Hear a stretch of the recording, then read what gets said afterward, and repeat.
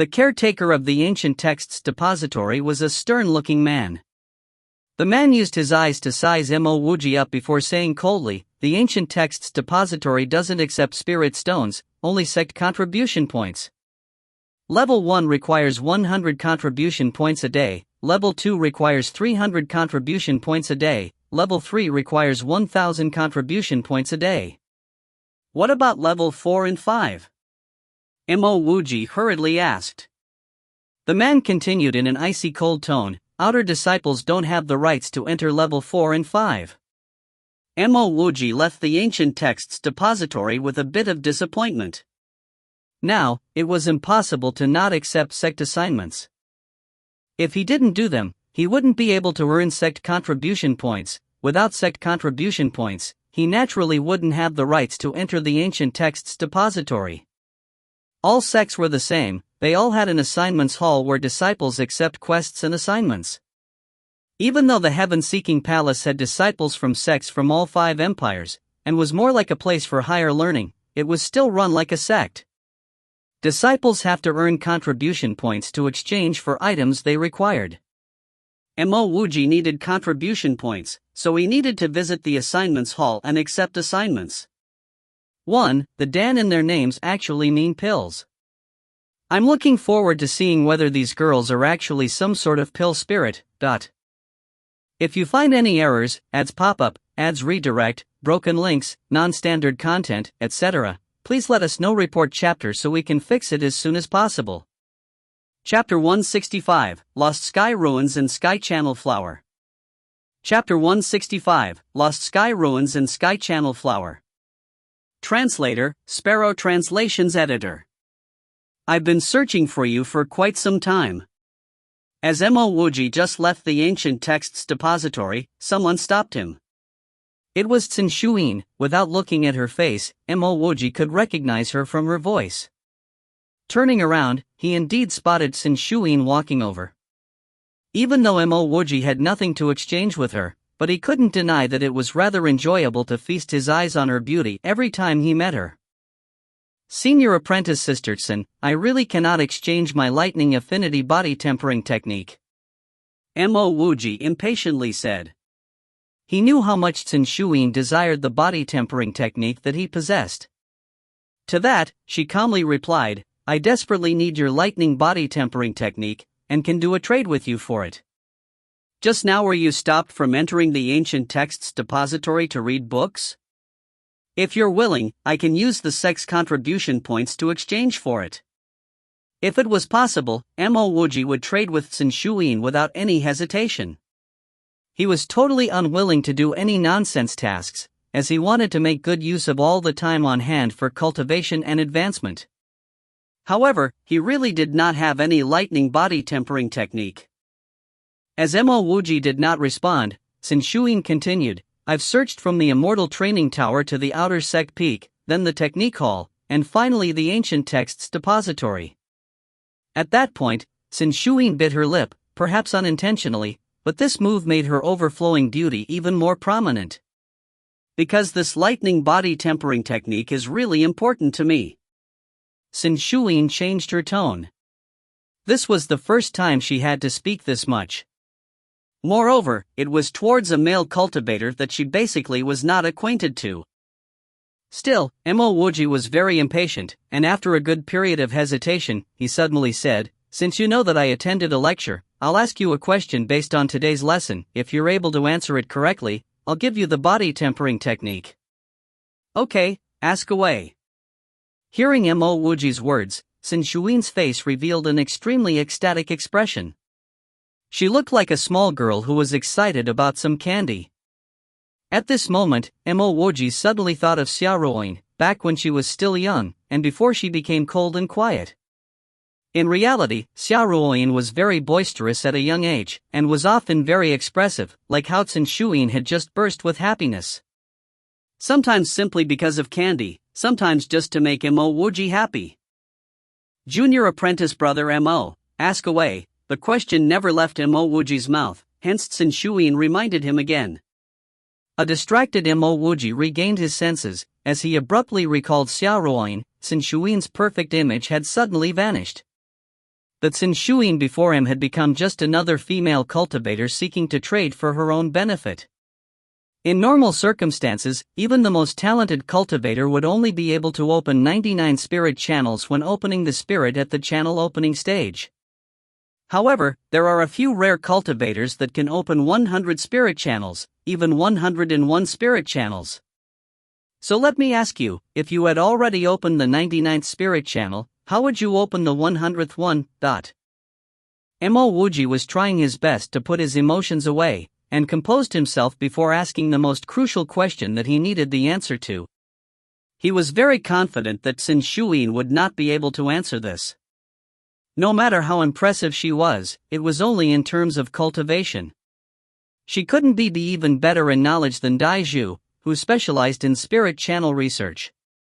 With a few nods, Sin Shuyin became calm and serious. In the ancient world of cultivation, opening the 100th spirit channel was actually not a rarity. Not only the 100th spirit channel, some people had also opened the 101th. Both the 100th and 101th spirit channels are called the elemental storage channels. There's only one way to open the 100th spirit channel, which is to advance to channel opening stage level 10, and once there, use the sky channel flower to build the spirit, because you only can do so at channel opening stage level 10. At the instant that the sky channel flower builds the spirit, the 100th spirit channel can be opened. Stunned, Mo Wuji stood there motionless. Originally, he wanted to ask a difficult question to make Sin Shuyin back off. That would mean that it wasn't that he didn't want to sell the technique to her, but it was because she couldn't answer the question from him. Before asking her, the thought that Sin Shuyin would be able to answer such a question never popped into Mo Wuji's mind. This was exactly the answer he wanted to find at the ancient texts depository. He had even made preparations for what to do in the event that he did not obtain the information that he required, but who knew that he would get the answer with such ease? Spirit building at channel opening stage level 10 could be done with the sky channel flower, and at the moment that the spirit was built, you could use it to open the 100th spirit channel too. The answer was that simple, but even a master-level spirit channel researcher like Dai Zhu did not know about it while Sin Shuyin did. Yet Mo Wuji still remained silent, which worried Sin Shuyin. She was afraid that Mo Wuji would not keep his word, hence she added on, I know that the sky channel flower only grows at one location on the whole Lost Continent, which is the Lost Sky Ruins. Lost Sky Ruins? Where is that? Mo Wuji asked subconsciously. Sin Shuyin replied, yes, the Lost Sky Ruins. The 5 great empires that were it now has been collectively referred to as the Lost Continent by foreigners, but that's not without any reason. The reason behind it was the Lost Sky Ruins, which was the battlefield of gods and legends, and has many treasures in it. Because of its emergence, every sect's training missions would include it as one of the locations. However, once you enter, even if you are a true god stage expert, your safety is not guaranteed. But in one breath, Sin Shuyin finished her whole explanation. Then she clenched her fist. Just for this lightning body tempering technique, the amount of words she had spoken to Mo Wuji today was probably already much more than what she would say in a year. But as she saw that Mo Wuji still did not bring up the technique despite her laborious answers, Sin Shuyin began to frown. Senior Apprentice Sisterson, I have a skill transfer crystal ball for a sword art, why don't I give this crystal ball to you? Mo Wuji simply had no way of producing a lightning body tempering technique, and could only make use of the invisible sword art. Since the day he obtained this sword art, he had never opened it. Sin Shuyin's expression darkened, but she did not speak a single word. Creating enmity with others was never her style, but she also was not willing to be played by others like this. As she did not say anything, Mo Wuji knew that he could not withhold the truth any further. However, it would be completely impossible for him to reveal the channel opening solution. After some hesitation, Mo Wuji knelt to the ground. Senior Apprentice Sisterson, it's not that I'm not willing to give this technique to you, but it's because it's merely a lightning magic skill, called the 7-style lightning sky. Under the pressure of the current situation, Mo Wuji was prepared to use 7-style lightning sky as a bargaining chip. Calmly, Sin Shuyin replied, keeping one's promises is a basic moral, so since you agreed, even if it's a magic skill, you have to trade it with me. Reaching out, Mo Wuji stopped Sin Shuyin from saying any more. Senior apprentice Sisterson, there's another reason behind my unwillingness to trade with you. Because the 7 styles lightning sky is life-threatening. I almost got burnt to death when training in it initially. When he said these sentences, he was also worried that Sin Shuyin would end up dead after casually training. Informing her that she would be able to escape death in the extreme cold, he also hoped that she would go to places with extreme cold when training. Pass me your disciple identity token.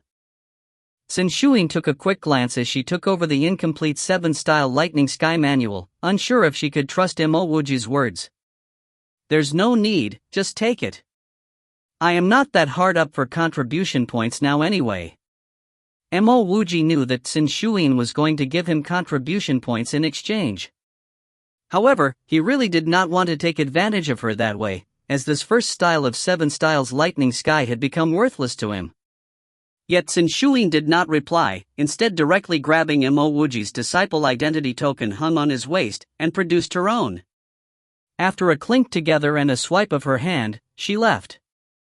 Mo Wuji automatically looked down on his disciple identity token, and found 1,000 more contribution points in writing. Shaking his head, he knew that he could no longer reject it now that she had given it to him. Now he had contribution points, but his interest in the ancient texts depository had died down. The top priority was to find the Sky Channel flower, and to find out more, he had to go to the assignment hall. The first thing that he noticed upon stepping foot in the assignment hall was not the various assignments worth contribution points, but a large ranking board, the Heaven-Seeking Staircase ranking board. He had climbed to the 8th step of the Heaven-Seeking Staircase previously, but the top score on the ranking board was a shocking 91 steps. The person ranked number 1 was named Go Zihan, which was a rather odd-sounding name. A little further down the ranking board, Wuji actually found someone he knew, rank 50, Sin Shuyin, step count, 54 steps. This puzzled Mo Wuji. While Sin Shuyin was much higher in her level of cultivation than him, but he was sure that she did not enter the Yuan Dan stage yet. For someone not even in the Yuan Dan stage yet, she could get ranked 50th? Hence, he quickly pulled a cultivator next to him and asked, "Apprentice brother, may I find out if one can climb higher on the Heaven-Seeking Staircase the higher one's cultivation level is?" After judging Mo Wuji thoroughly, the cultivator concluded that he was new here, thus replying as though he was a teacher, "You must be new here. The higher your cultivation level, the older your bones are, the harder it is to climb higher on the Heaven-Seeking Staircase. The Heaven-Seeking Palace has used countless years to prove that it is almost impossible for someone over 100 years old to climb the Heaven-Seeking Staircase. Then may I ask how ranking is determined when 2 people climb the Heaven-Seeking Staircase at the same time?" Mo Wuji followed up. The cultivator mildly answered, "I've told you already, the Heaven-Seeking Staircase is also a test of your bones' age and your potential. For people of the same batch, naturally whoever is younger will rank higher. Look at senior apprentice Uncle Go, he's younger than me, but has already entered Yuan Dan stage level 8, and climbed 91 steps. That's a real talent, . With this the cultivator couldn't be bothered with Mo Wuji anymore, but still, a look of admiration had appeared in his eyes. If you find any errors, ads pop up, ads redirect, broken links, non-standard content, etc., please let us know. Report chapter so we can fix it as soon as possible. Chapter 166, Kill. Chapter 166, Kill. Translator, Sparrow Translations Editor.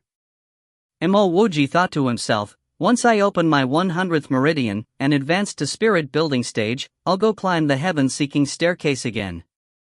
Let's see which step I can reach then. The assignment hall of Heaven-Seeking Palace was much grander than Formless Blade Sects. There were various arrays displaying different assignments, and their difficulty level and contribution points reward were prominently shown. Very quickly Mo Wuji spotted the assignment for the Lost Sky Ruins, which included mining and harvesting many different types of spiritual herbs and ores. There was even an assignment for gathering a map of the Lost Sky Ruins.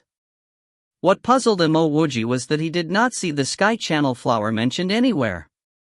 Could Qin Shuyin have lied to him in order to get the lightning affinity technique? However, Mo Wuji eliminated such a possibility swiftly. What she said was very conclusive, and didn't seem like something made up on the spot. Team embarking to Lost Sky Ruins, cultivation cannot be lower than Spirit Building Stage Level 7, team address, 2nd floor cubicle 31. Destination Lost Sky Ruins, lacking one person, cultivation must be at least transcending mortality stage level 1. Lost Sky Ruins team, cultivation cannot be higher than Spirit Building Stage Level 4, address, 2nd floor, cubicle 64. After reading through all notices for teams entering the Lost Sky Ruins, Mo Wuji finally settled on cubicle 64. As his cultivation was at channel opening stage, it definitely did not exceed Spirit Building Stage Level 4. Moreover, the request for people weaker than Spirit Building Stage Level 4 meant that the team's strength was nothing to write home about to begin with, making it safer for him too. Just as he prepared to proceed to the 2nd floor, a figure hurriedly entered the assignments hall, and spotted Mo Wuji, who was looking at the assignment display arrays. Apprentice Brother Mo, your house has been sealed up, and 2 transcending mortality stage experts are openly guarding it, waiting for you to return. The figure delivered a message rushly, before leaving again in the same manner. From the look of his back, Mo Wuji could recognize that it was Chao Buheng that came to inform him. A sense of gratitude rose up from within. If it weren't for the message, once he went home, he would have landed in the hands of those 2 transcending mortality stage experts. Although killing was forbidden within Heaven's Seeking Palace, but duels were not banned, and countless disciples would get wounded and crippled through them. However, duels usually involved people at the same level. Deep inside, Mo Wuji felt depressed to be of a lower cultivation level. He really thought that such a grudge between disciples would be settled through a duel, hence he did not put much thought into it. This was because he did not really beat up those inner disciples that much. All he had to do was to take extra care when leaving Heaven's Seeking Palace. In reality, same-level duels were commonplace in Heaven's Seeking Palace. For challengers, Mo Wuji really did not fear anyone at the same level as him. However, who knew that this kid would be so vicious, actually calling someone who was much stronger than him to wipe him out? From the looks of things, he was too naive, and thought too highly of Heaven's Seeking Palace. As an outer disciple, once he's beaten to a near-death state by someone with much higher cultivation than him, even to the point where his meridians were all destroyed, who could he turn to? Likely in the whole Heaven's Seeking Palace, not a single person would stand up for him. Hence, Mo Wuji did not continue to cubicle 64, as looking for team members would delay him by at least 2 to 4 more hours. Previously Qin Shuyin could find him, so those seeking trouble with him could do so too. There was no time to waste, since he understood that the cruelty of the whole situation greatly exceeded what he had expected. Turning around and leaving, Mo Wuji head out of the assignment hall immediately. Without teaming up with other, would that mean he could not make it to the Lost Sky Ruins? After leaving the sect, Mo Wuji sped up further, preparing to head to Heaven-Seeking City before going to the Lost Sky Ruins.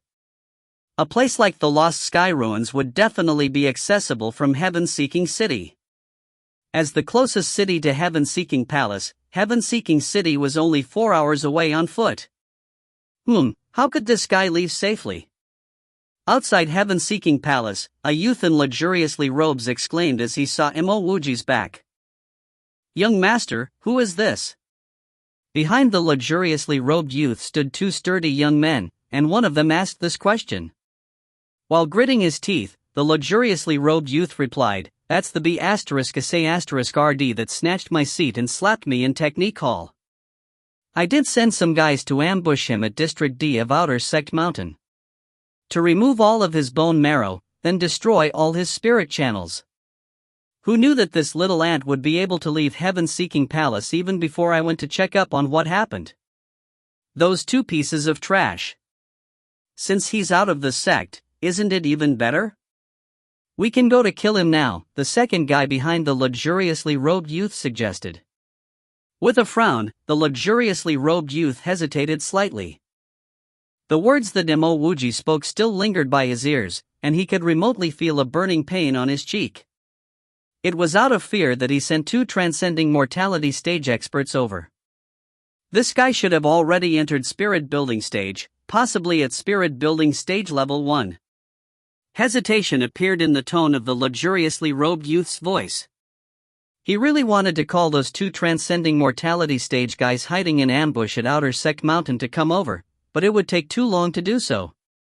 What if they lost track of this guy before those 2 arrived? The young man standing to the right of the luxuriously robed youth chuckled. Young master really overestimates him. Lu Ping and I are both at spirit building stage level 4, so it would be a big joke if 3 of us combined can't even take out a mere outer disciple. That guy just now didn't have spiritual ripples around him either, hence even if he barely makes the cut for spirit building stage, he's still just a piece of trash. Think about it, he stays at District D of Outer Sect Mountain. The young man named Lu Ping also rubbed his hands together and spoke. Young master, Jianwei is right. We're not weak to the point where we can't eliminate some trash. Moreover, he's already out of heaven-seeking palace, so... Lu Ping drew a line across his neck. Perhaps he thought that the 2 beside him were right, as the luxuriously robed youth finally nodded in agreement. Okay, let's chase after him now and kill him. Every day that this ant is still alive is another day that I feel uneasy inside. D*MN it, how dare he snatch my seat and slap me in public. Heaven-seeking palace was not that far away from heaven-seeking city. If one took a flying beast carriage, he would arrive at heaven-seeking city within half an incense's worth of time. However, Mo Wuji did not want to alert anyone of his presence, so he sneakily left the heaven-seeking palace. There were 3 paths linking heaven-seeking city to heaven-seeking palace. As he wanted to move undetected, Mo Wuji naturally chose the most deserted path. But what he did not expect was that he would be spotted by the youth seeking revenge on him just after leaving heaven-seeking palace. An hour into his journey, Mo Wuji sensed something was not right. He could seemingly feel slight killing intent. Not bad kid, you're actually quite sensitive. After Mo Wuji stopped, 3 figures emerged from the side of the small road, encircling him in their center. This location was exactly in between heaven-seeking palace and heaven-seeking city, both sides surrounded by a thin foliage, and could be considered as a rather deserted place. So it's you, no wonder I keep smelling the stench of trash. With one swift motion of his arm, the Tianji pole appeared in Mo Wuji's hands. But the luxuriously robed youth did not even take this development seriously. What Mo Wuji focused on were the 2 men standing beside the youth. From their auras, they were probably at spirit building stage. As long as they were not in the transcending mortality stage, he would still stand a chance. If they were so, he could only surrender to fate. Hey, you also have a storage bag? Lu Ping's eyes lit up. Break every single bone in his body, I want to kill him slowly. The luxuriously robed youth's eyes were filled with wild murderous intent, and any fear he had for Mo Wuji disappeared in an instant. Without any commands from the youth, both spirit building stage men wielded their weapons in hand and leapt towards Mo Wuji. Each of them headed in a direction different from the others. Lu Ping's weapon was a long whip, while Jianwei's was a ring blade. Lu Ping pounced straight at Mo Wuji, and his whip flew forward with all the momentum it could muster, essentially blocking off one side for Mo Wuji to escape from. While his cultivation level was lower than both of them, Mo Wuji was not any weaker than either. Moreover, he also possessed spiritual will, which was something that neither of the 2 could match up to. From their attack, Mo Wuji could see that they were very well coordinated. If it were a normal battle, even if he could win, it would be very difficult. On top of that, he did not have much time to fight with these 2. The longer the fight dragged on, the more disadvantageous it was for him. Victory had to be attained within the shortest period of him, and both of them had to be eradicated, to prevent them from joining forces against him again. To others, a channel-opening stage cultivator trying to kill 2 spirit-building stage cultivators who had impeccable coordination was a joke. However, it was not so to Mo Wuji. He swung his pole upwards, trying to parry the whip. But the strength behind it was much greater than what he could muster. The pole in his hands only managed to stop the whip for a moment, before he was blown backwards by the elemental energy on the ship. As Lu Ping saw Mo Wuji fly back, he laughed coldly inside. This guy is definitely stronger than ordinary channel opening stage cultivators, but he still has a long way to go before he can match up to a spirit building stage cultivator, much less against 2 spirit building stage level 4 cultivators. Just as he expected, the direction that Mo Wuji flew in was where Jian Wei sliced downwards with his ring blade. It seemed as though Mo Wuji was delivered to right below the ring blade. But only both Lu Ping and Jian Wei knew that it was not the case. Instead, their original plan was to send Mo Wuji flying to that exact point. Clang! The sound of weapons clashing rang out, and Jian Wei immediately sensed that something was wrong. Based on their plan, after Lu Ping forced Mo Wuji back, he would have backed up into the ring blade, and this was what happened. Mo Wuji indeed got blown back by Lu Ping, and was beneath the ring blade. Logically speaking, Mo Wuji would have been sliced into 2, and Jian Wei even made preparations to withdraw his strength. After all, Mo Wuji had humiliated his young master, and he had to let his young master return the favor, even before doing any killing. However, the sound of metal hitting metal made him feel something was up, and Jian Wei could clearly see what had happened. A metal pole appeared on the back of Mo Wuji, who was lying down, and it was nearly stuck together with his back. Mo Wuji's pole had obviously been blown away by Lu Ping, so how could it have gotten behind Mo Wuji? This is not good. This guy did not get blown over here, but he moved here intentionally. As Jian Wei just thought of this, a faint white light flickered before his eyes. How could he, who had originally viewed Mo Wuji as a dead man, have thought that Mo Wuji would attack with full force at this time? The next moment, he felt as though his heart was being torn apart, and the pain caused him to black out. If you find any errors, ads pop up, ads redirect, broken links, non-standard content, etc., please let us know. Report chapter so we can fix it as soon as possible.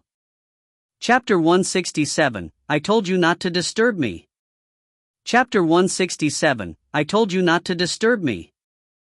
Translator, Sparrow Translations Editor. The excruciating pain from his heart crushing sheeted through his body as Jian Wei was no longer able to muster any elemental energy, directly crashing heavily into the ground. At the same time, blood splurted out of Mo Wuji's mouth. He had used his Tianji pole to defend his back from Jian Wei's ring blade, but the strength of a spirit-building middle stage's elemental energy was truly too much. Even after using the revolving star passage technique to transfer some of the force into the ground, the shock still quaked into his internal organs. This caused Mo Wuji to have some lingering fear. He was initially intending to simply use the Heaven Crow natural silk armor to defend against the attack, while he used the Tianji pole to ambush Lu Ping. Luckily, he did not do so.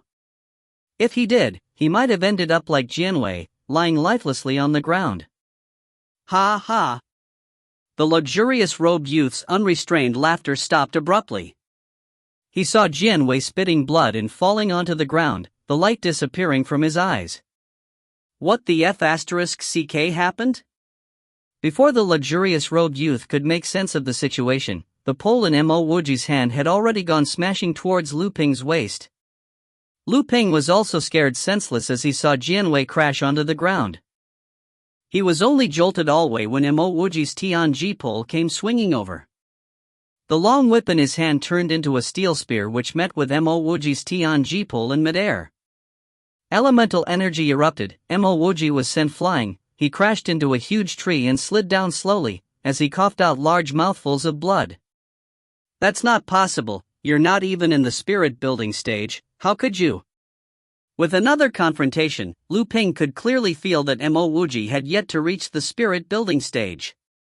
That's because Mo Wuji's elemental energy did not have structure of spirit-building elemental energy.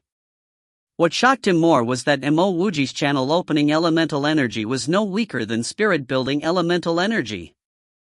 How could the channel opening stage be so strong? Even the heaven-seeking palace's peerless disciples did not have such terrifying strength at the channel opening stage. Hurry, kill him, kill him. The luxurious robed youth saw Mo Wuji get sent flying by Lu Ping and immediately started to cheer frantically. Lu Ping immediately came to his senses. He knew that now was not a time to be shocked and impressed, but a time to restrain Mo Wuji. However, he was truly afraid and did not dare approach Mo Wuji. The long whip in his hand swirled towards Mo Wuji. The coalition between Jianwei and him would even cause spirit-building late-stage cultivators to suffer. It wasn't because the sum of their individual powers was higher than spirit-building stage level 7 cultivators, but because of their strategies and schemes. Simply put, they were more cunning than their opponent. But in the two's single clash with Mo Wuji, Jianwei had already been injured heavily, and his current condition was undeterminable. That was far too scary. Ostensibly, this outer disciple was no less cunning than the two of them, he might even be more. He was willing to accept Jianwei's blow just to eliminate one of them.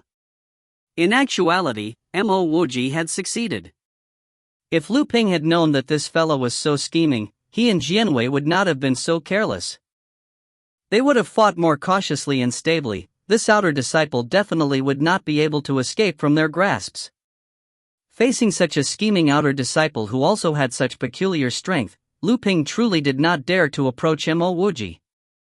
As Lu Ping's long whip came looping over, Mo Wuji could only barely lift his Tianji pole to defend against Lu Ping's whip. Pang! Lu Ping's long whip easily sent Mo Wuji's Tianji pole flying, and slapped Mo Wuji's body. Gotcha! A stinging pain shot through Mo Wuji's body.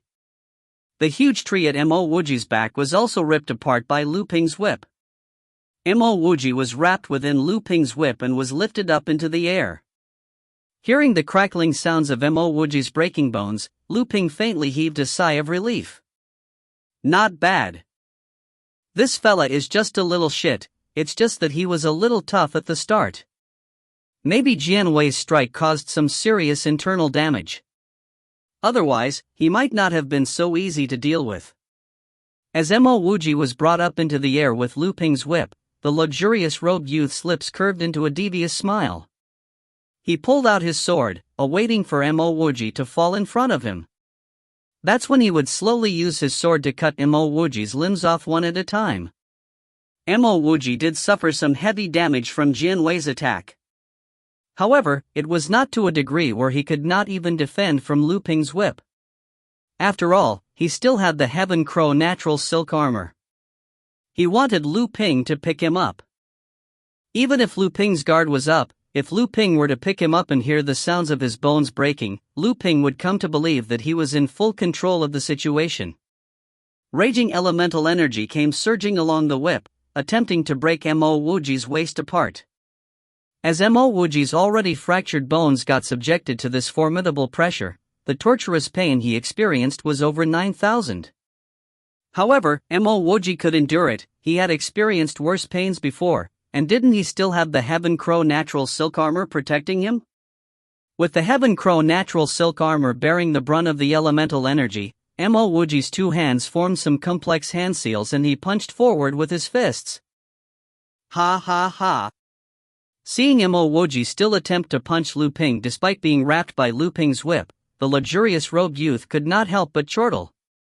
Even though Lu Ping did not know what Mo Wuji was up to, he had a foreboding sense of impending doom. He subconsciously released his whip and started to retreat backwards. Mo Wuji's previous performance was far too shocking. Even as Lu Ping worked together with Jianwei, Mo Wuji still managed to turn the tables and struck Jianwei. Lu Ping's reaction speed could not be considered slow, but he was still a step late.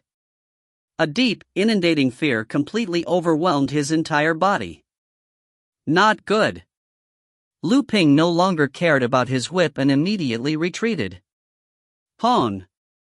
A bolt of blue lightning exploded on his chest. As the smells of his burned clothes and fresh blood mixed, the air turned a little cold. Lu Ping was sent flying by this lightning bolt. He also crashed against a huge tree. He lowered his head to see a fist-sized hole in his chest. Fresh blood endlessly flowed out from it. Run away, run away. This was the only thought which ran through Lu Ping's mind. At this moment, Mo Wuji wasn't some outer sect mountain trash. but a demon which was lurking within the shadows. He had never seen such a horrifying channel opening stage disciple. This channel opening stage disciple was far too cunning and resilient. This sort of battle method was simply at the risk of losing his own life. On a one-on-one battle, he wouldn't have imagined losing to a channel opening stage opponent. With him and Jianwei joining hands, the probability of losing should have gone to 0. But now, Jianwei might already be dead, and if he did not run away now, he would end up like Jianwei. At this instant, his heart only contained intense fear. Pa pa pa pa pa. Lu Ping's heart turned cold, and his previous courage disappeared without a trace. Just as he turned his back, 5 bolts of lightning exploded by his side. It was as though his intentions of running away were revealed. These 5 lightning bolts locked all his escape routes down. These 5 lightning bolts were not as thick and strong as the previous one. But Lu Ping was heavily injured, and was anxiously trying to escape. How could he care about determining the lightning bolt's strength? He raised his hand to produce a talisman. Instantly, the surroundings started turning hazy. This was a grade 5 fog talisman. It was mainly used to escape. Lu Ping was sure that with this talisman, Mo Wuji would no longer be able to see him. By the time the surroundings cleared, he'd already be miles away. The next time he met Mo Wuji, he definitely wouldn't be so passive. Pang! Kacha! Ah! Lu Ping just changed his direction and ran for a few meters before a steel pole crashed against his ribs. With the surging elemental energy, his waist was directly ripped apart. Lu Ping could not help but mournfully cry aloud. How is that possible? How is that possible? How did this fella know that I changed directions? This is a grade 5 fog talisman. Ah. This was not some trash you could find by the side of the street.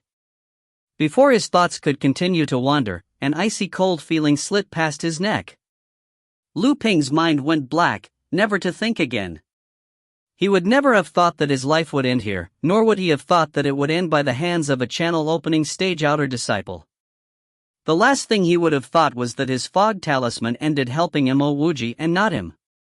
Mo Wuji had spiritual will. What he could not see could be seen clearly by Mo Wuji. Mo Wuji walked out of Lu Ping's fog talisman area, and dragged his Tianji pole towards the luxurious robed youth. You can't touch me. I'm the heaven-seeking palace Dao Gates Jin Zhouzhen. I'm a genius with supreme-grade spiritual roots. AI. Without waiting for Jin Zhouzhen to finish speaking, Mo Wuji's Tianji pole crushed Jin Zhouzhen's skull. Before Jin Zhouzhen's life ended, he heard Mo Wuji's words, "I told you not to disturb me. Since you chose not to listen to me, you can stop listening." Killing 3 people at one go, Mo Wuji knew that he needed to get out of here as soon as possible. Multiple bones at his waist had been ruptured by Lu Ping's whip. Fortunately, he was especially pain-tolerant, and he was a pill refiner. He had more than enough pills on him, so there was nothing to fear. After swallowing some pills, Mo Wuji chucked the bodies of Lu Ping, Jianwei, and Jin Zhouzhen into a forest. At the same time, he started a fire. Even though the heaven-seeking palace could trace this back to him, he still had to destroy the corpses. Mo Wuji did not take anything from Jin Zhouzhen's storage bag. He did not even search what was inside. It wasn't because he didn't want those things, but because his cultivation was too low. What if an expert left an imprint on it? He might get tracked without even knowing it. It was 2 hours' time when Mo Wuji reappeared within Heaven-Seeking City. The Heaven-Seeking Station was like Earth's airports and train stations. There were an eclectic range of flying ships, flying beast carriages, and ordinary beast carriages. From here, you could head off to anywhere you wanted. Friend, where are you going? I have all kinds of flying beast carriages here. They're cheaper than ordinary beast carriages, and they're fast and cheap. As Mo Wuji stepped foot onto the station's ticket counter, a cultivator eagerly introduced him to their services. He saw the lack of spiritual ripples around Mo Wuji, and knew that Mo Wuji would not be able to afford flying ships. Thus, he directly Mo Wuji to the various flying beast carriages. This cultivator had worked in this station for several years, and his judgment was usually right. Most of the time, he would make the best and accurate introductions. Unfortunately, his judgment was wrong today as Mo Wuji laughed. "May I ask, what's the fastest way to get to the Lost Sky Ruins?" Lost Sky Ruins? This cultivator was soon to react, and said hastily, "You can only get to the Lost Sky Ruins on a major flying ship, and it would take at least 1 month. However, the price of a flying ship is extremely high. It would require approximately 10,000 Earth-grade spirit stones." Mo Wuji retrieved his spirit stone card and said, "I want to buy a ticket to the fastest flying ship to the Lost Sky Continent." Straightforward. This cultivator was still thinking that Mo Wuji was simply asking around. He did not expect that Mo Wuji would really pay the spirit stones, and when he paid, he did not even ask for the price. An hour later, the Wenluohao flying ship will be heading to the Lost Sky Ruins. "Friend, you can use this ticket to start boarding the ship." The cultivator efficiently picked up a jade ship ticket and passed it to Mo Wuji. "If you find any errors, ads pop up, ads redirect, broken links, non-standard content, etc., please let us know. Report chapter so we can fix it as soon as possible." Chapter 168, Lost Sky Ruins Underground Transaction. Chapter 168, Lost Sky Ruins Underground Transaction. Translator, Sparrow Translations. Editor, Sparrow Translations. Mo Wuji easily spotted the Wenluohao flying ship on the square the moment he walked out of the ticketing station. The gigantic words Wenluohao were very conspicuous, coupled with the fact that the flying ship was the biggest of all the flying ships there. Mo Wuji only realized that he needed to show the ticket to enter his allocated room after he boarded the flying ship. This was because he was not given an allocated room number for his previous 2 experiences on board a flying ship. The first time he boarded a transfer ship with Jin Shaoka and company. The second time was when he was headed towards the heaven-seeking palace, and because that ship was bigger with lesser people on board, they were not very particular about the allocation of rooms. His room number was 121 and it was located on a lower level. Room 121 was neither the worst nor the best room available, but it could be considered to be of a slightly below average quality. Mo Wuji was extremely relieved that he was staying alone. It seemed as though the cultivator did not think Mo Wuji would actually stay in that room when he had quoted such a high price for it. The moment Mo Wuji entered his room, he shut the door and put up the "Do Not Disturb" sign. No matter what happened for the time being, he would not go back to the heaven-seeking palace and wanted to avoid being seen by people he knew. The Wenluohao flying ship was very punctual as it set off into the clouds exactly 1 hour later. Mo Wuji could finally relax after the flying ship left the heaven-seeking city. At least it was not like the previous time when he was chased by Second Elder Su up until the fringe city. Mo Wuji decided to spend this 1 month cultivating until he reached channel opening stage level 10 as he retrieved a bunch of spirit stones and piled it up beside him. After he opened 99 meridians, Mo Wuji was capable of absorbing spiritual energy like a whale consuming water, swift and explosive. As a channel opening stage cultivator, being able to absorb spiritual energy at such incredible speeds, it would be impossible for his cultivation to be slow, especially with this many spirit stones available for him to use. Within a few days, Mo Wuji managed to advance into the later stage of channel opening stage level 10. On the 10th day on board this ship, Mo Wuji managed to advance to the Great Circle of channel opening stage level 10 without facing any difficulties. Mo Wuji heaved a sigh of relief as he believed that he probably wouldn't need to cultivate anymore before he reached the spirit building stage, as he was already at the Great Circle of the channel opening stage level 10. Just as Mo Wuji was keeping the excess spirit stones, his cultivation level increased yet again. This made Mo Wuji so frightened that he stood up. He was frightened because what he wanted was not to enter the spirit building stage. Even if he wanted to, he did not want to enter it now. Why would he want to enter the spirit building stage before finding the Sky Channel flower? If he were to break through now, it would mean that he would be giving up the opportunity to open the 100th meridian. However, whether or not he would break through to the next stage was not something Mo Wuji could control. After reaching channel opening stage level 10, strong vigorous elemental energy ripped open a whole new realm. Just at the moment the new realm was being ripped open, Mo Wuji threw away his previous thoughts to concentrate solely on absorbing the spiritual energy. Since heaven decided that he would not be able to open his 100th meridian, he would continue cultivating and settle for the spirit building stage. The moment he broke into the new realm, the surge of vigorous elemental energy made Mo Wuji incredibly excited. However, he still felt that something was amiss. This was not the spirit building stage. Instead, it was channel opening stage level 11. Mo Wuji was dumbfounded as he heard that only after reaching channel opening stage level 10, spirit building stage level 10 and transcending mortality stage level 10 would one be able to break into the extreme mortal stage. However, he had never heard of a level 11 for the channel opening stage. What was going on?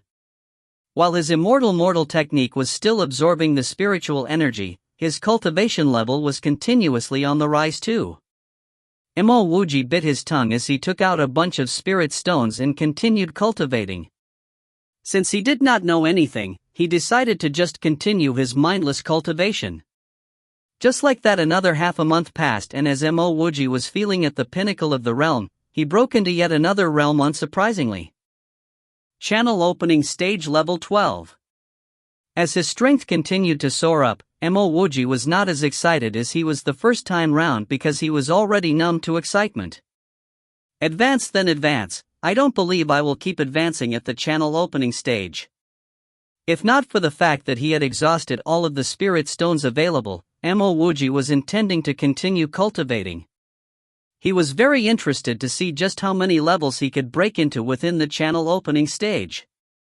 Since he first entered his room on the flying ship, Mo Wuji had not left his room.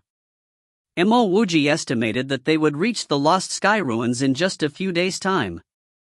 Even though he could use his spirit stone card to exchange for spirit stones on board the flying ship, Mo Wuji was not intending on doing so as he had no intentions of showing himself. There were still over 20 days and Mo Wuji made up his mind to research on Xu Xingzi's knowledge of the Array Dao. Mo Wuji had seen how a sky channel flower looked like from the. As for this book, Mo Wuji had no intention on spending time to look through it yet. After copying Xu Xingzi's work at the Icy Mountain, he hadn't had the time to read up on it. Mo Wuji was a person who learned things very quickly. Regardless of what it was, if he were serious about it, he would be able to absorb everything easily. This was the same whether he was on Earth or here. 5 days went by and Mo Wuji did not feel anything. When the alarm in his room sounded off and his door opened on its own, Mo Wuji knew that they had reached the Lost Sky ruins. As Mo Wuji walked out of his room, he saw a crowd of people walking down from the flying ship. Just how many spirit stones is this flying ship earning from a single trip like this? As he followed the crowd out of the flying ship, Mo Wuji was amazed at the size of the Lost Sky City. Or rather, the Lost Sky meeting place. There were many multi-stories buildings as well as roadside stalls. Mo Wuji even noticed some people who took a furnace to set up a stall and established their services to help people to refine their equipments. As Mo Wuji walked through this Lost Sky City, he realized that this was just like a provision market. They literally sold everything here that you could or could not think of. Mo Wuji chose to enter a shop that was not too big because the bigger the building, the more conspicuous it would be. What he needed now was not to look conspicuous. "This lord, may I ask if you need anything? Our prices are very affordable given the fact that all the things we sell are genuine." The shop assistant looked really young with a sharp tongue. Mo Wuji guessed that he should at most be in the later stages of the channel opening stage. Mo Wuji immediately ignored the shop assistant's second part of his sentence. "I am looking for the updated map of the Lost Sky ruins. I would also need the general location of the place where the production of spiritual objects are." The shop assistant hurried to reply, "So this lord wants to head towards the Lost Sky ruins. Would you want to purchase the better ones or the average ones?" Mo Wuji replied with a puzzled look, of course I would want to purchase the better ones. The shop assistant said in a softer voice, not trying to hide from you, but Lord, all the maps sold by the stalls or even the commercial buildings here are all of fairly average quality. If you want to purchase the best maps and even the general location of the rarest spiritual objects, you have to go to the underground market here at the Lost Sky Ruins. Underground market? Mo Wuji had no clue what this was about. The shop assistant softened his voice even further. The underground market is Lord Mang's turf, while the market you are in now belongs to Tian Shumeng. Because of the lesser crowds in the underground market, Lord Mang sells only top-grade items. Poorer quality items are not allowed into that market as only the best quality items could be brought in to be transacted there. Without saying, the items at the underground market would be slightly more expensive. Mo Wuji sighed as this was indeed someone's turf. He reached out his hand to pass the shop assistant a jade vase. It must be tough for you working here. There are 6 earth yuan pills inside. Would it be possible for you to bring me to the underground market? The moment the shop assistant saw Mo Wuji's offer of 6 earth yuan pills, his hand was trembling and he nearly dropped the jade vase. All he needed to do was to lead the way, and even half an earth yuan pill would be too much of a tip. However, this unknown customer actually offered 6 tier 4 earth yuan pills right from the beginning. This could not be fake, right? The shop assistant opened the jade vase the moment he thought of it. Almost instantaneously, he could tell that the pills inside the jade vase were genuine. As a shop assistant, he could easily tell the difference between a genuine and a fake pill. The 6 genuine earth yuan pills muddled the shop assistant. Initially he knew that selling a simple map would not earn him much spirit stones, so he wanted to make use of the opportunity to lead the way to earn extra spirit stones. However, to get such a reward, it was simply a little too unbelievable. As a tier 4 pill refiner himself, these 6 pills meant nothing to Mo Wuji. He was not acting generous because after entering the Lost Sky Ruins, he had to protect his own life wherever he went. By giving this shop assistant something that meant nothing to himself, he could be rest assured that this shop assistant would not go against him. As long as this shop assistant could bring him to purchase the authentic map, he could very possibly save this small life of his. This fella struck his chest as he said, "Lord, don't you worry. I will bring you to the best shop to purchase the most valued items." The shop assistant was experienced enough to know the meaning behind Mo Wuji's offer of 6 healing pills. Mo Wuji naturally understood the underground market. It was not literally underground, but very few people knew of it because anything not transacted on the surface would be considered as an underground transaction. It was only when the shop assistant brought Mo Wuji to the actual underground market that he realized that his understanding was off the mark. The underground market here was literally underground. Under the guidance of this shop assistant, Mo Wuji entered the underground market from a hidden place. This market was located about over 60 meters underneath the surface, and Mo Wuji could tell that there were quite a number of people here. As for the actual size of the area, Mo Wuji could not tell because the surroundings were only illuminated by dim lights. Even with the illumination stones, it seemed like the lights were set up to hide something. As for the illumination array on the illumination stones, Mo Wuji did not even notice any of it. There was an endless stream of cultivators transacting here without causing any noise or commotion. It was as though everyone was abiding to a rule to transact and leave quietly. The shop assistant brought Mo Wuji to a shop whose lights were dimmer than the lights of the surrounding shops and then whispered to Mo Wuji, "This is Honest Cheese shop and the things he sell are definitely authentic. If Lord were to purchase what you need from here, you will definitely not lose out." "Thank you, please carry on with what you need to do." Mo Wuji patted his shoulder as he thanked the shop assistant. "Great." The shop assistant saw how satisfied Mo Wuji was with his guidance, hence, he replied ecstatically and then disappeared into the darkness. If you find any errors, ads pop up, ads redirect, broken links, non-standard content, etc., please let us know. Report chapter so we can fix it as soon as possible. Chapter 169, Hidden Expert or a Scammer.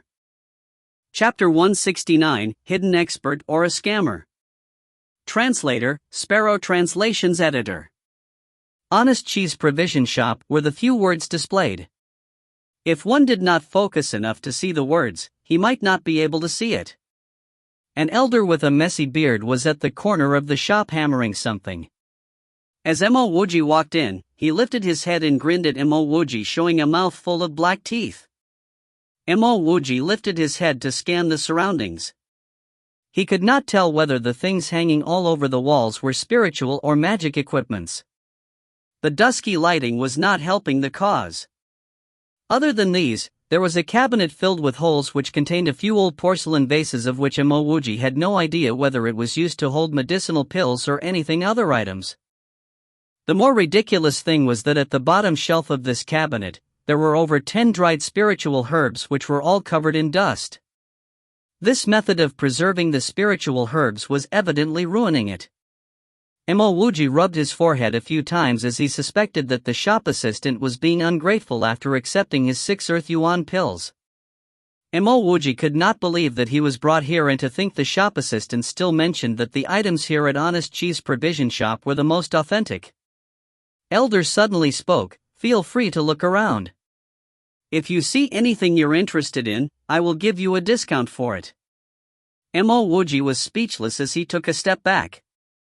Just as he was preparing to leave the shop, he suddenly realized something at the corner of his eyes.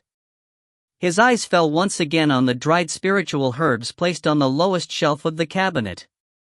A spiritual herb that looked like a stick attracted his attention. Even though it was dried up, the aura emitted from the spiritual herb felt very familiar. Mo Wuji recognized what it was in no time. It was the rhizome of the purple jade-toed lotus, which he had many of it with him. The purple jade-toed lotus was a tier 7 spiritual herb and it was very rare. Mo Wuji knew very clearly why he was able to open 99 meridians. It was mainly because of the effectiveness of his channel opening solution. If he did not have the purple jade-toed lotus strips and continued using the treasured blood lotus strips, would he still have been able to open 99 meridians? It was recorded in Mo Shuez that the purple jade-toed lotus was the best spiritual ingredient for spirit channel opening and recovery purposes. This was a treasure every cultivator yearned for, and yet it was treated like trash being thrown to the bottom of the cabinet by this elder. Mo Wuji forcefully controlled himself from using his spiritual energy to look around. If that was truly the rhizome of the purple jade-toed lotus, then this honest Chi was definitely not honest. Things could go really wrong if he were to find out about Mo Wuji's spiritual will. He withdrew his step backwards as he scanned through all 4 directions once again. Only after a while did he feign hesitation to ask, "Shopkeeper Chi, I want to visit the Lost Sky Ruins, but because of my low ability, I would like to purchase some items which could increase my chances of survival there. However, I really cannot see anything good here." Honest Chi supported his knee as he struggled to stand up before chuckling at Mo Wuji. He casually took out a locker from the cabinet filled with holes. The moment the locker was pulled out, the surrounding was suffused with dust. Honest Chi had no reaction as he retrieved a vase of medicinal pills from the locker before saying, "This is the most powerful antidote pill. There are poisons everywhere in the Lost Sky Ruins and only my antidote pill would be able to detoxify the poison.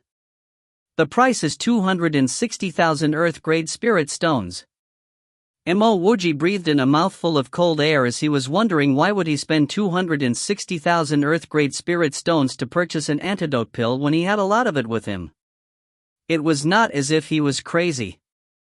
Honest Chi took out a piece of torn paper from yet another locker the moment he finished his sentence. "This is the most powerful group assault talisman I have here, and you can lock your target and finish any opponent with it, no matter how strong he is. This only costs 310,000 Earth-grade spirit stones. 310,000 Earth-grade spirit stones is cheaper than 260,000 Earth-grade spirit stones?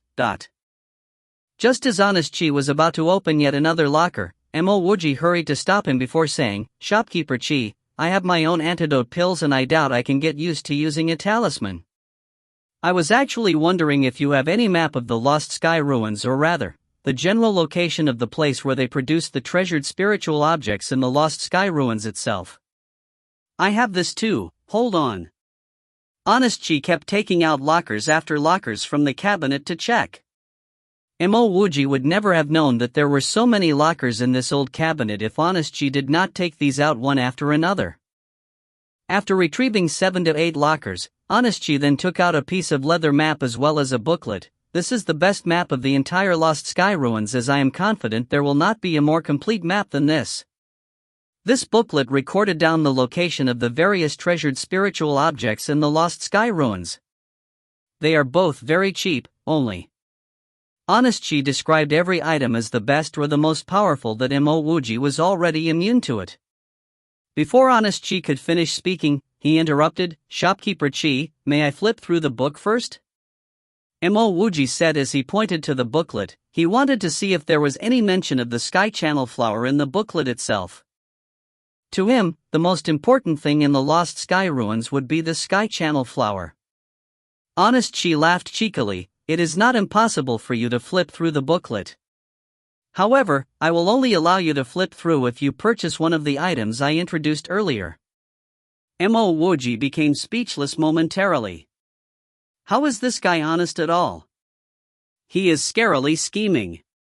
However, he was really interested in seeing if there was the Skyflower channel in the booklet, hence, he replied, "Shopkeeper Chi, I have some spirit stones with me now, but these are for my cultivation. Is it possible for me to purchase just one of your antidote pill?" Of all the items Honest Chi introduced, the antidote pill was the cheapest.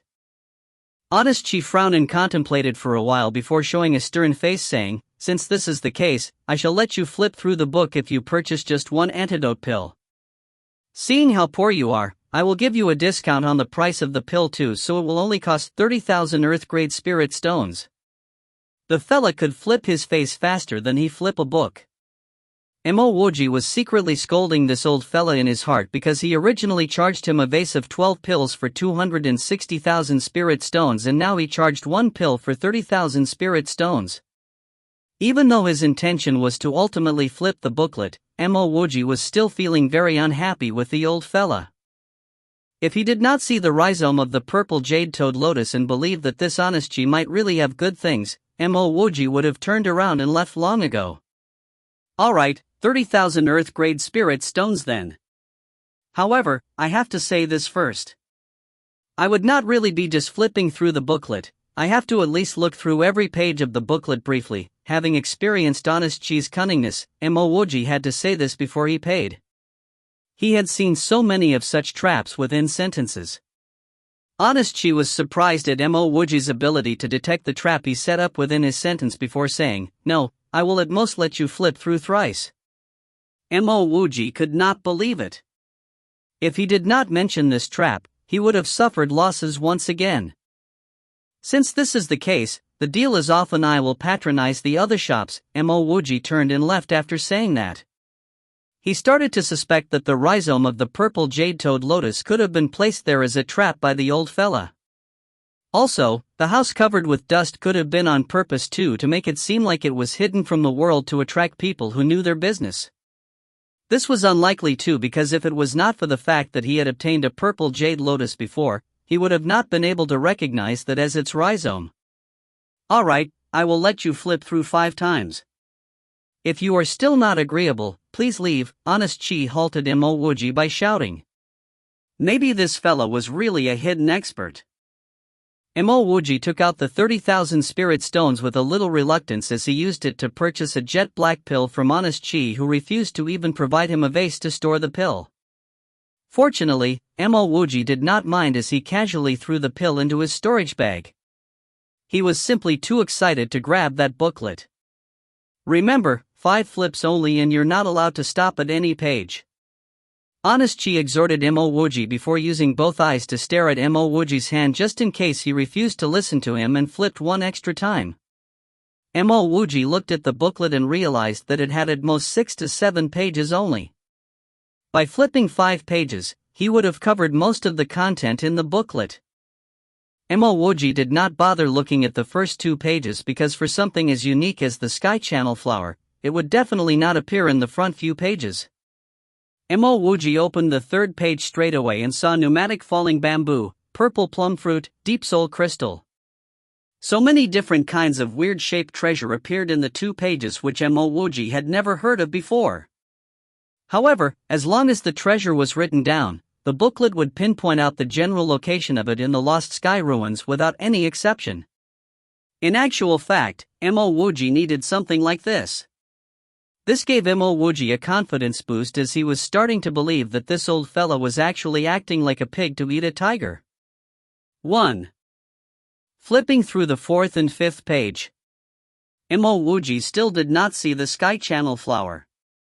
As Mo Wuji flipped to the next page, he was wondering if he should put a question mark on this booklet if he still did not see the sky channel flower.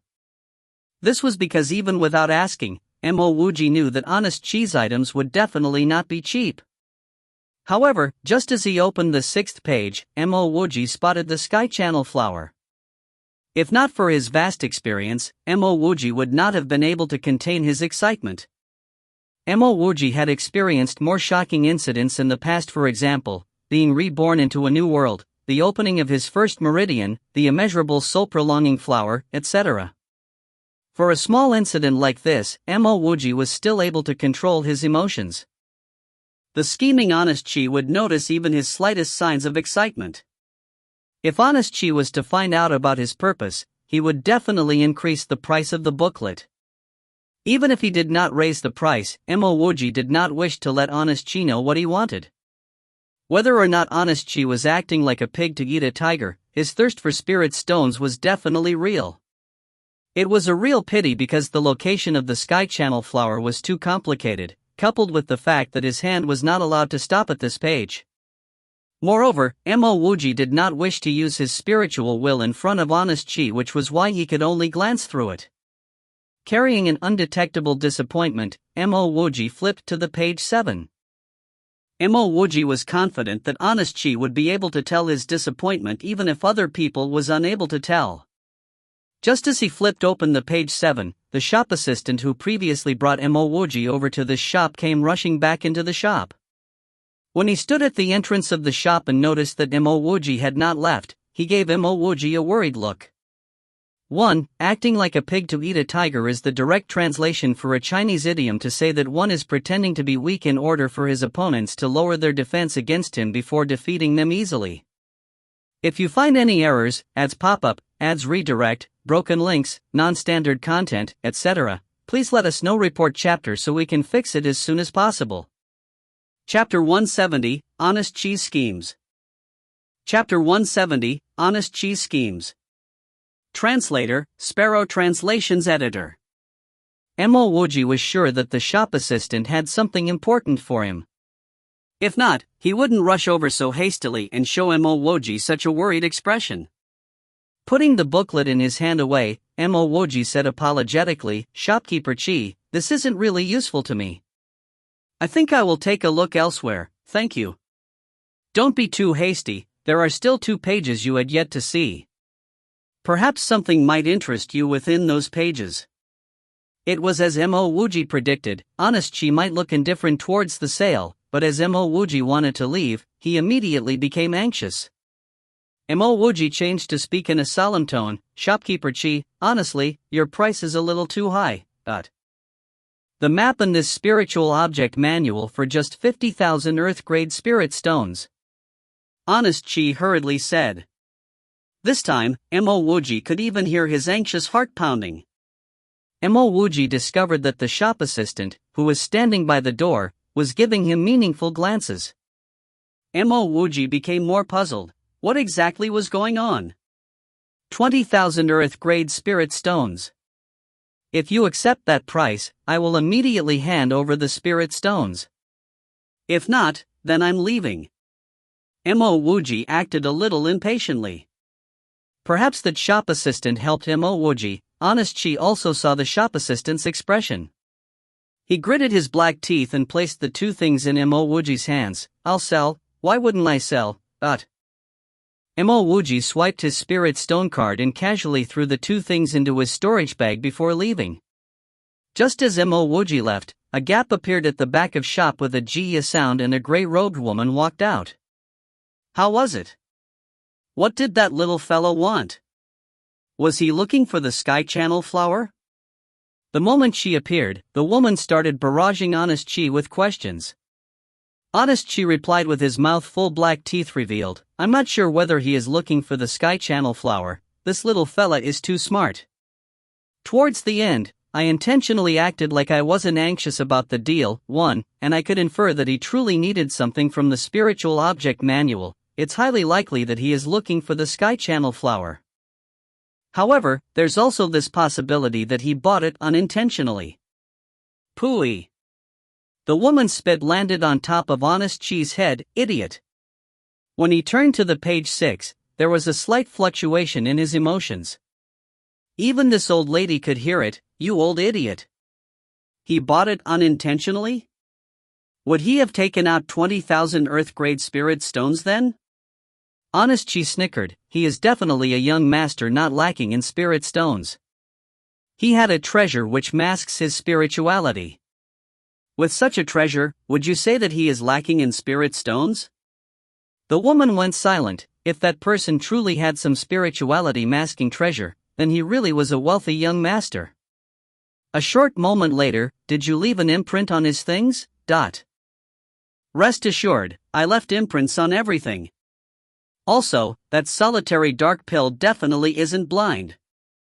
If he goes to that place, he would definitely use the solitary dark pill, and I would notice it the moment the solitary dark pill is used, Honest Chi said pridefully.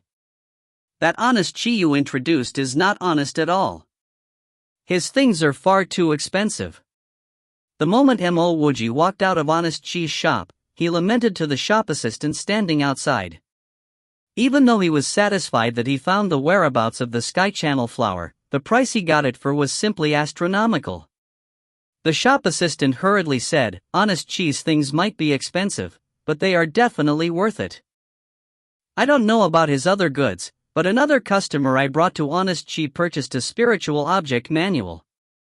In the end, that customer was extremely satisfied with his purchase. He even rewarded me and praised my astute recommendation. As he heard this sentence, Mo Wuji suddenly had a strange feeling. There was some fleeting thought which he wished to grab, but he couldn't seem to catch hold of it. All right, why did you come and find me so anxiously? Mo Wuji suddenly wondered about the reason for this shop assistant's hasty arrival. The shop assistant was also reminded of his initial intention, and he immediately pulled Mo Wuji to the side and whispered in his ear, Friend, I just saw a wanted poster, and the person looks a lot like you. Mo Wuji's heart started pounding faster. He had expected to go under suspicions for killing Jin Jiuzhen, but he did not expect that a wanted poster will appear so soon. His had just set foot on the Lost Sky ruins, and the wanted poster also followed him over. Perhaps this wanted poster didn't simply appear in the Lost Sky ruins, but all other cities as well. That Jin Jiuzhen wasn't bragging, he was truly an important figure of the Tao Gate. The Tao Gate was the #1 faction in the Heaven-Seeking Palace. It was superior to the Pill Pagoda and the Sword Lake. Senior, I will take you out from the back door, the shop assistant said softly. Alright, many thanks. Mo Wuji knew that this shop assistant definitely wanted some form of remuneration for this act of notification. More importantly, it was also his 6 Earth Yuan pills taking effect. There truly was such a thing as karma. Even an insignificant shop assistant would be of such great help to him. The shop assistant brought Mo Wuji to circle around the underground market for more than 10 rounds before pointing to a passage. Senior can follow this passage to reach the outside of Lost Sky City. I cannot follow you as I need to follow the previous route. Mo Wuji retrieved a jade vase and passed it to the shop assistant. This is for you, thanks for guiding me. With that, Mo Wuji hurriedly rushed into that passage, and soon disappeared. He had already scanned the passage with his spiritual sense and confirmed that this shop assistant wasn't lying to him. This was a genuine passage to leave the underground market. Emerging from the underground market, Mo Wuji did not return to the crowded and bustling Lost Sky City. Instead, he picked a direction and started running. As he ran, he opened the map he purchased from Honest Chi. Half a day later, Mo Wuji stopped. In front of him was a barren wasteland. It was a desert with no end. According to his map, this desert was within the boundaries of the Lost Sky ruins. Mo Wuji kept his map and discovered that he did not bring any water. However, he was already in channel opening stage level 12, he would not die of thirst, right? Someone was hunting him, all the way to the Lost Sky City. He definitely couldn't go back to get water. Mo Wuji simply entered the desert, and soon disappeared within the yellow sands of the desert. Thousands of miles away, in the heaven-seeking palace Dao Gate Hall, Jinyu, a Dao Gate elder, had an especially ugly expression on his face. His most favored clan member, Jin Zhouzhen, was actually killed. Furthermore, he was killed on his way to the heaven-seeking city. How could this not anger him? One must know that he had specially brought Jin Zhouzhen from his clan to heaven-seeking palace. The person who killed Zhouzhen must definitely be from our sect. Others wouldn't act on him there, nor would they even dare. I wish to investigate on all cultivators from the spirit building stage and above, and I hope that the Tao Lord can support me in this. Jinyu clasped his fists and said towards a clean-shaven man sitting at the head chair. His words were firm and resolute. The clean-shaven man was the Tao Lord of the heaven-seeking palace Dao Gate, Chu Jianyuan. He was different from the Pill Pagoda's Granny Linglong. The various pill refiners in the Pill Pagoda had no control over one another. But the Tao Lord of the Dao Gate was the number one person in the heaven-seeking palace Dao Gate. Chu Jianyuan glanced around at the other elders. At this moment, no one stood forward to speak for Jinyu. This was because that clan member of Jinyu was too domineering. Because of Jinyu's position and his exceptional spirit roots, he had always walked around the sect belligerently and acted as he wished. If such a person were to depart from the sect, he would definitely suffer. Unexpectedly, before he even left the sect, he was killed. Seeing that no one was willing to stand forward, Chu Jianyuan helplessly said, the dean definitely wouldn't agree to this request. Even with Jin Zhouzhen's superb spiritual roots, he's merely a channel opening stage disciple. After all, in the heaven-seeking palace, there are as many geniuses as there are clouds. However, if Elder Jin really believes vehemently in your case, I can help bring it up, but... Brother Jin, didn't you leave imprints on Jin Zhouzhen's storage bag? The female cultivator sitting by Jin Yu's side asked quizzically. Jin Yu sighed, why would I not? I didn't only leave imprints on his storage bag, I left imprints on Zhouzhen's spirit stones, pills, magic treasures, everything. Clearly, his murderer must be a skilled hand. He didn't even take any of those things. In actuality, Jin Yu's proposal definitely wouldn't be approved by the Tao Lord. Even if the Tao Lord did agree, the dean wouldn't. Investigation the entire heaven-seeking palace? Jin Yu wasn't that big a deal. His words were simply used to make his later request seem much more moderate. Tao Lord, then I wish to release a wanted poster under the heaven-seeking palace's name. After answering the female cultivator's question, Jinyu continued. This request was what he truly wanted. Chu Jianyuan asked doubtfully, you know who killed him? Jinyu shook his head, this I do not know. But before Zhouzhen died, he had a clash with an outer sect disciple. Thereafter, Zhouzhen and his 2 guards were killed outside. Coincidentally, that outer sect disciple had also left the sect at that time. In his investigation, Jinyu also found that Jin Zhouzhen had sent people to occupy Mo Wuji's residences. However, he naturally wouldn't reveal it. Such matters could be known privately but not divulged. Oh, is that outer sect disciple's cultivation very high? What's his name? Chu Jianyuan asked interestedly. Jinyu replied reluctantly, his name is Mo Wuji. He just joined the heaven-seeking palace not long ago. As to his cultivation, it couldn't be considered high. He should only be at the great circle of channel opening. In reality, Jin Yu's mind was also filled with questions. He had investigated on Mo Wuji and verified that Mo Wuji was truly in the channel opening stage. He also did not find any clue of Mo Wuji advancing into the spirit building stage. Ostensibly, Mo Wuji was still in the channel opening stage. An ant that had yet to build his spirit actually killed 2 spirit-building middle-stage cultivators and a channel-opening stage level 9 cultivator? Was that even possible? Kiki, Elder Gene, did your frustrations cloud your mind? An outer sect channel-opening stage disciple killed 2 spirit-building stage cultivators? And isn't your clan member Gene Joshin also in channel-opening stage level 9? Tell me, how did that cultivator do it? A Dao Gate elder who had always been dissatisfied with Jin Yu did not hesitate to deride him. Since it wasn't an important inner disciple of the Dao Gate, this elder did not see the need to continue discussing about such pointless matters. Jin Yu replied coldly, maybe he had some helpers. But with that, Jin Yu clasped his fists once more. Dao Lord, I just wish to catch that person in question and interrogate him. 1. What lies? Haha. If you find any errors, ads pop up, ads redirect, broken links, non-standard content, etc., please let us know. Report chapter so we can fix it as soon as possible. Chapter 171, Honest Cheese Blunder. Chapter 171, Honest Cheese Blunder. Translator, Sparrow Translations Editor. Chu Jianyuan interrupted their argument. Elder Gene, for something that's not confirmed yet, it would be better not to use heaven-seeking palaces or even the Dao Gate's name to put out a bounty. Even if an outer disciple goes out to train, under unconfirmed circumstances, we can't use the method of putting a bounty on him to get him back. On the inside, Jin Yu hated what Chu Jianyuan just said. Even if he could not use heaven-seeking palace's name, he would still use a bounty to catch this outer disciple back. To daringly occupy Joshin's seat in the technique hall, this was enough reason for him to have no mercy towards this mere outer disciple. Let's disperse. Now that they knew that this matter only involved an outer disciple, Chu Jianyuan could not bother to say anything else.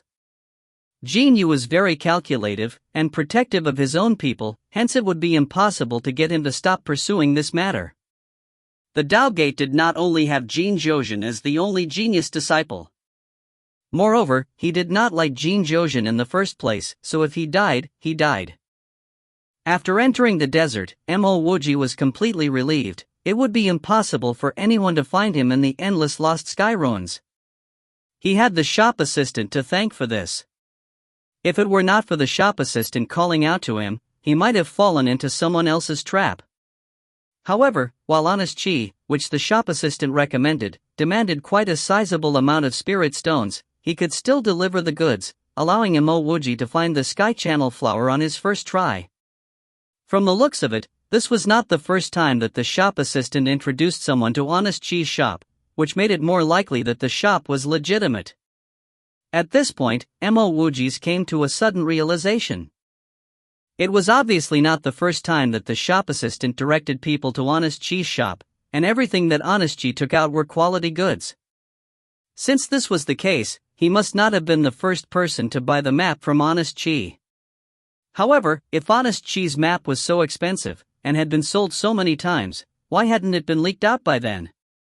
Disregarding other people, even he would have sold Honest Qi's map to someone he knew or at least a merchant house before leaving the Lost Sky Ruins. After spending so many spirit stones, it wouldn't make sense to use it only once. In reality, from the shop assistant's words, Mo Wuji could infer that Honest Qi's map was a unique copy. Upon reaching this point in his chain of thoughts, a shiver went down Mo Wuji's spine. Things were very obvious now.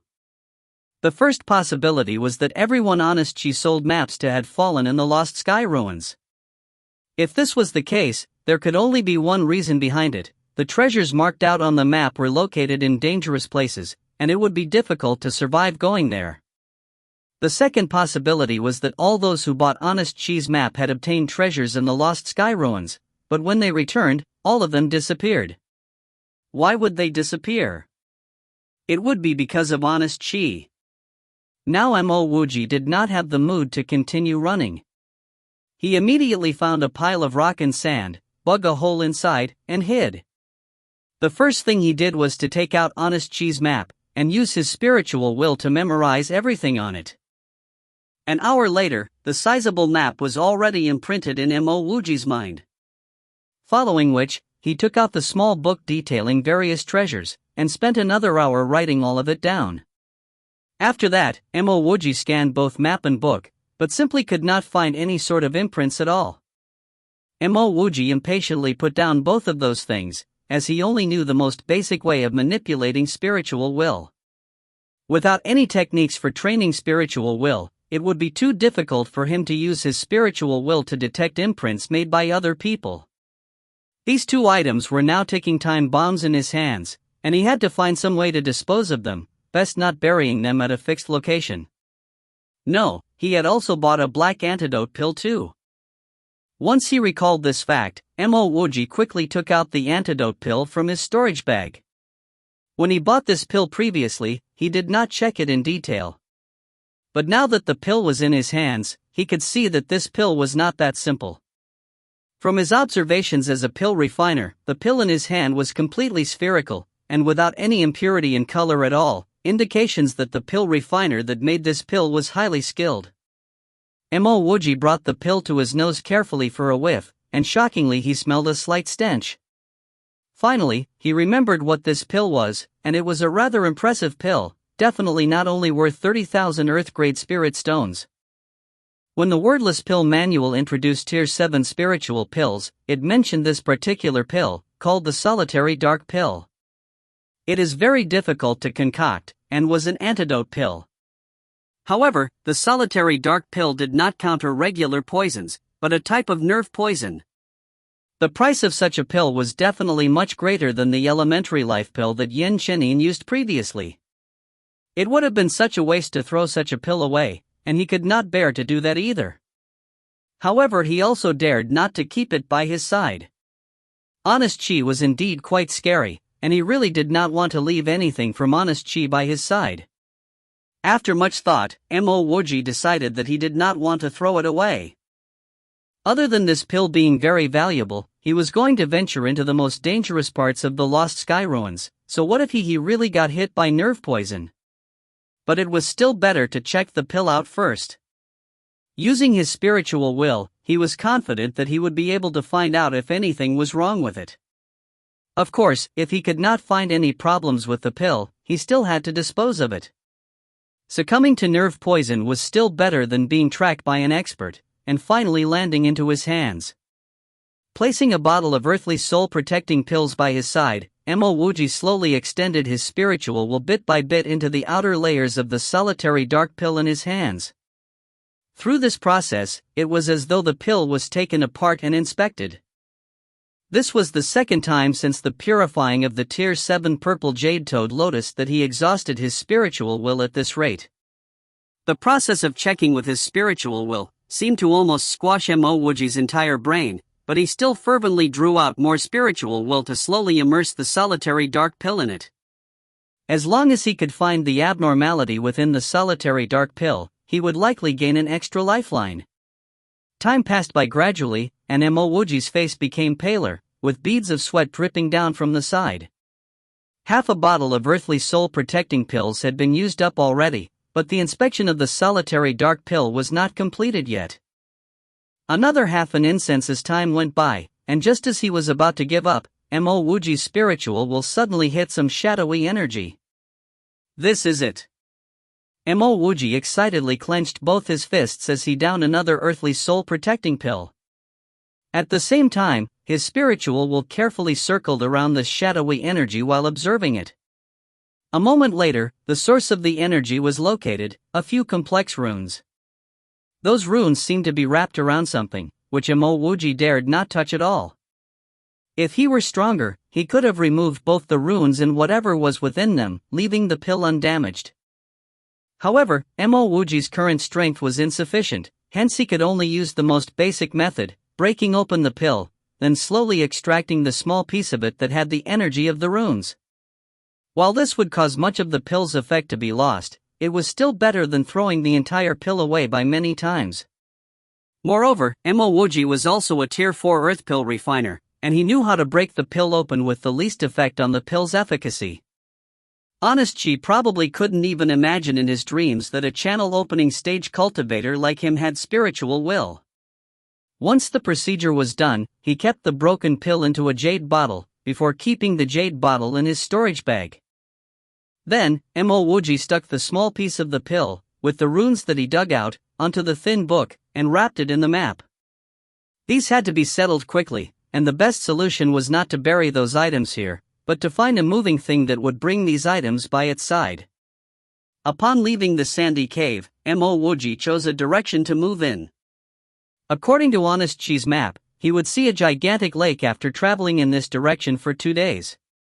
There were low-level sand crocodiles and also rare smithing materials in the center of the lake, called blue gold glass.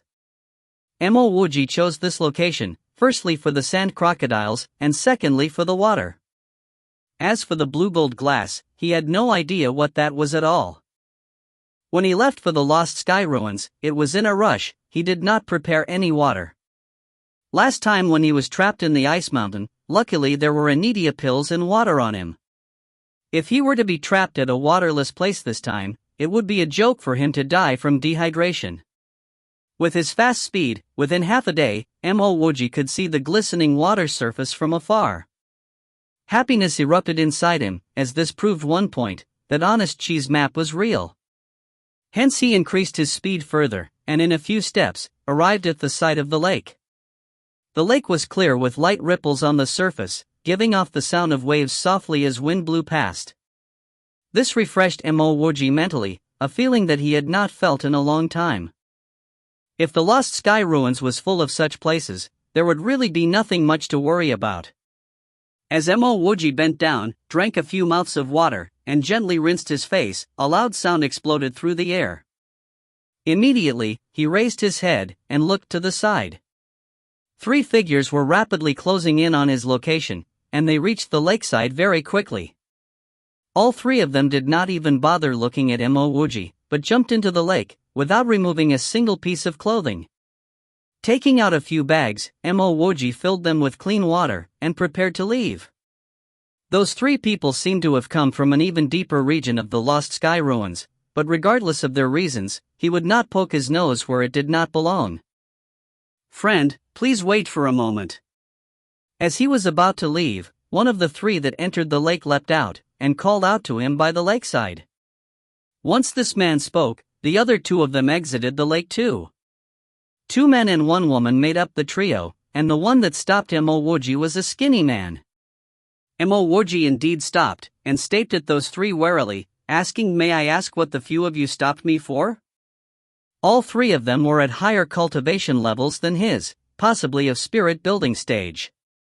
The skinny man's gaze fell on Mo Wuji's storage bag, and said with a smile, "Let me make a trade with you. Can you sell your storage bag to me?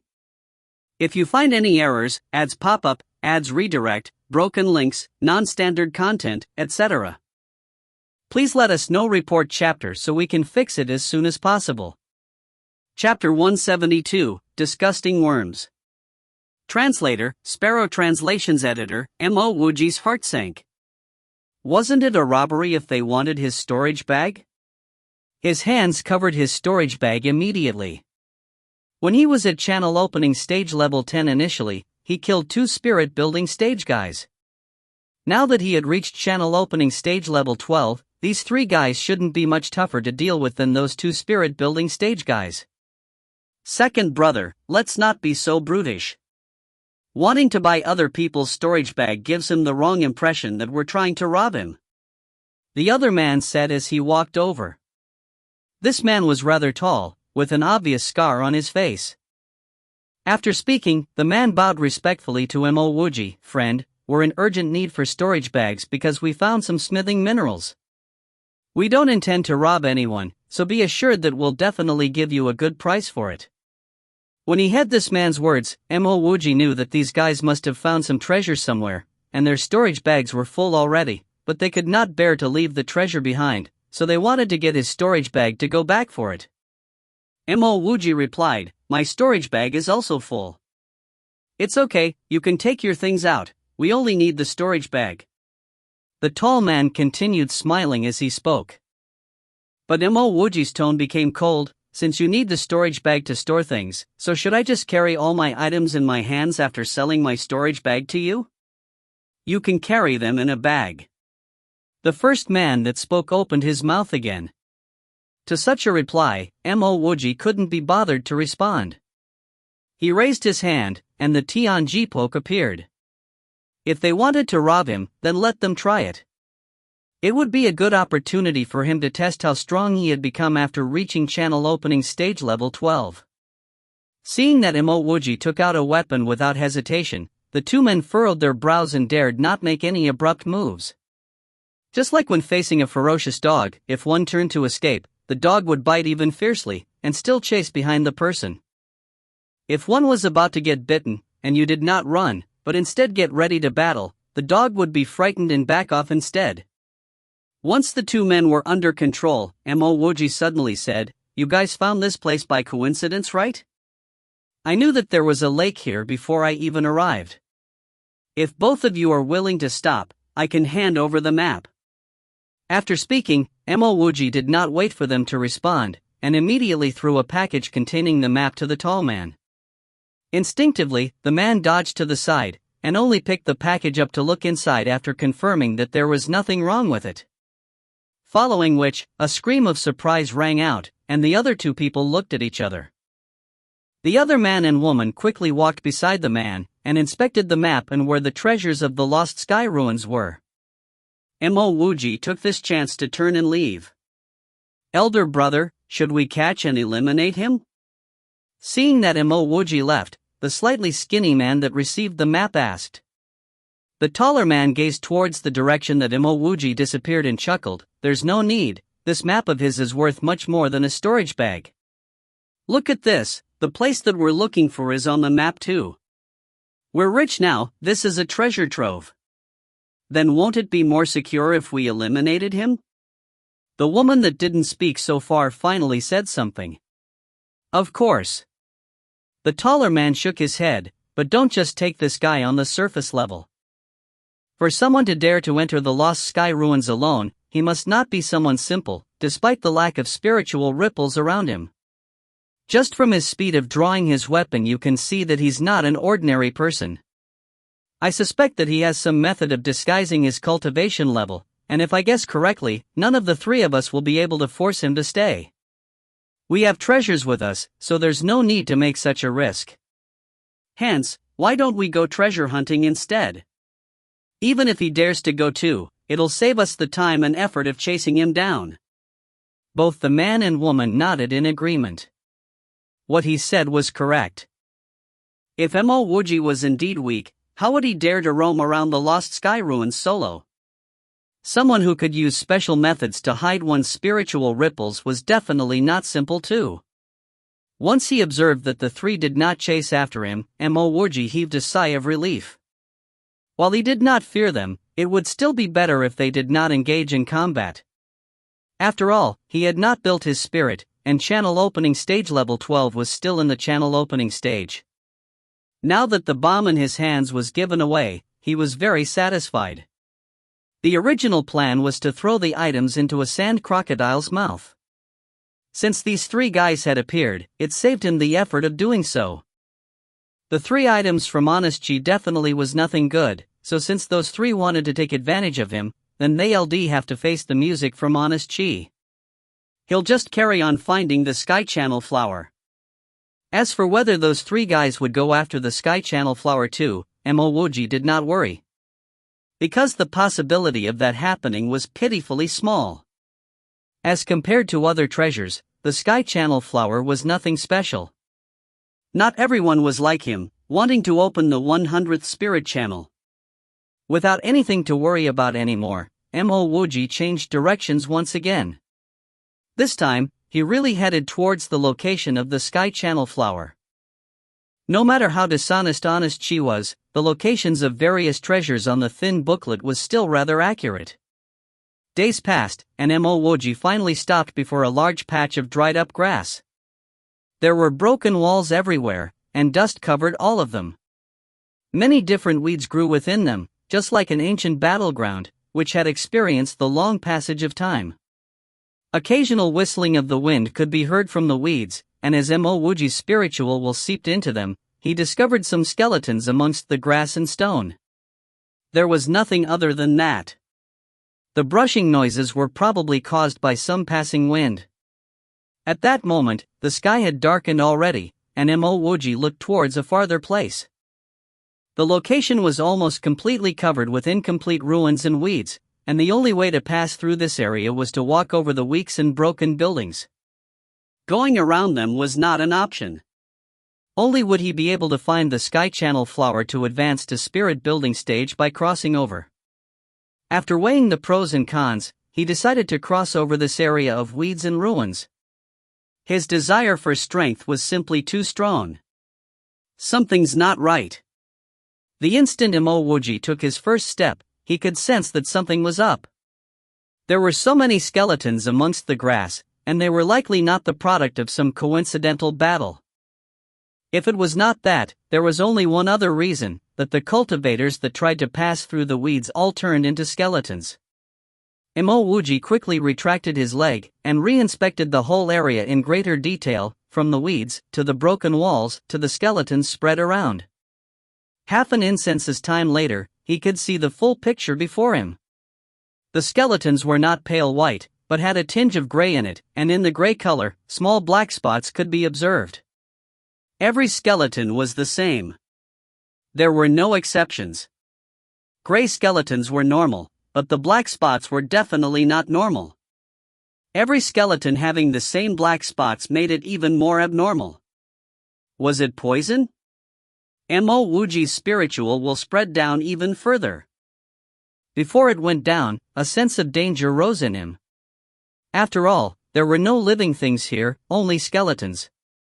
As his spiritual will seeped beneath the ground, goosebumps rose up all over his body, and he became nauseated, almost vomiting instantly. The stationary black and gray areas was not the ground at all, but layers of unknown worms. The topmost layer of worms appeared as though they were dirt from the ground, and they were linked up together densely, without making any movements. However, the worms below the surface were wriggling around furiously. It was really disgusting to the max. This was too close a shave. If he did not have spiritual will, the moment he set foot on the ground, it would have meant his death. What was Honest Chi doing? Since he made a map, why weren't such dangers demarcated out? Wasn't his intention to get others to find treasures for him? Regardless of what Honest Chi's intentions were, Mo Wuji could not bother. He immediately left the area, and traced the broken walls around the weeds for a good hour. As he moved, his spiritual will continued to scan the scary worms in within the weeds. An hour later, a safe haven was finally located. This area seemed to be absent of worms, and there were some broken walls protruding out of the ground, which served as good footholds to prevent any contact with the ground. This was where he would cross over from. After making his decision, Mo Wuji leapt up, and landed on one of the broken walls. The ancient wall was so old, that it gave a crack under his feet. As he left this piece of broken wall, it crumbled into dust behind him. At this moment, Mo Wuji had landed on the second piece of broken wall, and before he could jump to the third one, a rustling sound broke the silence of the night. When he spread his spiritual will out to search for the source of the sound, goosebumps appeared all over him once more. The worms that were stationary before were now charging at him ferociously. As one could imagine, if he were to get surrounded by these worms, even 100 Mo Wujis would die on the spot. On top of that, they would die unceremoniously. Hence, Mo Wuji did not dare to remain at that spot for a second longer, raising his elemental energy, and kicked back with both legs. He sped towards the other side as though he was flying through the air. A few breaths later, Mo Wuji knew that he would not be able to make it before the worms would trap him. By then, there was nothing he could do but fight for his life. The Mo Wuji in midair began firing off lightning bolt after lightning bolt at the massive worms. Crackle, crackle. Countless of the worms were blown apart by the lightning, and a thick burnt smell emanated through the air. The worms seemed to be stunned by the explosive lightning, and stopped in their tracks. When he saw this, joy filled Mo Wuji's heart. The thing he was afraid of was that these worms lacked any consciousness. But from his observation, these worms indeed had a little consciousness, and with that, they would know fear. After all, How would worms without consciousness know to attack him only after he had entered the area of the weeds? If you find any errors, ads pop up, ads redirect, broken links, non-standard content, etc., please let us know. Report chapter so we can fix it as soon as possible. Chapter 173, Sky Channel Flower. Chapter 173, Sky Channel Flower. Translator, Sparrow Translations Editor.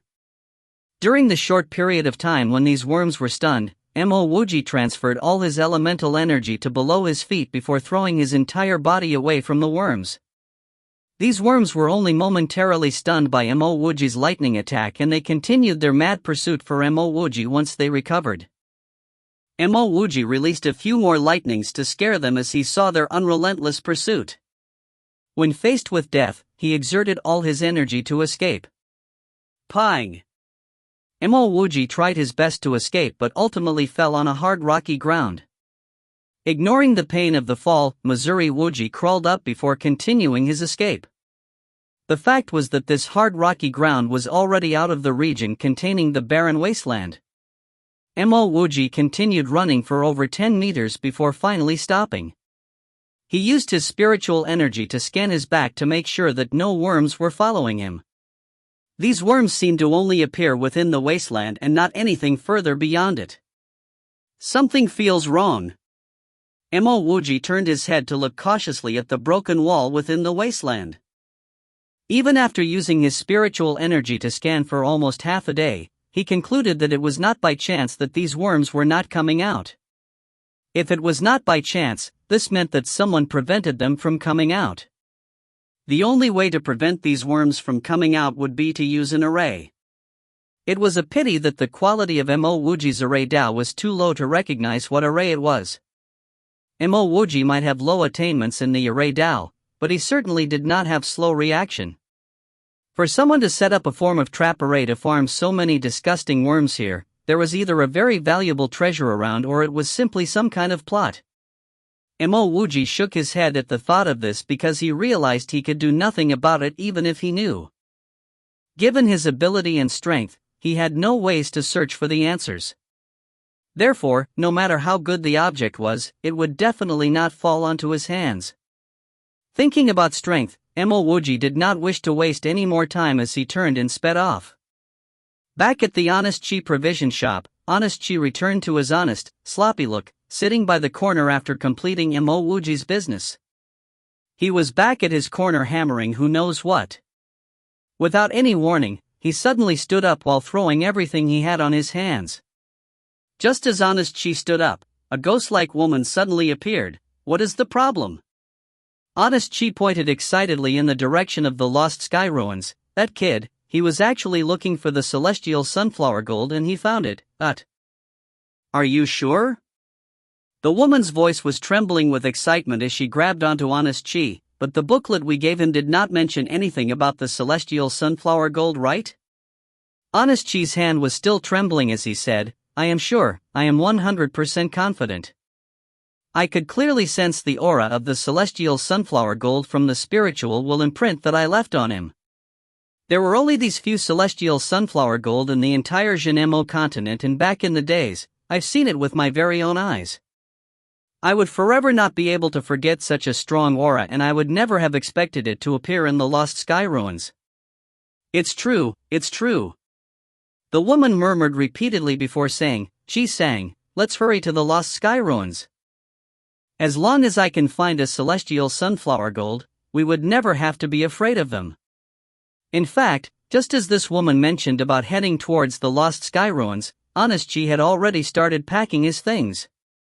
The reason he had the map and the booklet depicting the general location of the treasures of the lost sky ruins in the first place was precisely because he wanted to search for the celestial sunflower gold. However, he knew it was simply impossible to find the celestial sunflower gold in the lost sky ruins. The impossible just turned possible.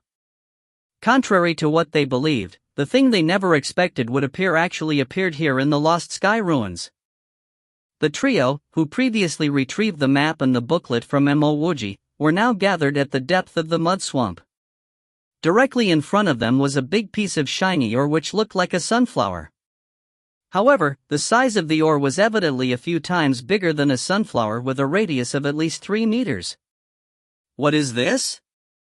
It feels a little cooling and extremely hard. The woman used her hand to feel this sunflower-looking ore before asking curiously. The other two extended their hands to feel it but shook their head as they were equally clueless about it. This item grows in the middle of the spiritual veins, and seeing how sturdy it looks, I believe its quality would not be too poor. It could even be a top-grade treasure for all we know, said the skinnier man. But we are not capable of bringing it along with us. Even if we emptied everything in our storage bag, this would still not be able to fit, the woman said. The remaining two turned silent as they knew that it was true that their storage bag was not capable of fitting this huge sunflower-looking ore. Finally, the taller male cultivator suggested, "How about we cut off part of it and hide the rest somewhere? After we found out what this truly is, if it is a good thing, we could always come back again." This tall cultivator must be the most outspoken of the trio, because the moment he suggested the idea, the remaining two agreed to his plan without any shred of hesitation. As the trio wanted to cut a piece of the huge ore, they were met with difficulties because this ore could not be cut at all. "Forget it, let's just bury it here as we have to hurry to find the Dark Soul Crystal. For a few heaven-grade spirit stones, we have wasted about 7 to 8 days here. That kid had the map and booklet before us, he might have found it already," the tall cultivator said as he clapped his hands to urge the others on. The trio started work immediately as they decided to dig a gigantic hole beneath this spiritual ore to hide it. The trio had no idea that the item they were about to hide was worth multiple times more than the thing they were about to look for. Mo Wuji naturally did not know of all these, and even if he knew, he could not do anything about it. To be able to divert Honest Chi's attention away from himself, it was already a huge success for him. This was already the 4th day after Mo Wuji escaped the disgusting worms region as he stood outside a gorge filled with fog. There were still all sorts of broken buildings in the gorge, which proved that it was previously habitable, where people actually stayed in. Perhaps after experiencing countless years of drastic changes, these broken buildings became one with the scenery of the gorge. Mo Wuji could only vaguely tell from the shapes of these buildings that they were once constructed by human. He took out his Tianji pole as he cautiously approached the gorge filled with fog. The map that was bought from Honest Chi did mention about a fog-filled gorge in this region too. The map even introduced this gorge's origins as a place that came about only because of many years of disintegration of both the buildings and the chlorite. In actual fact, the description was quite accurate. This proved that the general location of the treasures by Honest Chi were very accurate. Hence, since that booklet mentioned the location of a sky channel flower, Mo Wuji could not be any more confident about finding one here. The only worry was that people might have come across here before him. After all, there were endless number of cultivators who headed towards the lost sky ruins year after year. Therefore, it would not be surprising even if someone had been here before. Mo Wuji entered the gorge cautiously, as this gorge was formed from the disintegrations of many antique buildings. Mo Wuji could even spot a chair-looking statue. After half an incense worth of time, Mo Wuji stopped as he could no longer see anything. His eyes felt uncomfortable as all he could see was fog. Honest Chi was indeed right about the poison almost everywhere in the lost sky ruins. Even this fog contained poison, which made his eye unable to see anything at all. Mo Wuji did not overreact when he found out about the poison in the fog. He casually took out and swallowed a few poison cleansing pills before shutting his eyes. If this fog contained poison, this would mean that normal cultivators would definitely not appear here. Even for a true lake-stage cultivator, his spiritual will would merely be at the level of a magic treasure. Only a nihility god stage cultivator would be able to use their spiritual will like himself to scan through things in the surrounding. Nihility god stage cultivator's spiritual will made use of spiritual life, which made it much stronger than his own spiritual will. However, Mo Wuji did not bother about matching the power of his spiritual will with that of a nihility god stage cultivator, as this was not what he longed for. All he wanted was that his spiritual will would be able to allow him to scan all 4 directions. Perhaps because of the origins of the gorge, there was almost zero straight route of advancement forward, and that there were at least 7 or 8 twisted paths. A few hours passed and Mo Wuji still had not seen any sign of the sky channel flower. The booklet only briefly introduced the sky channel flower and the existence of it here, but he had no idea where it was hidden. Mo Wuji kept his patience as he continued searching. This was his one purpose when he came into the lost sky ruins, and even if he had to look for it for a year, he would continue searching for it. A shadow suddenly appeared in front of Mo Wuji, frightening him. Fortunately, it only took Mo Wuji a while to realize that this was a statue formed after years of endless disintegrations, just like everything else around the gorge. Mo Wuji walked towards the shadow of this statue and watched it attentively, only to realize that it was at least half a head taller than Mo Wuji, with a ring on his hand. Mo Wuji was suspecting that the ring could be a storage ring. However, this storage ring would be useless to him because both the human and the ring had already turned into stone. Wrong. Mo Wuji suddenly thought of something as he hurried back to find a few pillar-like objects. Soon after, Mo Wuji realized that these were not pillars but humans turned into statues. In other places, dead people would be disintegrated into ashes and, as time passed, gradually disappeared from this world. People who died here were either turned into stone pillars or a full-sized body-shaped statue. The only possible cause for this would be the fog here. Maybe it was a psychological effect that Mo Wuji suddenly felt pain all over his body. The effects of the poison fog? Mo Wuji felt anxious and his first reaction would be to rush out.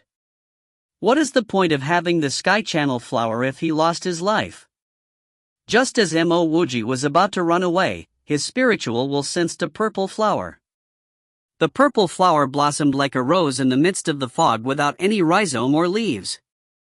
It was growing while suspended in the air. Sky channel flower.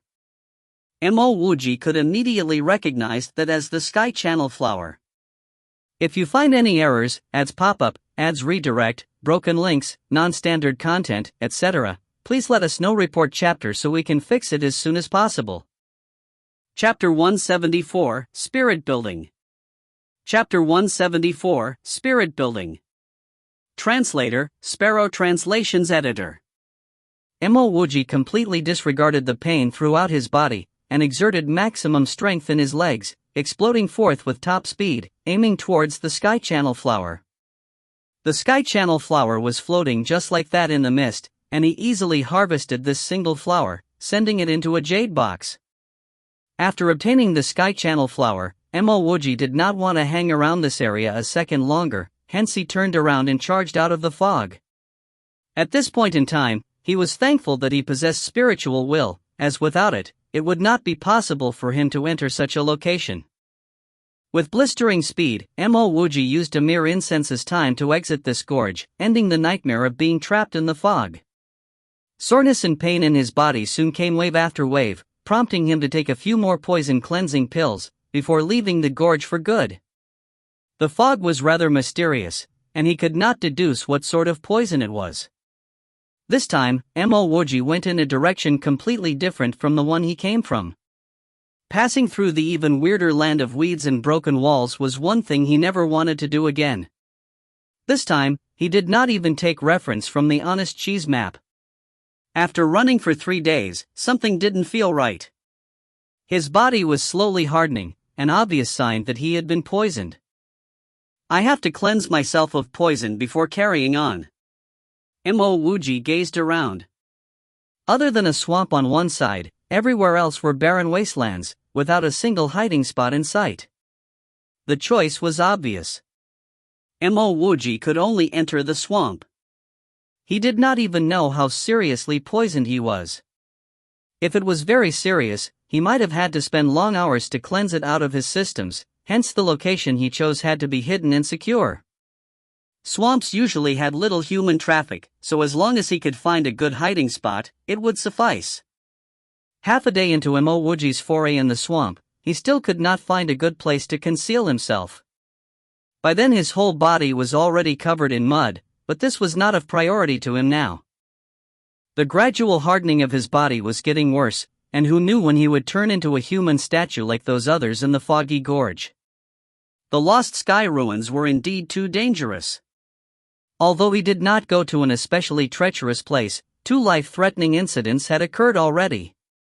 3 familiar figures soon appeared in Mo Wuji's field of vision, and he quickly fell prone on the ground of the swamp. He could recognize those 3 as the people that tried to rob him of his storage bag back then, and only let him go after he gave them the map and book from Honest Chi. Who knew that after so long, he would bump into those 3 by coincidence again. This time he definitely could not be discovered by them, otherwise it would be seeking death in his current hardened state. As he was covered in mud from head to toe, now that he dove into the swamp water, even if one looked in his direction, it would be difficult to detect his presence. Thankfully the 3 of them did not find Mo Wuji, looking around for a moment, before swiftly leaving in another direction. Their actions greatly puzzled Mo Wuji. There was no mention of this swamp in the book, so what were the 3 of them doing here? Recalling that they were trying to buy a storage bag by force, he inferred that these 3 had found something good. From the looks of things, this could have been the location of that thing. He remained prone in the mud for another half an incense's time, and only rushed towards the location where the 3 people were after confirming that they were gone for good. It was a small hill in the swamp, which was a common sight in swamps. In its surroundings, other than some potholes, there were many aquatic plants covering the area. There's nothing here? Mo Wuji thought to himself as he circled the small hill 2 times. On the 3rd time, he finally found out what was wrong with it. One of the aquatic plants at the base of the small hill was rather slanted.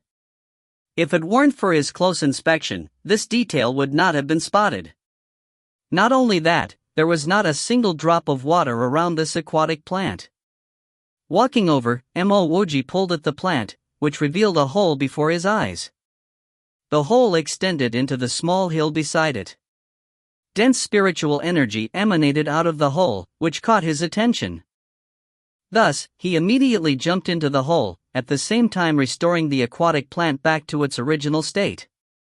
The deeper into the hole he went, the denser the spiritual energy became.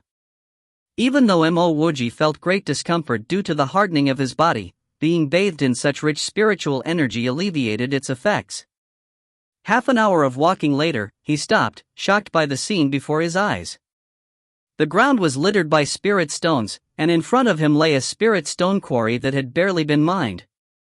If Mo Wuji did not know what those 3 people wanted an extra storage bag for, he would have been a dumb pig. So the 3 of them found a spirit stone quarry, and even with 10 storage bags, it would not have been enough, much less 1 measly storage bag from him. From his estimates, those 3 people should not be returning soon, hence he sat in the middle of the spirit stone quarry and began analyzing the poison within him. Countless minutes passed, and Mo Wuji's shoulder was filled with sweat. He was sure that out of all the channel opening stage cultivators, no one could be as familiar with his meridians as himself. Every single meridian was blown open by his efforts in guiding lightning through them.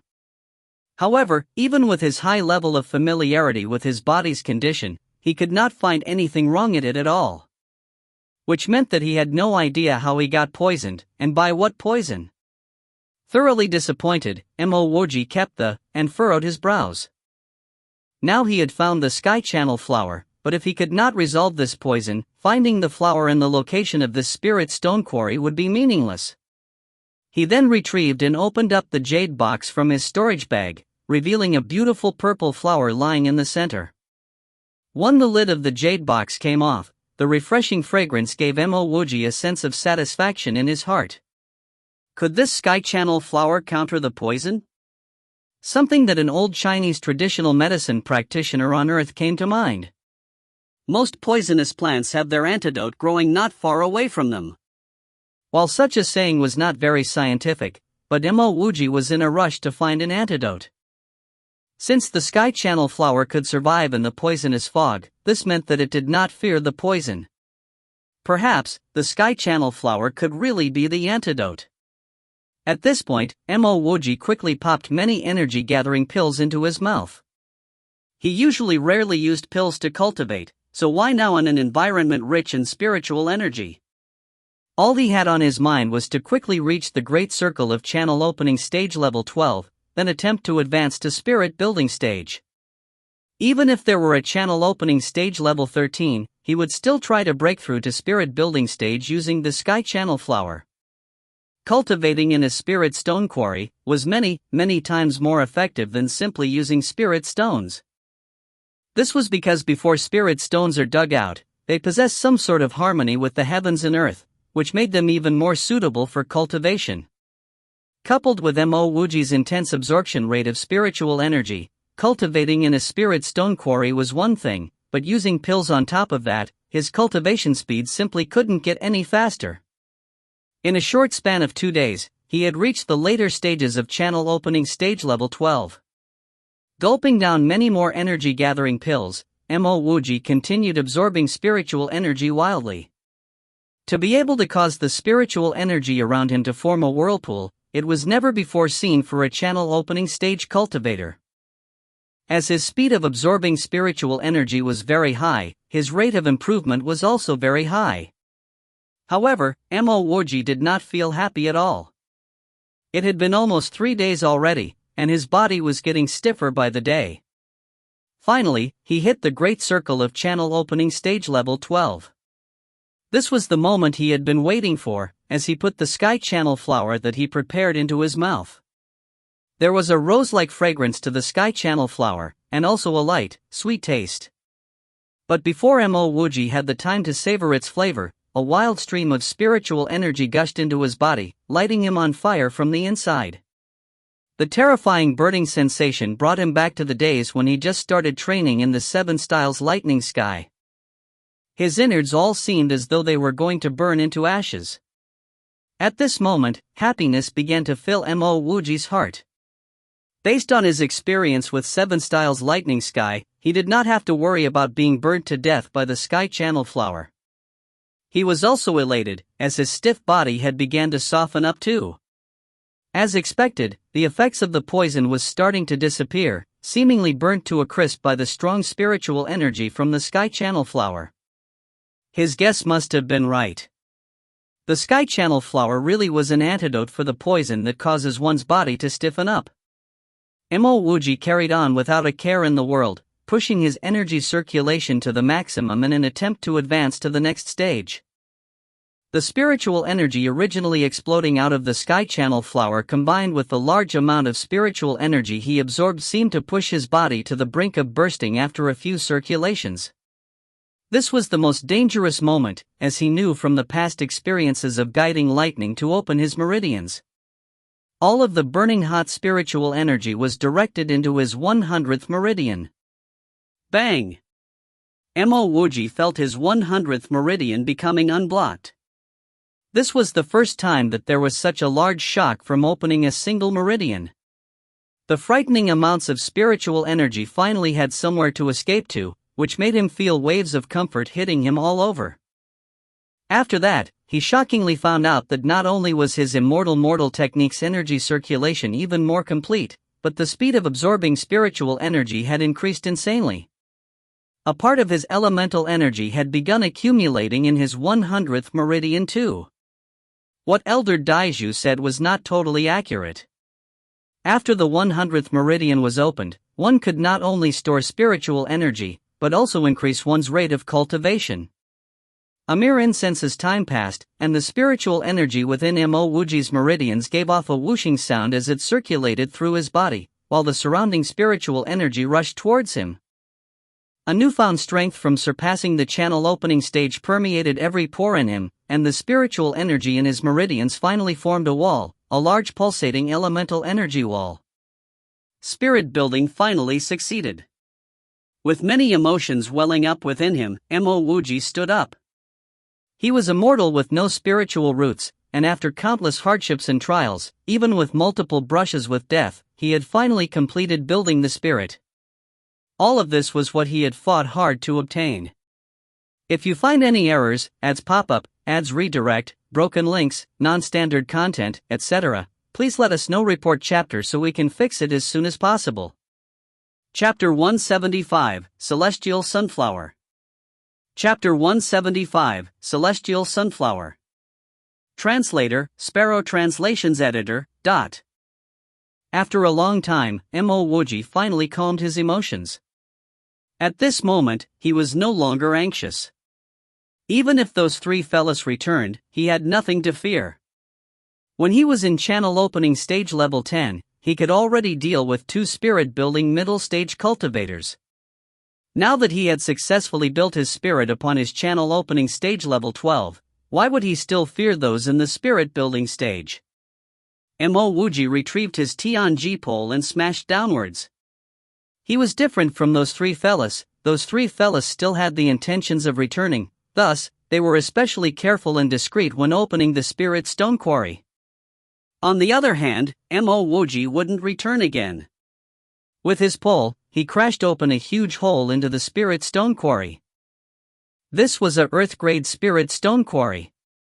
Inside, there were earth-grade spirit stones of all shapes and sizes. Mo Wuji casually threw the spirit stones in his storage bag inside in his heart.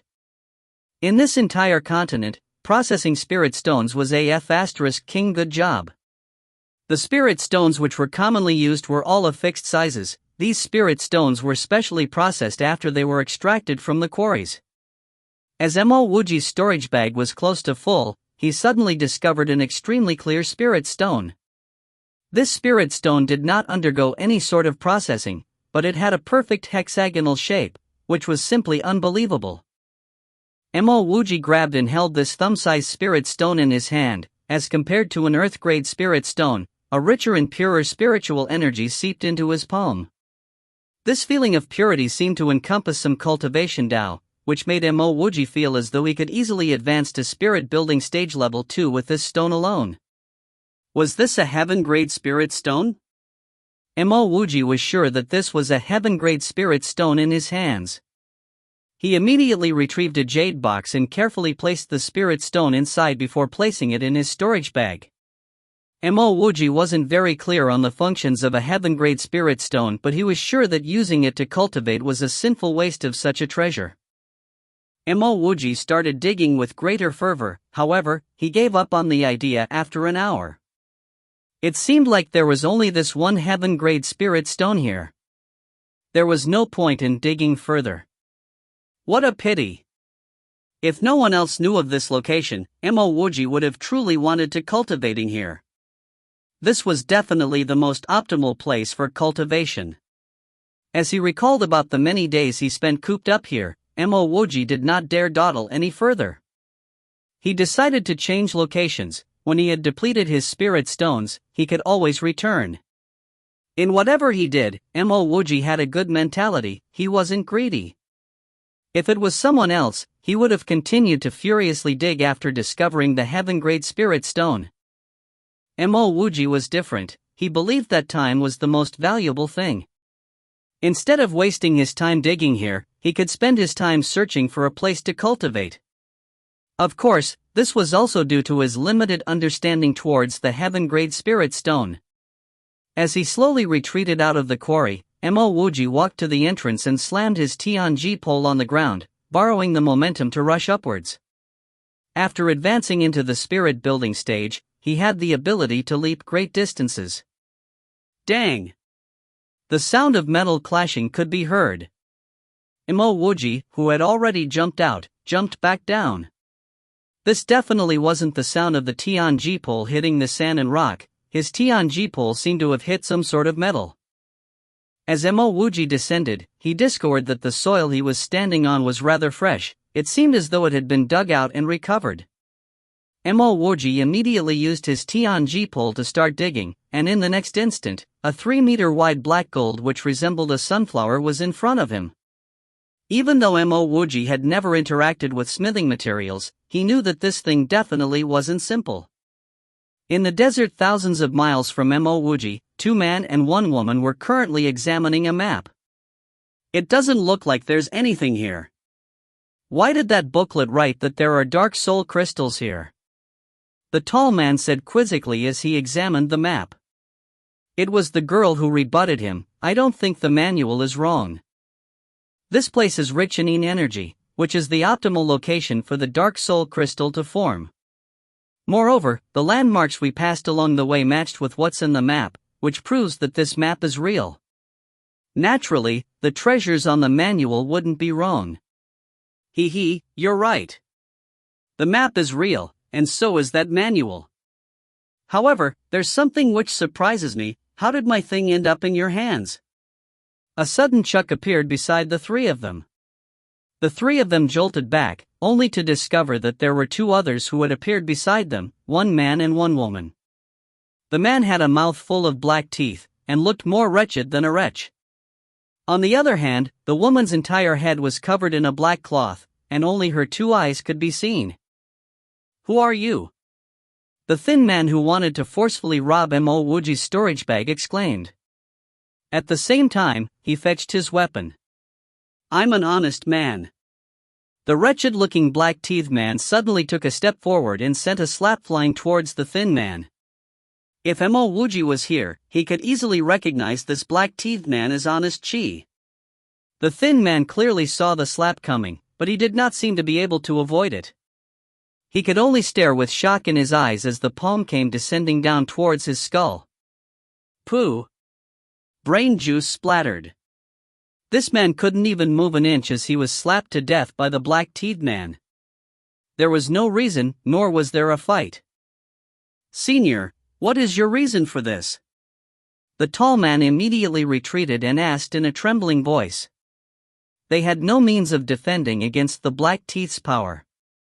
He did not even dare take out his weapon. At the same time, the female cultivator stood rooted to the ground, her face pale white and blank. What did such strong experts want with them? Honest Chi snickered, no reason. I want to ask you, how did that map and manual end up on you? The tall man finally understood why these two experts had come looking for them, so it was because of the map and the manual. He immediately placed the map and manual into Honest Chi's hands. Senior, a young man sold it to us at a high price. I didn't know that you were looking for this. If I did, I wouldn't have dared. Dared what? Dared to buy it? Or dared to keep it? Regardless, he came to understand why that fella kindly gave them the map and the manual. Turns out it wasn't a blessing, but a curse. As Honesty flipped the manual open, he instantly cried out in surprise. What? The silent, veiled woman walked over and asked softly.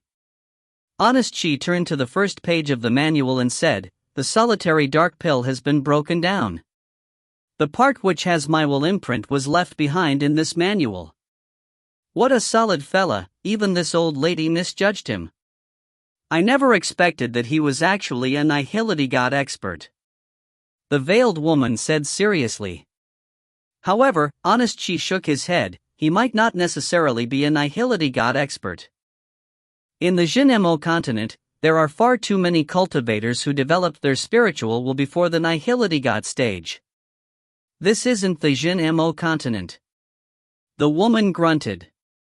Honest Chi maintained his smile, but there's the celestial sunflower.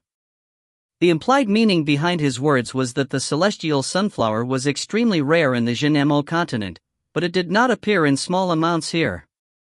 His words also implied that the cultivators in the lost continent were worse than in the Jin-Mo continent, but because of the appearances of such rare treasures, Mo Wuji could develop his spiritual will before reaching the nihility god stage.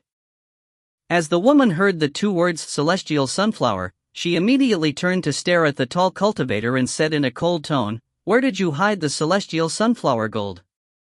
What's a celestial sunflower gold? The tall man asked hesitantly. Honest Chi chuckled and sent his palm over. The tall man felt as though the surrounding space had been locked in place, a sense of impending doom flooded his entire body. He was truly wronged, up till now, he really did not know what was going on. Pa! Honest Chi's hand was blocked by the veiled woman. Wait! The tall man's entire body was drenched in sweat, like he had just taken a swim. He knew that he had just took a trip to the gates of hell and back. You don't know about this? The woman flicked her hand and a black and white picture appeared in her hand. The tall man saw what was on the image and said immediately, I know this thing. Senior, we previously found a spirit stone quarry and discovered this within. Where is? Honest Chi took a step forward, grabbed the tall man's waist and lifted him up. Even though Honest Chi picked him up from the waist, the man was so much taller than Honest Chi, and his 2 feet remained on the ground. Embarrassedly, Honest Chi threw the tall man onto the ground. That thing is in the spirit stone quarry. I buried it in the soil. The tall man said with a voice full of fear. Hurry and lead the way. Honest Chi grunted. Seeing that Honest Chi and that veiled woman did not continue their killing, the tall cultivator heaved a sigh of relief. If Honest Chi killed his last companion, he would not hesitate to commit suicide. After all, even after he guided the way, he would be killed in the end. Now that Honest Chi had stopped killing, there was a bit of hope in his heart. Perhaps after acquiring that celestial sunflower thing from the spirit stone quarry, Honest Chi would not be bothered to kill them. Half a day later, the tall man and his companion brought the Honest Chi pair to the quarry. This is it. The tall man pointed. Go down. Honest Chi snorted. He was different from Mo Wuji.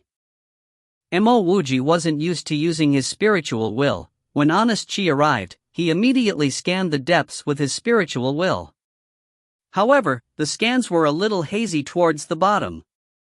The tall man examined some water grass and stopped suddenly. What is it? The veiled woman asked coldly. The tall man hurriedly said, 2 seniors, it seems like someone else has been here. When we left this place.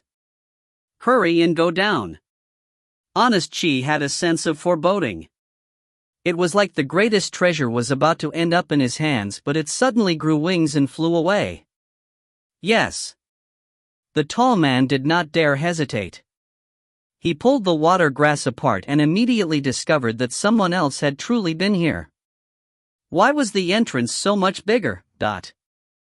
If you find any errors, ads pop up, ads redirect, broken links, non-standard content, etc., please let us know. Report chapter so we can fix it as soon as possible. Chapter 176, Leaps and Bounds. Chapter 176, Leaps and Bounds. Translator, Sparrow Translations Editor.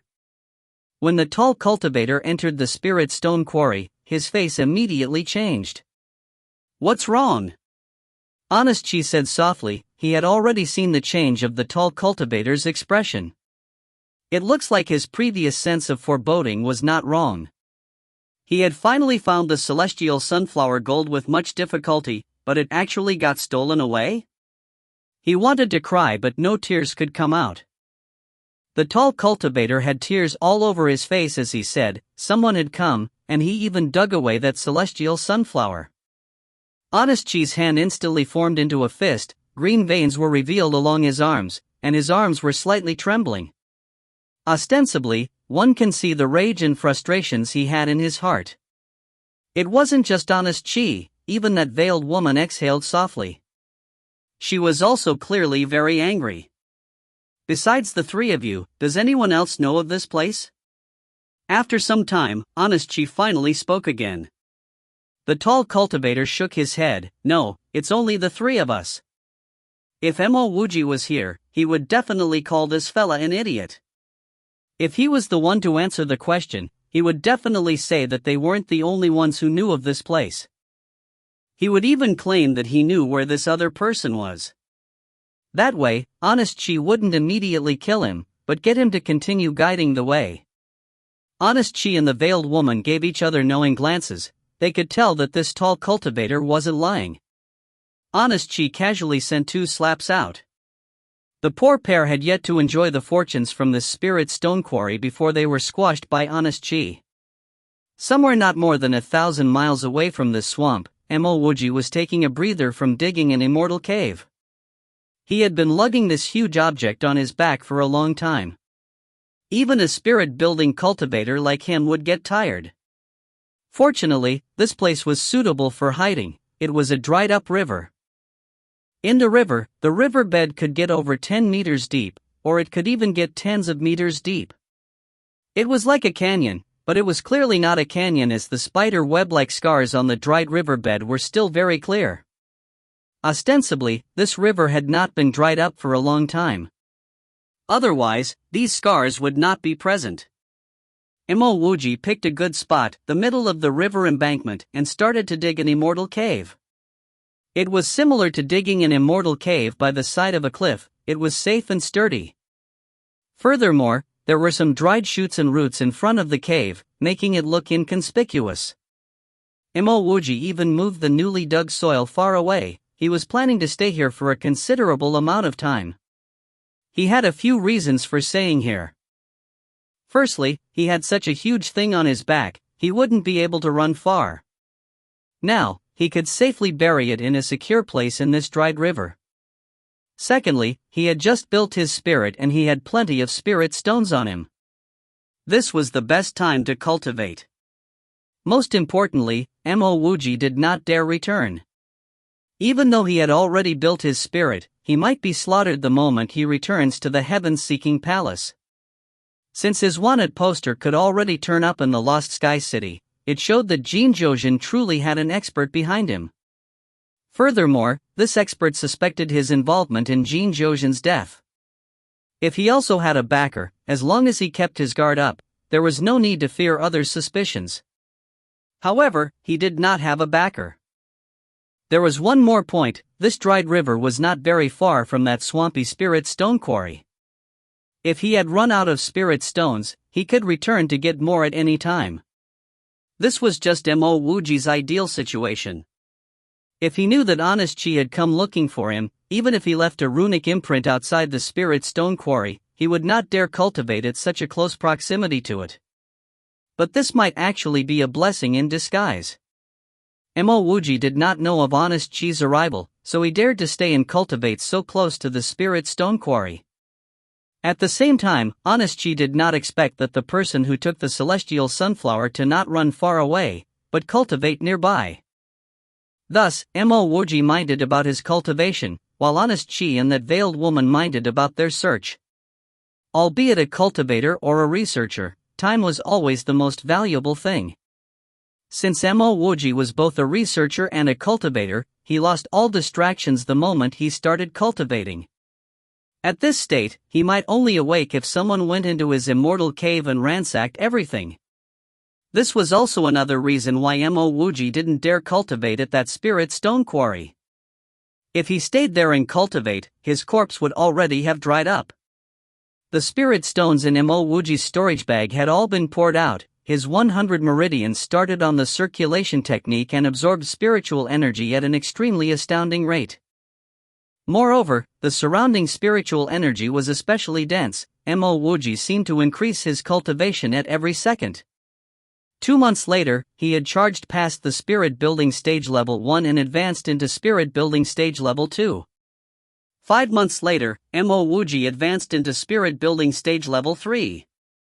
8 months later, Mo Wuji had broke through the initial levels of spirit building and advanced into spirit building stage level 4. With 100 open meridians, he did not meet with any bottlenecks while cultivating in this low stage. At this moment, Mo Wuji awoke from his cultivation.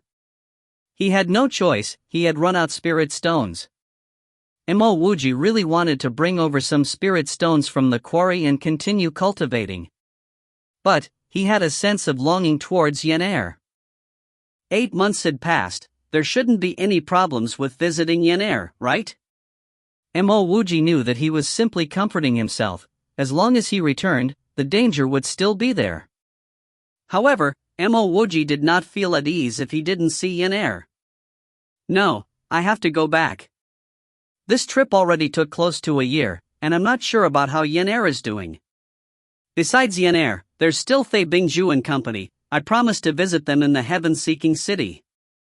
For the entire year in heaven-seeking palace, Missouri Wuji had yet to visit Fei Bingzhu. As Mo Wuji made his decision and was about to leave, he suddenly heard a piercing shrill in the air. That shrill landed on the dried river bed. Mo Wuji cautiously looked out of his immortal cave and discovered that the sound originated from a chipped sword. At the very next instant, a blood-covered young man rushed into the riverbed and picked that sword up. Another person charged in after him. This person had a head full of silver hair, and his skin was especially white. He had the potential to be a great gigolo.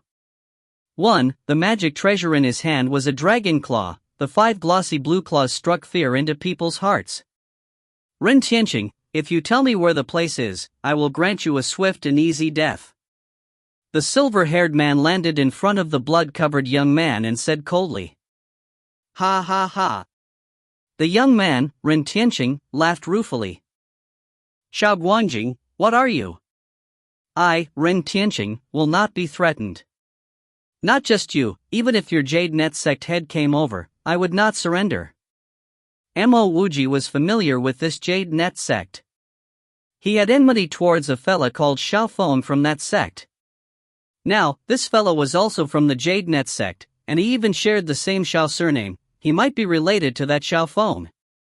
After the Jade Net sect Xiao Guangjing said a name, Mo Wuji subconsciously turned towards the blood-covered young man.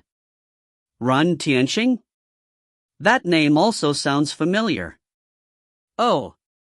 Mo Wuji finally remembered. Before he left the heaven-seeking palace, he visited the assignments hall.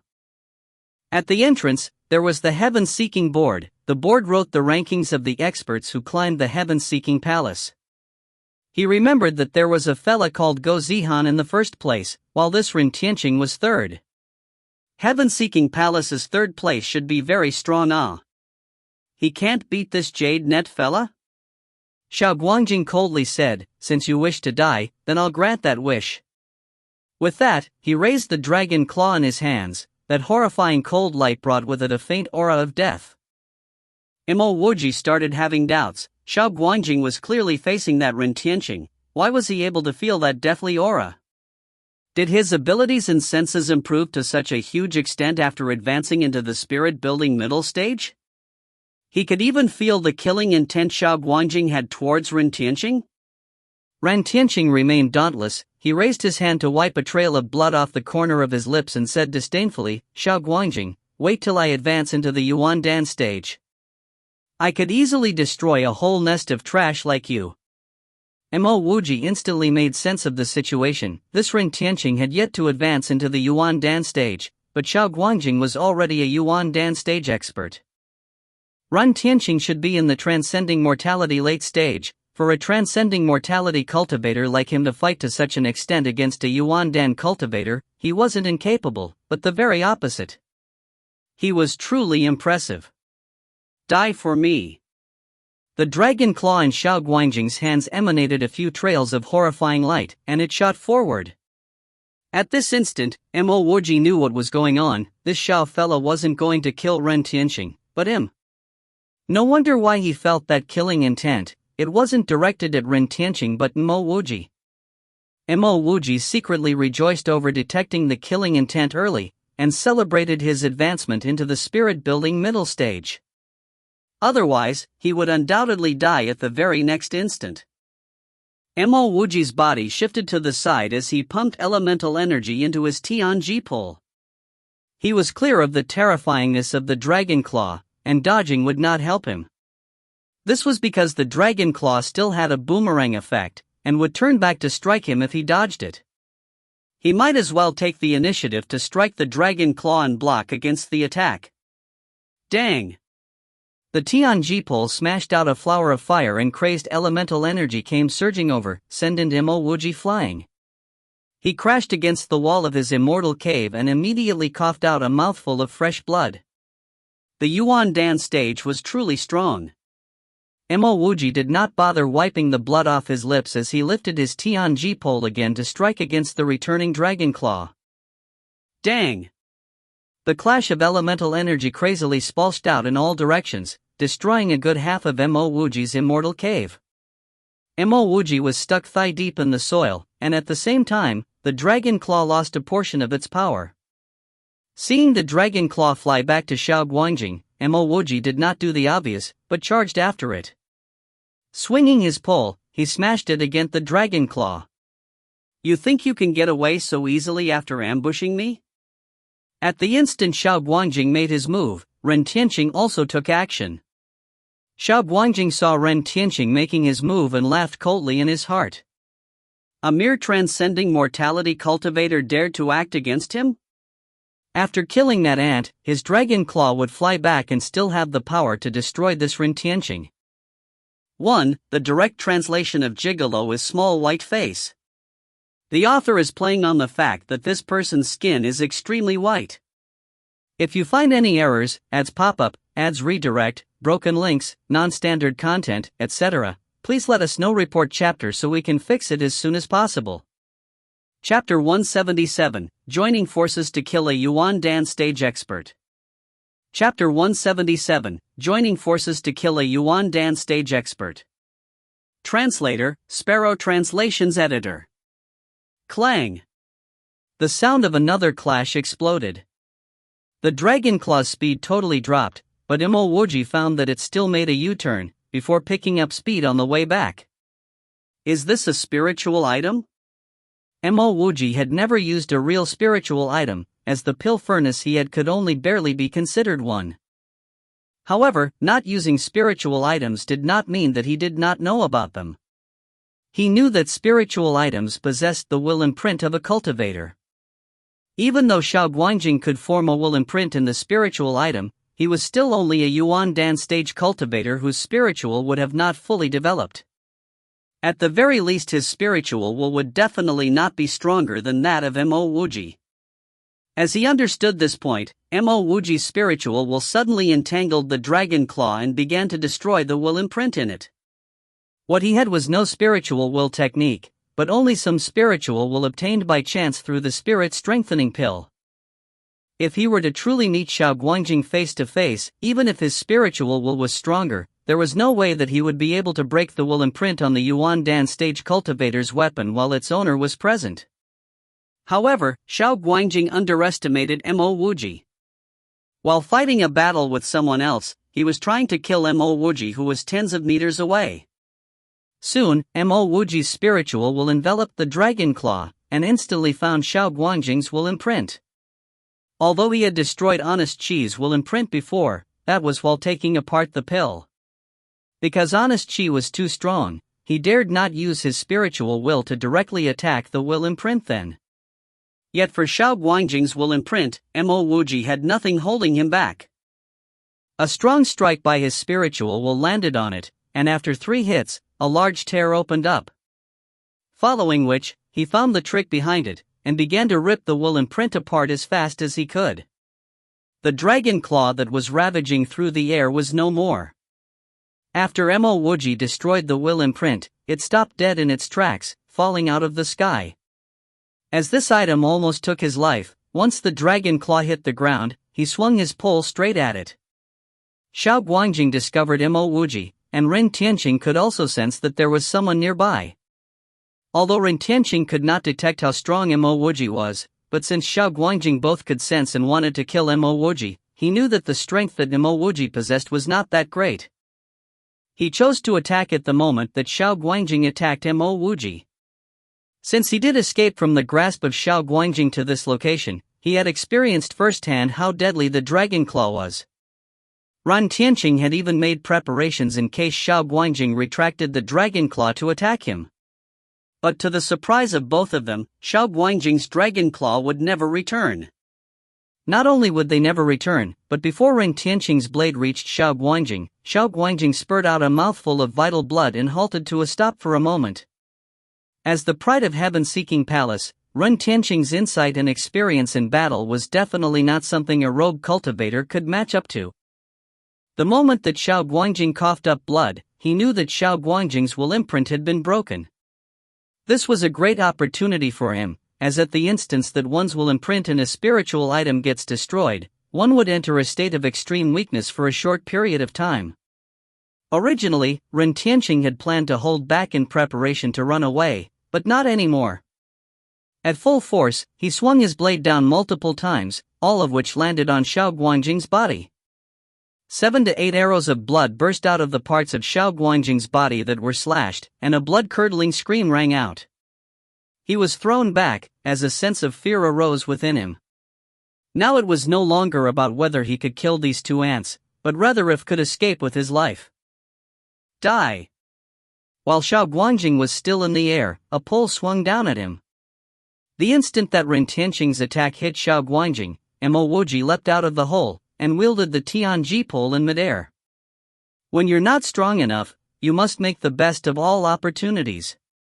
If you're weak, and can't do so, it would be very difficult to stay alive. This was what Mo Wuji felt after arriving at this continent. He could previously dispatch 2 spirit-building stage cultivators while he was at channel opening stage level 10, not because he was stronger than them, but as he dared to fight with his life on the line, and grab any opportunities that came his way. Ambushing with a hit of the pole, this was grabbing the best opportunity in front of him. While Xiao Guangjing was severely injured, he could feel the killing intent behind the swing of the pole, and got a great shock. If he could redo everything, he definitely would not have agitated Mo Wuji. Even if he did, it would wait until after he had killed Ren Tianqing. The timing of Mo Wuji's attack was impeccable, and Xiao Guangjing also seriously wounded. However, there was too large a gap in cultivation levels between Mo Wuji and Xiao Guangjing. As the Tianji pole was about to hit Xiao Guangjing's hip, he unexpectedly flew up into the air once again. Crack! In the end, the Tianji pole stuck Xiao Guangjing's ankle, shattering it immediately. Deep inside, Mo Wuji was surprised that even after being injured to such an extent, Xiao Guangjing could still raise his energy levels in midair. If he did not interfere in this fight, perhaps Ren Tianqing might not have been able to defeat Xiao Guangjing. At the same time, 2 instances of a blade also pierced through Xiao Guangjing's chest, before Ren Tianqing landed beside Xiao Guangjing, holding a broken sword in hand. Who are you? To be able to destroy my will imprint in my spiritual item. Xiao Guangjing knew that it would be difficult to survive, and asked as he stared at Mo Wuji indignantly. Only Nihility God stage cultivators should be able to destroy his will imprint that quickly in battle. So how did Mo Wuji do it despite obviously not being in the Nihility God stage? Landing on the ground, and planting his pole on the ground, Mo Wuji replied, "Who I am is not important. What's important is that you shouldn't have angered me." If Xiao Guangjing did not provoke him, Mo Wuji would not have stuck out of the blue, even though he did not have much of a good impression of Xiao Guangjing. The first thing he would have done was to leave the area, not come over to take a look or help anyone. But since Xiao Guangjing took the initiative to attack him, with such a chance presented to him, how could he let Xiao Guangjing go? That's right, I should not have provoked you indeed. After Xiao Guangjing finished speaking, he spat out a blob of bloody saliva. The sword in Ren Tianqing's hands went down once again, this time slicing a line through Xiao Guangjing's forehead. I am Heaven-Seeking Palace's Dao Gate's direct disciple. Thank you for your help. Once Ren Tianqing killed Xiao Guangjing, he respectfully bowed to Mo Wuji after sheathing his broken sword on his back. As for Xiao Guangjing's storage bag, he did not touch it at all. When Mo Wuji saw that Ren Tianqing had no intention to act against him, he kept his Tianji pole. After all, Ren Tianqing was a direct disciple of Heaven-Seeking Palace too, so even if Jade Net Sect knew that he killed Xiao Guangjing, what could they do? No matter how impressive Jade Net Sect was, they were not even on the radar of Heaven-Seeking Palace. Hence, Ren Tianqing did not have to kill him. I am Mo Wuji, an outer disciple of Heaven-Seeking Palace. It's a pleasure to meet Senior Apprentice Brother Ren. Mo Wuji returned the respectful greeting. Only then did he have the chance to size Ren Tianqing up. Ren Tianqing had a well-bronzed body, a distinctly formed face, with only slightly smaller eyes. Upon hearing Mo Wuji's reply, Ren Tianqing showed an expression of joy. Junior Apprentice Brother Mo, you're also from Heaven-Seeking Palace? Mo Wuji nodded his head, and answered without a hint of shyness, of course, because I heard that Senior Apprentice Brother was from Heaven-Seeking Palace, so I naturally had to lend a helping hand. Good, good. Ren Tianqing repeated those words a few times, then pointed at Xiao Guangjing's storage bag. Junior Apprentice Brother Mo, everything inside this storage bag shall belong to you now. Mo Wuji fervently declined the offer. Senior Apprentice Brother put in the most effort in dealing with Xiao Guangjing, and I only offered a little help, so how would I dare to take these things? To this, Ren Tianqing simply laughed. I'm directly under the heaven-seeking palace's Dao Gate, so I have a lot of resources for cultivation. My reason for coming here is more to test out my skills. To me, this storage bag doesn't mean much. Junior apprentice brother Mo, there's no need to be so courteous. If you can't bear to take everything, I'll just keep this dragon claw. Mo Wuji was rather sure that Ren Tianqing did not intentionally say that, but instead meant it from the bottom of his heart, hence he replied with thanks. Since that's the case, I'll help myself to it. There's nothing wrong. Please keep the storage bag. I'll have to borrow your previous hiding place to do some closed-door cultivation and heal my wounds first too. After he finished speaking, Ren Tianqing leapt straight into the cave in front of Mo Wuji. From the way that Ren Tianqing's body trembled, Mo Wuji could infer that he had sustained rather serious injuries. Following that, Mo Wuji walked to the side of Xiao Guangjing's limp body and grabbed the storage bag. Xiao Guangjing was only in the Yuan Dan stage and had not formed his spiritual will, so Mo Wuji could easily destroy the imprint left that Xiao Guangjing left on his storage bag, then left his own on it. Once he scanned through the contents of Xiao Guangjing's storage bag with his spiritual will, Mo Wuji instantly went over the moon. There were tens of thousands of earth-grade spirit stones in Xiao Guangjing's storage bag, but that's not the most important part. The greatest thing about it was that it had a size many times greater than the storage bag that Mo Wuji had. The gigantic thing that his storage bag could not hold, could fit into this one. Other than that, there was also a longsword in the storage bag. When his spiritual will landed on it, he knew that it was a spiritual item. As for pills and ingredients, they were of secondary importance this time. Mo Wuji himself was an earth pill refiner, so he did not care about the pills at all. With a wave of his hand, a large crater appeared in the dry riverbed, and in went Xiao Guangjing's limp body, before a pile of soil buried him inside. Since Xiao Guangjing had given him such a great gift, Mo Wuji would help him to conduct a burial. While Ren Tianqing was still recuperating, Mo Wuji quickly left the area, dug up the piece of buried celestial sunflower gold, and kept it into his new storage bag. After all that, when Mo Wuji returned, Ren Tianqing had already left the cave. Other than the broken blade on his back, there was no other signs of a battle occurring on his body at all.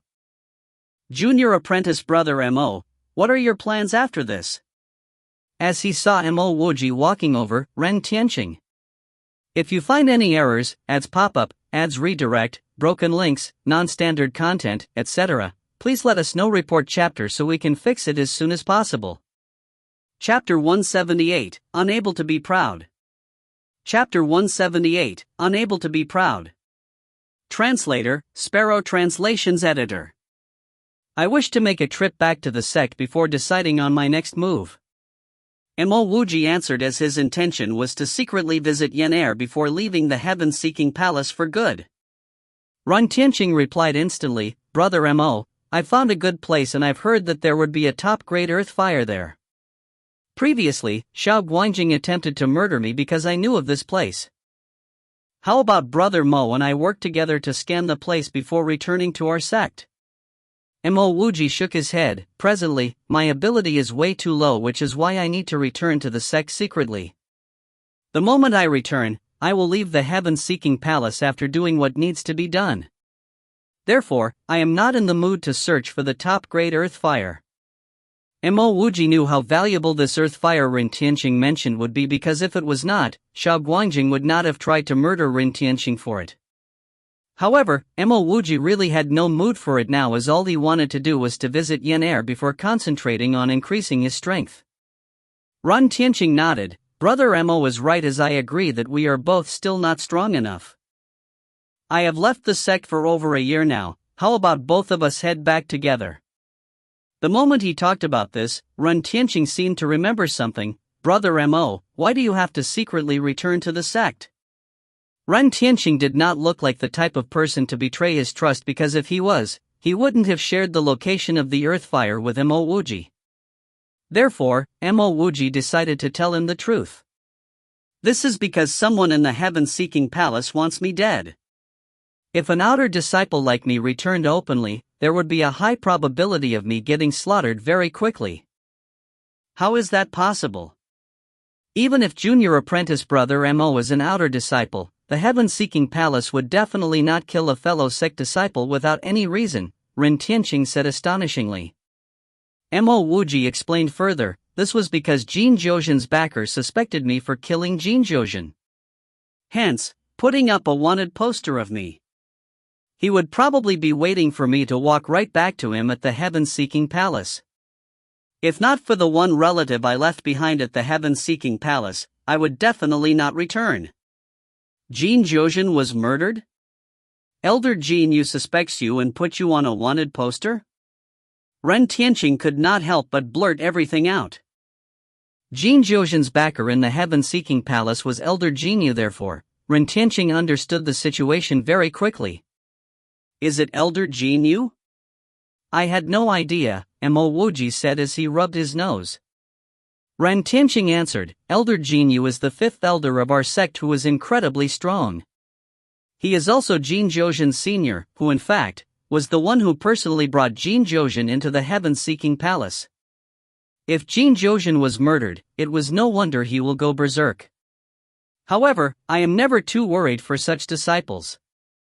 In other words, even though Jin Zhozhen had excellent top-grade spiritual roots, Ren Tianqing held no regards for disciples like him. Right, why did Elder Jin Yu want to suspect you? Ren Tianqing sensed something was amiss because Jin Yu was an expert in the sect and he naturally would not suspect anyone without sufficient proof. Mo Wuji replied helplessly, this was because I did kill Jin Zhozhen. There was this time when I was sitting in the first row of the lecture I attended and I somehow managed to offend that fella.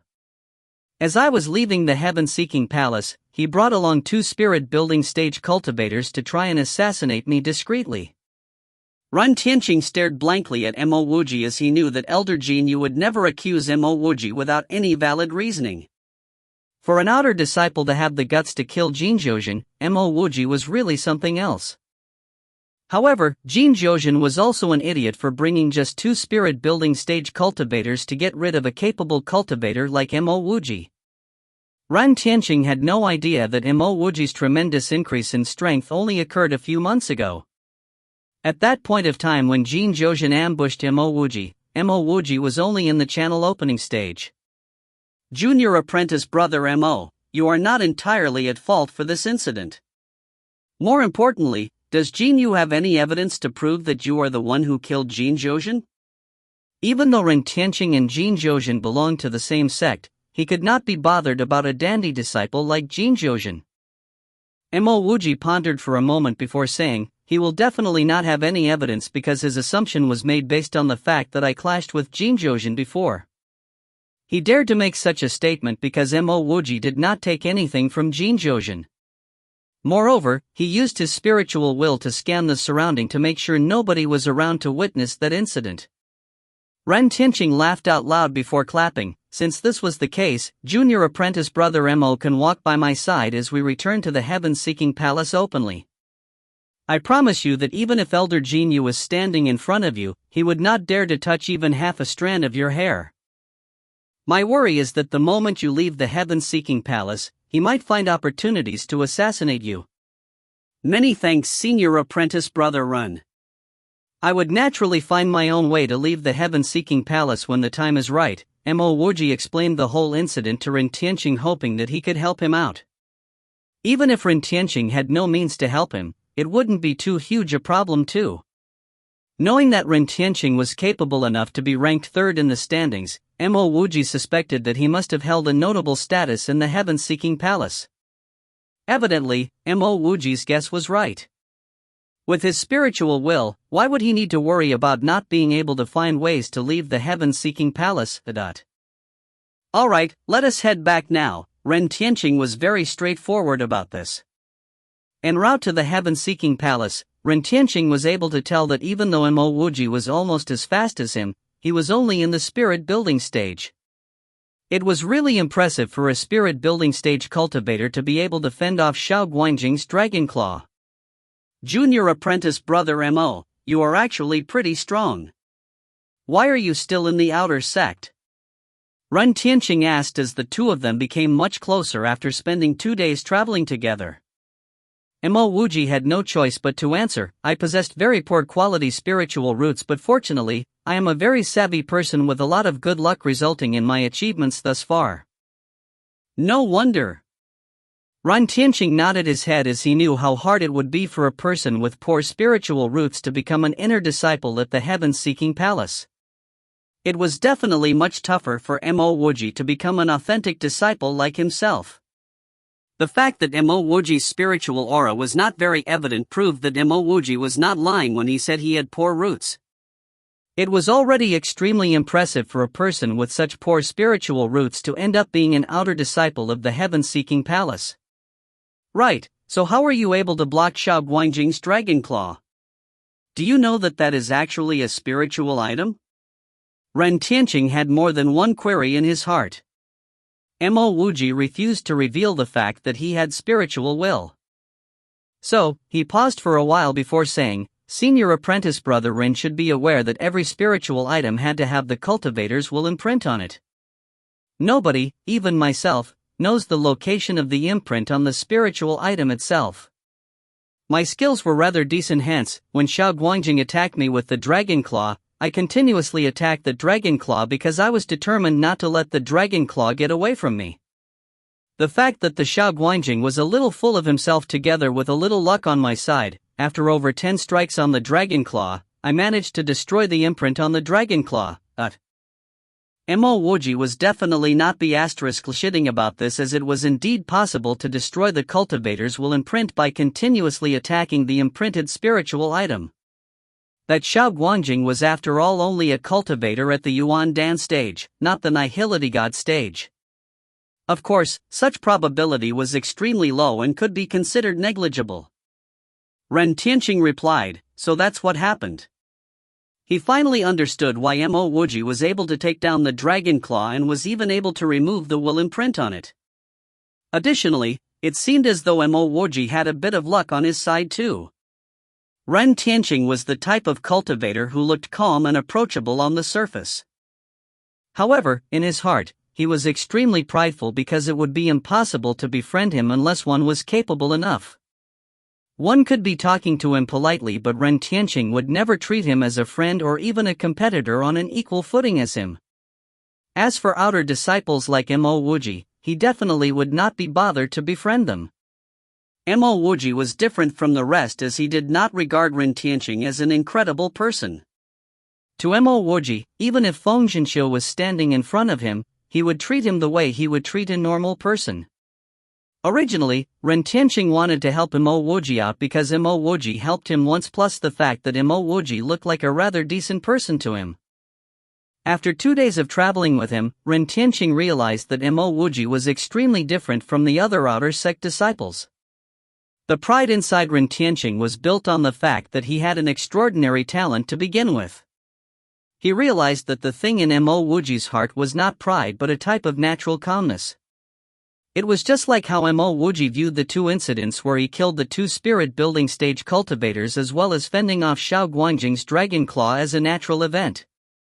This would mean that if there was a day when Mo Wuji surpassed Ren Tianqing, others would view it as an amazing feat. However, Mo Wuji would just view it as something that was natural, nothing to be amazed about. Mo Wuji's natural calmness was simply too overwhelming for Ren Tianqing's pride. In front of Mo Wuji, he was never prideful at all, or rather, he simply could not be proud of anything. Even though Mo Wuji was only an outer disciple, he had a confidence that was so much higher than Ren Tianqing's. To be able to befriend him, Mo Wuji did not view it as something incredible. In his eyes, it was the same as making friends with anybody. Ren Tianqing felt astonished, then gained admiration for him, and in the end, as he felt that being friends with Mo Wuji would probably mean nothing at all to Mo Wuji. As the two conversed more, Ren Tianqing found out the many secrets of the universe from Mo Wuji. He agreed with Mo Wuji that this continent was just a planet, and outside this planet, there were still the vast universe and many other planets like the Lost Continent. According to Mo Wuji, there were countless of planets like the Lost Continent in the entire vast universe. This meant that there were also a countless number of geniuses like Ren Tianqing himself, hence, he really had nothing worth being proud of. Mo Wuji heard a lot about the mysteries of cultivation from Ren Tianqing as well as some classical stories of the 5 elements, desolate domain and the lost continent. It turned out that this lost continent used to be an ancient battleground. Cultivators from different clans battled and fought for resources and territories here in the lost continent. Even Ren Tianqing had no idea how and why the battle ultimately ended. Other than these, Ren Tianqing answered many questions that Mo Wuji had about cultivation. Mo Wuji never had a mentor and depended solely on his as well as his hard work to open 100 meridians. Even if there was a mistake in his cultivation method, his 100 meridians would not force him to go down the wrong path mindlessly. Mo Wuji benefited a lot from every sentence that Ren Tianqing said. Mo Wuji believed that if he could just go back and cultivate for another 2 days, he would definitely be able to advance to spirit building stage level 5. If you find any errors, ads pop up, ads redirect, broken links, non-standard content, etc., please let us know. Report chapter so we can fix it as soon as possible. Chapter 179, Alien Flying Ship. Chapter 179, Alien Flying Ship. Translator, Sparrow Translations Editor. 1 month later, Mo Wuji and Ren Tianqing arrived back at the heaven-seeking palace. In this month, Mo Wuji did not cultivate, but he had obtained far more than he could while cultivating. All his various misunderstandings and queries regarding cultivation were detailedly answered by Ren Tianqing. As Mo Wuji and Ren Tianqing entered the heaven-seeking palace, they felt like there was something amiss. The heaven-seeking palace seemed to be filled with a solemn and anxious atmosphere. Every cultivator they saw would walk by quickly, and most of them had a heavy expression on their face. Senior apprentice brother, what has happened in the heaven-seeking palace? Mo Wuji grabbed a cultivator who was scampering with his head down. This cultivator seemed to be thinking of something, and to suddenly be grabbed by Mo Wuji infuriated him. As he lifted his head and saw Ren Tianqing, he immediately bowed and said, "Smith Summit inner disciple, Zhang Yukai, greets senior apprentice brother Ren." His angered expression instantly changed into one of respect. One could clearly see the position Ren Tianqing had in the heaven-seeking palace. Ren Tianqing grunted, "Did something happen in heaven-seeking palace? Why is the atmosphere so tense?" The cultivator hurried replied, 1 year ago, an alien flying ship landed in the Ming Han Empire's capital. Alien flying ship? Ren Tianqing and Mo Wuji uttered at the same time. This was their first time hearing about this. Zhang Yukai hastily explained, "Yes, alien flying ship. It came from outer space, it's not from our continent, nor from the great world." How do I say it? It's... Zhang Yukai seemed to be looking for a comprehensive explanation, but his vocabulary was limited. He thought for a good half a day, but he still wasn't able to think of a proper phrase. "I understand, continue." Ren Tianqiang's expression had also turned serious. In the past month, he had chatted with Mo Wuji, and Mo Wuji had guessed that the lost continent was merely a planet in the vast universe. In the vast universe, there could be countless of other planets which were like the lost continent. From Zhang Yukai's description, he suddenly felt as though Mo Wuji's words had come into reality. This alien flying ship might belong to cultivators from other planets. Unfortunately, Mo Wuji and him rode on his small flying magic treasure back to the heaven-seeking palace, and did not pick up on this news. Mo Wuji was also shocked inside. In actuality, Mo Wuji did not find the fact that there were other planets to be strange. After all, he came from a planet outside of the lost continent, i.e. Earth. It was just that Earth was a technology haven without cultivators. However, he had just discussed with Ren Tianqing the possibilities of countless other planets, and he did not expect for it to actually happen in front of his eyes. Naturally, he knew about the great world that Zhang Yukai mentioned. It was the other half of this planet. However, to get there, one must traverse across the 5 elements desolate domain. Mo Wuji wasn't really concerned about this, he was only concerned about that alien flying ship. If this flying ship could travel through space to land on the lost continent's planet, then could it also travel to Earth? As he thought of this, he shook his head. He was overthinking things. With his measly cultivation, even if this alien flying ship was presented to him, he wouldn't be able to fly it back to Earth. Yes. Zhang Yukai replied and continued, after discovering the lost continent, that flying ship was extremely excited. After they alighted, they immediately occupied the Ming Han Empire capital. Thereafter, they continued to expand their reach by occupying the rest of the Ming Han Empire's territory.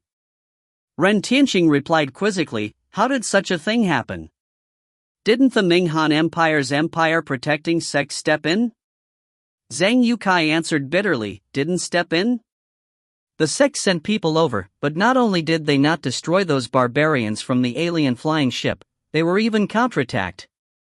Eventually, the Ming Han Empire's empire-protecting sect, the Haiyuan sect, and Ming Han Empire's other quasi-heaven sects, such as the Sky City, Misty Swordgate and the Hundred Smiths sect were all decimated.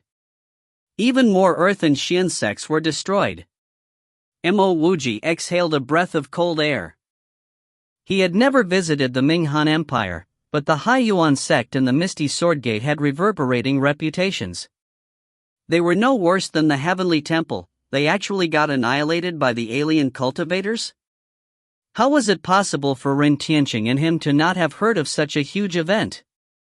Zhang Yukai continued, "It was because of these incapable B***stards, they requested the help of our heaven-seeking palace, and they let our Dean Fei Ming perish in the Ming Han Empire." What? You said Dean Fei perished in the Ming Han Empire? Due to his impatience, Ren Tianqing grabbed Zhang Yukai's arm. Zhang Yukai cried out sharply in pain. Ren Tianqing loosened his grip, but his expression became more serious. "Dean Fei is a true god stage expert. How is it possible for him to perish?" Zhang Yukai didn't mind Ren Tianqing's bearish actions, but replied in a downcast manner, "Those barbarians are far too impressive, and their flying treasures are constantly landing within the 5 empires. Not only Dean Fei, but many of our heaven-seeking palace's senior apprentice brothers and sisters have fallen in the battlefield. I'm also heading towards the battlefield, and I was on my way to exchange my contribution points for some pills." Ren Tianqing said furiously, "Don't tell me all those that died were from the heaven-seeking palace? What about the 5 empires' other sects? It's not just the heaven-seeking palace, other sects have also sent their experts to the battlefield. Our Dean Feng is now leading the heaven-seeking palace, and is dispatching disciples to the battlefield," Zhang Yukai replied. Ren Tianqing couldn't be bothered to continue questing Zhang Yukai but sprinted towards the sect's main hall. Mo Wuji hastily followed after him. For such a huge event to happen, no one would be spared. The sect's main hall gathered disciples throughout the heaven-seeking palace. Mo Wuji did not recognize a single one of them. On the other hand, as Ren Tianqing entered, many people immediately went to greet him. "Everyone be silent. This time, we will be fighting in the Thunder Fog Forest battlefield. True Lake Elder, Zhu Yuishan, will be leading." An elder walked to the front of the hall and silenced the individual chatter. Mo Wuji was familiar with the Thunder Fog Forest. He had visited it back in Chengyu State. However, he also knew that the Thunder Fog Forest was vast and extended across many empires. It definitely wasn't that small segment which he had explored. At the moment, Mo Wuji did not care about the Thunder Fog Forest, nor the battle with the alien cultivators, but Yen Er. Seeing Ren Tianqing converse with other cultivators, Mo Wuji decided to leave the main hall and visit the Pill Pagoda. With such a big event in the 5 empires, that Dao Gao's Jinyu probably wouldn't continue to care about a mere outer disciple like him. As Mo Wuji was about to leave the main hall, he saw Yen Er walk in with a middle-aged woman. Behind them was a young lady.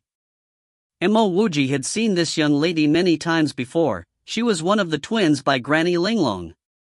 "Greetings, Pillmaster Jinwen." Unexpectedly, as that middle-aged woman entered the hall, many disciples went over to greet her. Even the elder who called for silence also clasped his hands and greeted her. Mo Wuji did not put any of this to heart as his gaze landed on Yen Er. He had not seen Yen Er for a year, and she had become slim and graceful, like a freshly bloomed flower. The scar on her face had disappeared, and her looks were increasingly moving. However, Mo Wuji's heart was in a jumble. This was clearly a familiar face, but he felt a sense of unfamiliarity. Just now, Yener's eyes had landed on him, but it continued to sweep past him.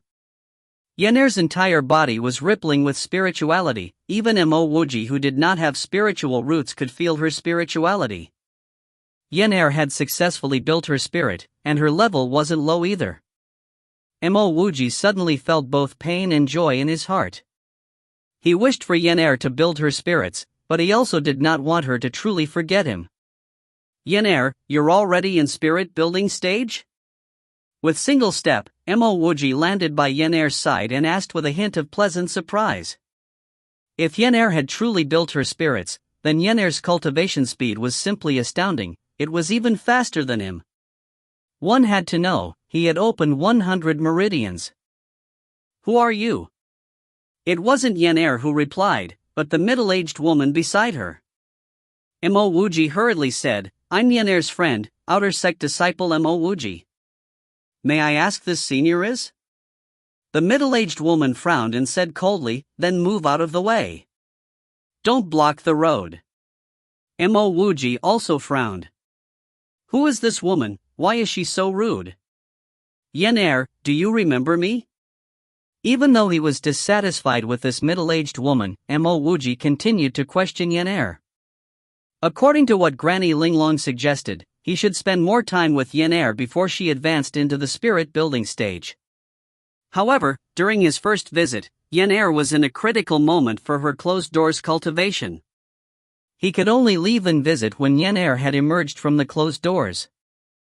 Unfortunately, there was the Jin Jiuzhen incident, causing him to be unable to return to the sect for a period of time. However, Yener's cultivation was truly too fast. It was just a year, but Yener had actually successfully built her spirits. Yener's brows slightly knitted as she looked at Mo Wuji in doubt. She did not understand why Mo Wuji was calling her with such affection. He even said that he was her friend. Since when did she get such a friend?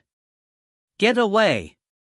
Seeing how Mo Wuji did not know his place, the middle-aged woman grunted and lifted her hand, sending a push towards Mo Wuji.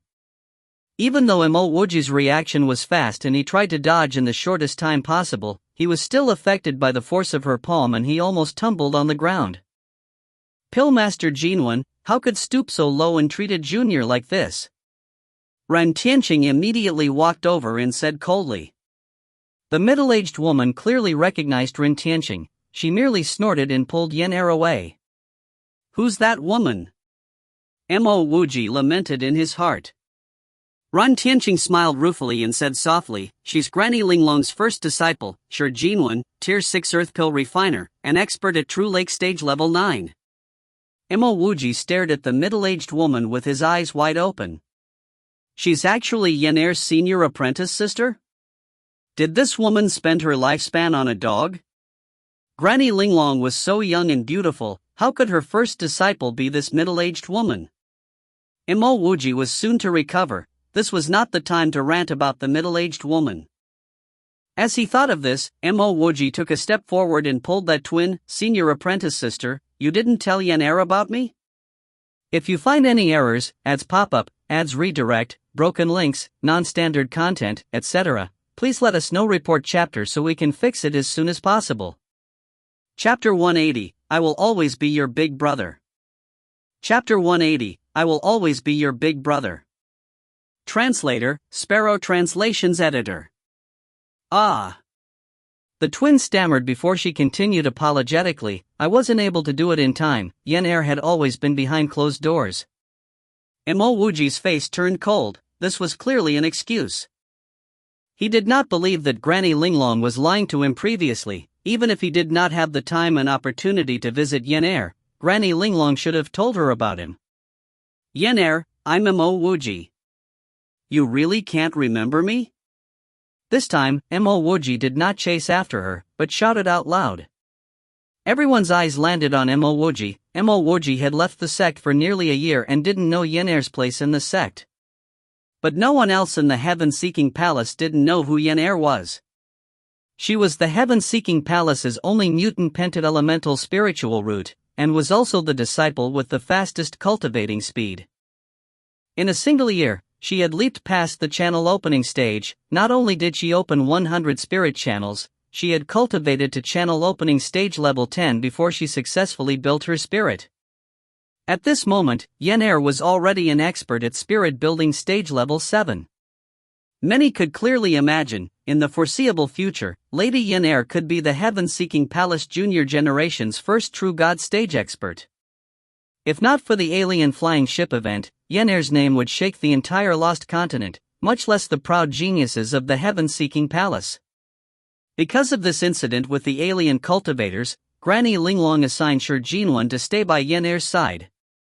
Not only was Shi Jinwen a Tier 6 Earth Pill refiner, her strength was also reputable within the heaven-seeking palace.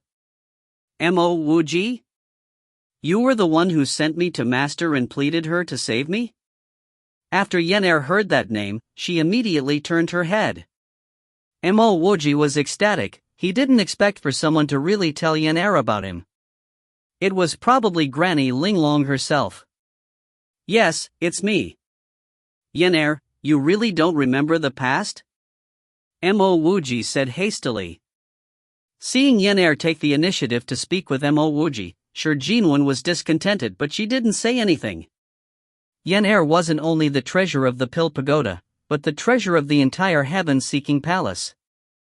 Yen-Er softly said, Brother Mo, I may not remember the past, but Master had told me about you. She told me to remember your kindness. If you didn't save me, I would have died a long time ago.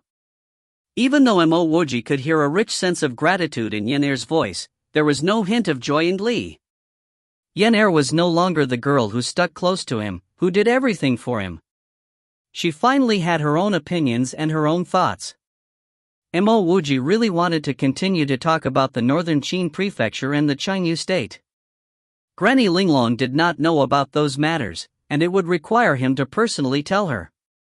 But after seeing Yen-Er's independence and gratitude, Mo Wuji suddenly lost all urges to do so. Let the past remain in the past. Didn't he also wish for Yen-Er to have her own opinions and ideas? Now, Yen-Er had all that, and she even had a strong and dependable master. He should be happy for her. Many thanks, Brother Mo.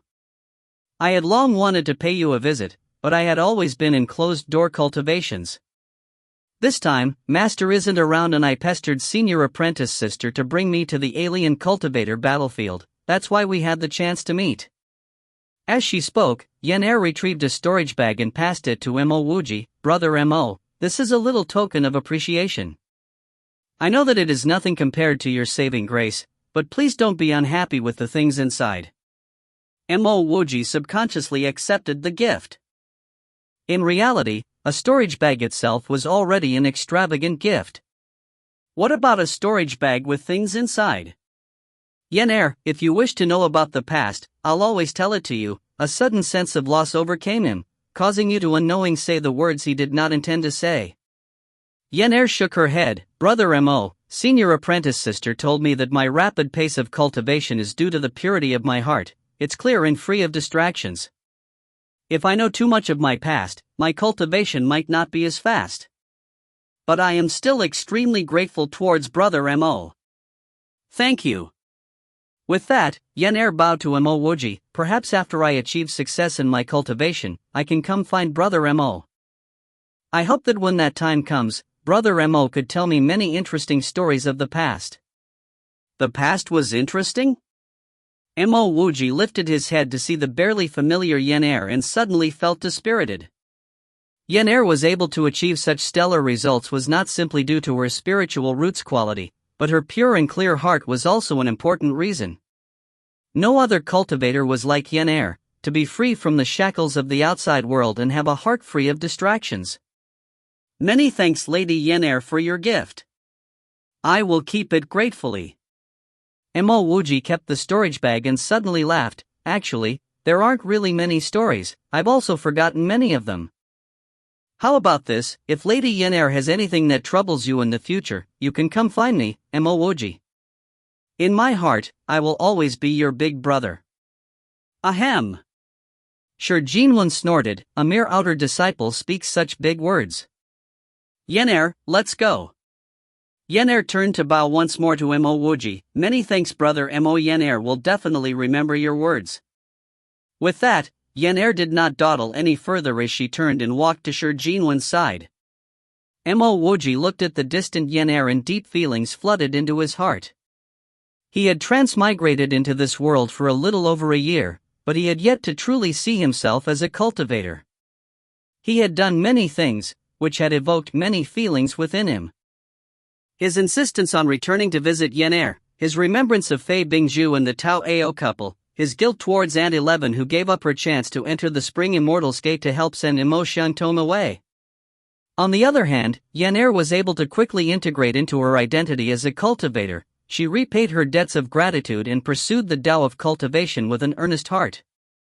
She did not waste her grand path because of these feelings, and she clearly separated her personal and business matters. Was this what he needed to do too? Mo Wuji shook his head. This was not necessary. He had his own path, and he will carve his own path. To him, things which had to be remembered, must be remembered. At this moment, a barefooted man with a sheathless long sword on his back landed at the front of the hall. This barefooted man swept his gaze across the hall. Mo Wuji suddenly felt as though a sword had ripped his clothes apart and his whole body was being examined. "Greetings, Elder Zhu." As soon as this barefooted man appeared, the disciples in the hall bowed and greeted him. The barefooted man nodded and quickly said, "This trip to the battlefield will be led in Elder Shi Jinwen from the Pill Pagoda.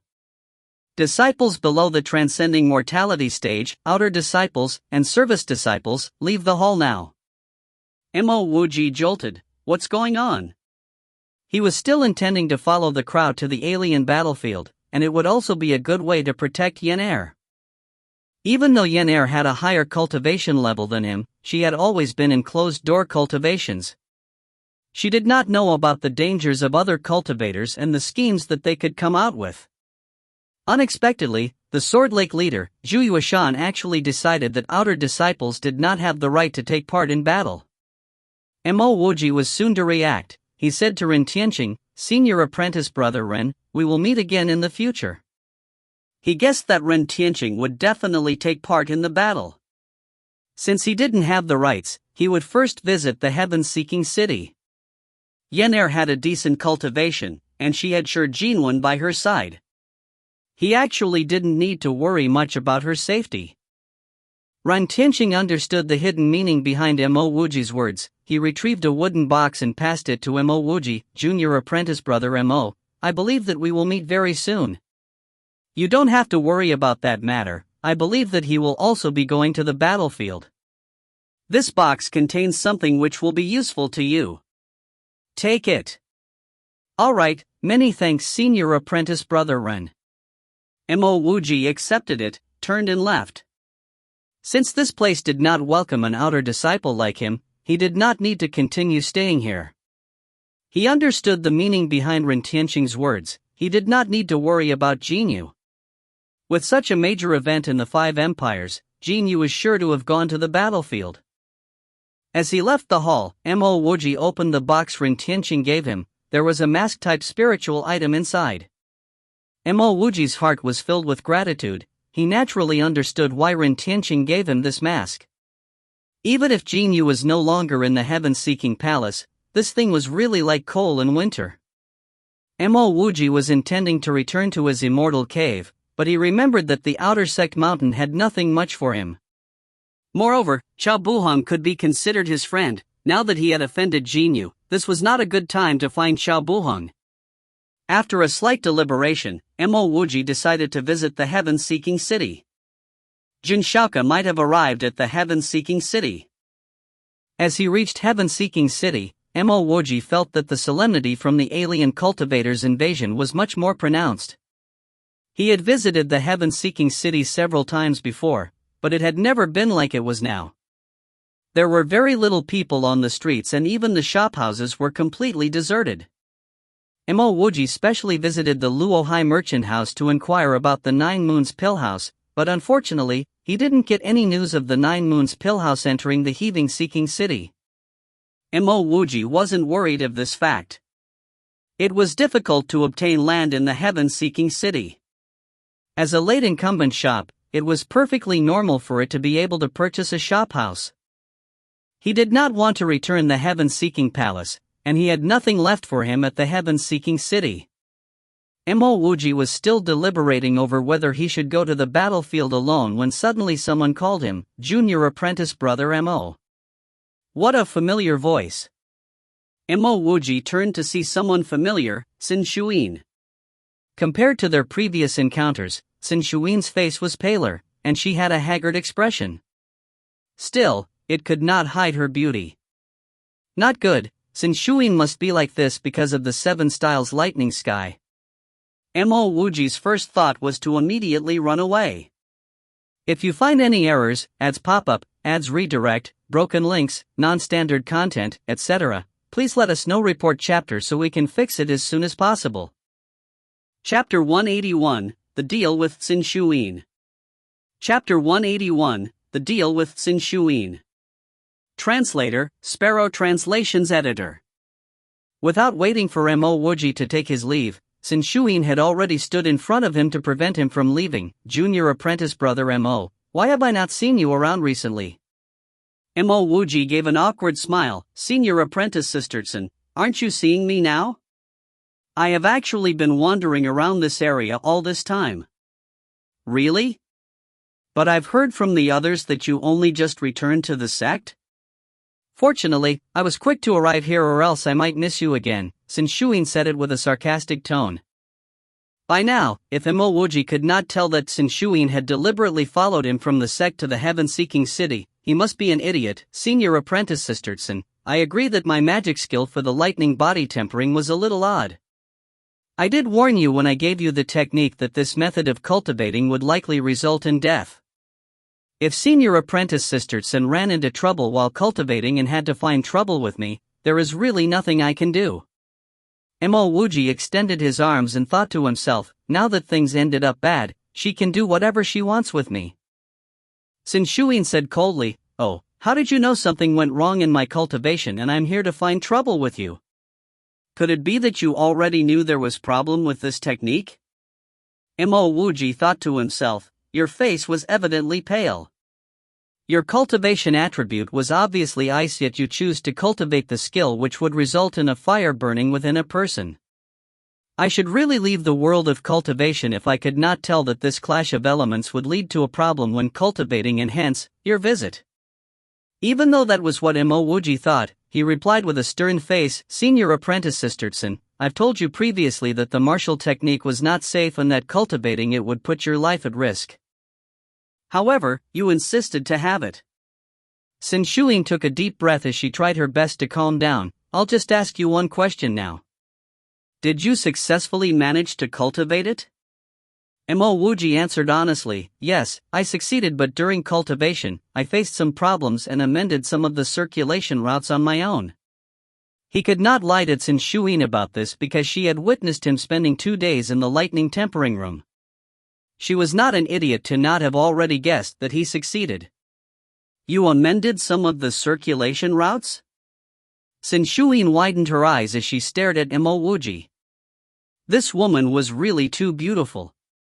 Seeing Xin Shuyin widened her eyes, Mo Wuji could not help but compliment her in his heart.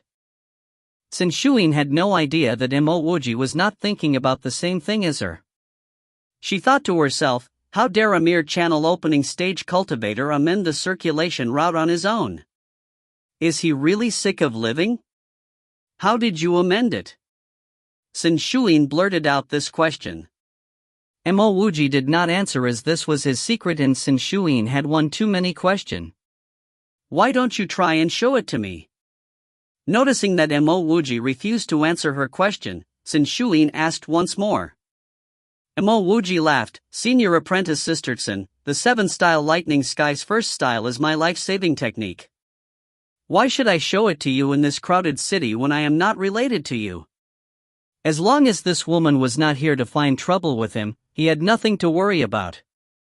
It was only after Mo Wuji's words that Qin Shuyin realized how unrelated the two of them were.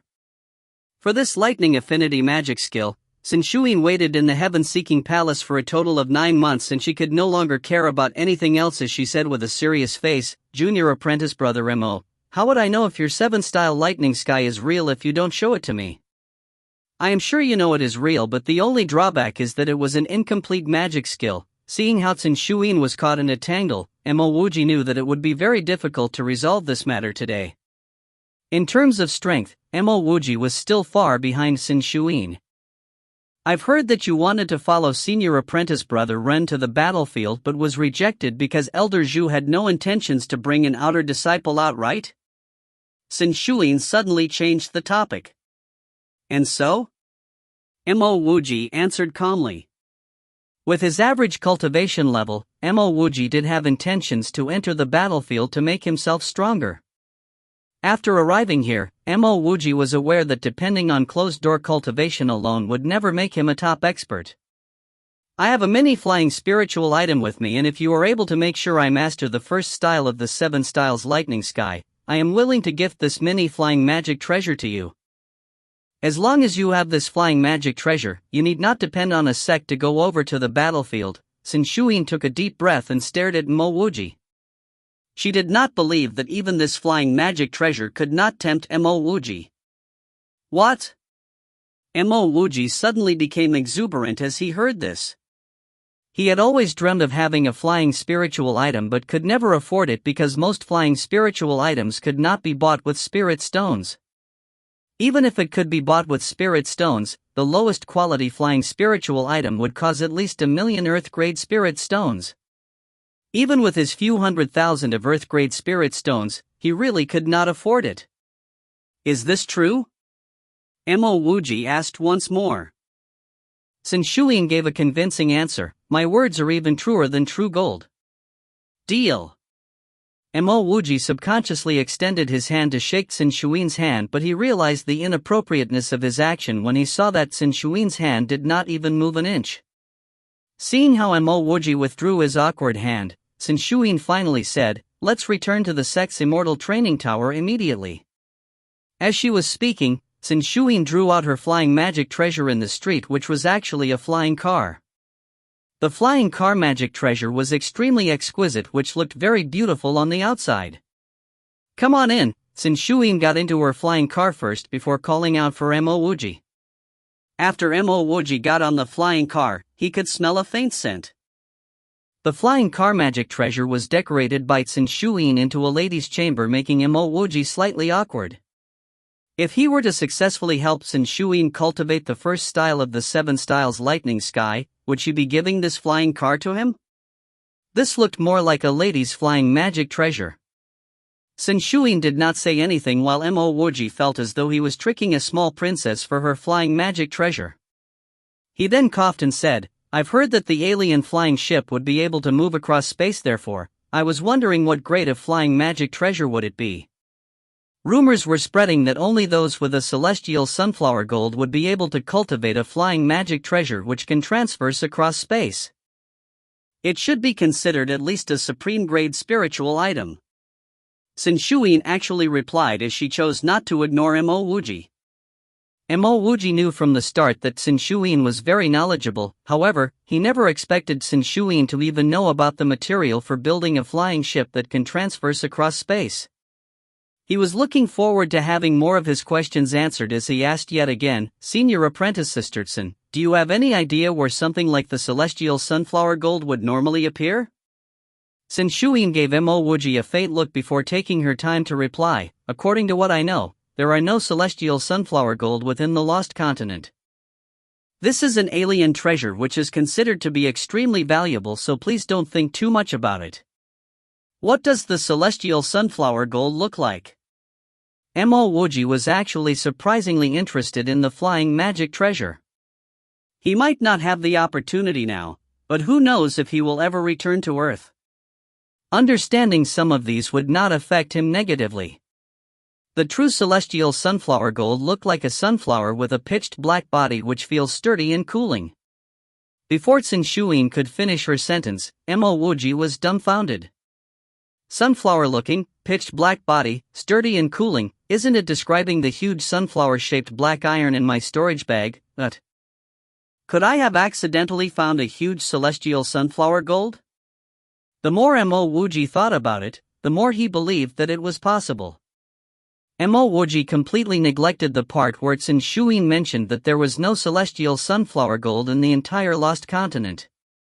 Let's not talk about how huge the lost continent was and focus on how it would even be impossible for normal people to search the entire lost sky ruins.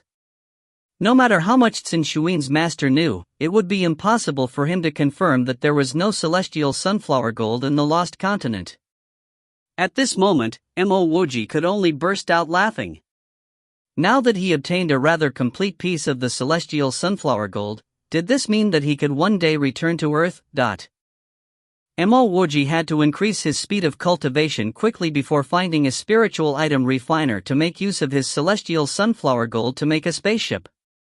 Mo Wuji was originally intending to pass his amended lightning flash cultivation technique to Qin Shuyin only when they returned to the sect. However, now that he found out from Qin Shuyin that he most possibly obtained a celestial sunflower gold, he was feeling exhilarated. Retrieving a pen and paper, Mo Wuji wrote out the lightning flash cultivation technique neatly and quickly before passing the paper to Qin Shuyin. Senior apprentice Sister Qin, this is my amended version of the first style of the 7 styles lightning sky. As to whether you will succeed in cultivating it, I am really not sure. Qin Shuyin grabbed the cultivation technique from Mo Wuji and after one glance, she stared suspiciously at Mo Wuji. Why do I feel that the back portion of your amended version of the first style of the 7 styles lightning sky is the same cultivation technique for spiritual circulation? Qin Shuyin had analyzed the incomplete first style of the 7 styles lightning sky countless of times, therefore, she could immediately tell which part was amended in one glance. Mo Wuji blushed because he only knew the. If he don't amend according to that technique, what else could he refer to? This was indeed the technique I used to cultivate, so if you choose not to believe, forget it. I will not want your flying magic treasure either. No need, I will follow this technique while I'm in the ice tempering room. You can alight now and wait for me outside the immortal training tower. Qin Shuyin stood up the moment she finished what she had to say. This was when Mo Wuji realized that the flying car had already arrived at the heaven-seeking palace. As he descended the flying car, he was so envious of her having a flying magic treasure. If he had a flying magic treasure back then, he would have avoided the clash with Jin Zhozhen and ultimately not start a feud with Jinyu. Seeing Qin Shuyin turned her back in a hurry, Mo Wuji suddenly mentioned, Senior apprentice Sister Qin, I know my words may sound ridiculous, but I would suggest you not use the intermediate grade ice tempering room to cultivate the technique I gave you. If you trust me, use the highest grade ice tempering room to cultivate. Mo Wuji was unsure if she heard his advice as her silhouette disappeared in a jiffy. Mo Wuji wanted to leave immediately but felt frustrated at the thought of Qin Shuyin's flying magic treasure. A flying magic treasure simply meant too much to him. Now that he was at Spirit Building Stage 4 with a lot of spirit stones with him, Mo Wuji decided to head towards the Immortal Training Tower for closed-door training too.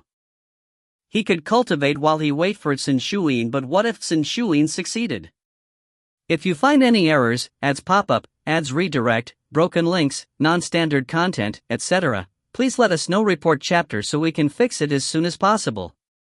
Chapter 182, Cultivating with all meridians open. Chapter 182, Cultivating with all meridians open. Translator, Sparrow Translations Editor. This time, Mo Wuji did not choose the lightning tempering room, but instead, the best spiritual energy tempering room. Heaven-Seeking Palace's best spiritual energy tempering room cost 10,000 earth spirit stones a day. Normally Yuan Dan stage cultivators would not even use this tempering room, because it was too expensive. Most closed-door cultivation would last for half a year to a year long, and no one had the financial ability to spend that much spirit stones. However, Mo Wuji did not care.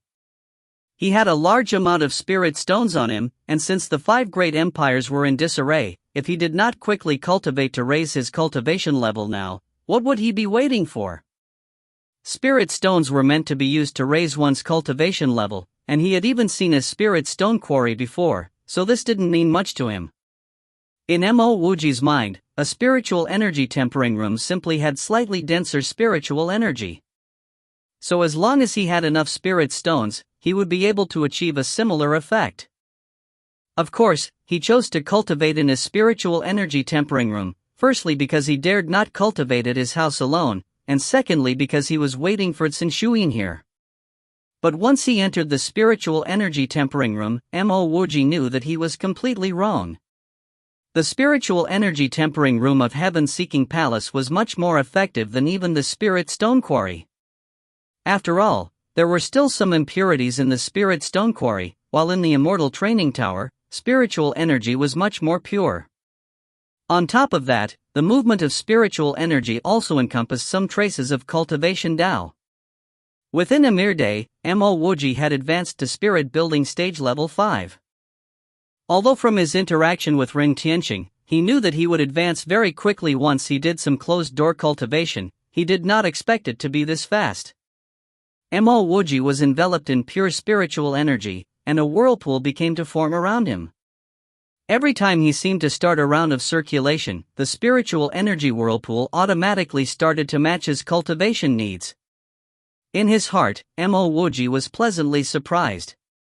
Even if it cost 100,000 earth spirit stones a day, he would feel that renting this room was worth it, much less if it cost 10,000. The immortal training tower was originally a training tower built on a spirit vein, so while Mo Wuji's cultivation level was low, his rate of absorbing spiritual energy was off the charts. Add on the fact that he chose the room with the densest spiritual energy, the spiritual energy in the air formed waves that rushed at him one by one. If a true God stage expert appeared at the immortal training tower, he would sense that the spiritual energy ripples were unusual. However, other than those who went to the front lines, only one or two were left holding the fort in the depths of Heaven-Seeking Palace. They would not appear unless something threatened the safety of the sect. The original plan was to cultivate for a few days before going to take a look at the ice tempering room, but in the end Mo Wuji used up half a month for cultivation. In the half a month, he had advanced from spirit building stage level 5 to the great circle of spirit building stage level 6. It was only a step away from spirit building stage level 7. But this step seemed ever so far away to Mo Wuji.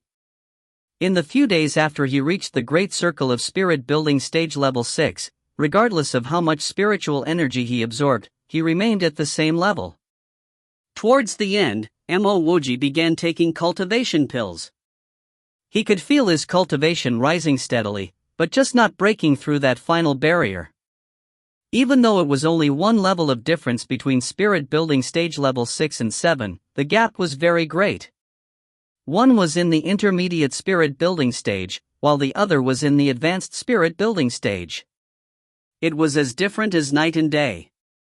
To Mo Wuji, at spirit building stage level 7 it might be possible for him to escape from transcending mortality stage experts. However, at level 6, it would be rather dangerous. He was about to go to the battlefield, so advancing to spirit building stage level 7 was a must. At this point, he grinded his teeth together, and retrieved a jade box, opening it to reveal a shiny spirit stone. Regardless whether other people used heaven-grade spirit stones to cultivate, he was determined to do so today in order to break through to spirit building stage level 7. If anyone found out that Mo Wuji was using a heaven-grade spirit stone to break through, they would probably vomit 3 liters of blood on the spot. Heaven-grade spirit stones were usually mined from an earth-grade spirit stone mine, and if only a couple could be found in the entire mine, it would be considered very good luck already. Using such a spirit stone to break through to stages beyond the earth realm, even for advancing from transcending mortality stage to Yuan Dan stage, was a luxury. But now, Mo Wuji wanted to use the heaven-grade spirit stone to advance to spirit building stage level 7. This was indeed a waste of resources. He always believed that no matter how good an item, if it was not used, then it wasn't something good at all. Since his strength had increased, he could go to search for heaven-grade spirit stones. Leaving one by his side and not bearing to use it to cultivate, if that led to his demise at the hands of an enemy, the heaven-grade spirit stone would just follow him to the grave. Because of this line of thought, Mo Wuji took out the heaven-grade spirit stone without hesitation. The spiritual energy in the spiritual energy tempering room was already at a frightening density, including some cultivation Tao in its midst. Once he took out the heaven-grade spirit stone, a sliver of consciousness even got added into the mix, and the cultivation Tao became even clearer than before. As Mo Wuji gripped the heaven-grade spirit stone tightly and began spiritual energy circulation, a river of pure spiritual energy directly gushed into every meridian of his. At this moment, all 100 of his meridians seemed to have spiritual energy raging within. Bang! Just one round of circulation later, the gap between spirit building stage level 6 and level 7 was breached, and Mo Wuji's strength instantly rose wildly. His original ability to absorb spiritual energy was already that strong, and once he took out the heaven-grade spirit stone, a chain reaction happened. A rich and pure spiritual energy fog totally surrounded Mo Wuji, and within the fog an even purer existence in the fog cleared the impurities within his meridians, at the same time rapidly raising his cultivation level.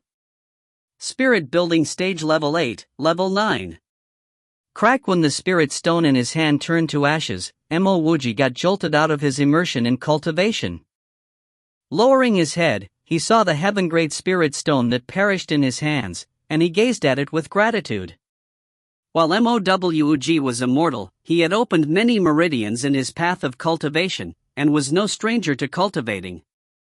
He had cultivated and placed almost devoid of spiritual energy, and also in a spirit stone quarry, so he was very clear what cultivation entailed.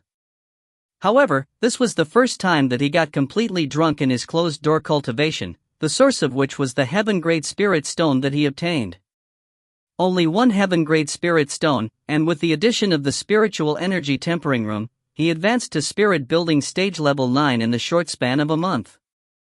But in his happiness there was a slight bit of worry. Just like a person that got used to a luxurious lifestyle, how would he get used to a more frugal lifestyle?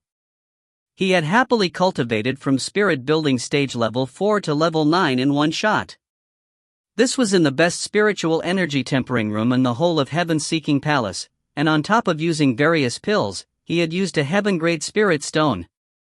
Because of the investment of all these resources, while he cultivated, almost all 100 of his meridians opened up to absorb spiritual energy. What would happen in the future then? There would no longer be such resources at his disposal, so how would he carry on with his life? Perhaps in the next few years, he would not be able to advance from spirit building stage level 9 to transcending mortality stage. No, he wanted to break through to the extreme mortal stage, so spirit building stage level 10 was a must. Thinking to this point, the excitement within Mo Wuji disappeared completely, and was replaced by sorrow. That's right, has Qin Shuyin successfully acquired the 7 styles lightning sky? After all, he had been in closed-door cultivation for quite a while. Mo Wuji quickly threw all thoughts of future advancement to a side, swept off the spirit stone dust from his body, and opened the doors of the spiritual energy tempering room. A total of 36 days, so the cost is 360,000 Earth-grade spirit stones. The middle-aged lady cashier of the Immortal Training Tower expressionlessly passed Mo Wuji's spirit stone card back to him. His mouth twitched a few times. 360,000 Earth-grade spirit stones were spent on his cultivation, but not only that, he had expended a heaven-grade spirit stone too. Taking over the spirit stone card the lady passed to him, Mo Wuji suddenly reminisced about the young lady that was previously there. If it were that young lady, even if he had spent all of his spirit stones, he would have cheered up just from hearing her voice. Please help me check if senior apprentice Sister Qin Shuyin has some out from closed-door cultivation. While Mo Wuji did not like her emotionless voice, he still had to find out about Qin Shuyin's status. Whether Qin Shuyin had successfully learnt the 7 styles lightning sky would affect if he got the flying magic treasure. However, the middle-aged woman acted as though she did not hear Mo Wuji's words, and kept her cold expression. With a sigh, Mo Wuji gave up. He knew that asking would be useless. Nothing beat checking things out himself, so he headed straight up to the ice tempering rooms, where the only high-tier ice tempering room was unoccupied. Mo Wuji went to the intermediate tier ice tempering rooms, and it was the same. None of them had slips inserted, which meant that Qin Shuyin was not inside either. Could it be that this woman learnt the 7 styles lightning sky and ran away? This was equally possible. After all, a flying magic treasure was not a simple item. Shaking his head, Mo Wuji was prepared to give up waiting for Qin Shuyin. Just as he was about to leave, he suddenly spotted a immortal training slip slotted inside the intermediate tier lightning tempering room that he previously used. Who was training their lightning affinity technique? Mo Wuji stopped on the spot. If someone knew a lightning affinity body tempering technique, there was no harm in making a trade with him. Otherwise Qin Shuyin would continue bugging him in the future. After an hour of waiting, the doors to the lightning tempering room suddenly burst open. A woman with a face full of black soot and a head of burnt, messy hair walked out. Senior Apprentice Sisterson. Mo Wuji looked at the Qin Shuyin before him in shock. If he was not thinking about Qin Shuyin, he might not have recognized her. The Qin Shuyin before him looked like she just climbed out of a soot pile. Even though she had changed her clothes, all her exposed skin was riddled with wounds. The originally heavenly-looking, demure young lady looked like an African refugee now. In a moment, Mo Wuji understood what was going on. Qin Shuyin entered the lightning tempering room to cultivate, so could it be that she had learnt the first style of the 7-style lightning sky? At this point, a sense of expectation rose up within Mo Wuji. Since Qin Shuyin had learned sudden lightning, wouldn't that mean that she would give him the flying magic treasure? Inside, Mo Wuji was very excited. While the flying carriage was decorated rather femininely, it was better than not having one at all. Once he obtained it, he would redecorate the interior completely. If you find any errors, ads pop up, ads redirect, broken links, non-standard content, etc., please let us know. Report chapter so we can fix it as soon as possible. Chapter 183, Mo Wuji's Pride. Chapter 183, Mo Wuji's Pride. Translator, Sparrow Translations Editor. Ah, Junior Apprentice Brother Mo. Qin Shuyin saw Mo Wuji standing by the door and an awkward expression appeared on her face. Mo Wuji chuckled as he clasped his fists. Congratulations, Senior Apprentice Sisterson, I believe you should have already learnt Lightning Flash? Qin Shuyin became more embarrassed. She had indeed learned Lightning Flash. She had a perfectly good reason as to why she didn't find Mo Wuji. It wasn't because Mo Wuji was behind closed doors and she couldn't find him, nor was it because she was unwilling to let go of her flying magic treasure. Instead, it was because she was overly obsessed in her cultivation of sudden lightning. On the first day she learnt Lightning Flash, she immediately went to the elementary grade lightning tempering room. It was exactly as Mo Wuji said, Lightning Flash wasn't simply a lightning-based attack, but also a magic skill which could absorb lightning essence. In a short half a month, she upgraded from the elementary grade to intermediate grade lightning tempering room. Even though she was not fully adapted to the intermediate grade lightning tempering room, due to her higher cultivation and her unique ice affinity spiritual roots, she was able to barely sustain her training. In her obsession, she even forgot what her name was. Naturally, her deal with Mo Wuji was chucked into a deep corner of her mind. When she saw Mo Wuji waiting for her at the door, she thought that Mo Wuji had located her and had specially come to ask for the flying magic treasure. Qin Shuyin hurriedly retrieved her flying magic treasure. Even though she was a little reluctant, she still passed the flying magic treasure to Mo Wuji. Junior Apprentice Brother Mo, this is a pretty good spiritual item. I only managed to refine this spiritual item under the help of my master. If you are unable to use it, you can wait till you cultivate to Yuan Dan stage. As Qin Shuyin said this, she subconsciously paused and a hand unknowingly returned to her side. Mo Wuji was clearly someone with low talent. Would he even be able to advance into the Yuan Dan stage in his lifetime? A cultivator who could not advance into the Yuan Dan stage, possessing a flying spiritual item, this was simply wasting it. Even without the need for Qin Shuyin to explain, Mo Wuji knew what a flying spiritual item was. Previously, the flying ship he returned in with Rin Tianxing was a flying spiritual item activated by Rin Tianxing. A month ago, he had also seen Rin Tianxing utilize a flying spiritual item. Don't underestimate Xin Shuin's flying car because it was small and exquisite. Once it was activated, it was as good as a solid Lincoln. 1. However, now that Xin Shuin took the flying car back, Mo Wuji couldn't simply take it from her hands. Right, I have to thank junior apprentice brother Mo. If you didn't remind me to go the advanced grade ice tempering room to cultivate the 7 styles lightning sky, I would probably have died. I only became more impressed at how junior apprentice brother Mo was able to create this amazing lightning skill. It's simply shocking. As Xin Shuin recalled the danger when she first cultivated the 7 styles lightning sky, she could not help but tremble. Mo Wuji said that there would be dangers, and there truly were dangers. Even in the advanced grade ice tempering room, that horrifying fire almost burnt all the organs in her body.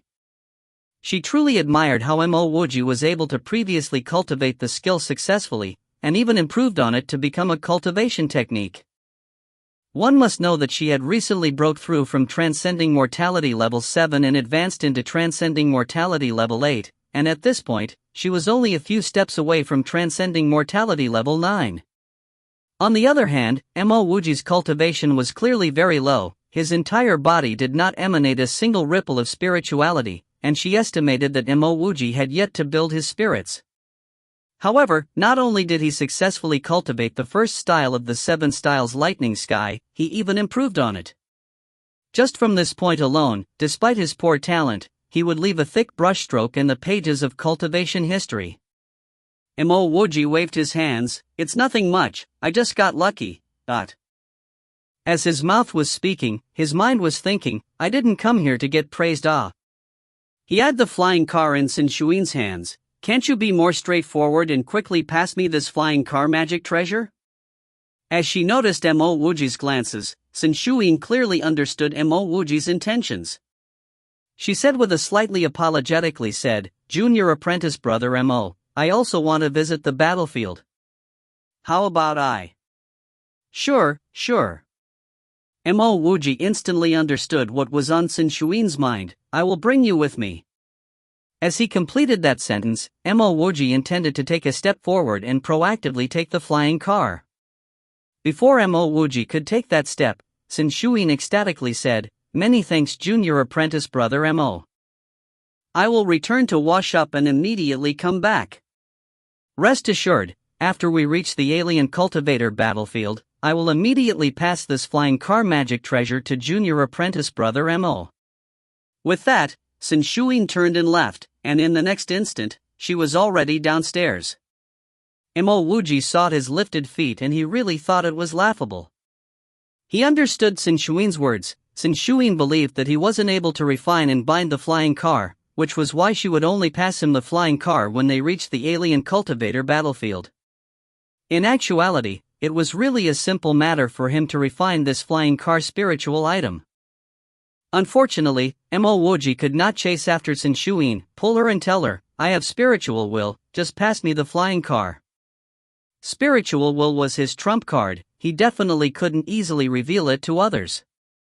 Mo Wuji walked back to the first floor of the Immortal Training Tower dispiritedly. He hoped that the battlefield wasn't very far away, then he would be able to reach there quickly and get Xin Shuin to pass him the flying car. Then he can finally tell her, bye-bye. Because of the alien flying ship, the Heaven-Seeking Palace's Immortal Training Tower looked a little desolate. Mo Wuji waited at the entrance for quite some time but he did not see anyone else. Mo Wuji roughly estimated that Xin Shuin should be returning soon, but at this moment, a tall man walked out from the Immortal Training Tower. This man had a sinister expression in his eyes, and his entire body was wrapped in thick spirituality. It looked like he had just broke through the Transcending Mortality stage. Dong Mingzi, the moment Mo Wuji saw this man, his eyes subconsciously twitched and a killing intent rose in his heart. This was the second time he saw this fella, Dong Luan's brother, Dong Mingzi. He also came from the Supreme Sword City, and the family clan that Mo Wuji had a deep-rooted hatred for.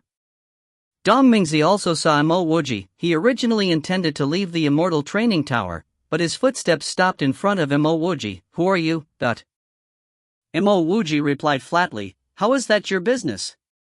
Dong Mingzi's sinister eyes flashed with coldness as he spoke in an icy cold tone. "At first, there wasn't any business, but now there is. When you first saw me, there was a trace of killing intent in your eyes." Mo Wuji's heart started pounding. This B***** actually saw it so clearly. He did indeed express killing intent for a brief moment, but this fella actually caught that quick flash. "Ha ha. Mo Wuji chortled, I don't even know you. If you want to find an excuse to deal with me, don't use such exaggerated ones." Dong Mingzi's sinister gaze swept Mo Wuji's entire body. "Tell me where you come from. Otherwise, the moment you leave the heaven-seeking palace, I won't even allow you to live for half an instance." Mo Wuji was infuriated. He had yet to find the Supreme Sword City, but this little kid from the Supreme Sword City found him instead. Mo Wuji estimated that this fella had just advanced into the Yuan Dan stage, but it was not as though he had never killed a Yuan Dan stage cultivator before. It was not something impressive. "What if we live more in half an incense?" A clear cold voice could be heard. Mo Wuji could easily recognize it to be Tsin Shuin's. From the way Tsin Shuin spoke to Dong Mingzi, Mo Wuji could tell how courteous and gentle she was when she spoke to him. Tsin Shuin had regained her look of absolute beauty. Even though there were scars in her hair, she did not look as haggard as before. Junior apprentice Sister Tsin. Dong Mingzi had also seen Tsin Shuin and he hastily clasped his fists. In the heaven-seeking palace, there was no one who didn't know Tsin Shuin. She was simply too gorgeous. He was a mere inner disciple of the Tao Gate. In terms of status, his grade wasn't simply one step lower than Tsin Shuin. She was a direct disciple, albeit in the Sword Lake or the heaven-seeking palace. She was a far higher existence. If not for the fact that he just advanced into the Yuan Dan stage, he would not have qualified to stand in front of Tsin Shuin. In the Tao Gate, there were countless other inner disciples like him. On the other hand, not only was Tsin Shuin a direct disciple, she was in existence within the top 50 of the heaven-seeking staircase. "Senior apprentice Sister Tsin, let's go. For no reason, I got bitten and I can't bite back. Staying here really makes me unhappy." Seeing how Tsin Shuin's words intimidate Dong Mingzi, Mo Wuji naturally wouldn't hesitate to throw one more stab in. How could Dong Mingzi be unable to make sense of Mo Wuji's words? Mo Wuji had likened him to a mad dog who randomly bit people. However, he could only laugh towards Tsin Shuin. "Junior apprentice Sister Shuin, I was merely joking with this junior apprentice brother." Tsin Shuin did not respond. She only nodded to Mo Wuji and activated her flying car magic treasure. "Junior apprentice brother Mo, hop on." Naturally, Mo Wuji did not have anything further to say to Dong Mingzi. Dong Mingzi's advancement into the Yuan Dan only motivated him to improve himself and his cultivation. As he thought about how he used his heaven-grade spirit stone, Mo Wuji became extremely vexed. In the future, what would he depend on? Seeing Tsin Shuin's car fly out of the heaven-seeking palace, Dong Mingzi's expression turned sinisterly cold. He was helpless against Tsin Shuin, but he would remember Mo Wuji that aunt. "Junior apprentice brother Mo, you developed the lightning flash based on your cultivation technique. Can I ask what's your cultivation technique?" As they sat in the driving car, Tsin Shuin could not resist the urge to ask this burning question. She was truly curious about the phenomenal cultivation technique which Mo Wuji practices, to think it could even improve the 7 styles lightning sky. Even though the cultivation of the first style was a little terrifying, it still succeeded. Initially, she understood that asking such a question wasn't polite. After all, a cultivation technique was an individual's secret. But as she continued to cultivate Mo Wuji's 7 styles lightning sky, she became increasingly curious of Mo Wuji's technique. The moment he heard Tsin Shuin asking about his cultivation technique, Mo Wuji was instantly enlivened. The thing he was most proud of actually wasn't the great creation of meridian cultivation, but his successful cultivation of the immortal mortal technique. I practice the immortal mortal technique, Mo Wuji replied with a hint of pride. He was truly proud of himself. Others couldn't cultivate the immortal mortal technique. But with his open meridians and the immortal mortal technique's circulation technique, he was able to step on a completely new path of cultivation. Ah! Sin Shuin's big beautiful eyes stared at Mo Wuji. After some time, she stammered, immortal mortal technique? 1. Lincoln is a brand of motor cars. Check it out. http://www.lincoln.com. Just kidding, it's just another random car brand. If you find any errors, ads pop up, ads redirect, broken links, non-standard content, etc., please let us know. Report chapter so we can fix it as soon as possible. Chapter 184, Alliances Contribution Points. Chapter 184, Alliances Contribution Points. Translator, Sparrow_editor, Sparrow_. That's right. It is the immortal mortal technique, Mo Wuji said with a lot of conviction. He had no reason to hide because this technique was already being sold all over the streets. Only after a long while, Sin Shuin garnered her courage to ask, Junior apprentice brother Mo, are you referring to the basics of cultivation? Mo Wuji replied feeling slightly awkward, I guess you can say so, but there is another name for this technique called the immortal mortal technique. Sin Shuin rolled her eyes at Mo Wuji, what do you mean by I guess you can say so? Immortal mortal technique is the basics of cultivation. It was only named as immortal mortal technique for better sales. From this, she was even more confident that Mo Wuji was only at channel opening stage because the immortal mortal technique was only for basic cultivation and did not include techniques to build spiritual walls. Mo Wuji naturally didn't know what was on Sin Shuin's mind. He had no mentor and had minimal knowledge about spirit building. He only managed to successfully break into the spirit building stage after he opened his 100th meridian and advanced into channel opening stage level 12. He built his spirit without chasing after any spiritual walls because all he formed was surges after surges of spiritual waves. After building his spirit, Mo Wuji continued to cultivate his circulation routes according to the immortal mortal technique all the way till he reached spirit building stage level 9. Up till now, he had not faced any cultivation bottleneck. In fact, after he advanced past the channel opening stage, he didn't face any bottleneck at all. I don't think that junior apprentice brother Mo would be lacking in spirit stones to purchase the other techniques, right? Why are you cultivating based on immortal grade basics of cultivation? Sin Shuin still had some doubts about Mo Wuji. If you take into consideration the amount of time that Mo Wuji spent at the lightning tempering room, one could tell that Mo Wuji was not that poor to not be able to afford a proper cultivation technique manual. Furthermore, if he really couldn't afford, he could use the Heaven-Seeking Palace's contribution points to purchase the manual at a very low price. One could safely say that as long as you're a disciple of the Heaven-Seeking Palace, you would be able to afford the Heaven-Seeking Palace's cultivation technique manual. Mo Wuji said honestly, Senior Apprentice Sisterson, I was really lacking in spirit stones back when I purchased this manual. In other words, I couldn't afford it. After I've earned enough spirit stones, I eventually realized that this immortal mortal technique is rather decent, hence, I did not bother replacing it. Sin Shuin's face grew serious as she said, I advise Junior Apprentice Mo to replace it for a better cultivation technique manual if you have the opportunity. She initially wanted to advise Mo Wuji to not address the basics of cultivation as immortal mortal technique anymore, but she forcefully swallowed her words when she recalled how she wasn't close to Mo Wuji at all. Additionally, she had long gave up on the idea that Mo Wuji would be able to create the second style of the 7 styles lightning sky and ultimately exchanged it with her. It was probably due to a huge stroke of luck that Mo Wuji was able to cultivate the lightning flash based on the immortal mortal technique.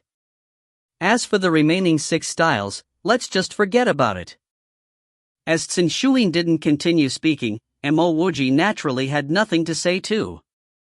There was still quite a bit of distance between the Heaven-Seeking Palace and the front line of the battlefield, therefore, it would be a waste of time for them to just sit there staring at each other. Mo Wuji took the initiative to ask, "Senior Apprentice Sisterson, since we could divide this flying magic treasure, why don't I carry on with my closed-door cultivation for now?" "Of course. Please carry on with your closed-door cultivation, I will inform you when we arrive," Sin Shuyin replied almost instantly as she was very impressed by Mo Wuji's diligence. Even though Mo Wuji had an average cultivation level, his level of diligence was really incomparable. After saying her piece, Sin Shuyin pressed a button on the flying car and the whole car was immediately divided into two. Sin Shuyin pointed to the entrance of the other half as she said, "Junior apprentice brother Mo, please go ahead. We will probably reach the battlefield in about slightly more than a month's time." "Many thanks then," Mo Wuji expressed his gratitude. Now that he was even more thirsty than ever for power, idling for a month's time would definitely not be something he would even consider doing. When he was finally alone in a small room, Mo Wuji took out a bunch of spirit stones and immediately sat on it. Mo Wuji was aware of his own state of cultivation and knew that normal spiritual energy would not be of much help for his cultivation. In about 10 breaths' time, the spiritual energy around Mo Wuji formed a spiritual whirlpool as it started to engulf every single one of his meridians. Sin Shuyin stared astonishingly at Mo Wuji's cultivation room as she could clearly feel the surge of spiritual energy overflowing the room. Didn't this Mo Wuji have poor aptitude?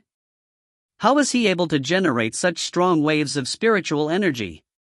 In actuality, such waves of spiritual energy were considered nothing incredible for Mo Wuji. Even so, in just a few days' time, Mo Wuji exhausted every single spirit stones he took out into fine powder. This proved how insane Mo Wuji's rate of absorbing the spiritual energy was. The pity was that Mo Wuji was still stuck at spirit building stage level 9 and was unable to break into the intermediate stage of level 9. Mo Wuji felt helpless as he predicted that after experiencing the dense concentration of spiritual energy in the spiritual tempering room as well as the heaven-grade spirit stone, it would be much harder for him to advance further in the future. This certainly seemed like the case now. He did not wish to resign to this fate as he took out yet another pile of spirit stones. Half a month later, this pile of spirit stones disintegrated into fine powder yet again as Mo Wuji was still a distance away from intermediate stage of the spirit building stage level 9. The slightly disappointed Mo Wuji did not continue cultivating even though he was still progressing. To Mo Wuji, this way of cultivating was far too slow and he wasn't feeling carefree at all. Even without the spirit tempering room or the heaven-grade spirit stones, a spirit stone quarry should do just fine. Very quickly, Mo Wuji shook his head as he knew he was thinking too much.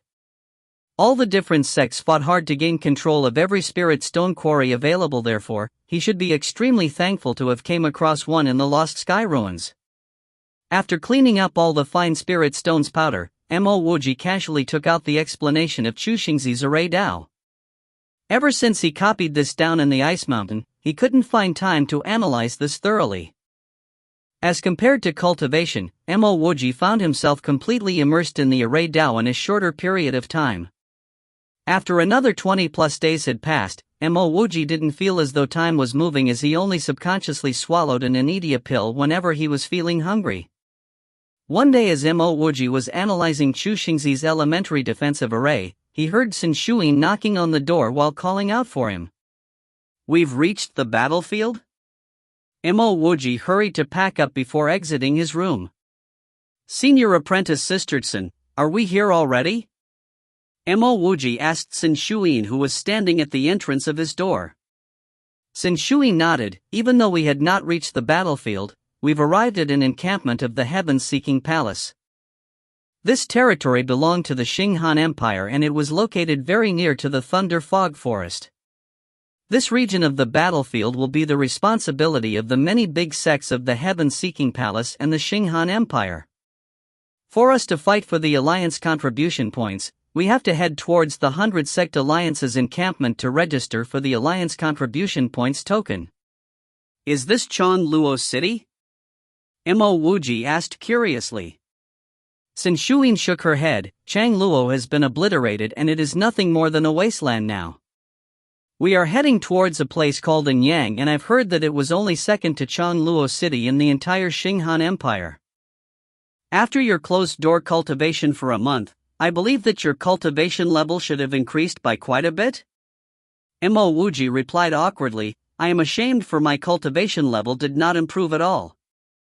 Xin Shuin's heart felt sorry for Mo Wuji because she knew that with such poor aptitude, there was going to be a limit to how much he could achieve through hard work. Mo Wuji must have exhausted a lot of spirit stones without being able to make the full use of it. What a pity! If a person with top-grade spiritual roots was as diligent as Mo Wuji, he would have surpassed majority of the heaven-seeking palace's inner disciples. Senior Apprentice Sisterson, what is the Alliance Contribution Points token all about?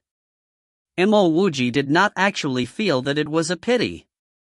To fight against the alien cultivators, all the sects in the 5 big empires including the heaven-seeking palace collaborated to form the 100-Sect Alliance. Of course, the 100-Sect Alliance was not limited to just 100 sections. Any cultivator in the 5 big empires could register to fight against the alien cultivators for the 100-Sect Alliance. One would earn contribution points for every alien cultivator that he killed. The contribution points would be recorded in each person's identity jade token, in which the cultivator would be able to use the contribution points to ultimately exchange for all sorts of treasure at the 100-Sect Alliance. Furthermore, cultivators could exchange for a wide variety of treasures at any of the big sects including the heaven-seeking palace, Xin Shui explained. Mo Wuji was momentarily startled as he did not expect here to have the contribution points system. His intention of coming here was solely to train and then find ways to advance into the next realm. It would be perfect if he could train and earn contribution points simultaneously. But Senior Apprentice Sisterson, how does the 100-Sect Alliance track how many alien cultivators we kill? And how do they calculate how much contribution points to award? Mo Wuji asked. Xin Shuin answered, these jade tokens were cultivated by true God stage experts to record the contribution points. I've heard that the points will be allocated according to the state of the soul imprint. The moment you kill an alien cultivator, the information of the soul imprint from the dying alien cultivator would be recorded by the identity jade token, which would then display the contribution points awarded. The stronger the opponent that you've killed, the stronger the soul imprint, and hence, the higher the contribution points awarded. Mo Wuji dusted his hand and thought to himself, what a great place. To advance, he would need to use the best spirit tempering room in the heaven-seeking palace, and to use the best tempering room without paying with spirit stones, he needed contribution points. Seeing how eager Mo Wuji was to try, Xin Shuin forcefully managed to control her laughter. Does he really think it is easy to kill an alien cultivator and earn contribution points? If it was that easy, the 5 big empires would not have ended up in such a mess. The moment the flying car landed in Anyang City, 2 cultivators came over to question them. As the 2 cultivators saw Xin Shuin's gorgeous face, they almost forgot their purpose there. Xin Shuin took out her jade token and asked, Heaven-seeking Palace's disciple reporting. May I know where is the Alliance's encampment?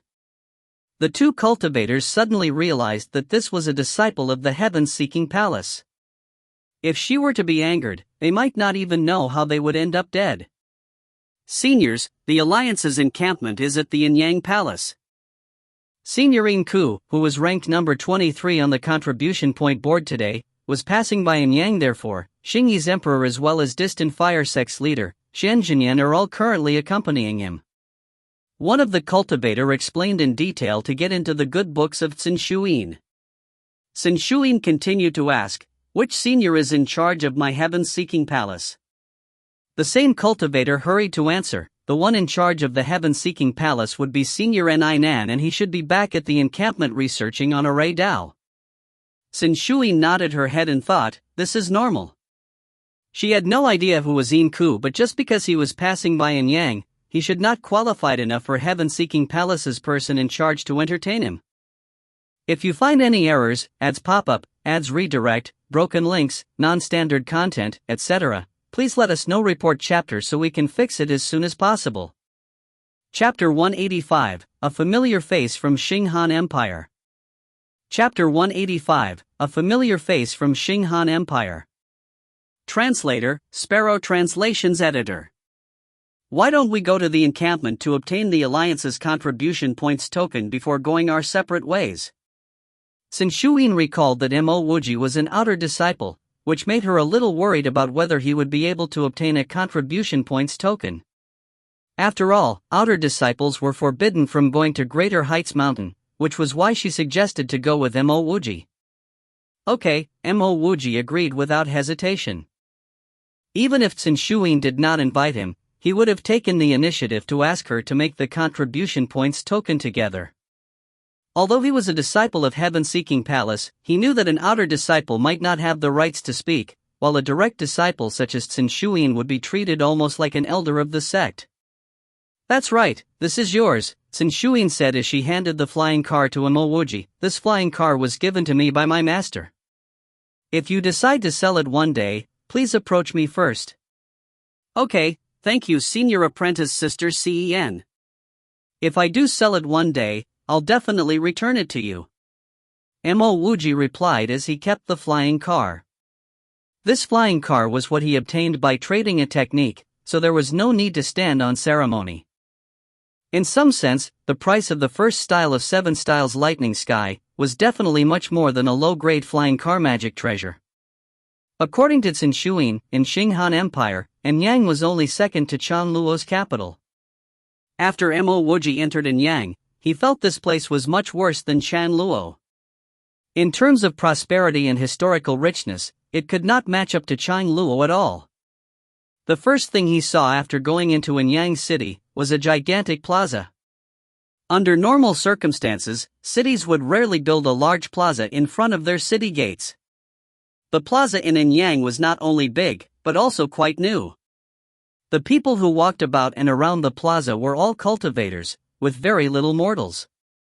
Right in the center of the plaza, 2 large stone slabs were erected. The foundation stone of the left stone slab had 100 Sect Alliance contribution ranking written on it. The stone slab was full of names, and subconsciously Mo Wuji's gaze landed on number 1, a man called Shi Yishuan, who had 12,251 points written behind his name. The person in second place was someone Mo Wuji knew, Feng Luojian, with 9,921 points. He seemingly saw this name on Heaven-Seeking Palace's Heaven-Seeking Staircase ranking before, possibly also at second place. In third place was also another person Mo Wuji knew, Go Zihan, with 8,672 points. This guy was first place for Heaven-Seeking Palace's Heaven-Seeking Staircase, but yet relegated to third place here. Where was this Shi Yishuan from? If he was from Heaven-Seeking Palace, why hadn't he seen this guy at the Heaven-Seeking Staircase before? I know this Shi Yishuan, he's the legacy disciple of Han Yang Empire's Great Evolution sect. Back then Heaven-Seeking Palace even invited him to join us, but he declined, saying that Heaven-Seeking Palace had nothing to teach him, so there was no reason to join us. Sin Shuyin sighed as she saw the rankings. Perhaps she thought that Shi Yishuan had some ability to back up his arrogance. Who cared if he didn't join Heaven-Seeking Pace, he was still number 1 on the 100 Sect Alliance's rankings. Seems like this Great Evolution sect is rather impressive, Mo Wuji added on. Sin Shuyin explained, all of the genius disciples in the 5 great empires will definitely join the Heaven-Seeking Palace. But one sect is the exception, the Great Evolution sect. It is rumored that the Great Evolution sect had about the same amount of true God stage experts as Heaven-Seeking sect. I'm not sure if that's true or not. In his mind, Mo Wuji thought that this was probably true. It couldn't have been a coincidence that Shi Yishuan became first place, even surpassing second place by that many points. His gaze shifted to the stone slab on the right, which had 5 great empires sects contribution ranking written on its foundation stone. When Mo Wuji saw this contribution ranking, he was sure that Heaven-Seeking Palace would take first place. But he was shocked to see that it was Great Evolution sect instead, not Heaven-Seeking Palace. Heaven-Seeking Palace only placed second. This Great Evolution sect seems to be quite good. To be able to dominate both rankings to obtain first place. Naturally, Qin Shuyin could hear Mo Wuji's soft gasp, and said, "The Great Evolution sect is perhaps the next strongest sect after Heaven-Seeking Palace, but it would take much more than that to overtake us." The only reason why they were ranked first was because for the initial period, Heaven-Seeking Palace did not send out more legacy and inner disciples. Within a month, this ranking will change. However, Mo Wuji did not fully believe her, but he did not openly oppose Qin Shuyin on the spot. After all, he was a member of Heaven-Seeking Palace, so how could he badmouth his own sect? Senior Apprentice Sister Qin, how are the contribution points calculated? Over 10,000 contribution points. Did he kill that many alien cultivators? Mo Wuji casually asked. With a nod, Qin Shuyin replied, "After that alien cultivators set up camp in the Five Great Empire, there have been countless flying ships sending people over, and I even heard that there was a transfer array being built too. I think there should be even more people of the Five Great Empires that have died." Upon hearing that, Mo Wuji became solemn. In his quest for contribution points, he might turn into other people's contribution points. "May I inquire if both of you are immortal masters from Heaven-Seeking Palace?" Just as Mo Wuji and Qin Shuyin were still looking at the contribution points rankings, a middle-aged man wearing red official clothes approached them, asking in a courteous manner. Qin Shuyin answered, "Yes, we're disciples from Heaven-Seeking Palace. Thank you for coming to Xinghan Empire. Our king of Xinghan is holding a banquet for all immortal masters. Once we knew that immortal masters from Heaven-Seeking Palace were coming, I was sent to invite the both of you." The red-clothed man was an ordinary mortal, and spoke with great deference. Nodding her head, Qin Shuyin said, "Please lead the way." While she was a cold person, she was not someone who did not know how the world worked. The king of Xinghan Empire was a good leader of an empire, and she possibly had to frequent this area in the future, so giving this much face was required. Mo Wuji naturally did not say much. He only wanted to apply for an identity token after Qin Shuyin did, in order to accumulate contribution points. After the two of them followed this red-clothed official across the plaza, they then walked through a wide bluestone path, before finally reaching a grand hall. Even though this was only Xinghan Empire's temporary palace, compared to Chengyu State's palace, it was much more majestic. "Both immortal masters, please enter." After the red-clothed official ushered Mo Wuji and Qin Shuyin to the hall's door, he bowed and gestured for them to enter. Qin Shuyin entered without hesitation. As a legacy disciple of Heaven-Seeking Palace, wherever she went, being treated with the highest regard was the norm, and she had become accustomed to it already. Both sides of the hall were seated full of people, and in front of everyone there was a table of food. "Ha, genius disciples of Heaven-Seeking Palace, welcome to the Xinghan Empire Alliance encampment." A hearty laugh echoed through the hall, following which, Mo Wuji saw a yellow-robed muscular man stand up at the end of the hall. As Mo Wuji thought to himself, "This must be the king of Xinghan Empire." Qin Shuyin had already bowed respectfully to greet him. Heaven-Seeking Palace disciple Qin Shuyin pays her respect to the king. This act gave the king a shock. Logically speaking, a disciple of Heaven-Seeking Palace should greatly lack any form of etiquette. The normal practice was for a disciple to automatically report which Dao and what kind of disciple of Heaven-Seeking Palace one was upon being asked. However, Qin Shuyin actually just said that she was a disciple of Heaven-Seeking Palace, which seemed to be rather rude. Thankfully, the king already knew who she was. This was one of the most beautiful women of the Five Great Empires, and a legacy disciple of Heaven-Seeking Palace's Sword Lake. She was a frightening existence. Mo Wuji followed suit. Heaven-Seeking Palace's Mo Wuji pays his respects to the king. Just as he finished his sentence, his gaze fell on one person. In the whole hall of people, he actually recognized one of them.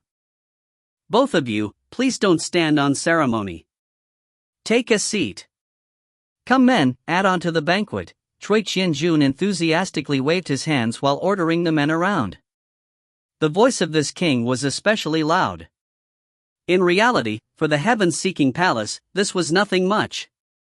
As for Qin Shuyin and Mo Wuji's simplistic introductions, he dared not voice any opinions on that either. 2 tables were quickly added, and their positions were very close to the front, seemingly within the top 3. As one could observe, heaven-seeking palace was held in high regard. Sin Shuyin was about to ask about Nan, heaven-seeking palaces in charge of this area, but she saw Mo Wuji walking straight to one of the seats at the back. "My king, we meet again." Mo Wuji chuckled as he stood in front of an unenergetic man. As the man saw Mo Wuji walk over, it was like he saw a ghost. Actually, once Mo Wuji set foot in the hall, his disposition was as such.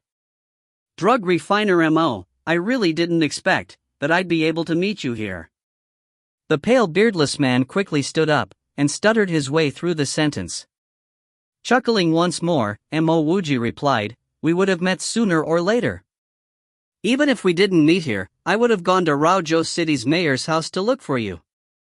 When Cui Qianjun saw Mo Wuji speak to one of the lord, he also laughed. "So Dao friend Mo and Changyu State Lord Situ Qian are acquainted. This is a good thing, a good thing. Towards Cui Qianjun, Mo Wuji bowed respectfully. "My king's judgment is not wrong, I am indeed acquainted with State Lord Situ. My ancestor was originally Xinghan Empire's next prefecture lord, the prefecture being Northern Qin Prefecture. However, many years ago, my grandfather, lord of Northern Qin Prefecture Mo Tianchang, traveled to Raozhou and went missing. After that, my father Mo Guangqian traveled to Raozhou in search for the lord of Northern Qin Prefecture, and at the same time, pleaded for State Lord Situ to transfer the Northern Qin Prefecture to the Mo clan." At this point, Mo Wuji made an intentional pause, before carrying on, "All you Dao friends, all you kings, is it too much for my Mo clan to ask for this?" Most of the people present could infer that Mo Wuji's intention was to look for trouble from Situ Qian. But since Mo Wuji was now a disciple of heaven-seeking palace, no one dared to say a word in defense of Situ Qian. Xinghan Empire's king, Cui Qianjun, could also understand the meaning behind Mo Wuji's words, and his expression turned slightly black. The position of prefecture lord has always been passed down from father to son, so how would this be unreasonable? "Thank you, my king, for being direct." However, State Lord Situ simply does not care about Mo clan's request, and directly passed the title of Northern Qin Prefecture Lord to someone else. On top of that, he wiped out everyone in my clan, imprisoned my father and me in Raozhou City, until my father died of illness, and I went crazy. When Mo Wuji finished speaking, he stared coldly at Situ Qian. He knew that the Mo clan was not directly eradicated by Situ Qian, but for now, the blame would be put on him. Once he was finished with Situ Qian, he would move on to the guy that occupied Northern Qin Prefecture. If you find any errors, ads pop up, ads redirect, broken links, non-standard content, etc., please let us know. Report chapter so we can fix it as soon as possible. Chapter 186, Rogue Cultivator Contribution Point Jade Token. Chapter 186, Rogue Cultivator Contribution Point Jade Token. Translator, Sparrow Translations Editor. The moment he heard the Xinghan Emperor's words, Situ Qian's forehead instantly dripped with cold sweat. At this moment, he only had regret in his heart. It wasn't regret for robbing the Mo clan's throne, but regret for not killing Mo Wuji, that ant. Not pulling a weed by its roots truly led to disaster. He was too careless and thought that this Mo clan **STSRD wouldn't be able to achieve much. But that's not right. Didn't they say that Mo Tiancheng's grandson didn't have spiritual roots? How did he end up as heaven-seeking palace disciple? Kiki, Mo Wuji, you're merely a outer disciple at the heaven-seeking palace. What rights do you have to meddle in state affairs? State Lord Situ must naturally have his own reasons for removing your Mo clan from the throne. Furthermore, a key rule of the heaven-seeking palace is non-interference in state and empire affairs. Not just an outer disciple like you, but even if it was an inner disciple, it would not be right to criticize and gesticulate a state lord. A derisive voice could be heard from the back. Mo Wuji turned to take a look at the fella who just entered the hall. It was his old nemesis, the other person who entered the heaven-seeking palace from the formless blade sect, Zhu Qijian. Sin Shuin's brow slightly knitted. Even though the heaven-seeking palace did indeed have such a rule of non-interference, it was a small rule. In reality, which person from the heaven-seeking palace would even care about such a rule? Even the heaven-seeking palace itself knew that as long as the disciple was not excessive in his state affairs, they wouldn't enforce upon that rule. Moreover, Mo Wuji was a heaven-seeking palace disciple. Zhu Qijian was clearly turning on him by undermining Mo Wuji's words. Zhu Qijian saw killing intent flash across Mo Wuji's eyes, but he still turned and bowed towards Qin Shuyin with a face full of smiles. Zhu Qijian greets senior apprentice Sister Xian. Seemingly cognizant that Qin Shuyin would ignore him, Zhu Qijian immediately turned and clasped his fists towards the Xinghan Emperor. Heaven-seeking palace Dao Gate inner disciple Zhu Qijian greets the Xinghan Emperor. As Mo Wuji heard the way Zhu Qijian reported his name, he immediately reacted. Previously, Qin Shuyin didn't announce what kind of disciple she was. It seemed like she was trying to protect his face. Otherwise, if he had to announce his position as a heaven-seeking palace outer disciple, he would only be throwing away his face and reputation. The heaven-seeking palace was the #1 cultivation holy land in the 5 empires, but an outer disciple still wouldn't be viewed highly. Cui Qianjun immediately came to an understanding. If Mo Wuji was an inner disciple or legacy disciple of the heaven-seeking palace, he wouldn't have mind giving Mo Wuji a hand to deal with Situ Qian and return the northern Qin prefecture to the Mo clan. However, Mo Wuji was just an outer disciple. He got to know a legacy disciple like Qin Shuyin with some unknown method, and he was currently flaunting her reputation. Cui Qianjun almost got duped by him. Seeing how Qin Shuyin didn't open her mouth to help Mo Wuji, Cui Qianjun could tell that Mo Wuji and Qin Shuyin weren't as close as he had expected. Moreover, an outer disciple actually dared to offend an inner disciple. This Mo Wuji was clearly looking for death. Man! Come bring a chair for Dao Friend Zhu, Cui Qianjun ordered. As for Mo Wuji, he wouldn't really act against him. He could treat Mo Wuji's suggestions as trash, but he definitely couldn't act against this outer disciple. Even if he was merely an outer disciple, he was still a disciple of the heaven-seeking palace. Mo Wuji stared coldly at Zhu Qijian and said, "Your surname is Zhu. The trash that colluded with Situ Qian to steal the northern Qin prefecture are also surnamed Zhu. You rats can't be from the same nest, right?" Zhu Qijian's horseface turned solemn. Mo Wuji, you saw a senior apprentice brother of your heaven-seeking palace, but not only didn't you pay compliments, you've acted so rampantly. Let me tell you the truth, the northern Qin prefecture is indeed taken by my Zhu clan. If you have balls, come find me. Kiki, but that's only if you could even build your spirits in this lifetime. In actuality, it was because Zhu Qijian had looked up on Mo Wuji that he discovered that a branch of his Zhu clan had actually taken the northern Qin prefecture throne. This filled his heart with satisfaction, and he even sent people to reward the Zhu clan branch. As Mo Wuji's strength increased, he looked increasingly ordinary. Moreover, he was an outer disciple, so Zhu Qijian had no way of noticing that Mo Wuji was already in the spirit building stage, even more so at level 9. It wasn't only Zhu Qijian who wasn't able to determine Mo Wuji's level. No one here could see that Mo Wuji had already built his spirits. The hall went silent. This was an internal dispute within the heaven-seeking palace, and no one was foolish enough to interfere. Situ Qian, on the other hand, had a face full of smiles. He did not expect the northern Qin's Zhu clan to actually have a clan member in the inner sect of the heaven-seeking palace. This was a thick leg he needed to hug tight. On the other hand, Mo Wuji, a mere outer disciple, dared to threaten him. This was an enmity he would always remember. Rest assured, whether you're called Qijin, 7 Sheep, or Shajin, degrading, 1, I will definitely find your Zhu clan. Mo Wuji stared at Zhu Qijin, 7 Sword, and said mockingly, with no care of Zhu Qijin's face. Now, he had no ties and was working solo. A mere Zhu Qijian wasn't worth his worry. From his estimates, Zhu Qijian had yet to break through to the Yuan Dan stage, while he was now at spirit building stage level 9. The moment he advanced into the transcending mortality stage, he would be able to annihilate this Zhu Qijian. Of course, he could not let this Zhu Qijian have the chance to eliminate him before that happened. With that, he also blared at Situ Qian and said, "The Mo clan's northern Qin prefecture isn't so easy. Be careful of biting off more than you can chew, you might choke yourself." Zhu Qijian trembled in rage. If this wasn't the Xinghan Empire's temporary capital, and if Qin Shuyin wasn't here, he would have immediately destroyed this Mo Wuji. Mo Wuji could no longer be bothered with this Zhu Qijian as he turned and left. He did not say another word. With a cheap man like Zhu Qijian here, there wasn't any point in him staying. The Mo clan had already been exterminated, and he couldn't take his revenge now. At the very least, he would throw some threats out, so this old ass, Situ Qian, would not be able to have any good sleep. Seeing Mo Wuji leave, Cui Qianjun immediately broke the silence. Let me introduce everyone to Dao Friendin Ku. Dao Friendin Ku was ranked 23rd in the 100 Sect Alliance's contribution point board. Before Cui Qianjun could finish, Qin Shuyin also walked out of the hall. In front of outsiders, Zhu Qijian betrayed a fellow heaven-seeking palace disciple, which made her feel uncomfortable.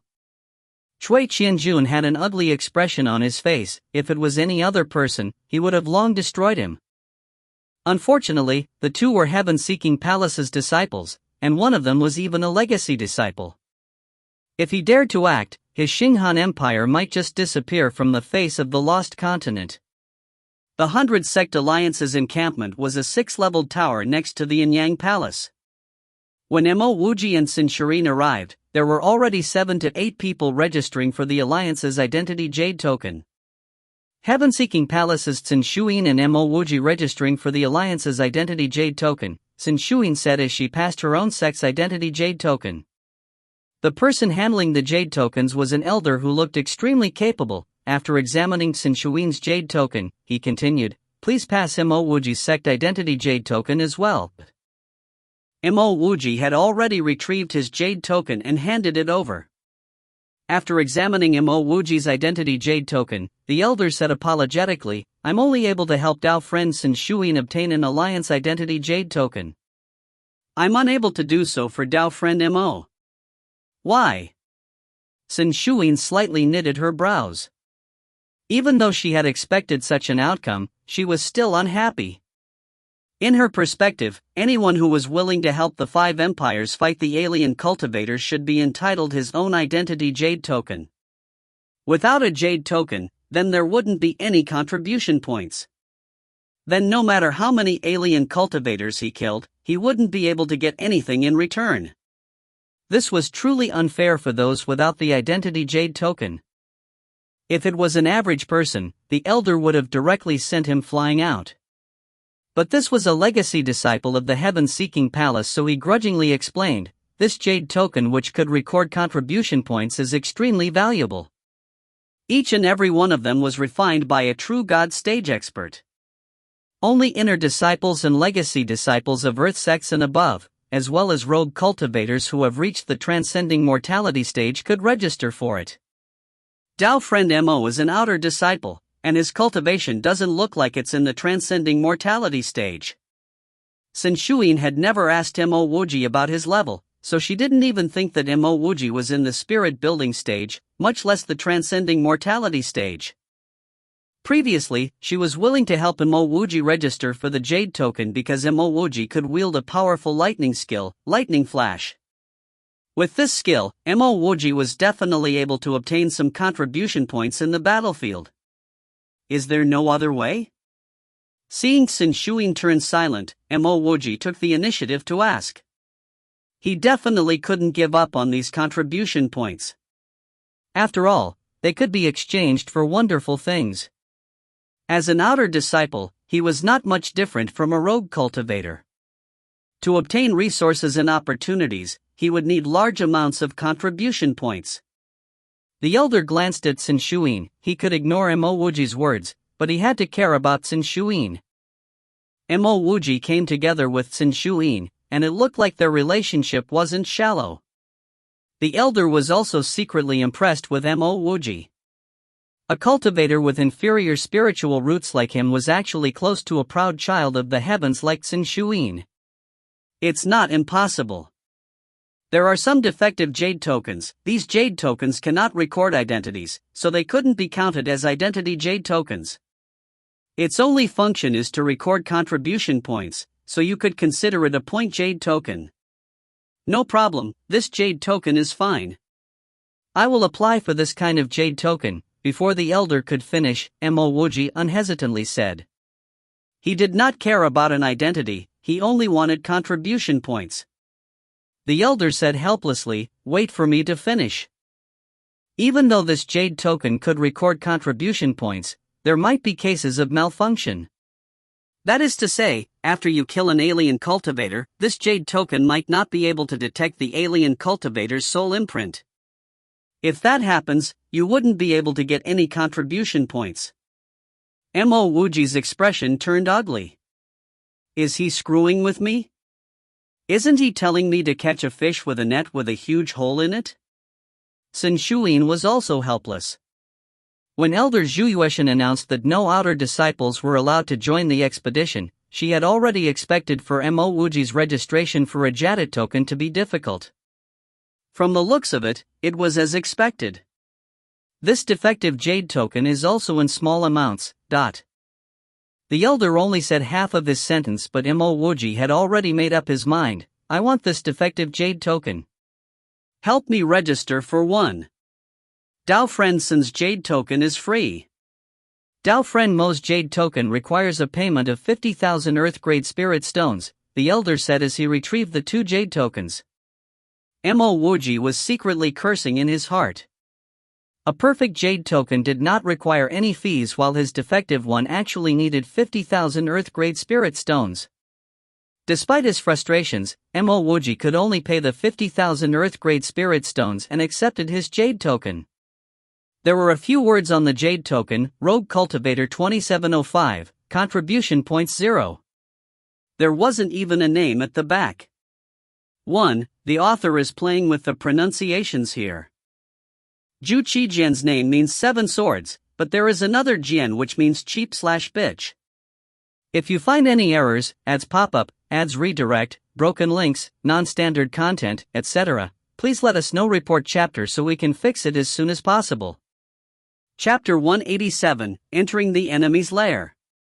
Chapter 187, Entering the Enemy's Lair. Translator, Sparrow Translations Editor. Sun Shuyin apologetically said to Mo Wuji, I'm sorry I didn't manage to help you get an identity jade token. But Mo Wuji just laughed that off. If it weren't for senior apprentice sister's help, I wouldn't have been able to obtain this contribution point jade token. This is good enough. Who knows, maybe I'll get bitten in the back by some ****, so I'll still have to thank senior apprentice sister Cn. Hearing that, Sun Shuyin smiled sweetly. She had interacted with Mo Wuji for such a long period of time, and knew that he was a good person. He also seemed quite childish when he was trying to take away the flying car from her. Of course, the prerequisite was that you did not provoke him. As one of the most beautiful women in the 5 great empires, Sun Shuyin was naturally aware of her unparalleled beauty. Many male cultivators that spent time with her often tried very hard to impress her. However, every time Mo Wuji had the chance to interact with her alone, he chose to enter closed-door cultivation. This made Sun Shuyin understand Mo Wuji from another angle, which was that in his eyes, there was only cultivating, and everything else was unimportant. I'm going to the Thunder Fog Forest battlefield, do you want to join me? Sun Shuyin extended an invitation once again. When she was with Mo Wuji, she felt much more at ease, without the need to be on guard as much, which was a feeling that she enjoyed. To that, Mo Wuji simply laughed. Senior apprentice sister Sun, let's say our goodbyes here. See you again in the future. Mo Wuji naturally would not choose to travel alongside Sun Shuyin, as her cultivation level was much higher than his. Both of them had helped each other quite a lot, hence no one owed anyone anything. If he had followed Sun Shuyin, he would require her protection, which completely did not fit his personality. More importantly, once Sun Shuyin reached the battlefield, she would definitely team up with strong experts. What would a spirit-building stage cultivator like himself do in such a group? Beg for contribution points? If that's the case, then I'll see you again when I see you. Sun Shuyin bade Mo Wuji farewell, then left the Alliance Tower, and very quickly faded out of sight. The direction Mo Wuji chose was completely different, and he entered a quiet path. The first thing he did was to change his clothes, and put on the self-disguising mask that Ren Tianqing gave him.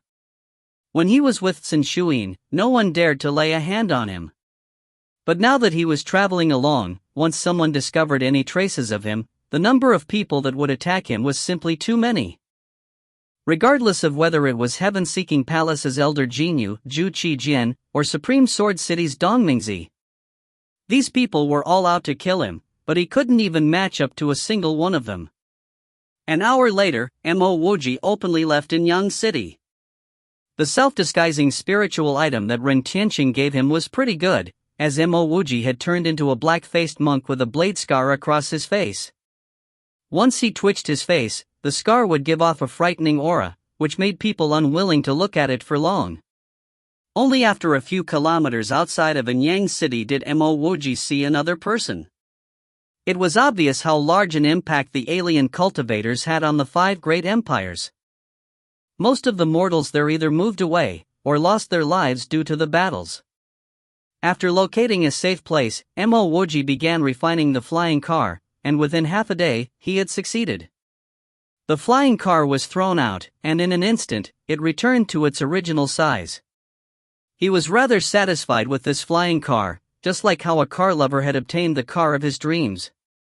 Once inside the flying car, the first thing that Mo Wuji did was to gather all of the decorations that Sun Shuyin had put up, and threw them into a corner of his storage bag. As a man, he was not quite used to the feminine vibes that filled the flying car.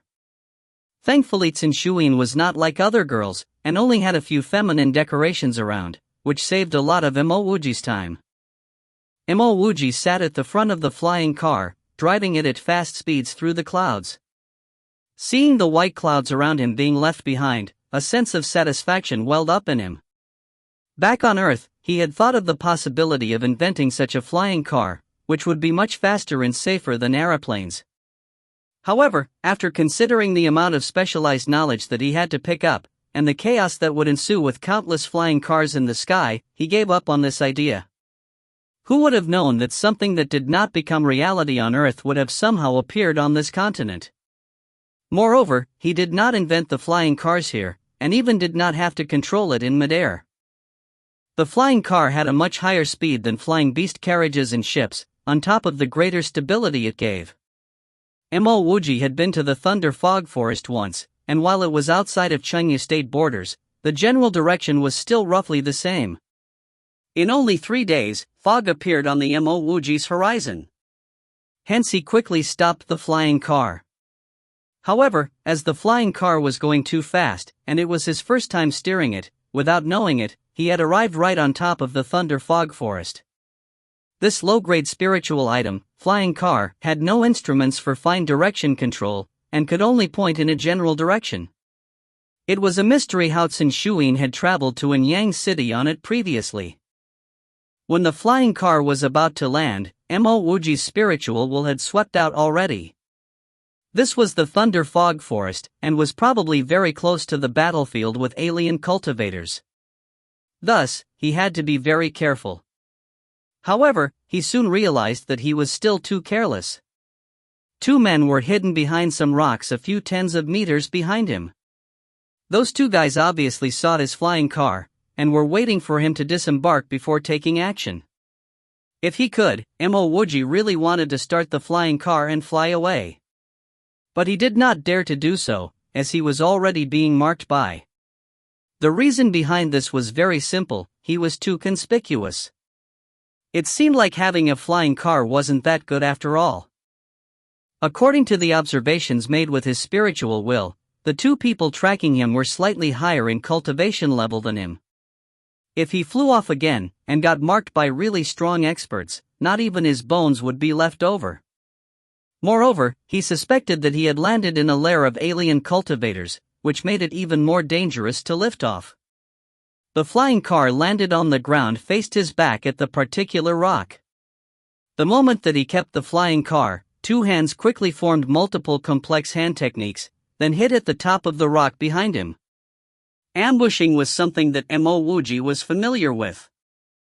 He was sure that the 2 of them wanted to get him by surprise, as the best moment to strike was the instant he kept the flying car, in particular the point in time when he put the flying car into his storage bag. Just as expected, when Mo Wuji kept the magic treasure, the two cultivators behind the rock made their move. Two beams of light shot towards him, and two men leapt out. Bang! Bang!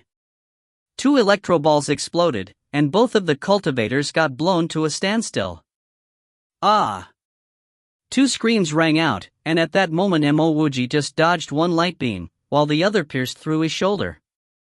But he disregarded his wounded state, leaping straight at the top of the rocks, and swinging the Tianji pole at the same time. Even though he knew that two people were going to ambush him, he was still hit by one of the light beams, which meant that these two people were much stronger than he was. As the weaker party, he had to strike decisively from now on. One of the cultivators was more unlucky than the other, being hit directly on the neck. No matter how strong his neck was, it would not be able to withstand the electroball strike. He fell to the ground, body spasming uncontrollable. Likely, he would die soon. The other cultivator seemed to be rather battle-hardened, and while he was still in the air, he knew that the ambush had failed, and his target had set up a counter-ambush. Hence, he sent his snakehead mace towards Mo Wuji before he had reached the ground. Mo Wuji was also in the air, and he only had one option, to retract his Tianji pole to block the snakehead mace. In reality, this cultivator did think of letting Mo Wuji escape, so that he could catch his breath before carrying on. However, the person he met was Mo Wuji. Once Mo Wuji knew that he had landed in the enemy's lair, the thought of escaping never entered his mind. Neither did he plan to be tangled in battle for long. Moreover, he was sure that his opponents would lose in this exchange. Not only did he head straight for the snakehead mace, but he swung his Tianji pole down with even wilder elemental energy than before. The expression of the cultivator changed instantly. Never did he think that Mo Wuji was a lunatic. It's important to point out that anyone else would have avoided his mace, as it was aimed straight at Mo Wuji's heart and vitals. But now his opponent did not avoid the strike, and on top of that, wanted to trade lives with him. There was no time to change his attack, so the eyes of the cultivator grew cold. If you're not afraid of death, then why should I be? I'll just trade my life for yours. Moreover, this strike of the pole might not kill him, but his strike of the mace would definitely kill Mo Wuji. Before the mace could pierce Mo Wuji's body, he could feel the great deathly aura enveloping him. The snake's mouth on the mace spat out many beams of light, which broke Mo Wuji's elemental energy protective barrier, and directly hit his body. Bang! Bang! Two dull sounds rang out. Mo Wuji's Tianji pole smashed into the cultivator's hip bone, and a sharp pain spread through his body at the same time. Mo Wuji could feel his strength leaving his body rapidly. Simultaneously, the sound of bone cracking and flesh tearing could be heard from the area below the Tianji pole. The cultivator's heart sank as he realized that he had made a miscalculation. His opponent had started his attack first, while he started later. In this exchange, he had no advantage at all. Indeed, as he thought till this point, he saw the lower half of his body. His hip originally had been hit by Mo Wuji's lightning strike, and the swing of the Tianji pole had taken his hip clean off. While Mo Wuji fell to the ground, he pulled at the snakehead mace lodged in his chest as hard as he could, and with fear in his heart. This was a gamble, and he had won. He had calculated that his Tianji pole would kill his opponent first, and as long as that happened, the strength behind the snakehead mace would disappear. Adding on the Heaven Crow natural silk armor that he was wearing, which could defend against some of the elemental energy, he should have been able to survive. Just like that, his heart almost got destroyed by his opponent. A hole was torn in the Heaven Crow natural silk armor too. It was apparent that the battle he just fought was very dangerous. If you find any errors, ads pop up, ads redirect, broken links, non-standard content, etc., please let us know. Report chapter so we can fix it as soon as possible. Chapter 188, The Great War of Cultivators. Chapter 188, The Great War of Cultivators. Translator, Sparrow Translations Editor.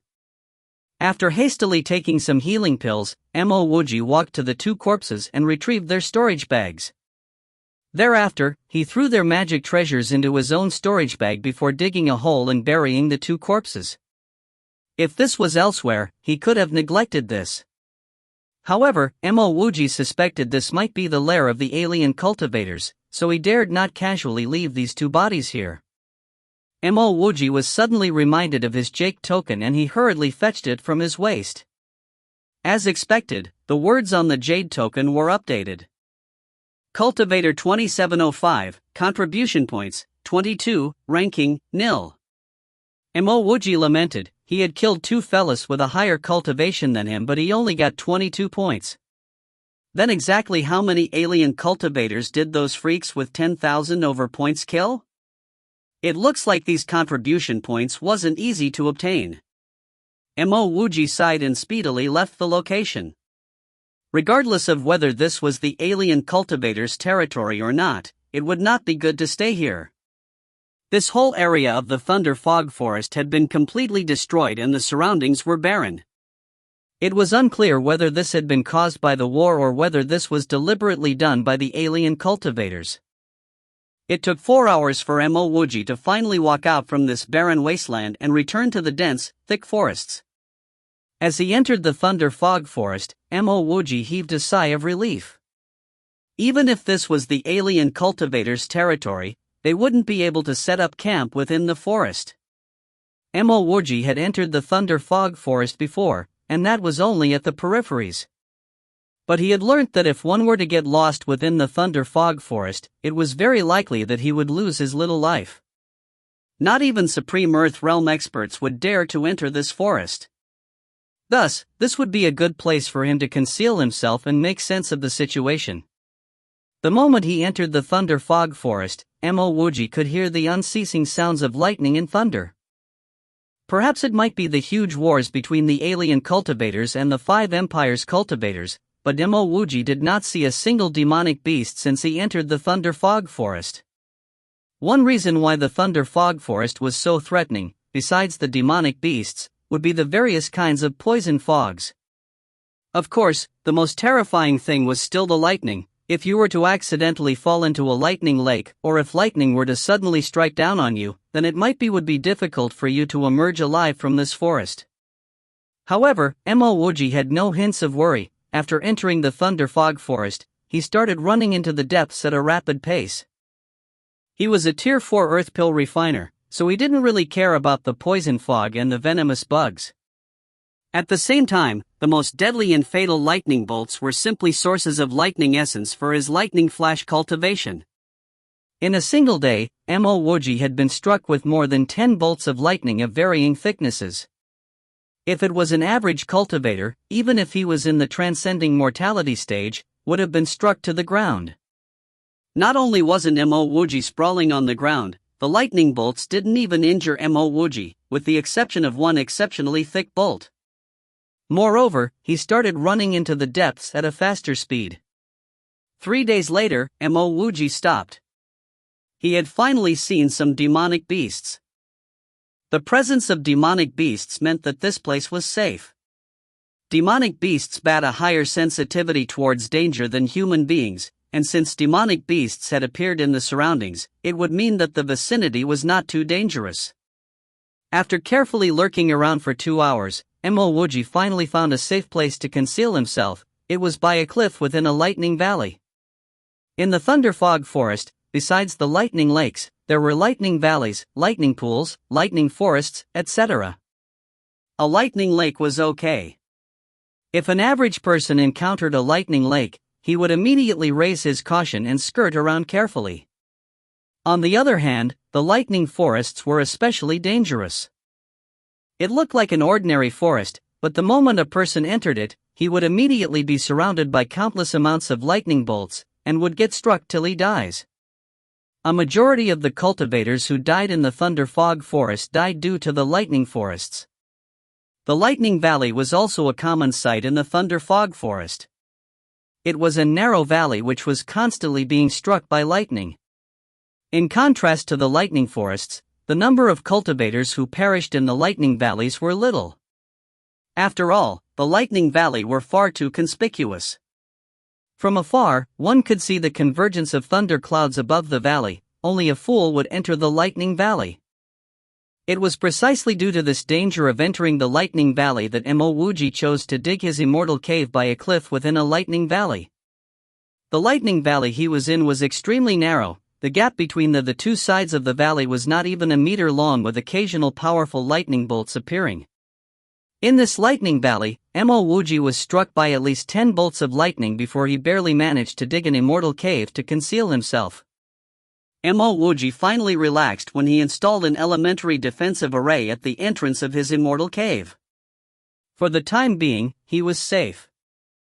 Mo Wuji wasn't really worried about getting lost within the Thunder Fog Forest. So what if he couldn't get out? He was a pill refiner, and he could absorb lightning to cultivate his skill. It didn't really matter to him if he squandered his time here in the Thunder Fog Forest. Mo Wuji had this line of thought, simply because he truly had no ties. After he settled down, Mo Wuji fetched the 2 storage bags. He was truly curious whether alien cultivators would have any good stuff. As he opened the first storage bag, the first thing he saw was a pile of spirit stones. Mo Wuji really wasn't lacking in spirit stones, so it didn't really matter to him. Putting them aside, he found 3 jade boxes, a few vases of pills and some technique manuals. Mo Wuji couldn't be bothered to open those pill vases and went straight for the 3 jade boxes. Disappointingly, the 3 jade boxes all only contained some slightly high-quality spiritual herbs. As he slipped through those manuals, nothing really caught his eye. Dejectedly throwing these stuff aside, Mo Wuji opened the second storage bag. He was able to quickly erase the storage bag's imprint and see what was inside. Yet another pile of spirit stones and pills. But this storage bag was a little better than the first one. Within this storage bag, Mo Wuji found a spiritual item. The other things also didn't really catch his eye. The only good thing was that he now had 2 more storage bags. After packing these *T, Mo Wuji poured out a pile of spirit stones. He had decided to undergo closed-door cultivation here, and at least get to spirit building stage level 10. If he was previously at spirit building stage level 10, those 2 cultivators' ambush wouldn't even have injured him. Within the Xinghan Empire Thunder Fog Forest, tens of thousands of cultivators were at war. Magic items were clashing, skills were colliding, the engagement of opposing elemental energy was causing explosions in the air. Dazzling lights filled the sky, and at every instant, there would be a cultivator killed or maimed. The war between cultivators and soldiers were different. Here, everyone used different skills and techniques, and each individual skill had their own sphere and area of power. It was more accurate to call this war of cultivators an individual war. Perhaps the cultivators could also gather their forces into an army, but this was no cultivator army. The 5 great empires were always controlled by mortals, and the various sects had their own differences, so naturally there wouldn't be a cultivator army. The alien forces also did not seem to have formed a cultivator army. The 2 sides were evenly matched, and this battle soon became a tangled mess. However, the alien cultivators were able to detect this problem earlier, and they were slowly forming a cultivator army to concentrate their power. Thus, in the recent few battles, the number of cultivators from the 5 great empires who fell in battle increased. Xin Shuin's hands rapidly formed intricate hand seals, and when she released them, a bolt of lightning would be shot out. With every lightning bolt, a cultivator would be heavily injured or even killed. Ever since she had reached the Xinghan Empire encampment, she had participated in 5 great wars. She was especially grateful to Mo Wuji. If not for Mo Wuji's lightning flash, the battles wouldn't have been so easy. Every time she met with danger, lightning flash would save her. She had her own ice-type skills, but the attack power of those skills were incomparable to lightning flash. Moreover, Mo Wuji's lightning flash had an even better plus point: it could endlessly absorb lightning for power. And in the Thunder Fog Forest, there was no lack of lightning. She really wanted to find Mo Wuji and thank him. But ever since she separated from Mo Wuji 3 months ago, she did not hear any news of him. Sin Shuyin condensed another bolt of lightning and turned a transcending mortality stage level 1 cultivator to dust. At this moment, a long whistle could be heard across the battlefield. Sin Shuyin stopped. She had participated in many battles before and she was clear of the procedures. This battle had just ended, and the next battle would come soon. She would need to quickly collect her spoils of war and recuperate her energy. Even though there were tens of thousands, or even hundreds of thousands of cultivators, the ones leading were those peak experts. Sin Shuyin collected her spoils of war and looked at the jade token hung on her waist. She had already accumulated 781 points and her ranking was 1563 on the 100 Sect Alliance contribution point board.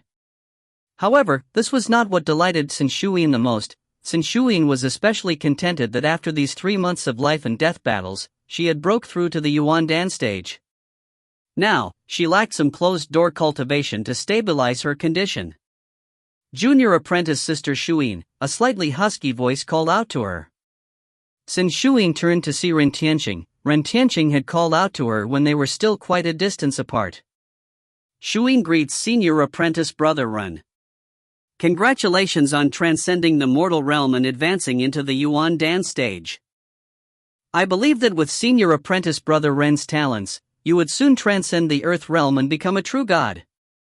Sin Shuyin stopped in her tracks and paid respects to Ren Tianqing. Ren Tianqing had also just advanced into the Yuan Dan stage. His spirituality was surging and he had not fully stabilized his cultivation. Ren Tianqing laughed ruefully. Previously, I was a little proud of my talent, but I can no longer feel proud about it.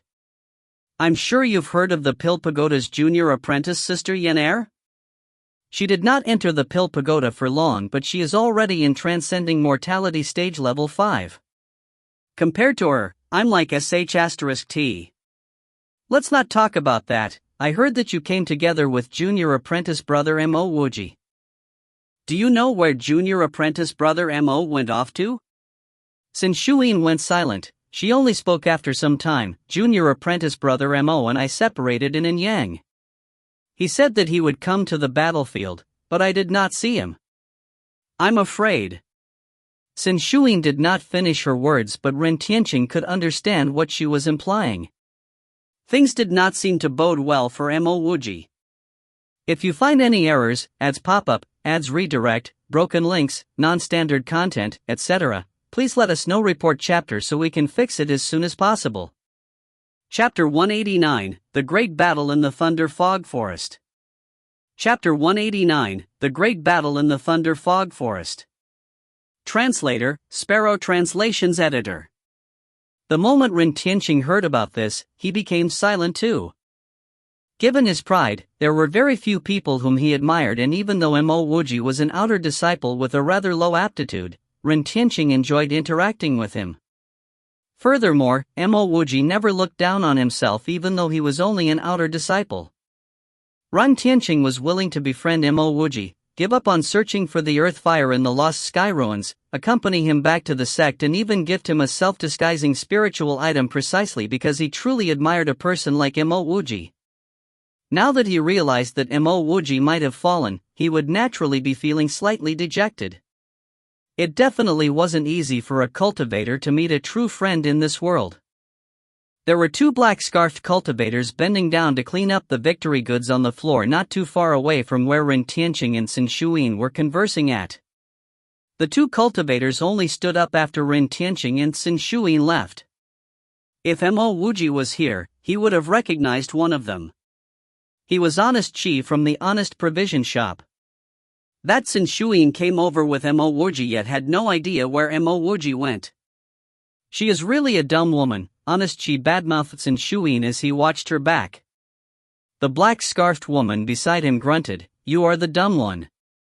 The woman and Mo Wuji were clearly not that close, so why would she know where Mo Wuji went? So what should we do now? Honest Chi changed the topic the moment he heard this woman reprimanding him. The black-scarfed woman saw the fog-shrouded thunder fog forest from away as she pondered for a while before replying, "We have gotten rid of the 3 people who have seen the celestial sunflower gold, and Mo Wuji was the only one to have seen them before. We have to find that Mo Wuji kid by hook or by crook. Aren't we overestimating this kid? Honest Chi said while laughing. The black-scarfed woman grunted yet again. If that kid was actually capable of noticing your spiritual imprint and then pass the misfortune on to somebody else, he could very likely follow your spiritual imprint to find that spirit stone quarry. This is our only clue. From what we found out, Mo Wuji was likely to be in the Thunder Fog Forest after arriving in Anyang, and this was confirmed by the words of Tsin Shuyin earlier. Where do you think he would have went if he wasn't here? Honest Chi did not continue talking as the woman had already made her intentions clear. They have to find Mo Wuji even if he did not have the celestial sunflower gold. He could have been killed too, Honest Chi sighed. Previously, he thought he had Mo Wuji under his observation only to realize that Mo Wuji was not fooled by him. The one who was truly fooled was Honest Chi, and he even lost his solitary dark pill to him. The black-scarfed woman gave Honest Chi a cold look before ranting at him. You really think a scheming, crafty person like him would fall so easily in the war of cultivators? Only an idiot like you would die so easily here. Seeing how Honest Chi wanted to ask for instructions again, the black-scarfed woman raised her hand to slap him. Honest Chi did not dare to dodge it as her slap landed heavily on him. After slapping Honest Chi, the black-scarfed woman said, if you are Mo Wuji who has offended many people in the sect, where would you hide after arriving here? I wouldn't be hiding because I would be rushing to get out of this place. Honest Chi said exactly what was in his heart. So you are still a coward after all? Even an outer disciple like him had the guts to scold a lord straight in his face. Seems like you will never make it as an outer disciple in your entire life. Let me tell you now, if that Mo Wuji dared to fool you and even come to this war of cultivators voluntarily, he would not leave so easily. He must have had his own plans. The black-scarfed woman lashed out at him restlessly. I understand now, he would go to the Thunder Fog Forest. Honest Chi blurted out energetically. The black-scarfed woman's eyes lit up. That's right, he could only go to the Thunder Fog Forest. Let's go to the Thunder Fog Forest immediately. If we still couldn't find the celestial sunflower this time round, we would have to leave the Lost Sky City's underground market. To investigate Mo Wuji, they had asked a lot of people for his whereabouts. Even though this was nothing significant, they had already revealed their own identity. Ah, this Thunder Fog Forest has too many lightning bolts. That kid must be insane to come here. Yet another lightning bolt struck Honest Chi's shoulder before he had the time to avoid it, as he could only curse. Within a day in the Thunder Fog Forest, he had been struck by over 10 lightning bolts. Before Honest Chi could finish his sentence, he paused all of a sudden as he saw two men blocking their path. Idiot, how many times have I told you to keep your mouth shut? The black-scarfed woman raged at Honest Chi the moment she saw the two men in front of them. I must admit that both of you are quite gutsy, so why do you have to be so sneaky?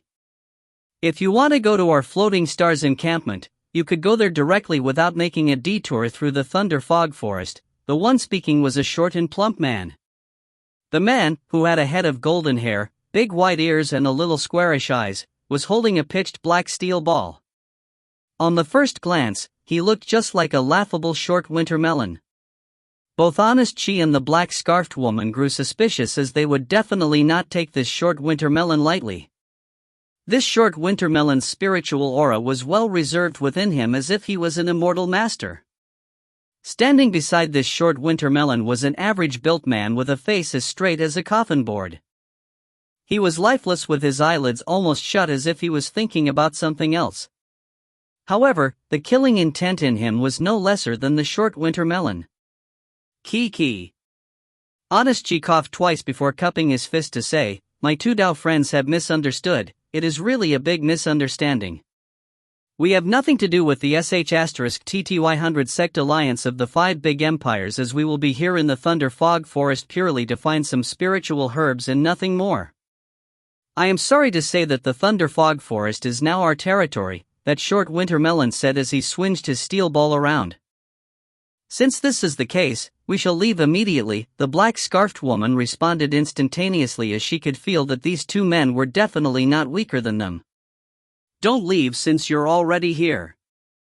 This time, it was the coffin-faced man who spoke, and after the sentence, he bombarded over tens of strands of thin silk towards the black-scarfed woman.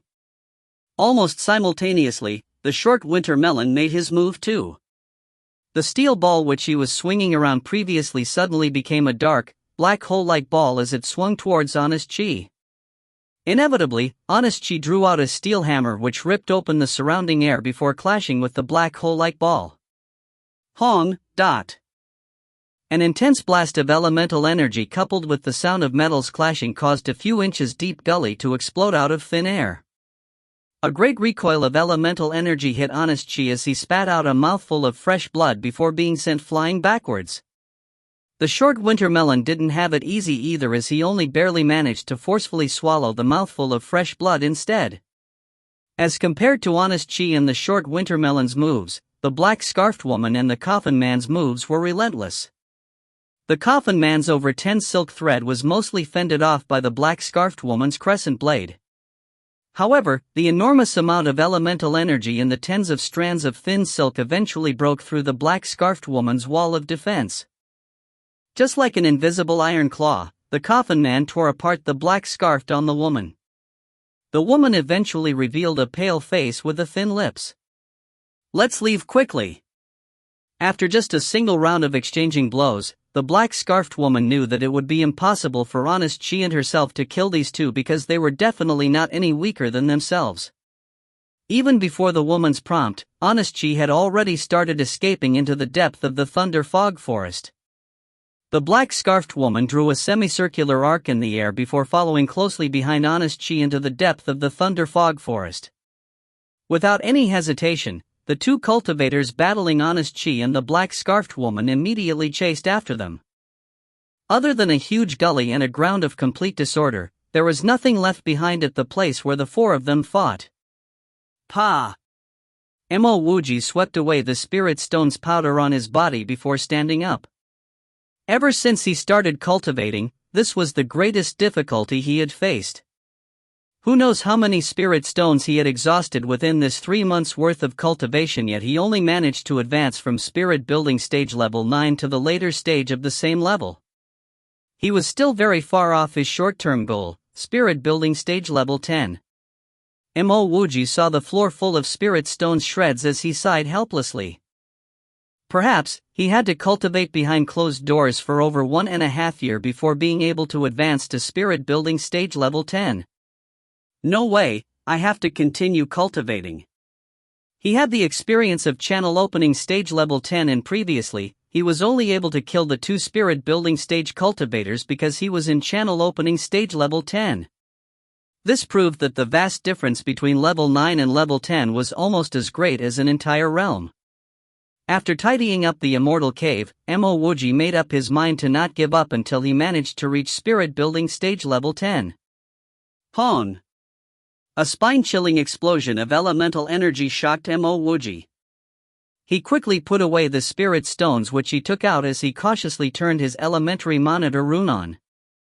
His monitor rune was placed beside the defensive array so as to prevent anybody from entering.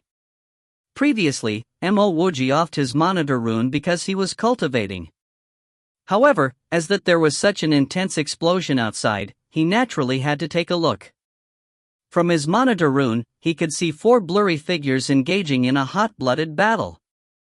The battle between the man and woman resulted in sand and stones flying all around as Mo Wuji could not see anything at all. There was another head-on duel between 2 men as every time the 2 magic treasure clashed, a huge pile of gravel slag would be flying around because of it. No way! Mo Wuji was able to recognize one of the men as Honest Chi of the Lost Sky Ruins very swiftly. The more Mo Wuji witnessed the fight, the more frightened he felt. He previously did suspect that Honest Chi was acting as a pig to eat a tiger, however, after witnessing Honest Chi's true strength, he felt even more unsettled. Mo Wuji was sure that out of everyone he met before, he had never seen a person as strong as Honest Chi. Seeing how huge rocks and trees were being destroyed by the 4 of them, he even witnessed the gully expanding. Mo Wuji could only curse in his heart about how unlucky he was, because back when he first dug an immortal cave in the 5 Elements desolate domain, he was immediately met with an ambush by a high-grade demonic beast. Now that he was in the Thunder Fog Forest, he was met with such incident yet again. This time it wasn't just one but 4 high-grade experts fighting right in front of his entrance. Noticing how the rocks outside of the Lightning Valley were collapsing one after the other, Mo Wuji knew that it wouldn't be long before his immortal cave fell apart too. If that happened, he would have nowhere else to hide. If you find any errors, ads pop up, ads redirect, broken links, non-standard content, etc., please let us know. Report chapter so we can fix it as soon as possible. Chapter 190, Surviving a Deadly Situation. Chapter 190, Surviving a Deadly Situation. Translator, Sparrow Translations Editor. Hon. Hua. Mo Wuji's worries eventually turned into reality. His Lightning Valley was torn apart. The cliffs on both sides of the valley started to collapse, and as the cliffs collapsed, his immortal cave naturally wouldn't be spared. As for his defensive array, under the powerful clashes of elemental energy, it was simply like a joke. It couldn't even take a single hit. Mo Wuji rushed out with ash and dirt all over his face and landed by the edge of a hole outside the Lightning Valley. Before the 4 could speak, Mo Wuji waved his hands and said, "You guys continue, I'm just passing by to get some soy sauce." 1. As he spoke, Mo Wuji was constantly retreating backwards. The moment Mo Wuji rushed out from the valley, the 4 were instantly shocked. But after seeing how the young-looking Mo Wuji didn't exude any ripples of spirituality, that short wintermelon and coffin man decided to treat him like air. They did not continue to care about Mo Wuji and continued to attack the black-scarfed woman and Honest Chi. On the other hand, Honest Chi and that black-scarfed woman were ecstatic. They had always been finding Mo Wuji. They never would have expected that Mo Wuji would actually hide within a Lightning Valley. If not for their encounter with these two, even if they ransacked the entire Thunder Fog Forest, they wouldn't have been able to find this crafty kid. Honest Chi snorted in his heart, "Buy soy sauce? Even if you were here to buy petrol, I wouldn't let you go." Since Mo Wuji had appeared, Honest Chi and the black-scarfed woman did not continue to retreat as they defended themselves. They gave each other knowing glances, and could see the glee in the other's eyes. Their attacks started to get more crazed and relentless. They even threw out some of their most desperate moves. Mo Wuji could tell that Honest Chi and the black-scarfed woman were in one team, while the other 2 guys were in another team. The 2 guys seemed to be alien cultivators. With the force power, regardless of who emerged victorious, a small spirit building stage cultivator like him die with a single glance. Mo Wuji stealthily took a few steps back. He needed to make use of the opportunity that there were no clear victors to leave this battlefield. He felt some regret that he didn't put on his mask during his cultivation, which caused him to be recognized by Honest Chi. 3 meters, 6 meters. As Mo Wuji slowly retreated, he kept his guards up and attention on the battle. He decided that the moment he reached the 15 meters mark, he would turn and bolt. 9 meters. 12 meters. An icy cold energy pounced towards him. Mo Wuji's entire body seemed to be locked in place, unable to extricate himself. He desperately wanted to fetch his Tianji pole and break this apart, but unfortunately, he was far too weak. Pooh! A long spear stabbed Mo Wuji's shoulder and pinned him to the ground. Honest Chi, this bast *RD is truly a black-bellied old man. Mo Wuji cursed in his heart, but there was nothing he could do. At this moment, Honest Chi's back was towards him. Mo Wuji really wanted to give Honest Chi a taste of his lightning flash. That would give that short wintermelon a chance to eliminate him. Unfortunately, that was just a fleeting thought. If Honest Chi died, he wouldn't have anywhere to go. Mo Wuji slowly climbed back up, and at the same time, he gritted his teeth and slowly pulled the spear out of his shoulder. Thereafter, he took some healing pills. He knew that as long as he didn't move, Honest Chi would not act against him. As expected, seeing that Mo Wuji no longer retreated, Honest Chi became more honest and did not attack him. However, the hammer in his hand became even more ruthless. Ah! Just as Mo Wuji was contemplating on how he planned to escape, a mournful scream could be heard. Mo Wuji subconsciously turned over to see the woman being wrapped in tens of strands of glowing, thin silk. Blood seeped out from where the silk met her flesh. If this woman was unable to break these thin silk apart, she could very well be sliced alive. Honest Chi instantly became anxious. The hammer in his hand transformed into countless of huge hammer shadows which were hurled towards the short winter melon. From the looks of it, he wanted to force the short winter melon into retreat to save the girl. However, the short winter melon also knew that this was a critical moment in their battle, and acted with similar frenzy. He used his steel ball to wildly crash against Honest Chi, not giving Honest Chi the opportunity to retreat by even half a step. With every hurl of his steel ball, there seemed to be the vacuum suction of a black hole. Facing this kind of power, even Honest Chi was completely unable to extricate himself. Seeing that Honest Chi was unable to lend a hand, Mo Wuji's gaze shifted from Honest Chi to the woman. The woman was wrapped in countless strands of thin silk as blood slowly oozed out of her body. Terror filled her eyes. Mo Wuji once again shifted his eyes back to Honest Chi. He wanted to see how Honest Chi intended to save this woman. The moment this woman was killed, he would be alone and he would definitely die. Soon, Mo Wuji was able to notice that something was amiss. Honest Chi was anxious, but that anxiousness only appeared on his face. In actuality, his attacks were matched against the short winter melons, and they were no bit impatient. Most importantly, Mo Wuji did not see the anxious and scared expression within Honest Chi's eyes. This woman had met with danger, but why is Honest Chi's eyes and attacks the same? This woman must be planning something. As he thought of this, Mo Wuji diverted his eyes back on the woman. The woman was truly terrified and anxious. She did not look like she was faking it.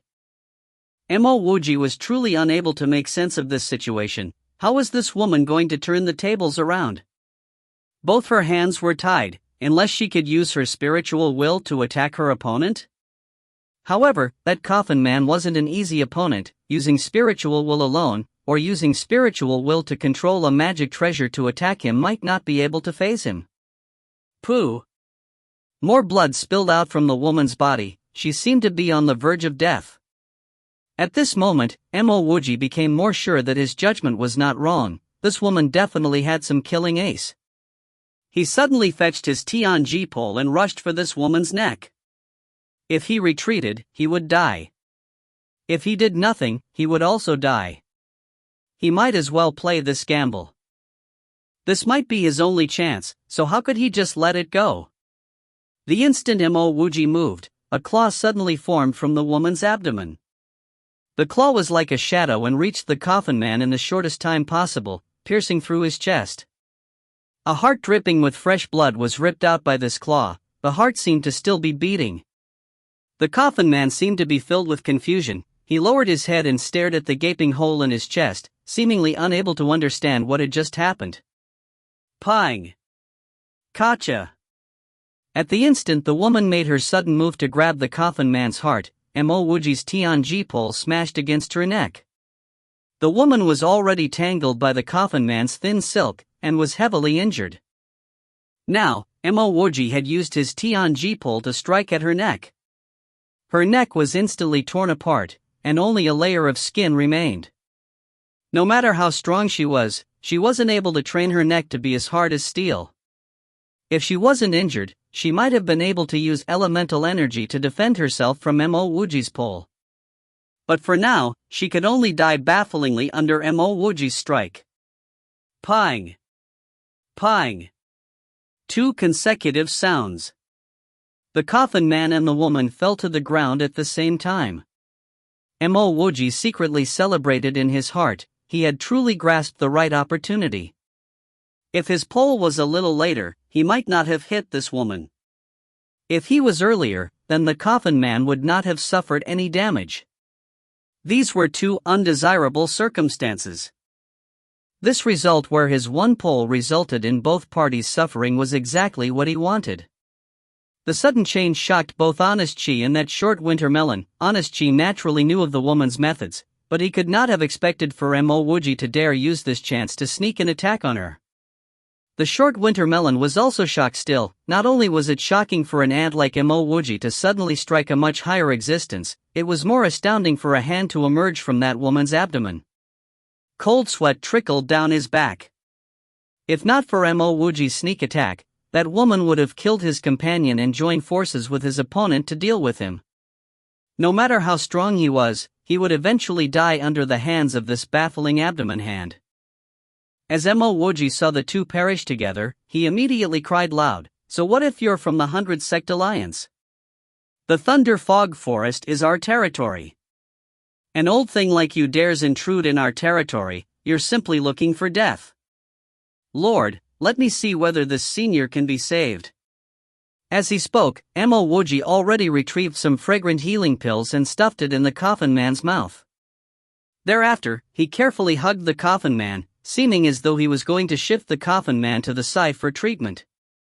The reason for Mo Wuji's actions was because he was afraid that Honest Chi would attack him again.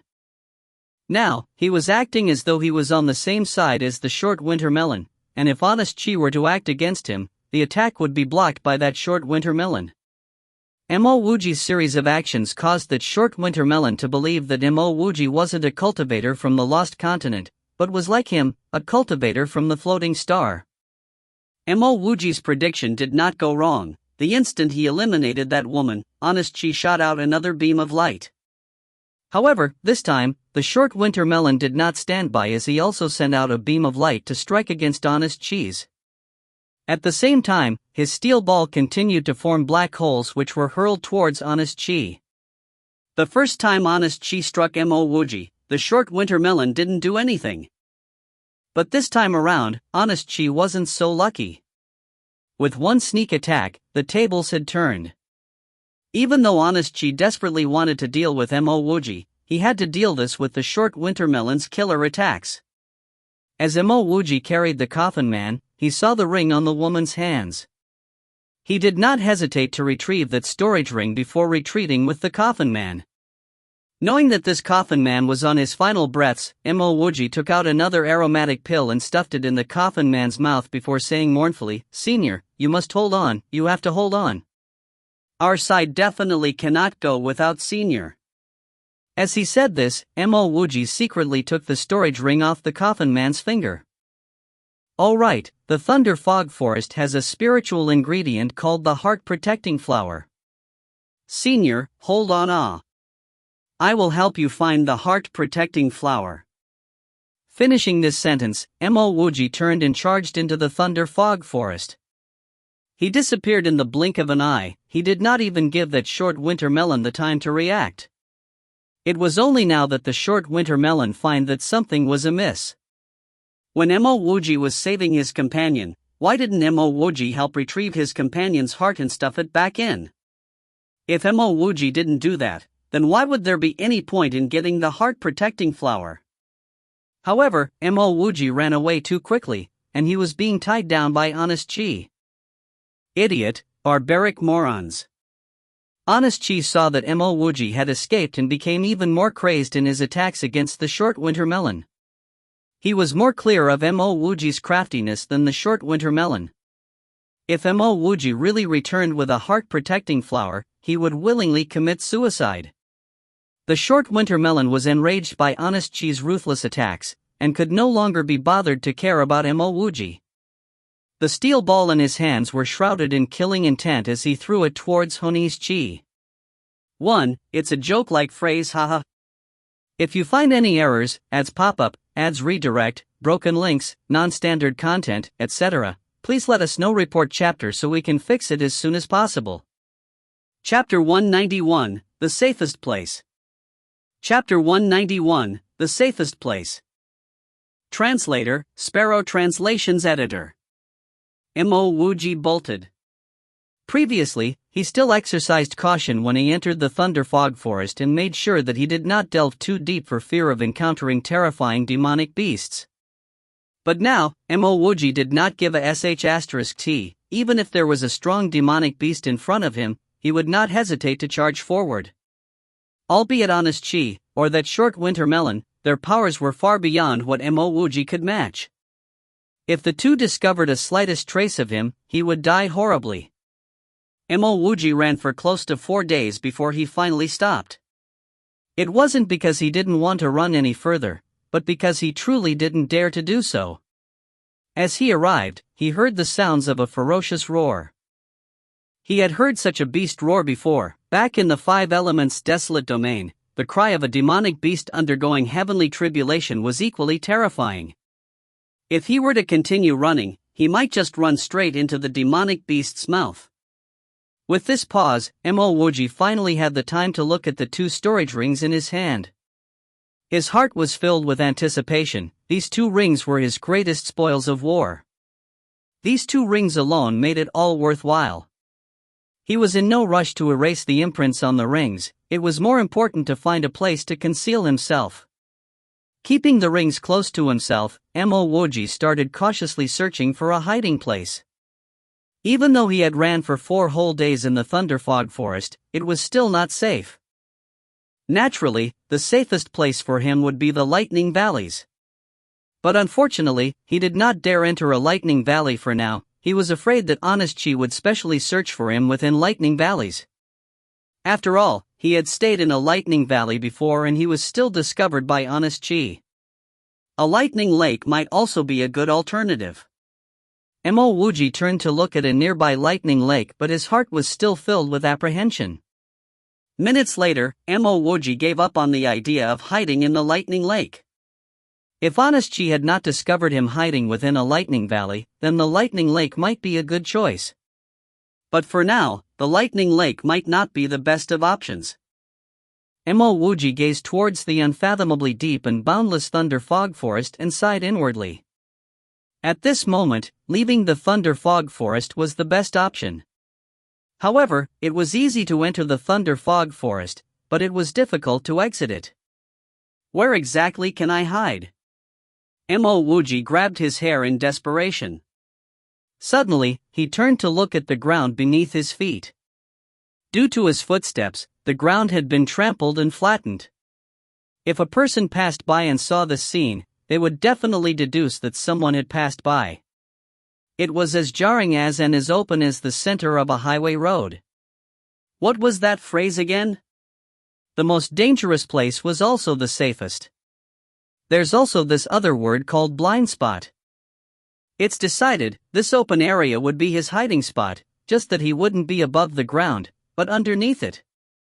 Mo Wuji's gaze turned towards the lightning lake. It wasn't easy to dig his way under the ground from the lightning lake. After all, he didn't know any earth-type skills. But regardless of the difficulty, Mo Wuji was resolute on this decision. Honest Chi definitely wouldn't expect for him to hide underneath this open ground. This was because spirit-building cultivators wouldn't be able to form an inner breath, thus, they would need air to survive. It was due to this reason that cultivators did not confine themselves in spaces devoid of air. Even Mo Wuji wouldn't be able to stay underground without air. However, Mo Wuji had an advantage which others didn't. He was a practitioner of the array Tao. He would be able to install an elementary life array which would be able to provide him with vitality and air. Thus, he wouldn't suffocate to death while he was underground, and would be able to stay there for as long as he liked. Of course, this was on the premise that he could successfully install the elementary life array. Mo Wuji walked towards the lightning lake and picked the safest spot for him to enter.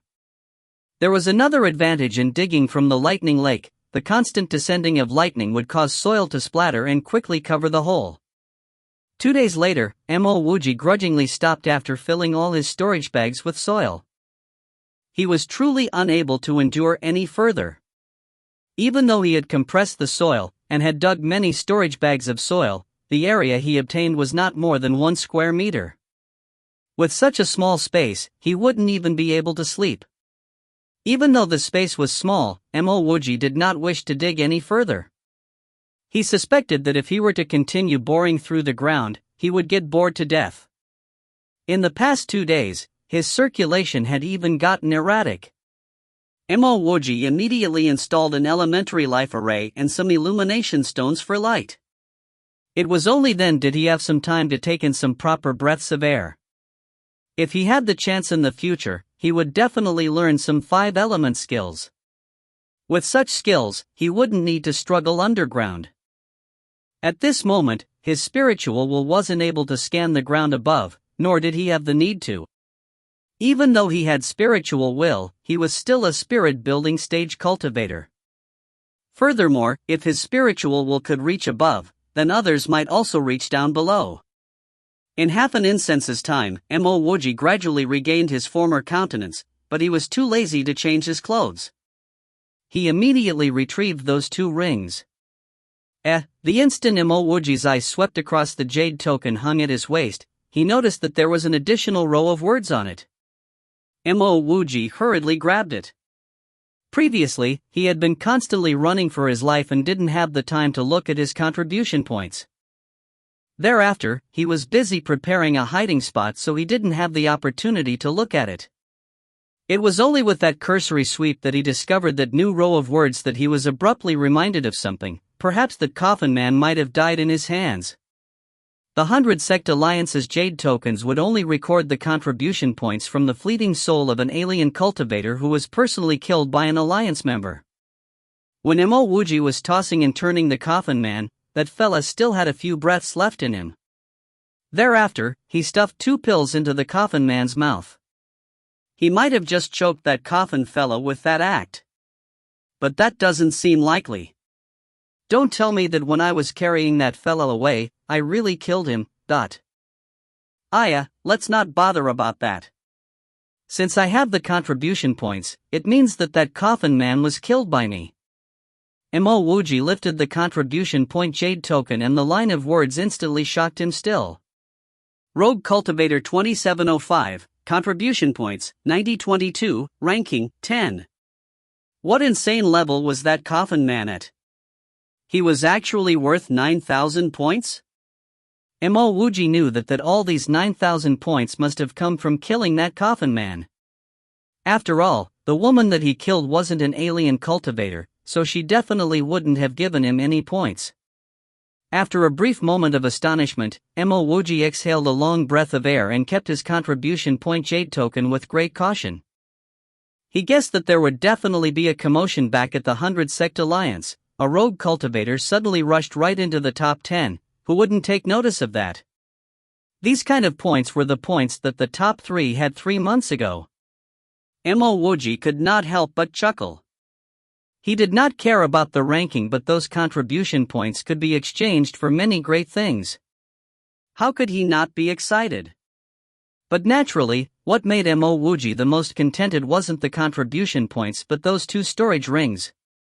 Even legacy disciples like Xin Shuyin and Ren Tianqing didn't have such things, but he actually obtained 2 of them. When the time comes, he might give one to Ren Tianqing. He was a person who was worth befriending. The first ring he took out was the Coffin Man's ring. Mo Wuji was about to use his spiritual will to remove his imprint when his heart skipped a beat. Thereafter, he immediately laughed out loud. He finally understood how that Coffin Man died. That fella wasn't killed because Mo Wuji carelessly moved him, nor was that fella killed because of his pills. That fella was angered to death by Mo Wuji. He only had a few breaths left, and he thought that Mo Wuji was there to save him. He never expected that he would be made use of by Mo Wuji to obtain the short wintermelon's protection. Not only that, his ring was robbed in front of his eyes by Mo Wuji. It would be weird if he wasn't angered to death. Mo Wuji's spiritual will barged into the storage ring. He finally managed to erase the spiritual will imprint within the ring after half a day. An area of several square meters appeared in front of Mo Wuji's eyes. Mo Wuji exhaled a short breath of air. This storage ring was a huge room. The storage bag simply couldn't compare to it. In the meters-wide space, there were many piles of spirit stones, spiritual ingredients, and smithing materials. There were even more piles of pill vases, and there was even a pile of jade boxes, jade letters, and cultivation manuals. All these good stuff nearly blinded Mo Wuji's eyes. He hurriedly grabbed and opened each and every one of those jade boxes. The worst he found was a tier 6 spiritual herb. The others were either Tier 7 spiritual grass or spiritual fruits. Mo Wuji even found 2 strains of Tier 8 spiritual herbs. On the other hand, Mo Wuji wasn't even familiar with many of the smithing materials. Mo Wuji didn't know that the jade letters were, so he didn't touch them. Instead, he started flipping the manuals. There were all at least at the treasured mortal grade, and there was even one at the treasure earth grade. So many good things. Unfortunately, the only thing he could use now was the storage ring in those piles of spirit stones. After placing this ring aside, he fetched the second ring. This was that woman's storage ring. Mo Wuji directly sent his spiritual will into the ring. That woman had already perished, but her spiritual will imprint was actually much stronger than that coffin man. Mo Wuji had to spend a whole day in order to break that imprint apart. A space multiple times bigger than that coffin man's ring appeared in front of Mo Wuji's eyes. The area was at least in the tens of square meters. Where exactly did that woman come from? Besides the space of the ring, the things within it left Mo Wuji a little speechless. There were a few boxes filled with clothes, and the number of spirit stones did not exceed 10,000. It was far from the number that the coffin man had. However, there was a pill furnace which caught Mo Wuji's attention. It was dull and inconspicuous, with a faint crimson trace by its side. If he did not look at it carefully, he would not have noticed it. This pill furnace did not look special, but its grade should be not bad. Mo Wuji did not hesitate to declare this furnace as his own. Just right, he was lacking a furnace for him to concoct pills. The black-scarfed woman's ring did not have those random manuals, but there were 3 jade boxes placed at the cornet. Mo Wuji opened one of the jade boxes. A crystal-clear thing exuding dense and pure spiritual energy lay within the jade box. Heaven-grade spirit stone? Mo Wuji had obtained a heaven-grade spirit stone before. In one glance, he could tell that this was a heaven-grade spirit stone. Mo Wuji instantly got emotional. This was a great thing. Compared to that treasured earth-grade manual, this heaven-grade spirit stone was the thing he needed the most. If you find any errors, ads pop up, ads redirect, broken links, non-standard content, etc., please let us know. Report chapter so we can fix it as soon as possible. Chapter 192, Rogue Cultivator 2705. Chapter 192, Rogue Cultivator 2705. Translator, Sparrow Translations Editor. Mo Wuji quickly opened the other 2 jade boxes, and discovered a heaven-grade spirit stone in each of them. 3 heaven-grade spirit stones. What would happen if he used them all to cultivate? It was indeed a blessing in disguise. As a person near death, because he had clinched a crucial opportunity, not only did he avoid death, but also hit the jackpot. Seeing the looks on Honest Chi and that woman's faces, they probably came specially for him. At this point Mo Wuji suddenly recalled that he had given Honest Chi's items to those 3 unlucky fellas, so those 3 must have fallen into Honest Chi's hands. If that was the case, Honest Chi should have been aware of the celestial sunflower gold in his hands by now. The reason that Honest Chi and that woman were here for him likely was the celestial sunflower gold. After all, this sort of thing was a smithing treasure.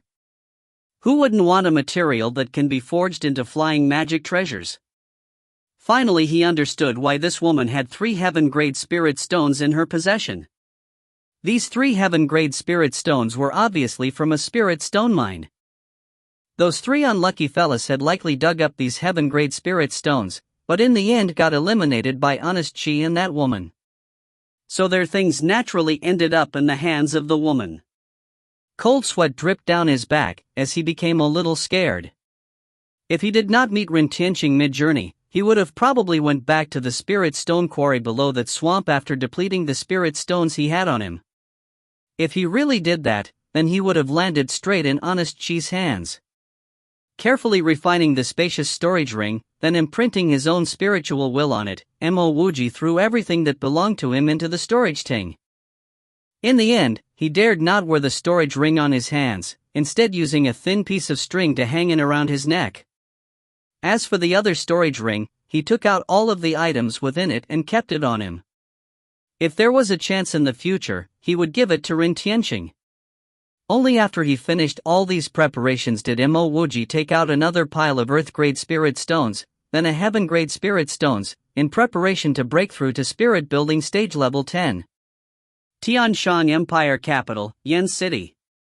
This was the largest capital of all the 5 great empires, and no other could compare to it. Xinghan Empire's largest city, Chanluo, would only fit into a section of Yan City.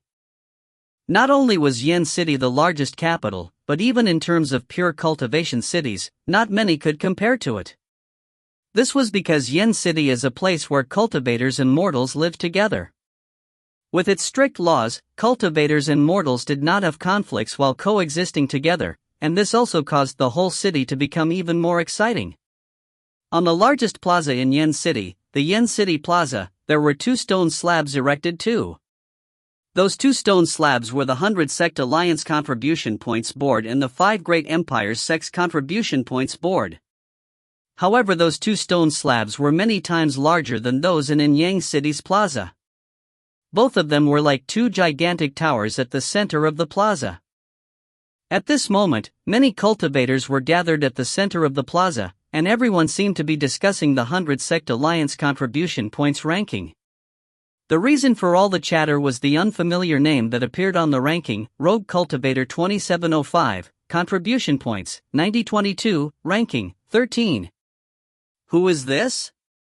How could a rogue cultivator get over 9,000 points, and place at 13th? I heard that a rogue cultivator's contribution points token has no name on it, and could malfunction, which means that this rogue cultivator's points is most likely not only over 9,000 points. I know this rogue cultivator. A few days ago, he was even at 10th place, only dropping 3 positions these few days. I'm not sure who this guy is, to be able to overtake Great Evolution Sect's Lu Mang. The cultivators on Yan City Plaza were not the only people engaged in intense discussion. Even in the 100 Sect Alliance encampment, many sect elders and sect heads were also asking who this rogue cultivator 2705 was. How could someone with so much strength be a rogue cultivator? In any sect, he would be considered a legacy disciple.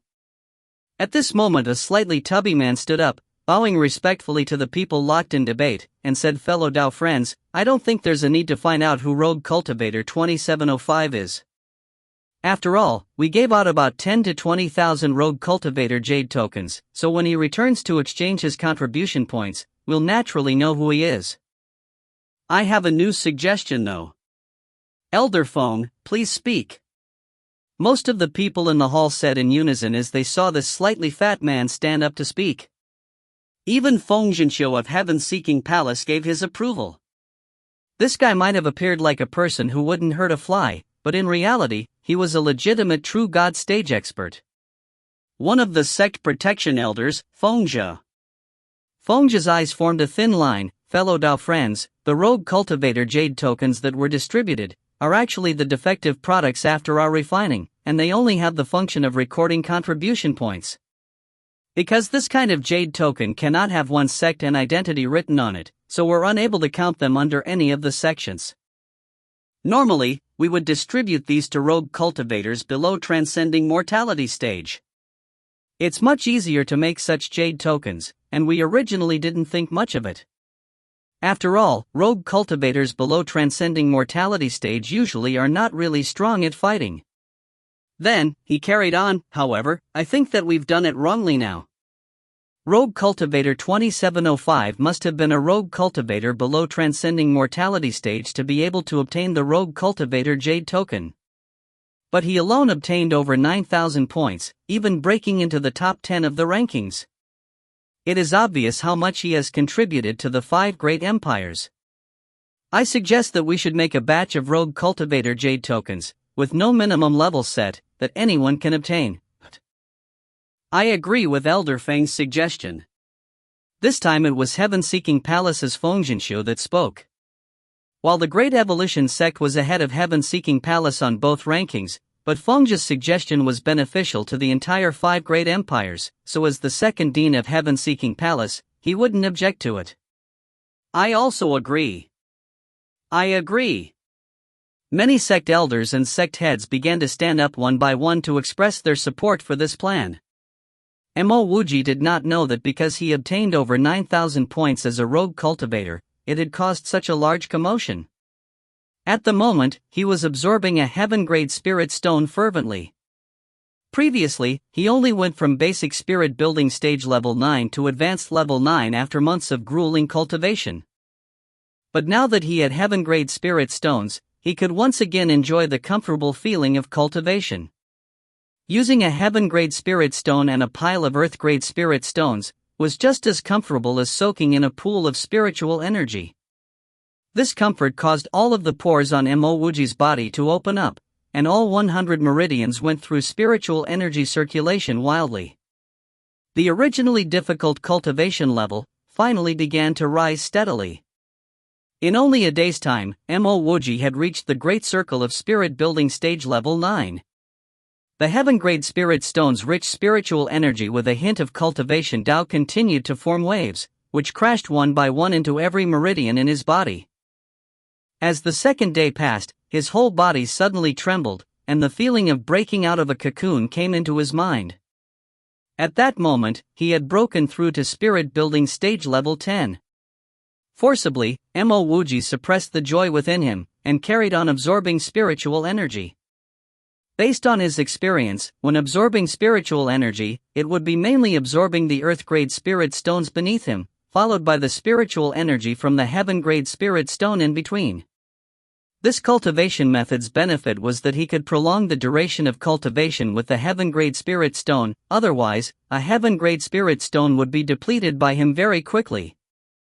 Of course, there were bad points of absorbing spiritual energy this way, which was that his speed of cultivation slowed down somewhat. But no matter how much slower, it would still be faster than the 5 months he initially used to advance from basic spirit building stage level 9 to advanced spirit building stage level 9. Never did he want to return to that snail-crawling pace of cultivation ever again, so he had to use heaven-grade spirit stones conservatively. Something like heaven-grade spirit stones could not be bought even if he wanted to. Pile after pile of spirit stones were sucked dry by Mo Wuji, and he gathered the remnants, before producing another pile of them. Cultivating underground made him slowly forget about everything else. A month later, Mo Wuji broke through spirit building stage level 10, and as expected, to spirit building stage level 11. 2 months later, he broke through again, this time to spirit building stage level 12. After reaching level 12, Mo Wuji muttered to himself, "Now that I've opened 100 meridians, will I have to cultivate to level 12 for every stage? Or does the immortal mortal technique require me to cultivate to level 12? Regardless of what was going on, Mo Wuji had experience in this area already. Once he hit spirit building stage level 12, it meant that he was about to enter transcend mortality. After making necessary preparations, he circulated his spiritual energy according to the immortal mortal technique, and tried to break through to transcending mortality stage. As his cultivation level grew higher, the rate that he absorbed spiritual energy became faster and faster. The area that he affected became larger too, with an area of radius 1 meter around him being covered in a spiritual energy fog. Bang! A body-shattering vibration caused Mo Wuji to open his eyes abruptly, and he looked at the heaven-grade spirit stone that had become ashes in his hands. He had not broken through to transcending mortality stage, but rather, while he was ready to do so, his 101th meridian suddenly opened up. Naturally, Mo Wuji knew what every meridian opening from now on entailed. It meant that his strength would increase many folds, and on top of that, his potential would increase by many times too. This was the reality. The instant that his 101th meridian was opened, the heaven-grade spirit stone in his hand was sucked dry, and the pile of earth-grade spirit stones on the ground had not many left in it. A feeling of immense strength flowed through his body, and Mo Wuji clenched his fight tightly. Even though he had not battled any strong opponents of the same level as him, he was very confident that he was unrivaled at his cultivation level. Once again throwing out a pile of earth-grade spirit stones, and taking out a second heaven-grade spirit stone, Mo Wuji was determined to break through the spirit building stage to transcending mortality stage this time. If you find any errors, ads pop up, ads redirect, broken links, non-standard content, etc., please let us know. Report chapter so we can fix it as soon as possible.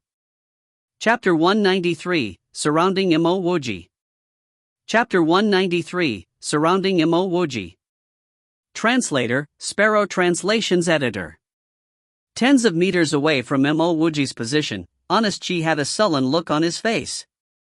He had searched the Thunder Fog Forest for 3 months. Every lightning gorge, lightning lake, lightning jungle, even the hidden vine jungles had been searched by him, but there was no sign of Mo Wuji anywhere. It was as though Mo Wuji had vanished into thin air after entering Thunder Fog Forest 3 months ago. He suspected that Mo Wuji had been killed by some strong demonic beast, but yet he believed that Mo Wuji would not meet such an end. This was simply because that guy was too cunning. He swore that if he found Mo Wuji, he would drink every single drop of Mo Wuji's blood, and not waste a single piece of Mo Wuji's flesh.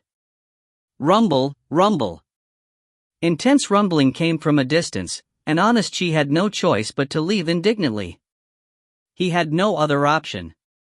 Back then, he did not kill that short winter melon, and now the alien cultivators were cleaning up the area. This Thunder Fog Forest had been destroyed completely by the alien cultivators, and became an empty field.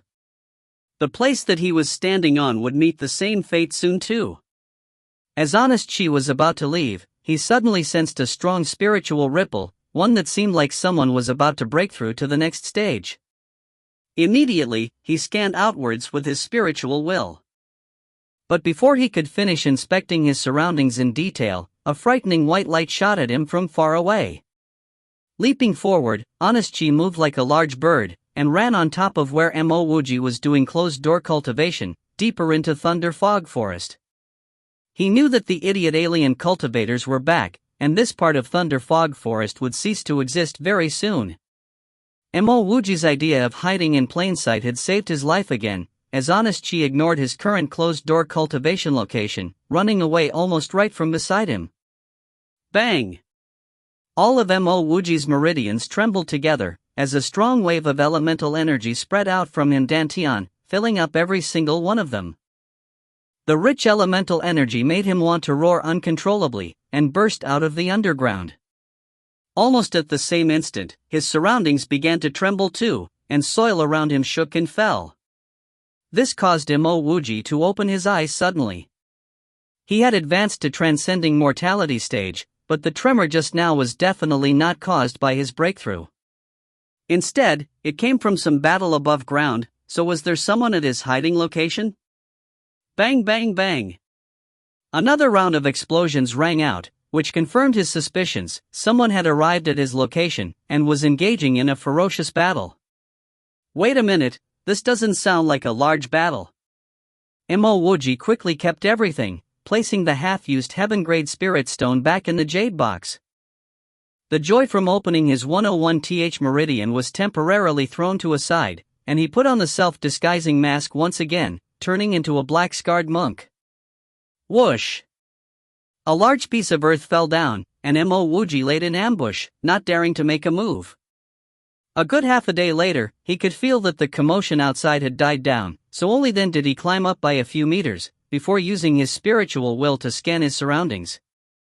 At this point, everything happening above ground was clearly seen by Mo Wuji.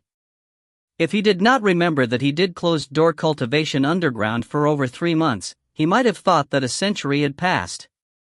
The lightning lake, forest, and fog that were initially there had all disappeared completely. What replaced them was a barren wasteland, and only a small lightning lake continued to have some lightning bolts striking down above it. Seeing thousands of cultivators hacking away at the remaining trees, Mo Wuji couldn't believe his eyes. Were they going to destroy the Thunder Fog Forest? Those alien cultivators were indeed a brutish bunch, to actually use such forceful methods to search for people? From another perspective, they were using clumsy methods to clear the area. I can't go out now. Mo Wuji was immediately aware of his current situation. If he went out now, he would definitely be discovered. Roar, roar, roar. Waves of roaring sounds could be heard, followed by intense strikes and elemental energy explosions sounds /. In a mere 10 breaths' time, a large black mass of demonic beasts came rushing out wildly. A giant muscular ape and a bald monk were locked in battle, and Mo Wuji quickly retracted his spiritual will. He had a feeling that the bald monk was even stronger than the short winter melon. Half an incense's time later, sounds of a massacre spread to Mo Wuji's ears, which prompted him to extend his spiritual will out again. This time, Mo Wuji dared not observe the two experts fight, instead focusing on the lower-level cultivators. Thousands of low-level cultivators were battling countless demonic beasts, causing a murderous aura to hang in the sky. Mo Wuji took in a breath of cold air. He knew that there were demonic beasts in Thunder Fog Forest, but he didn't expect there to be so many. Tens of thousands of demonic beasts leapt at the cultivators that destroyed their homeland, and each of them displayed all the skills they had on hand. Every moment there were demonic beasts and cultivators falling like flies. The monk that was battling the giant ape saw the situation around him, and shouted in panic, quickly request for reinforcements. However, only half of his sentence left his mouth, as a murderous roar sounded out from a faraway place. It was obvious that while they were fighting the demonic beasts of Thunder Fog Forest, the 5 great empires' cultivators had fully mobilized. "Idiot, didn't I tell you not to touch Thunder Fog Forest?" The bald monk shouted in anger, but it was very difficult for him to retreat now. Every attack the giant ape dished out was full of power. Once he backed off, he would likely be killed instantly by it. As Mo Wuji carried on observing the battle from underground, his heart was pounding really hard. In this sort of messy cultivator war, sometimes it didn't matter how strong you were, the chances of falling in battle was very high. The large-scale battle lasted for a whole 2 hours, and had no signs of ending. At a faraway location, a bright light shot into the clouds. This caused the bald monk to panic even further, and he suddenly ripped the Buddha beads off his neck, then hurled them at the giant ape. The giant ape responded with a roar of rage, at the same time opening his mouth to shoot out 10 lightning bolts. Each lightning bolt met with a Buddha bead, exploding in a burst of bright light. Boom! While the giant ape had counterattacked in time, a Buddha bead still landed between his eyes. The giant ape let out a blood-curdling scream, seemingly seeking out the bald monk to fight to the death. But just as this moment, the bald monk turned around and rushed out of Thunder Fog Forest. A murderous look appeared in the giant ape's eyes, as though it knew that there were even more cultivators on the battlefield far away. In the end it dared not give chase, instead with a loud roar, it turned to escape into the depths of Thunder Fog Forest. Following the giant ape's roar, the big black mass of demonic beasts also retreated, vanishing completely in a short period of time. In his mind, Mo Wuji heaved a sigh of relief. Since the battle had ended here, those guys should retreat soon. Once they left, he would have the chance to leave this accursed place.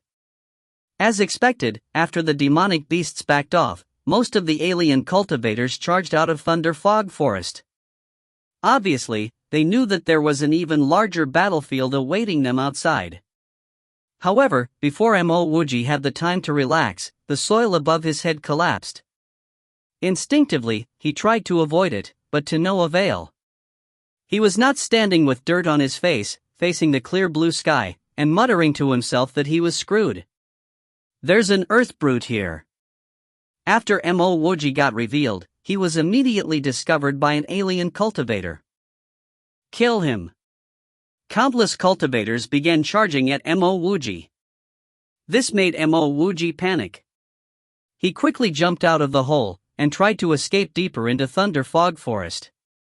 But after traveling a few hundred meters away, tens of cultivators blocked his way.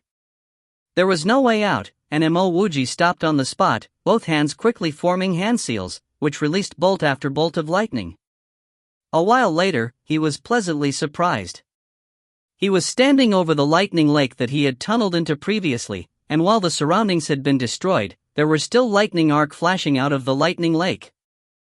Once he attacked on the lightning lake, and his lightning bolts landed on the lightning lake, they initiated the lightning essence within the lake to form even more lightning bolts which burst out at the enemy.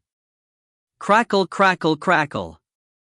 In a short half-day's time, the area surrounding Mo Wuji had turned into a forest of lightning.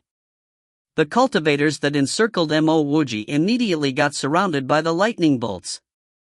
How could Mo Wuji had given up such a good opportunity? Lightning bolts were continuously released from his hands, and once he saw a severely injured cultivator, an additional lightning bolt would be sent in that direction without hesitation. Over a short period of time, the cultivators that were killed by Mo Wuji numbered in the tens. This guy is at most at transcending mortality stage, everyone attack. Seeing that Mo Wuji fought so brutally, taking advantage of the lightning lake to kill that many cultivators so quickly, the ferocity in the alien cultivators were ignited. As much as he held the location advantage, the alien cultivators' numbers were simply too great. While a good part of them had left, there were still hundreds left behind. If they could not kill a single transcending mortality stage cultivator, it would be a joke. No matter which direction Mo Wuji went in, he would be blocked by some alien cultivators. Eventually, he decided not to move anymore, and just kept firing off lightning bolts at them. He possessed spiritual will and the revolving star passage technique, so those fatal strikes could easily be avoided. On top of that, fighting in a lightning lake was to his advantage, hence as long as there were no cultivators of a higher stage than him, there was nothing for him to be afraid of either. The Tianji pole had been taken out by him too.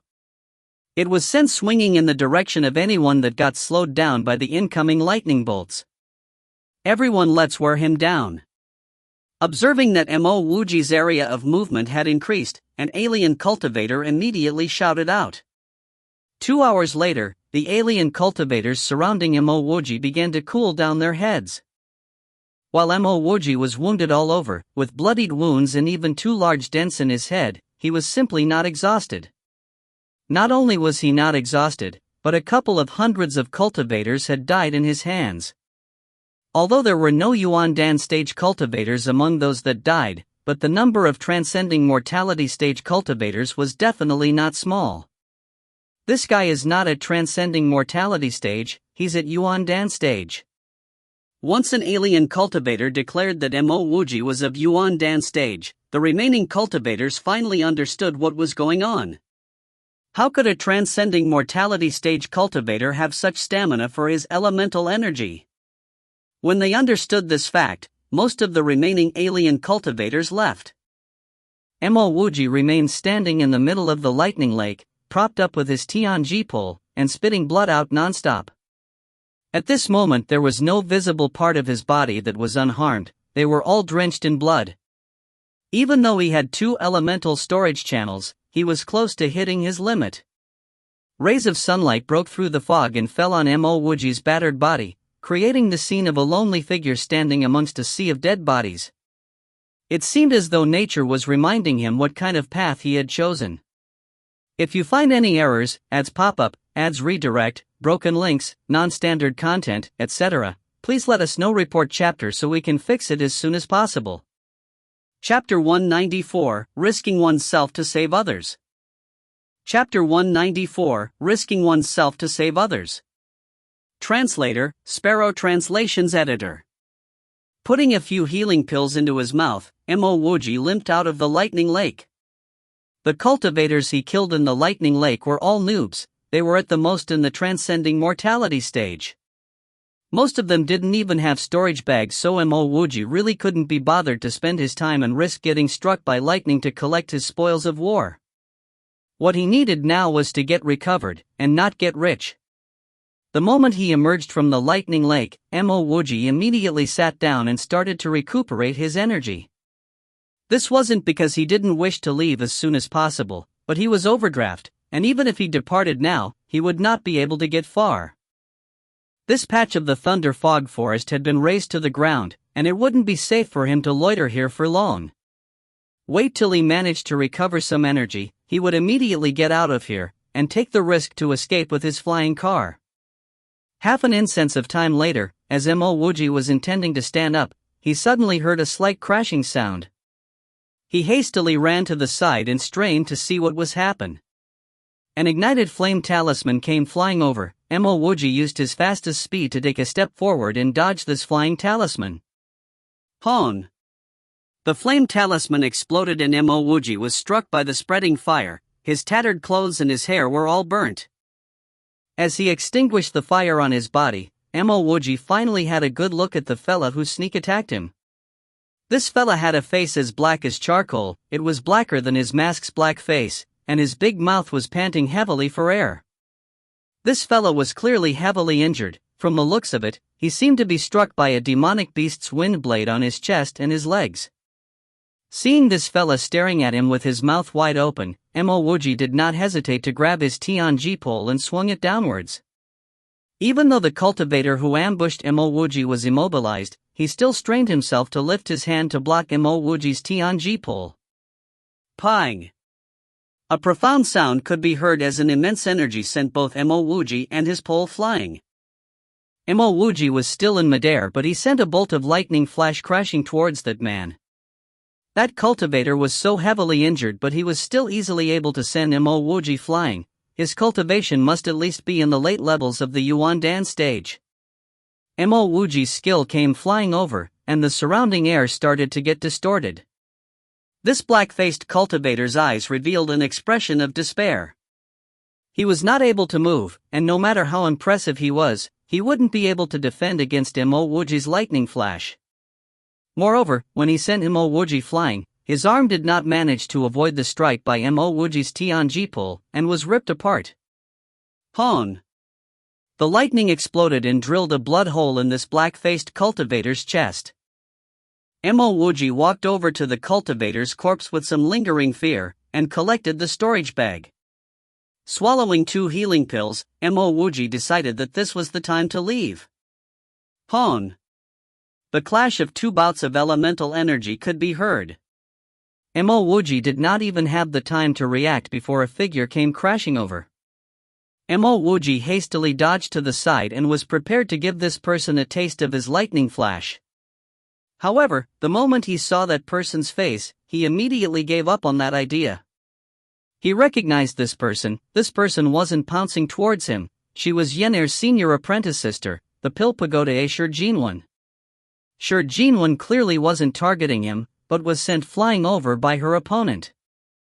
As expected, before Shi Jinwen could even land on the ground, a figure came rushing towards her. It was a hooked-nosed man. He was definitely an alien cultivator. Mo Wuji had battled with more than hundreds of alien cultivators and had developed a rough understanding towards the alien cultivators. The alien cultivators' cultivation methods seemed to be different from here. When they attacked, there was a clear difference in their spirituality flow. The hooked-nosed man's power was ostensibly inferior to that short winter melon and the coffin man, but his attacks were much stronger than those alien cultivators he dealt with. When he was pouncing towards Shi Jinwen, the flow of spirituality around his body was more pronounced. As this alien cultivator's magic treasure was about to trap Shi Jinwen had already steadied her footings and lifted a pill cauldron. The pill cauldron clashed against the hook-nosed man's magic treasure, sending waves of elemental energy which filled the sky. When the two battled, it was like a huge plow was being dragged across the land. It was incomparably messy. This is not a battle I can poke my nose in, hurry and go. As Mo Wuji was prepared to leave, he heard Yener's voice. Mo Wuji's heart went into a fluster as he saw Yener and 2 other ladies charging over. Mo Wuji was already in the transcending mortality stage, and he could tell that all 3 were in the same stage with a single glance. With their level, any attempts to help Shi Jinwen would be futile. Seeing Yener rush over, the expression on Shi Jinwen's face changed drastically. Mo Wuji, who was originally intending to bolt, gave up on that idea and charged towards Yener.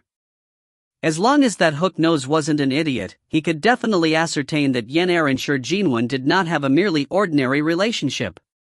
If he was that hook nose, he would not hesitate to sneak an attack on Yener and destroy her. Yener's and that hook nose's cultivation were as different as heaven and earth. That hook nose only needed to lift his pinky and Yener would definitely be killed. He would not be doing much, but Shi Jinwen would definitely be heavily impacted. Yan'er was clearly lacking in battle prowess. Her intentions to help Shi Jinwen were understandable, but with her power, on the premise that she wasn't able to use any ranged attacks, she was truly unable to help Shi Jinwen.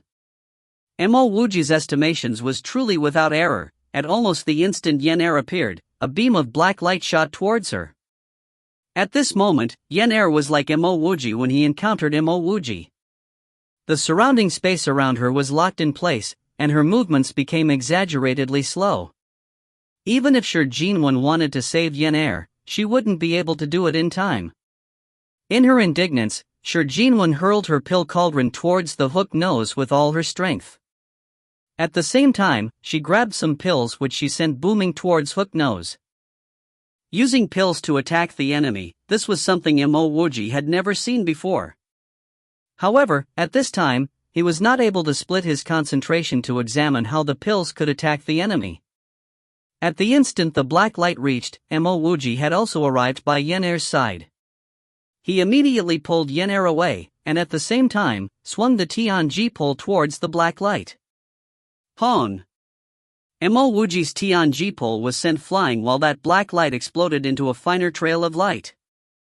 Its trajectory was only shifted slightly as it shot through Mo Wuji's chest. This black light was originally going to perforate through Yan'er's throat, but Mo Wuji had arrived just in time to pull Yan'er away. Since Mo Wuji was taller than Yan'er, that black light did not hit his throat but only pierced through his chest. The burning sensation from the attack instantly spread throughout Mo Wuji's entire body. Mo Wuji felt as though his entire body was dipped in boiling water, and his entire body was charred with hints of red. A minute blood hole appeared on Mo Wuji's chest. No blood gushed out from that injury, but instead, there was a slight fog. Pang! Mo Wuji shot through the air and crashed against a huge rock. The entire process happened in an instant. It was only when Mo Wuji was sent flying that Yan'er came to the sudden realization that she would have lost her life if no one risked his life to save her. Seeing that Mo Wuji had risked his life to save Yan'er, that hook nose knew that he wouldn't have another chance. With that failed sneak attack, the tables between him and Shi Jinwen had turned. I have some healing pill. Yan'er finally reacted. She hurriedly ran to Mo Wuji's side and handed some pills to Mo Wuji. Mo Wuji waved his hands as he struggled to take a few pills from his bag. Yan'er's healing pills could not compare to his, so naturally he would eat his own pills. Move to the side. Mo Wuji spoke with a hoarse voice as he struggled to stand up. He felt as though all the blood in his body had dried up. Shi Jinwen saw that Yan'er was fine and started to attack that hook nose with even greater madness and fervor. Mo Wuji staggered over to his Tianji pole and picked it up. He did not leave. That hook nose tried to kill Yan'er, and even added injuries to his plethora of injuries. If he did not shift that black light's trajectory slightly, it would have pierced through his heart, and he would have lost his little life. If he didn't attempt to take revenge, it would not really sit well in his heart. Hon hon hon. That hook nose's power might be a little stronger than Shi Jinwen, but there was a limit to that difference. The two battled fiercely. Sand flew, rocks scattered. Their battlefield was a complete mess. At this moment, Yan'er and those two ladies couldn't even stand straight and see the two's battle, much less help Shi Jinwen out. On the other hand, Mo Wuji could clearly see the changing attacks and defenses of the two. Mo Wuji really appreciated Shi Jinwen's fighting style. Fighting was irrespective of cultivation or power. It was about exerting your utmost best and pitting your life. Shi Jinwen was doing just that. At this moment, Shi Jinwen's entire body was riddled with wounds. 2 blood holes had nearly pierced through her heart and her throat. Still, her methods did not tone down, but became increasingly crazed. The hook nose wasn't anywhere better. With some unknown method, Shi Jinwen actually managed to tear apart half of his neck, and his meat was a tangled mess. There was also a huge hole on the left side of his waist which was constantly leaking fresh blood. Even though the two were still fighting desperately, Mo Wuji could tell that the two's battle would end soon. The final outcome would most likely be Shi Jinwen's demise, while that hook nose ended up heavily injured. Mo Wuji subconsciously took a few steps forward. With his spiritual will, he could see that the hook nose had taken out a huge net. Was this fella trying to trap Shi Jinwen? Shi Jinwen would immediately lose the upper hand and end up at a disadvantage. However, Mo Wuji did not think that she would be that stupid to fall for that trap. As expected, when that huge net was thrown, Shi Jinwen's pill cauldron was thrown out. The net trapped the pill cauldron but was unable to confine Shi Jinwen. At the same time, Shi Jinwen threw out a few pills. Countering Shi Jinwen's pills were the hook nose's beams of black light. 2 pills exploded against the hook nose's body. Mo Wuji saw 2 clumps of bloodlight exploded from the hook nose's body. At the same time, Shi Jinwen's body had an additional 2 blood holes formed from the 2 beams of black light. Shi Jinwen seemed to have gone crazy. With no heat of the injuries on her body, she pounced towards Hook Nose and formed some hand seals. An inundating elemental energy seemed surging out. Hook Nose could not help but take a step back and put in all his energy to deal with Shi Jinwen's final crazy strike. At this moment, Mo Wuji lifted the Tianji pole and threw it towards Hook Nose's back. Hook Nose laughed coldly. A little ant dared to sneak attack him. Even if he was fully engaged in his battle with Shi Jinwen, he was not someone an ant could plot against. His body was like a spring as he twisted and contorted his body.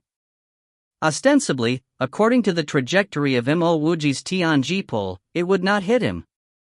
The Hook Nose increased his speed. He wanted to force Shi Jinwen away before poking 5 holes into Mo Wuji's brain. Shi Jinwen's attack had reached its peak. There was nothing left for him to worry. But that Hook Nose could not laugh coldly any further. A terrifying electroball came flying towards the blood hole at his waist. Just now, Shi Jinwen had caused a huge disturbance in space with her elemental energy that he actually didn't see this electroball sneaking to his side. If you find any errors, ads pop up, ads redirect, broken links, non-standard content, etc., please let us know. Report chapter so we can fix it as soon as possible. Chapter 195, Work Hard to Live. Chapter 195, Work Hard to Live. Translator, Sparrow Translations Editor. Boom! The electroball exploded, blood splattered. The hook-nosed man cried out mournfully as he lost the ability to defend against Shi Jinwen's raging waves of elemental energy. Shi Jinwen also knew that her power had reached its peak, and that was the best she could do. She just hoped to heavily injure Hook Nose and give Yin Er and company a chance to escape. Little would she expect that Hook Nose would suddenly be attacked by Mo Wuji, giving him no chance to deal with her attack. Her elemental energy unreservedly surged towards Hook Nose. Even after it landed, she was still staring at Mo Wuji in shock as she wondered how his sneak attack managed to get through. Without any obstacles or set-up defenses, Shi Jinwen's attack was no longer going to simply heavily injure Hook Nose, but fatally strike him. At the instant Hook Nose's waist was struck with Mo Wuji's electroball, his internal organs were also torn apart by Shi Jinwen's waves of elemental energy. Mo Wuji would not waste such an opportunity as he grabbed his Tianji pole and swung it downwards. Pooh! Ka! A teeth-shaking sound could be heard. The Hook Nose's brain was crushed into meat juice with Mo Wuji's pole. Mo Wuji slowly exhaled a breath of air as he turned and dragged his Tianji pole behind him. Not far away, the heavily injured Shi Jinwen stared blankly at the Hook Nose's falling corpse, then at the turning Mo Wuji. She was momentarily at a loss for words. Remember to cultivate properly and work hard to live. Mo Wuji also stood in front of Yin Er in a daze before he entrusted her with that simple sentence. Thereafter, he turned and slowly walked far away. His voice was hoarse and husky. He was like a nomad traveling in the desert who had not seen water for a long time. After brushing shoulders with death countless of times, Mo Wuji truly understood that living wasn't easy. That Hook Nose's storage bag, he'll just leave it behind for Yin Er. Who is he? It was only after Mo Wuji's figure disappeared in the distance that the green-robed lady beside Yin Er asked this question. I don't recognize him. Yen Er was at a loss for what to say. Up till now, she did not understand why Mo Wuji would risk his life to save her. Furthermore, he even asked her to cultivate properly and work hard to live before he left. In her memory, she had never befriended a black-faced monk. Unless this man was from her forgotten past? Didn't Master tell her that everyone she knew were all mortals? How could she have known such an expert? You don't know him, but he sacrificed himself to save you? The other purple-robed lady asked. Yen Er. Sure, Jinwen swallowed some pills and called out loud. Senior apprentice sister, are you all right? Yen Er finally came to her senses. She immediately ran over to help pick Sure Jinwen up. Sure Jinwen looked towards the direction Mo Wuji disappeared in and asked doubtfully, Yen Er, you know him? Yen Er shook her head. She really didn't know this scar-faced, blood-covered, wound-riddled, black-faced monk. Holy sh*t. That green-robed lady suddenly cried in shock.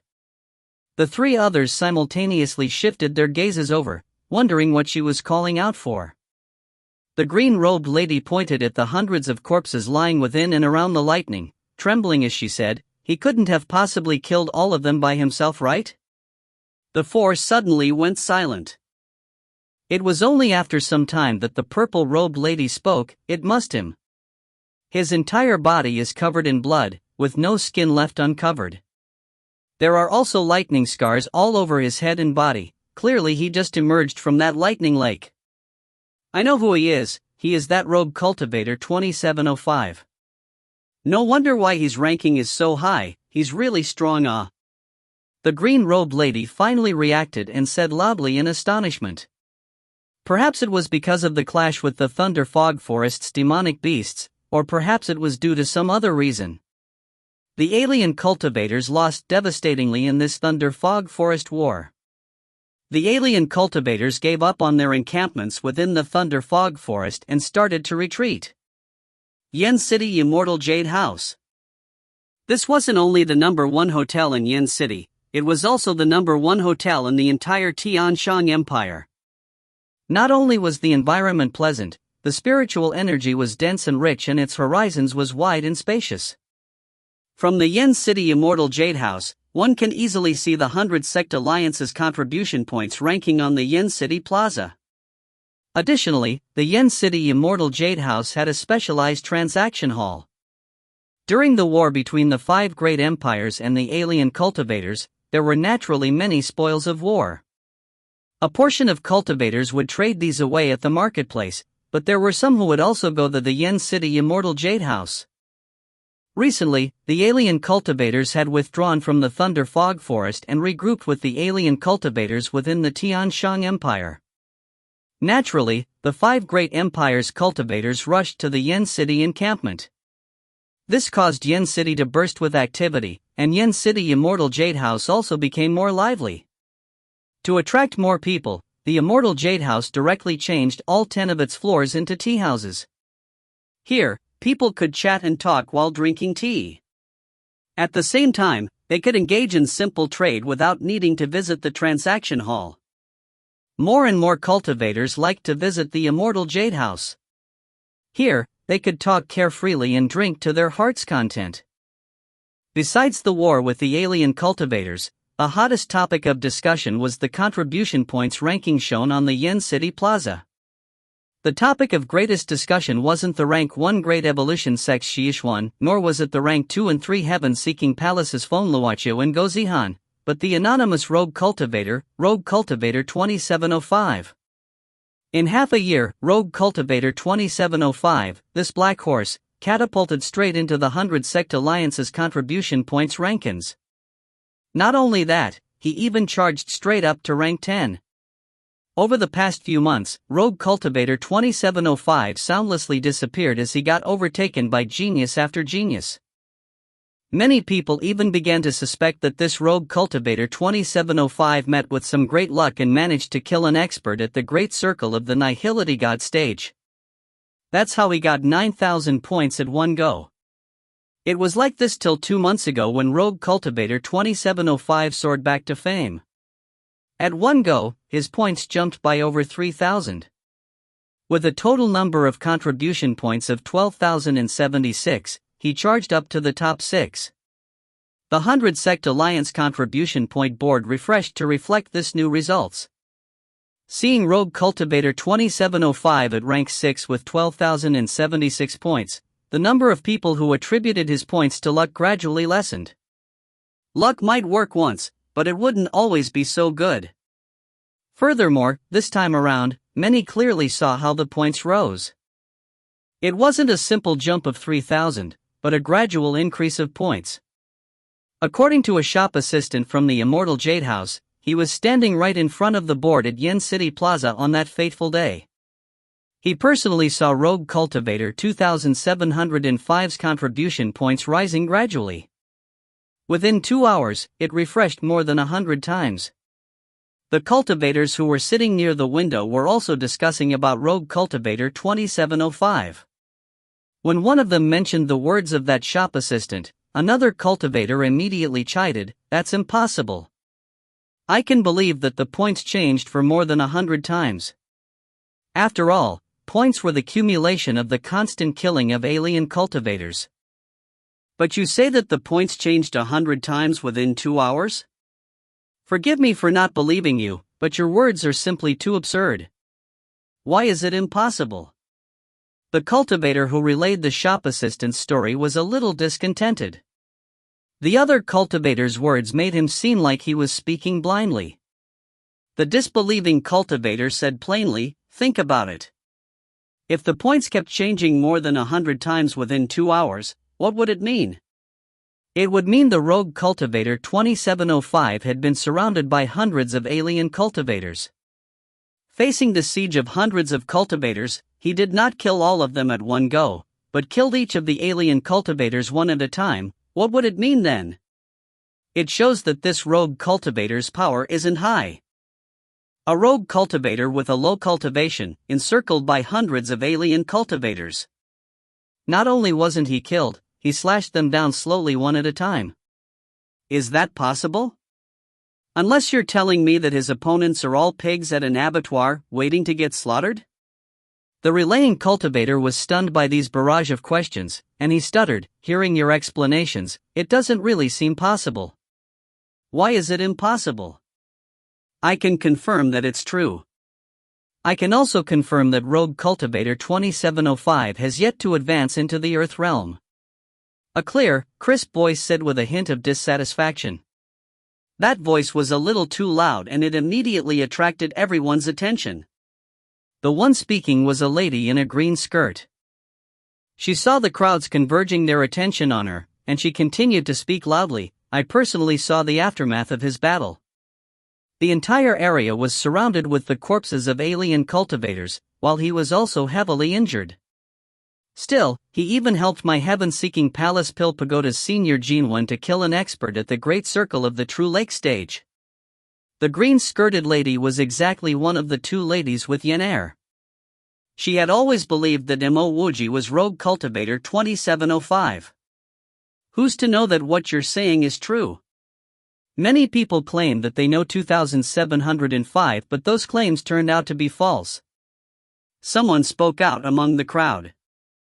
Rogue Cultivator 2705 wasn't the only person with such an illustrious reputation. Any cultivator who could enter the top 100 was a proud child of heavens. Each and every one of these cultivators had an immense popularity in Yen City. If they entered the Immortal Jade House, the Immortal Jade House would not accept any fees and would even feel proud. Rogue Cultivator 2705 was in rank 6, naturally, he was in the 5 Great Empires Hall of Fame. If an average sect head were to meet him, the sect head would still need to pause and say hello. To be personally acquainted with this kind of genius was akin to sticking gold on your face. Thus, many people wanted to acquaint themselves with the geniuses on the 100 Sect Alliance contribution point board. But a majority of these geniuses already had an established reputation with a well-known name. Only Rogue Cultivator 2705 was anonymous and unknown. It was because of this, that many people claim that they knew Rogue Cultivator 2705.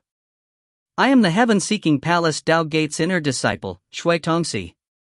When the incident happened, I was not the only one present, Senior Jinwen was also there. Moreover, Heaven-Seeking Palace's number 1 genius, Yan Er, and the Great Evolution Sect's Junior Ling Yizhen were also there. Rogue Cultivator 2705 even risked his life to save Yan Er. Would I need to lie about such things? The green-skirted lady's face swelled till it looked a little ugly. When they linked her to those impostors who claimed that they knew 2705, she could not help but be angry. This senior is indeed a heaven-seeking palace's inner disciple, she wouldn't lie. Someone among the crowd recognized Shui Tongxi. Senior Shui, how did this Rogue Cultivator 2705 look like? Another person among the crowd asked. If you find any errors, ads pop-up, ads redirect, broken links, non-standard content, etc., please let us know. Report chapter so we can fix it as soon as possible. Chapter 196, You're right. Chapter 196, You're right. Translator, Sparrow Translations Editor. Shui Tongxi hesitated for a while before speaking. His skin color was dark, his face had a scar on it, and he dressed like a monk. When I saw him, his body was full of wounds, seemingly without any part unharmed. To save Yan Er, he even got his right chest pierced through by the alien True Lake stage expert. The reason behind his hesitation was that Shui Tongxi was not sure that Mo Wuji wasn't Rogue Cultivator 2705. After all, this was just speculation on her part. Regardless whether that was true, after hearing Shui Tongxi's words, a sense of respect arose within all the 10 floors of cultivators. After hearing Shui Tongxi's words, an image of the situation then appeared before everyone's eyes. They could only imagine how a rogue cultivator had obtained so many points through actual life and death battles, not through some critical hits on the enemy. I believe that he must have put his life on the line to obtain that many points. Shui Tongxi added this last sentence, which cemented the respect everyone had towards Rogue Cultivator 2705. To obtain points by putting one's life on the line, I, Lu Man, have a lot to learn from him. A good while later, a muscular man then said passionately. That's right, I chose the path of cultivating. Since there's alien cultivators invading my home, if I don't put my life on the line, what justification do I have to stay on this land to cultivate? If a rogue cultivator can do this much, why can't the disciples of various sects do that same? I share the same sentiments.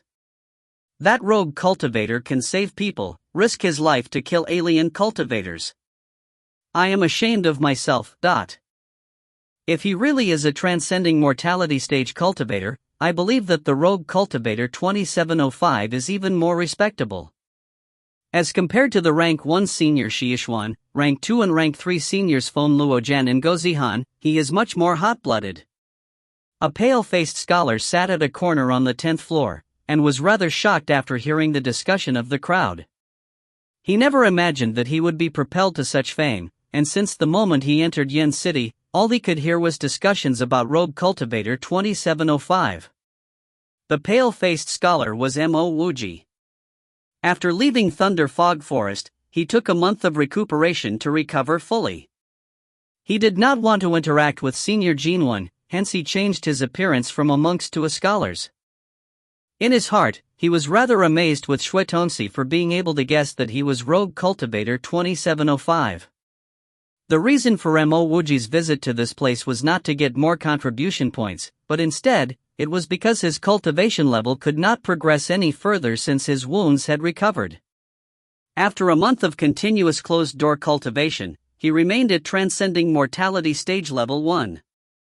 Even if he used heaven-grade spirit stones now, it would not help his cultivation level to improve a single bit. Since his cultivation was paused, Mo Wuji believed that this was due to something wrong his cultivation technique. The Immortal Mortal technique probably could not continue to increase his cultivation level beyond the transcending mortality stage. Another issue was that he did not know much about the transcending mortality stage too.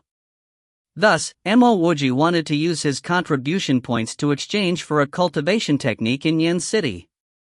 It should not have been a problem to find a cultivation technique to continue on from the immortal mortal technique within the 100-sect alliance, which comprised of tens of thousands of sections. Mr. Ho, even if you escape to the ends of the earth, my Lei clan will not let you go. A flurry of footsteps broke the discussion about Rogue Cultivator 2705. Following which, 5 to 6 people burst out, led by a man with a head of messy hair, and some bloodstains on the corner of his mouth. Behind him were 5 young cultivators, which included 1 female. The 5 of them encircled the youth in front of them, and a look of hopelessness appeared in his eyes. He knew that there was no escape for him. From one side, Mo Wuji observed the young man, feeling that he looked a little familiar. Seeing that most of the cultivators in the 10-storied hall was staring at them, the 6 people that rushed in bowed respectfully. Everyone, I am Yulin Lei Clan's Lei Qinghe.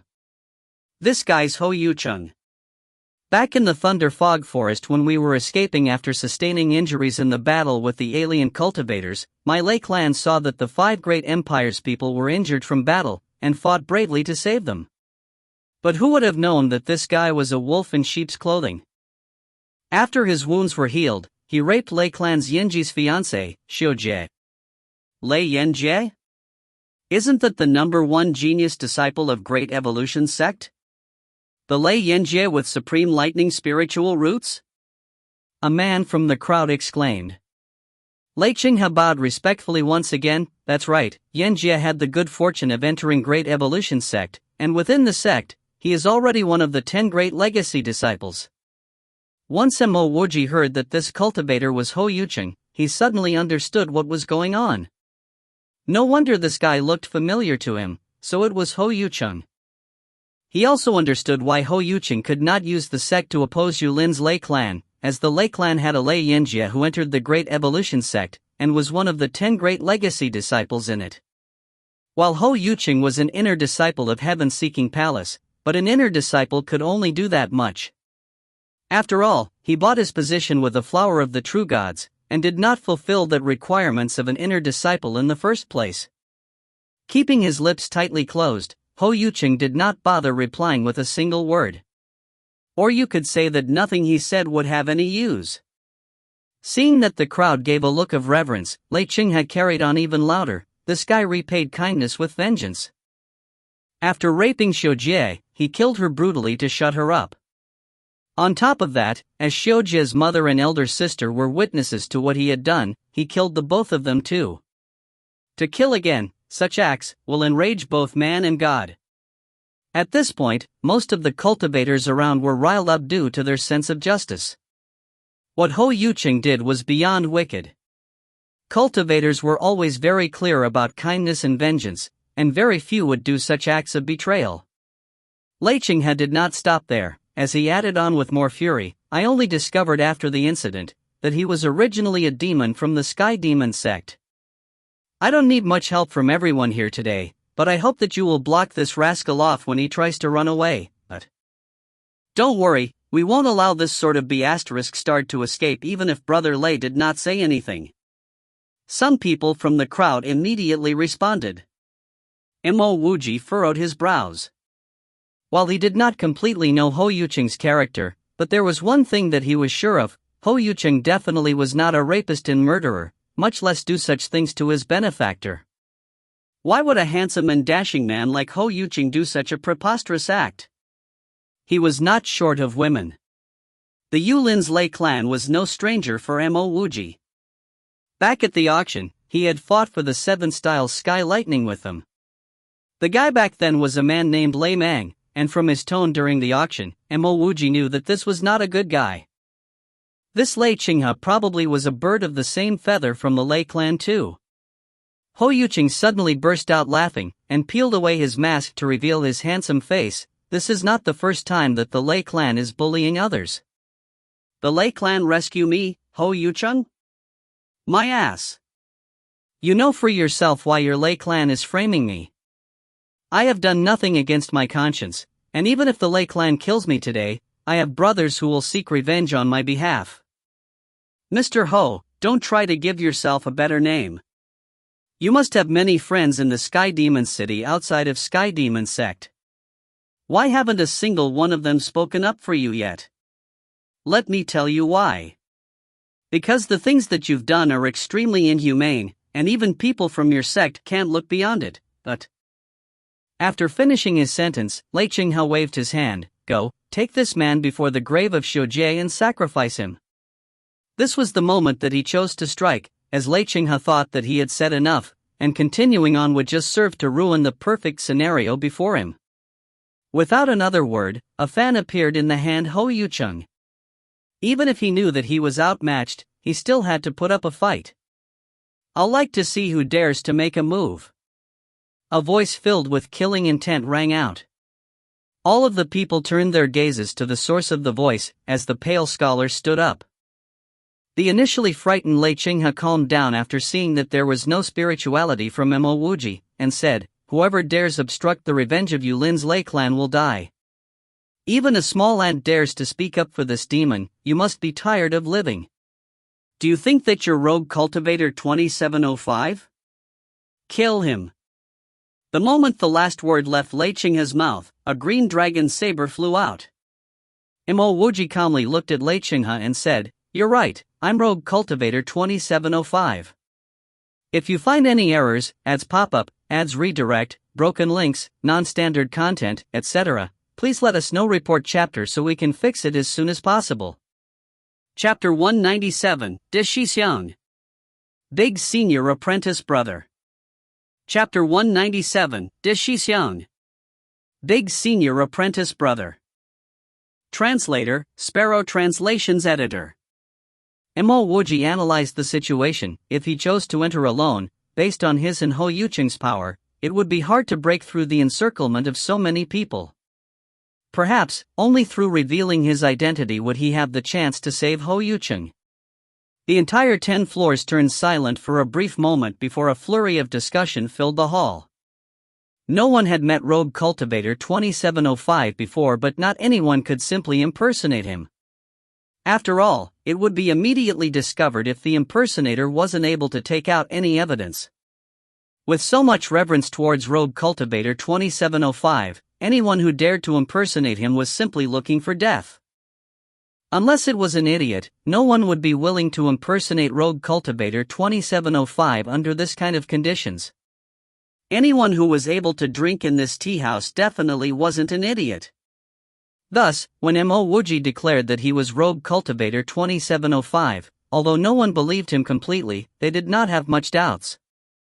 Lei Qinghe instantly realized that it was highly possible that Mo Wuji was not an imposter. The green dragon saber in his hand shone with saber light as he shouted, "Imposter!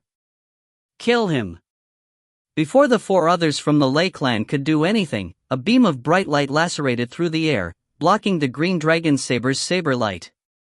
Charging along with this light beam was a green-skirted lady. It was the heaven-seeking palace's Shui Tongxi. "Who are you? You're going to protect them?" "I'm Yulin Lei clans." Lei Qinghe did not recognize Shui Tongxi, but Shui Tongxi was able to block his saber light with a simple beam of light, dispersing his elemental energy. Clearly, her cultivation was no lower than his. Shui Tongxi directly interrupted Lei Qinghe's words as she said coldly, "Just a Yulin Lei clan, don't think you're big enough to cover the sky and spout your Yulin Lei clan name. If you disagree with me, then you can go to the heaven-seeking palace Dao Gate and find me, Shui Tongxi." When Lei Qinghe heard that Shui Tongxi was a heaven-seeking palace Dao Gate's disciple, he instantly did not dare continue to act arrogantly. Hou Yucheng was also an inner disciple in the heaven-seeking palace, but Hou Yucheng's position did not count for much. Moreover, he was standing on the moral high ground, so even if he killed Hou Yucheng, the heaven-seeking palace would not demand for the Great Evolution sect to be held accountable. After all, Hou Yucheng's crime was raping and killing the Great Evolution sect's number genius, Lei Hongji's fiancée. The heaven-seeking palace is one of the best Dao Holy Lands in the 5 great empires. Don't tell me you're going to ignore this reputation just for a brute? Even though he did not dare strike out again, Lei Qinghe did not intend to let the matter rest. Shui Tongxi laughed coldly and she said in a clear, refreshing tone, "Number 1, the heaven-seeking palace is the number 1 Dao Holy Land in the entire 5 great empires. It's not simply one of the best. Next time, before your Yulin Lei clan speaks, you better remember to wash your mouth clean and don't pollute the air with your disgusting words. Number 2. Whether or not he is a brute is not up to you to decide. Lei Qinghe's face changed multiple times within that short instant. Everyone knew what he was implying. In his eyes, the Great Evolution Sect and the Heaven-Seeking Palace were comparable existences. To think that someone from the Heaven-Seeking Palace would flat-out reject his words. In reality, in all these years, the Heaven-Seeking Palace is indeed the number one Dao Holy Land. No other sect would dare say that they're better than the Heaven-Seeking Palace. The reason why Lei Qinghe had the balls to say that it was one of the best was because the Great Evolution Sect was temporarily rank 1 in the contribution point board. Dao friend Shui, what do you mean? Are you saying that I'm lying?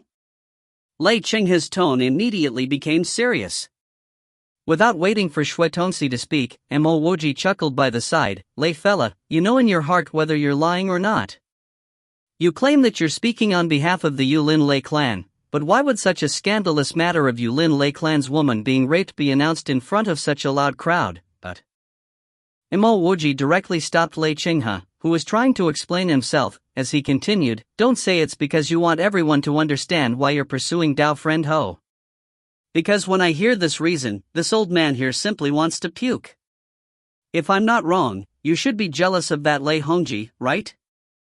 On the surface, you act like you're helping him. But in reality, you're throwing sh*t up his head. Oh that's right, your Lei clan are filled with useless sh*t. It's normal to see you Lei dogs bite one another. Mo Wuji did not have a high opinion of the Yulin Lei clan. He suspected that Lei Qinghe was pursuing Ho Yucheng because Ho Yucheng had something good in his hands. With this, Lei Qinghe could spoil Lei Hongji's reputation and obtain some benefits from Ho Yucheng. You're talking sh*t. Lei Chengfu was infuriated.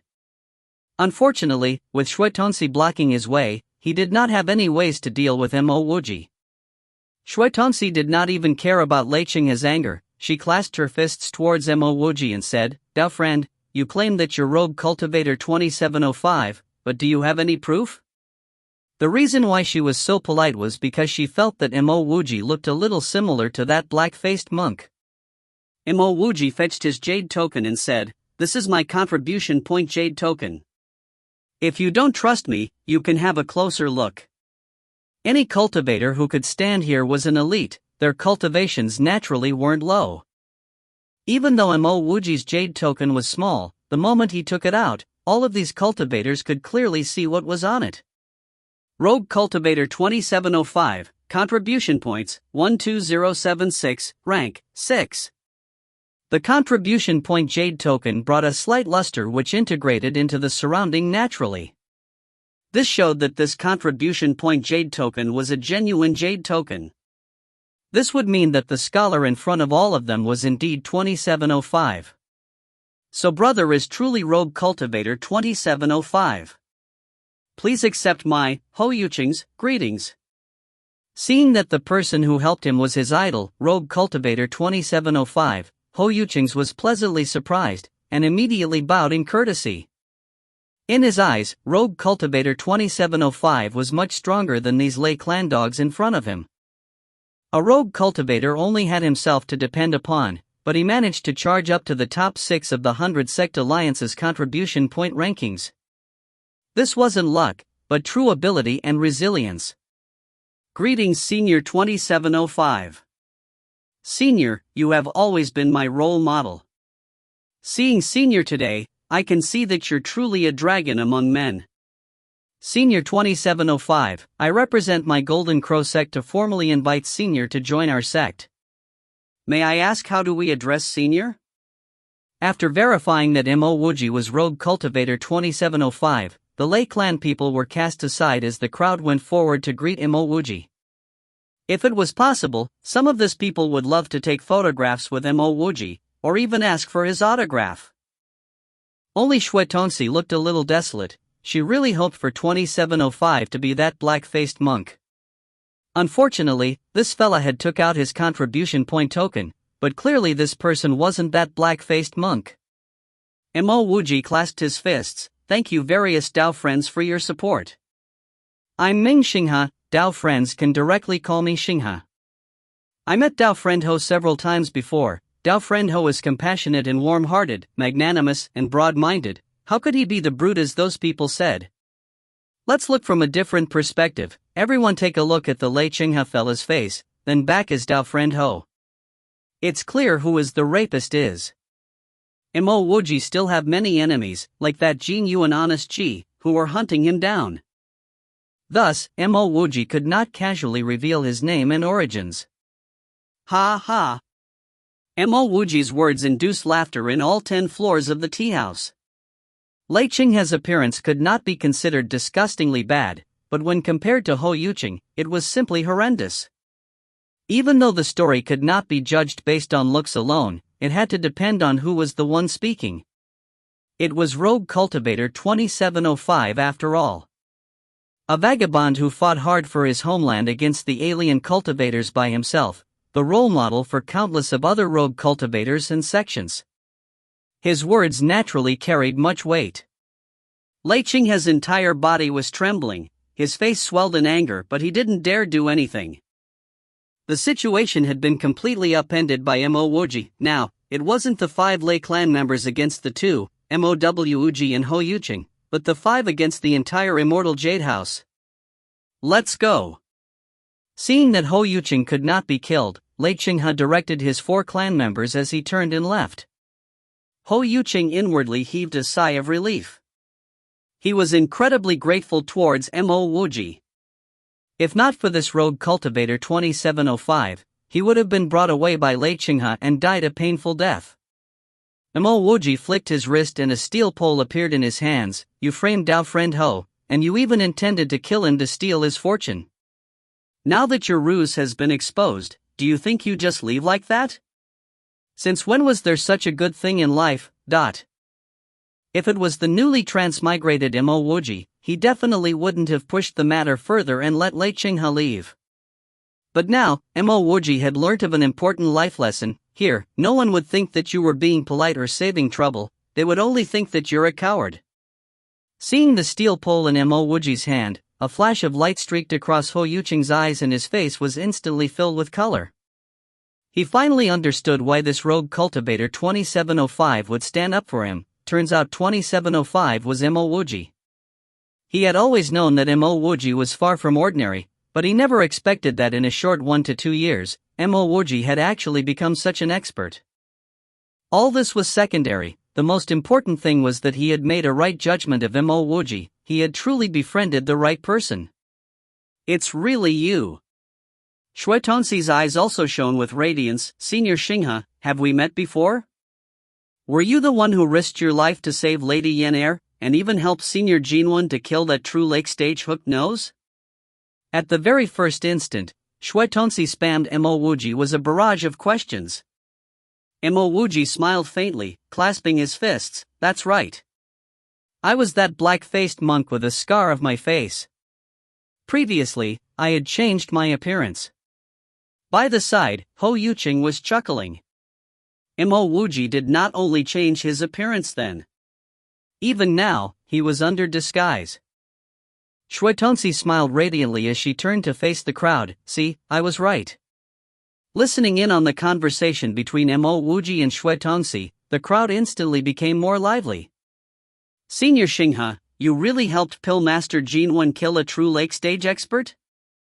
Senior Xinghe, when you were surrounded by hundreds of alien cultivators, how did you fight your way out? Would Senior Xinghe need to fight his way out? Senior Xinghe must have massacred those alien ants one by one, before slowly walking out. The crowd surrounded Mo Wuji, and various questions and words of adoration bombarded over. Shui Tongxi raised her hand to quell the crowd, speaking loudly. Various Dao friend, not only did Senior Xinghe fight to protect our homeland, he pitted his life to fight the alien cultivators alone. He is a person who does not fear death, risking his life to save a stranger. Cultivators of our generation should treat Senior Xinghe as a target of emulation. I, Shui Tongxi, would like to announce in front of everyone that from today onwards, Senior Xinghe is my Dashixing. Big senior apprentice brother. From today onwards, Senior Xinghe is also my Dishixiong. Many cultivators in the crowd voiced out. Dishixiong?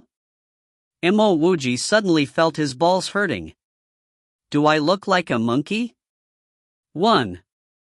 Sun Wukong, the Monkey King, was the Dishixiong / senior apprentice brother among the disciples taken in by monk Xinjiang and journey to the west. The other disciples were Zhu Beiji and Sha Wujing. If you find any errors, ads pop up, ads redirect, broken links, non-standard content, etc., please let us know. Report chapter so we can fix it as soon as possible. Chapter 198, We're Teammates. Chapter 198, We're Teammates. Translator, Sparrow Translations Editor. Looking at the Tianji pole in his hand, Mo Wuji exhaled a breath of short hair. It seems like he really was the Dishixiong. 1. Seeing Lei Qinghe and his men stealthily sneaking away, Mo Wuji did not call out to him but formed some hand seals with his hands. An electroball was formed and was sent flying over. The electroball did not leave a trace as it exploded right below Lei Qinghe's feet. Lei Qinghe and company had been suddenly attacked out of nowhere. Many thought that a cultivator within the crowd was secretly helping Mo Wuji. Since someone had started the ball rolling, more cultivators secretly shot out their own skills. With so many cultivators attacking simultaneously, the entire 10 floors of the Immortal Jade Tower trembled. In all that confusion, a black nail pierced through Lei Qinghe's forehead in between his brows. He had ceased to live. The other 4 members of the Lei clan could only crazily try their best to run away from the skills bombarding on them. Stop! A thick voice sounded, and a strong pressure came pressing over. A red-robed man descended on the half-destroyed Immortal Jade House. This person's cultivation was definitely higher than True Lake Stage Hook knows. Not just Mo Wuji, everyone else in the hall halted their actions. My Immortal Jade Tower is the #1 in Yen City. Fighting within my Immortal Jade House is a little out of hand. After the red-robed man descended, he spoke with a dissatisfied tone, but he did not explode in anger. Mo Wuji hurriedly stood forward, "Greetings, Senior. I did not take this matter into account. Please forgive me. The damages that the Immortal Jade Tower had suffered today, please put it under my account." That Lei Qinghe had been killed, and Mo Wuji clearly knew what that black nail which pierced through Lei Qinghe's head came from. It was exactly Ho Yucheng. Now that he had met his goal, but destroyed a person's Immortal Jade House, he had to pay for it. But it was just some spirit stones which he could easily afford. No, we are all responsible. We will settle the damage together. The moment Mo Wuji's words were uttered, many cultivators came to voice out their disagreements. The red-robed man's gaze landed on Mo Wuji, "Your rogue cultivator 2705? Mo Wuji clasped his fists and said, "Yes." The red-robed man revealed a rare smile on his face, "You're a great role model in the entire 5 great empires. Countless of cultivators in the younger generation set you as their target. Not bad. My Immortal Jade Tower can accept this bit of loss. Regarding the reimbursement, you don't need to think about it. With that, the red-robed man waved his hand and said, "Everyone, please temporarily leave the Immortal Jade Tower. Wait till the Immortal Jade Tower is repaired, then you can come and have a drink." From the start to the end, the red-robed man did not mention anything about the Lei clan. It was as though Lei Qinghe's death was an insignificant thing. Okay. The crowd of cultivators expressed their agreement as they slowly left the Immortal Jade Tower. Mo Wuji secretly praised that man. Regardless of the sincerity behind the red-robed man's words, he had undoubtedly made use of Mo Wuji's name to advertise his Immortal Jade Tower. Definitely, when the Immortal Jade Tower has been repaired, it will be more popular. Alright, you just killed a cultivator in Yen City. According to Yen City's law, you are to be punished. But I already helped put in a word for you, so you don't have to worry. Mo Wuji just walked out of the Immortal Jade Tower and that red-robed man's voice sounded in his ear. Mo Wuji's heart pounded as he immediately turned and bowed towards the immortal Jade Tower. He did not say anything, but that red-robed man should know that he has earned a favor from Mo Wuji. Friends, many thanks for your support. I will have to bid my farewells for now. I hope to meet all of you again. Mo Wuji faced the crowd with his fists clasped, expressing his gratitude for their support. Take care, De Shixiang. De Shixiang, Yener hopes to have the chance to thank you personally. Shui Tonsi hurriedly added. De Shixiang. Various farewells were said. Mo Wuji could not help but expressed his gratitude again before leaving the Yin City Plaza with Ho Yucheng. Half an hour later, Mo Wuji and Ho Yucheng arrived at the 100 Sect Alliance's contribution point exchange office. Brother Mo, many thanks for your help. Otherwise, I would definitely have died under that Lei Chinghe's hands today. Up till now, Ho Yucheng finally had the chance to offer his thanks to Mo Wuji. Mo Wuji smiled lightly and patted Ho Yucheng's shoulders. Brother Ho, we're teammates. This were the exact words Ho Yucheng used to help him previously. But now, the one saying it was Mo Wuji. Ho Yucheng was slightly startled before he chuckled. We're not just teammates, we're friends. Some things need not be said too much. When Mo Wuji's cultivation was low and seemed to bleak without a bright future, Ho Yucheng did not look down on him, but even helped him out multiple times. When Ho Yucheng was pursued by the Lei clan, and was even bombarded by words of derision, Mo Wuji did not hesitate to step forward. He chose to believe in Ho Yucheng. Sometimes, friends are really simple. There's no need for words, there's also no need for favors. You just need to be there beside him when he needs you the most. Brother Mo, this has got you. Ho Yucheng fetched a torn leather scroll and passed it to Mo Wuji. Mo Wuji accepted the leather scroll and asked subconsciously, what's this? This is the reason why Lei Chinghe wanted to kill me. Ho Yucheng chuckled. 7 Styles Lightning Sky's second style. Mo Wuji finally had a clear look at contents of the torn scroll. He lifted his head to stare at the smiling Ho Yucheng in shock. Ho Yucheng said a little awkwardly, I some connections to the people who held the auction back at 5 Elements Desolate Domain, so I knew that you were the one who purchased the 7 Styles Lightning Sky's first style. So after I obtained the second style, I intended to keep it for you. I never expected Lei Chinghe to get wind of this, and he wanted to kill me to steal this second style. Back in that inn, your guess should be right. Lei Chinghe was originally the #1 genius of the Lei clan. But in one of the Lei clan's branch family, a Lei Hongji appeared with the unique lightning attribute spiritual roots. This #1 spot had been wrested away by Lei Hongji, so Lei Chinghe was naturally unhappy. If he obtains this second style, coupled with his aggressive personality, it would not be impossible for him to obtain some support from the Lei clan.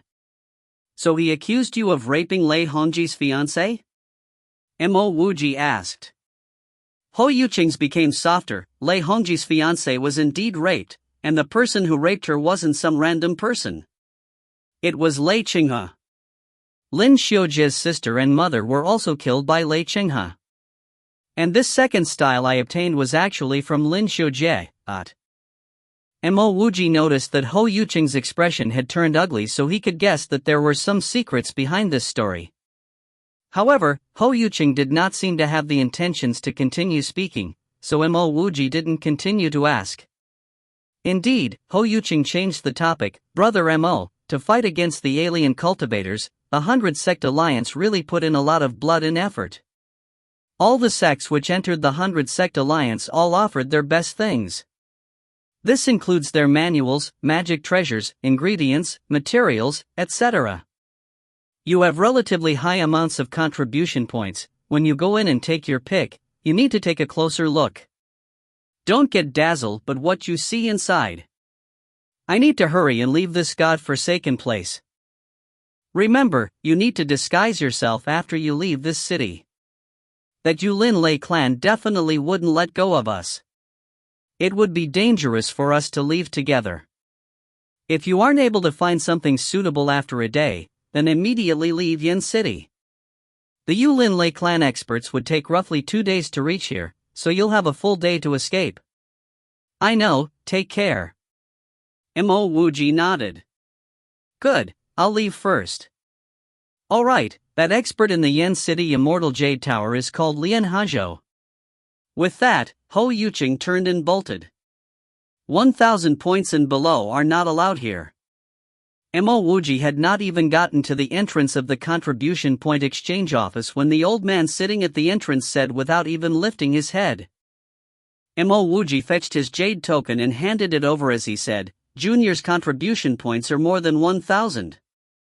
The old man lifted his head to see Mo Wuji before receiving the jade token in Mo Wuji's hand.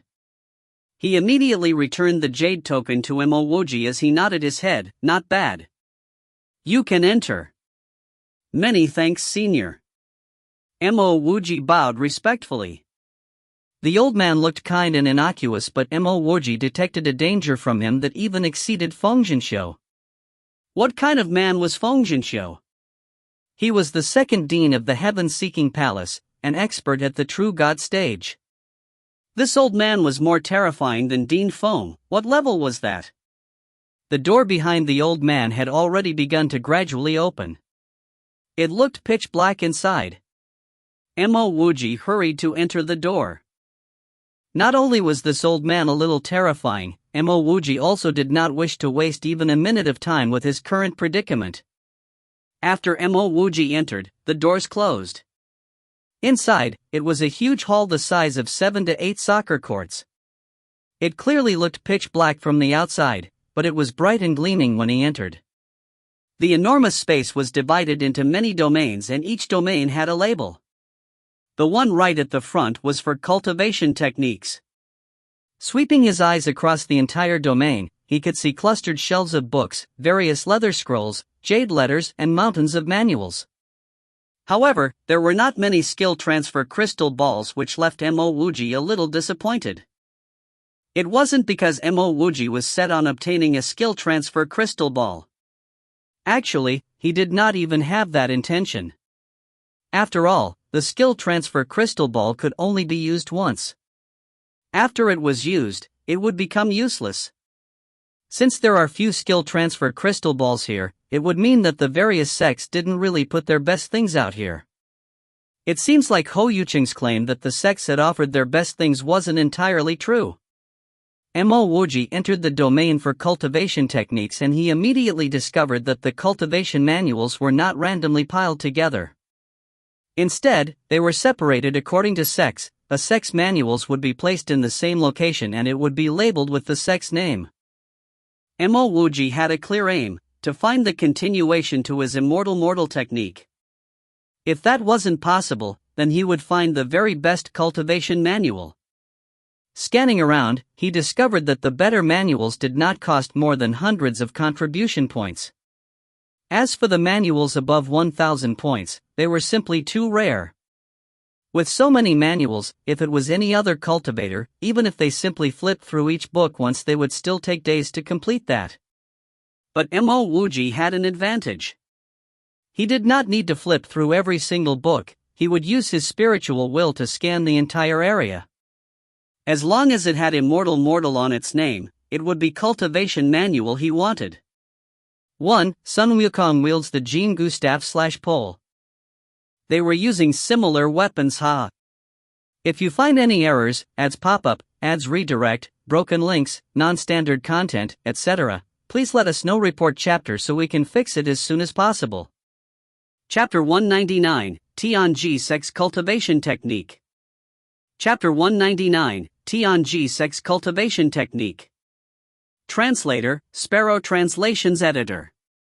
Mo Wuji was worried that someone detect his spiritual will, so as he walked, he would occasionally stop to flip through some manuals. Here, a manual which was not being exchanged would have a thin string attached to it, preventing it from being taken away. Even a quick browse would only allow the first few pages to be seen. The later pages have all been sealed. So with this process of walking and stopping, Mo Wuji encountered quite a number of cultivation manuals with immortal in the name. However, Mo Wuji could only smile ruefully when he noticed that this immortal manuals were largely human-grade manuals. They weren't like the immortal mortal technique, which had an eye-catching name. At the start, Mo Wuji wasn't really anxious. With all the 5 great empire sex manuals concentrated here, coupled with the fact that the immortal mortal technique was so common, it should be easy to find the sequel to the immortal mortal technique. But half a day had passed and Mo Wuji could not help but get anxious.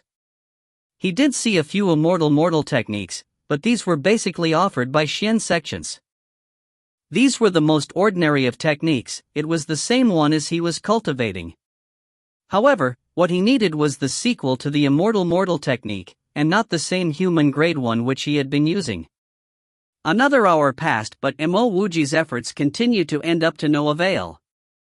Sighing inwardly, Mo Wuji decided to increase his speed. If he really wasn't about to find what he wanted, then he would change to a different technique. There were no shortages of Earth-grade manuals here. Previously, he even found a treasured Earth-grade manual for 9,000 contribution points. Even if he chose to ignore all these, he still had an Earth-grade cultivation manual on him. That manual was his spoils of war, he obtained it from that alien cultivator's storage ring. Tianji sect? Mo Wuji stopped in his tracks. It wasn't because he found the technique he wanted but because this sect sounded very familiar. His magic treasure was called Tianji Pol, and now there's this Tianji sect. The Tianji sect had a total of 12 manuals, but unfortunately, it was only a Xian sect. In the 5 great empires, a Xian sect could be considered one of the lowest existences. Even an average state might be more powerful than a Xian sect. Mo Wuji casually swept the Tianji sect's manuals with his spiritual will, and he immediately found one of the cultivation technique, immortal mortal technique. Mo Wuji laughed, only a Xian sect would offer this immortal mortal technique. Mo Wuji was about to continue scanning further with his spiritual will when he saw the contribution points required. He was momentarily shocked still. The immortal mortal technique required 10,008 points to exchange for it. Are my eyes playing tricks on me? Mo Wuji rubbed his eyes and took another careful look. That's right, it really required 10,080 contribution points, he did not make a mistake. Previously, Mo Wuji had seen many books of the immortal mortal technique. The best one was from the Calm Spirit clan, which needed 5 contribution points. Many others only needed as low as 1 contribution point. And this Tianji sect's immortal mortal technique needed an absurd 10,080 contribution points. Even if it contained the sequel to the immortal mortal technique, it shouldn't have such a price, right? Mo Wuji took a look at the Tianji sect's other techniques, they were all very normally priced. With the exception of this, the highest priced one required 121 points. According to the standards, they shouldn't have made a mistake with the pricing. The only possibility was that the Tianji sect wasn't willing to offer this technique. But if they were unwilling, then they could just not take it out, why would then send it here? Mo Wuji was truly unable to resist the urge to pull this 10,080 point immortal mortal technique out, immediately flipping to the first page. Heaven and earth first opened, then there came elemental energy. This is an absurd claim. Spiritual energy in the heaven and earth were conceived at the same time, mutually supporting one another. People who had yet to step into the Tao were mortals. I was a mortal, who condensed elemental energy, achieving longevity. The opening of the immortal mortal technique was exactly the same as the one he purchased from Luo Hai Merchant House. The following cultivation methods were also roughly the same. There were only a few minor details which were clearer and better explained than the one from the Luo Hai Merchant House. After flipping to the 10th page, Mo Wuji was unable to carry on. The content at the back had been sealed, which was as expected. Here, all the cultivation manuals did not allow you to read till the end. Unexpectedly, Mo Wuji was pleasantly surprised. Because according to the thickness of the book, the 10 pages he had read through was roughly 10% of the entire manual. And in the 10%, 90% of the one he bought from Luo Hai Merchant House could be found. If the following pages contained more immortal technique content, then this manual was truly better. As long as this Tianji sect was not intentionally scamming others, this manual might very likely contain what he wanted. Even though the name of the book was the same, its thickness was much more. Unless the pages at the back were all blank? Mo Wuji was soon sure that the Tianji sect wouldn't intentionally seal a bunch of white pages. After all, the Tianji sect was still a Xian sect, it shouldn't do such lowly things. This book it is then. Mo Wuji took out his contribution point jade token, and swiped it at the space below the immortal technique. With a beep sound, an additional line of red words appeared behind his 12,076 points, already used 10,080 points. At the same time, the thin string holding the immortal technique suddenly disappeared. Spending more than 10,000 contribution points at one go, he would be lying if he said that his heart didn't ache. But even if his heart ached, he wouldn't hesitate to exchange for it again. Without a cultivation technique, how was he supposed to advance? He did not immediately open his immortal technique here. He had this feeling that the old man at the entrance had been following him with his spiritual will. A little more than 2,000 points left. Mo Wuji actually intended to search for a skill, but because he spent too much time searching for a cultivation manual, he decided to temporarily give up on that. He was worried that the Lei clan might have already sent men to Yen City. Lian Haizhou might be able to help Mo Wuji account to the Tian Shan Empire, but he wouldn't be able to stop the Lei clan from searching for Mo Wuji. 2 days later, Mo Wuji was already tens of thousands of miles away from Yen City, but he did not intend to stop just yet. He controlled the flying car to continue moving towards the direction of the heaven-seeking palace. He wanted to undergo closed-doors cultivation, and the heaven-seeking palace spiritual energy tempering room was the most suitable. Now, he had contribution points on him, so he could use the spiritual energy tempering room for as long as he liked. In the spiritual energy tempering room, even Jin Yu wouldn't be able to do anything against him. As for the alien battlefield, his cultivation was currently too low. Yen City Tianji sect encampment. An old man was urgently staring at the door. By his side was a middle-aged man. After an incense's time, a young woman walked in and bowed towards the old man and said, "Master, the investigation is complete. The one who spent more than 10,000 contribution points to exchange for our sect's immortal technique was Rogue Cultivator 2705. The same Rogue Cultivator 2705 on the 100 Sect Alliance's rankings?" The old man seemed to also have known about Rogue Cultivator 2705's fame. The woman nodded. "It's him. A few days back, he appeared in the Yen City Immortal Jade Tower. Thereafter, the Lei clan's Lei Qinghe barged into the Immortal Jade Tower after the heaven-seeking palace's Hoyucheng. Thereafter, Rogue Cultivator 2705 saved Hoyucheng and incited the crowd to kill Lei Qinghe. Afterwards, he visited the contribution points exchange office and exchanged for our sect's immortal technique. Any updates on where he is now?" the old man asked urgently. The woman shook her head. "No. I heard that the Lei clan had sent people to Yen City and are also searching for Rogue Cultivator 2705's whereabouts. They even requested the 100 Sect Alliance to hand over Rogue Cultivator 2705, claiming that Rogue Cultivator 2705 had casually killed a big sect's disciple, infringing the Tian Shan Empire laws. However, the 100 Sect Alliance and the Tian Shan Emperor did not do anything to Rogue Cultivator 2705. The middle-aged man beside the old man's side and said, "I never expected for there to be someone who would spend more than 10,000 contribution points to exchange for the immortal technique. If he finds out that it is completely empty, I wonder if he would get angry at our Tianji sect." The old man shook his head. "Our Tianji sect's immortal technique isn't completely empty. Only the destined one could unlock its contents. If our Tianji sect could unlock the content at the back, it wouldn't have fallen to such an extent.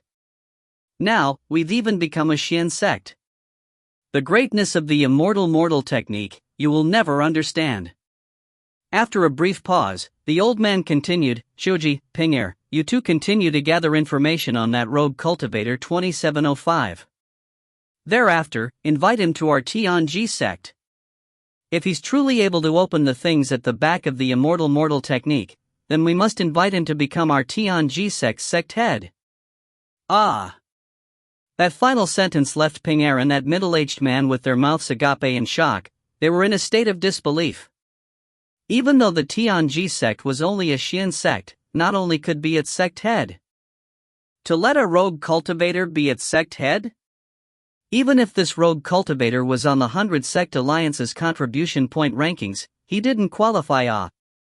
Even though the Tianji sect and the Yulin Lei clan were in Yen City searching for rogue cultivator 2705, it no longer had anything to do with Mo Wuji. If not for his constant rush, Mo Wuji would have long taken out the immortal mortal technique to study it closely. Because he was controlling the flying car, Mo Wuji could only take a look at Mo Shui's. He was afraid he might be overly engrossed in the immortal mortal technique and forget to control the flying car. 1 month later, Mo Wuji had returned the heaven-seeking palace. Compared to the time he left with Xin Shuyin, the heaven-seeking palace was even more dull. There were only a few disciples walking by and a majority of the disciples had gone to the alien cultivator's battlefield. When Mo Wuji returned to the sect, he immediately sprinted towards the immortal training tower. Closed doors cultivation, this was what he wanted to do the most.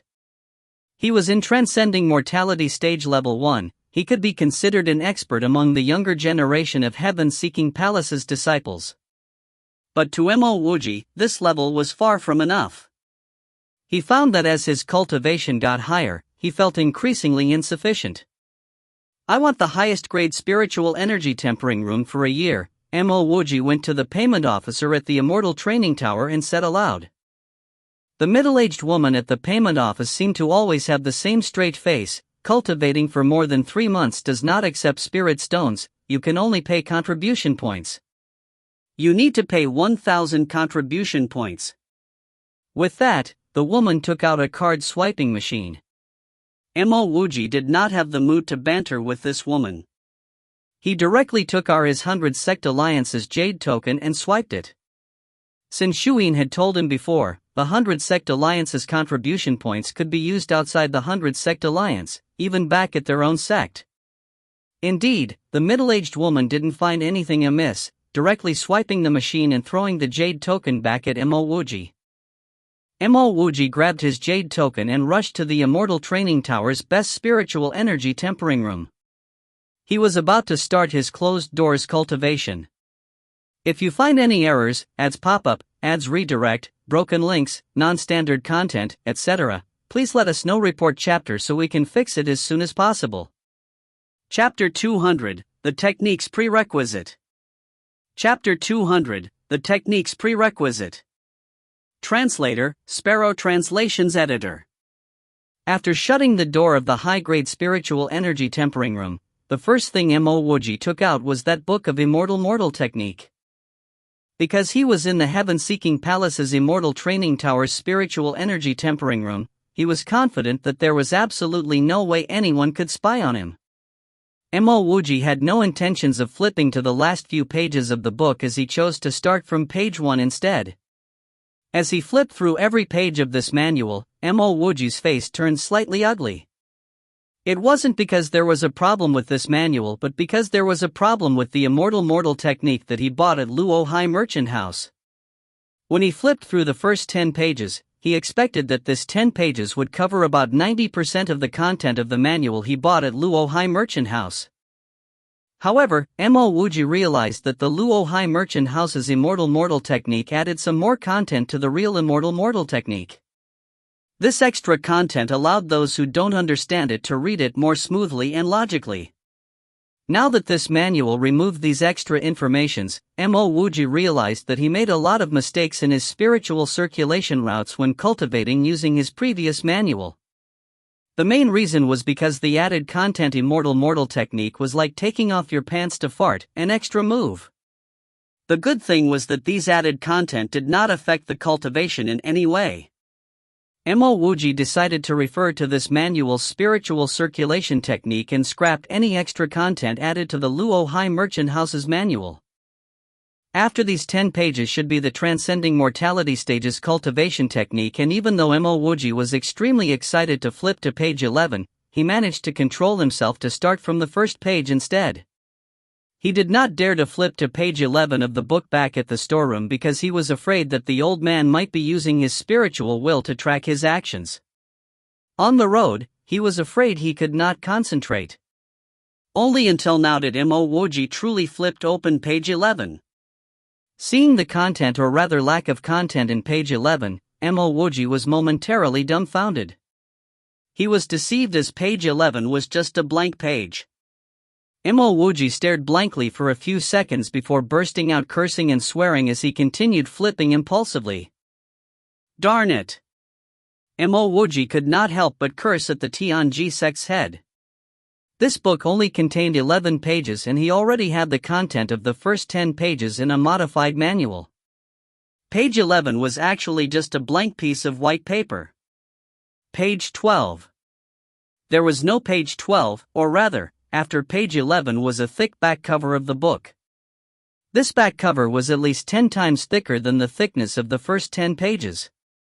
When the book was sealed up, he could still see the individual page marks of this thick cover. However, without the seal now, all Mo Wuji saw was a thick back cover. There should naturally be no writings on the back cover of a book. I can't believe I just spent over 10,000 contribution points to purchase this piece of sh*t. After a round of cursing, Mo Wuji could only put down this immortal mortal technique helplessly. He pulled out the ring hanging around his neck, as there was another book of Earth grade technique that was found on the alien cultivator's body. Tianji sect was after all still a Xian grade sect. How dare they commit such acts? After he got out of his closed-door cultivation session, he was determined to personally bring this book to the sect to lodge a complaint. Do you think it was that easy to earn those contribution points? He actually exchanged his small life for these points. Something's not right. Mo Wuji suddenly thought that Tianji sect's actions would only earn them some contribution points. However, if he were to bring this matter up and lodge a complaint, wouldn't it ruin the entire Tianji sect? Furthermore, the sect leader of Tianji sect was also not an idiot to charge such a high price on one average quality good like this one just to earn that extra 10,000 over points. After coming to this realization, Mo Wuji quickly let go of the storage ring and picked up the immortal mortal technique, which he cursed at for half a day. This time, he used his spiritual will to scan page 11 only to realize it was still a blank page. Following which, he tried his spiritual will on page 12 too, but it was to no avail as well. Using his spiritual will, he managed to sense that there were a few lines on the back of the book cover. Could this be a seal? No way, Mo Wuji thought to himself as he quickly realized that it was not a seal. Because of his recent research on Xu Xingzi's array Dao, he knew quite a fair bit about seals. These lines did not look anything like seals, but they looked more like the streams of spirit channels in one's body. Mo Wuji cautiously placed his hand on these invisible lines as he shut his eyes to feel it. After half a day, he still could not feel anything special about these lines. He decided to transfer some elemental energy into the lines, and to Mo Wuji's pleasant surprise, his elementary energy could actually enter these faint lines. After a short while, Mo Wuji had a new discovery. His elementary energy could only be mobilized in one of the lines and not split up to enter two lines. However, no matter how hard he tried to transfer and mobilize the elemental energy in the line, the book remained in its original state. Mo Wuji then started directing his spiritual energy on the remaining lines. When he used his second meridian to transfer a stream of elemental energy into one of the lines, it was exactly like his prediction, where the second stream of elemental energy could only flow in the second line. Just as the two spirit channels started flowing simultaneously, it was forming a simple spiritual circuit. However, Mo Wuji could only cultivate such spiritual circuit in his body and not on the book itself. Following this method, Mo Wuji continuously transferred elemental energy into the lines of the book, and since he possessed 101 meridians, he might as well transfer all elemental energy into 101 independent lines of the book. The 101 streams of elemental energy on the back cover of this book started to collide against each other unexpectedly and spontaneously, forming a massive spiritual circuit. Hua!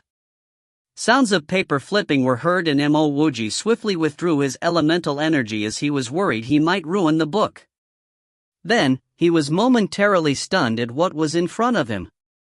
What used to a thick back cover of a book was ultimately split into more than 10 pages in front of him. As Mo Wuji hurried to flip open page 12, his eyes were filled with tears when he saw real content inside. There were clear descriptions of the spiritual circulation techniques after the transcending mortality stage, as well as the various spiritual circulation paths. Additionally, there were even pictures and explanations within this book. As compared to the first 10 pages, the explanation on the pages behind were far more detailed. Holding this mortal technique, Mo Wuji apologized to that Tianji sect's head in his heart, as he wrongly accused and cursed at him previously. The saying "without proper investigation, one should not have the right of speech" should instead be altered to "without proper investigation, one should not be chirping away." After flipping through a few pages, Mo Wuji came to understand something. The reason why Tianji sect took this book out to sell was because they knew that the back of the book was sealed up. They also knew that the seal could only be broken by someone with 101 meridians, or rather a person with 101 spirit channels. A Tianji sect's expert must have tried and realized that without a person capable of transferring so many individual streams of elemental energy into the lines, the sealed pages would never appear. Even if an expert were to rely on brute force to try and open this mortal technique, he might accidentally destroy this manual eventually. Tianji sect's experts quoted such a high price of 10,008 contribution points only because they were aware that this book was truly valuable. The truth was that Mo Wuji knew that this quoted price would never be enough to purchase this book.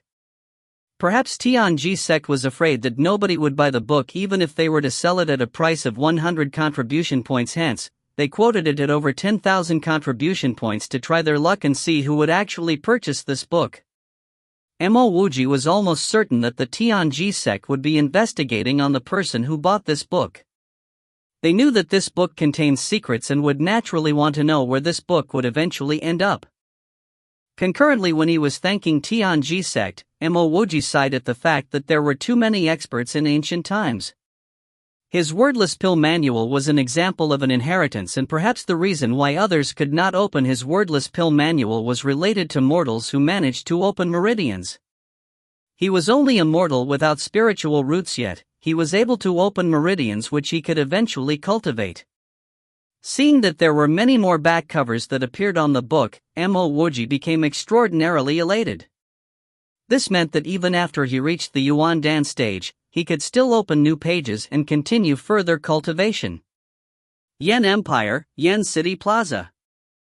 There were a few cultivators watching and discussing about the rankings of 100 Sect Alliance contribution points board. Other than the top 3 experts of the rankings, the cultivators there were also discussing about Rogue Cultivator 2705. Half a year ago, Rogue Cultivator 2705 contributed 12,076 points and was ranked 6th. However, half a year later, it was as if Rogue Cultivator 2705 disappeared, as his total points stagnated at 12076 but was ranked 15th now. There is a growing number of alien cultivators, so how is it possible that Shixiang 2705's points did not rise at all? I've long noticed that Shixiang 2705 is definitely not the type to be afraid of death. As long as he is alive, he would for sure be at the battlefront against the alien cultivators. Now that he did not appear, there is only one possibility. I suspect Shixiang Xingha has been assassinated too. I was there at the Immortal Jade House 6 months ago when the incident happened. Even though Shixiang Xingha is not afraid of death, he was limited to his cultivation level. If he was marked by other clans' experts, it would be futile even if he was not afraid of dying. What other clan? It has to be the Julin Lei clan. Just look at how they accused others of their own crime. I believe we should report this incident to the 100 Sect Alliance and find out whether our rogue cultivator was really assassinated. Right, we should report to the Alliance. More people grew into the discussions as a majority of people started to gather as they were preparing to head towards the 100 Sect Alliance to report and find out the truth. At this moment, Yulin Lei clan should be the most troubled clan. After Lei Qinghe was killed, the Yulin Lei clan was constantly being cursed and swore at. Even presently, as they still couldn't find the rogue cultivator 2705 who killed Lei Qinghe, they had to face the wrath of so many cultivators. There was an elder joining in the crowd at the plaza. He sighed loudly as he saw the 5 Big Empire Sect's contribution board. This elder was Tianji Sect's head, Du Shiqing. He was feeling troubled not because he felt that Tianji Sect's ranking was too low but because their ranking was too high. After Rogue Cultivator 2705 bought the Immortal Mortal technique, Tianji Sect advanced straight into the top 50. Many quasi-sky grade sects did not even obtain this ranking, therefore what would people be thinking if a Xian grade sect managed to be in the top 50? After half a year, Tianji Sect was still ranked within the top 100, and this made him worried that people might investigate further about this. If you find any errors, ads pop up, ads redirect, broken links, non-standard content, etc., please let us know. Report chapter so we can fix it as soon as possible. Volume 3.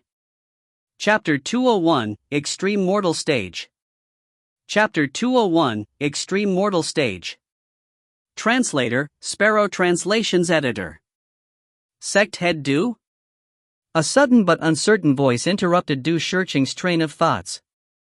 Du Shiqing turned to see a shop assistant donned in a certain merchant house's uniform. He was not acquainted with this shop assistant. You called me? Du Shiqing stared doubtfully at the shop assistant. The shop assistant's mouth widened into a grin. So it really is Senior.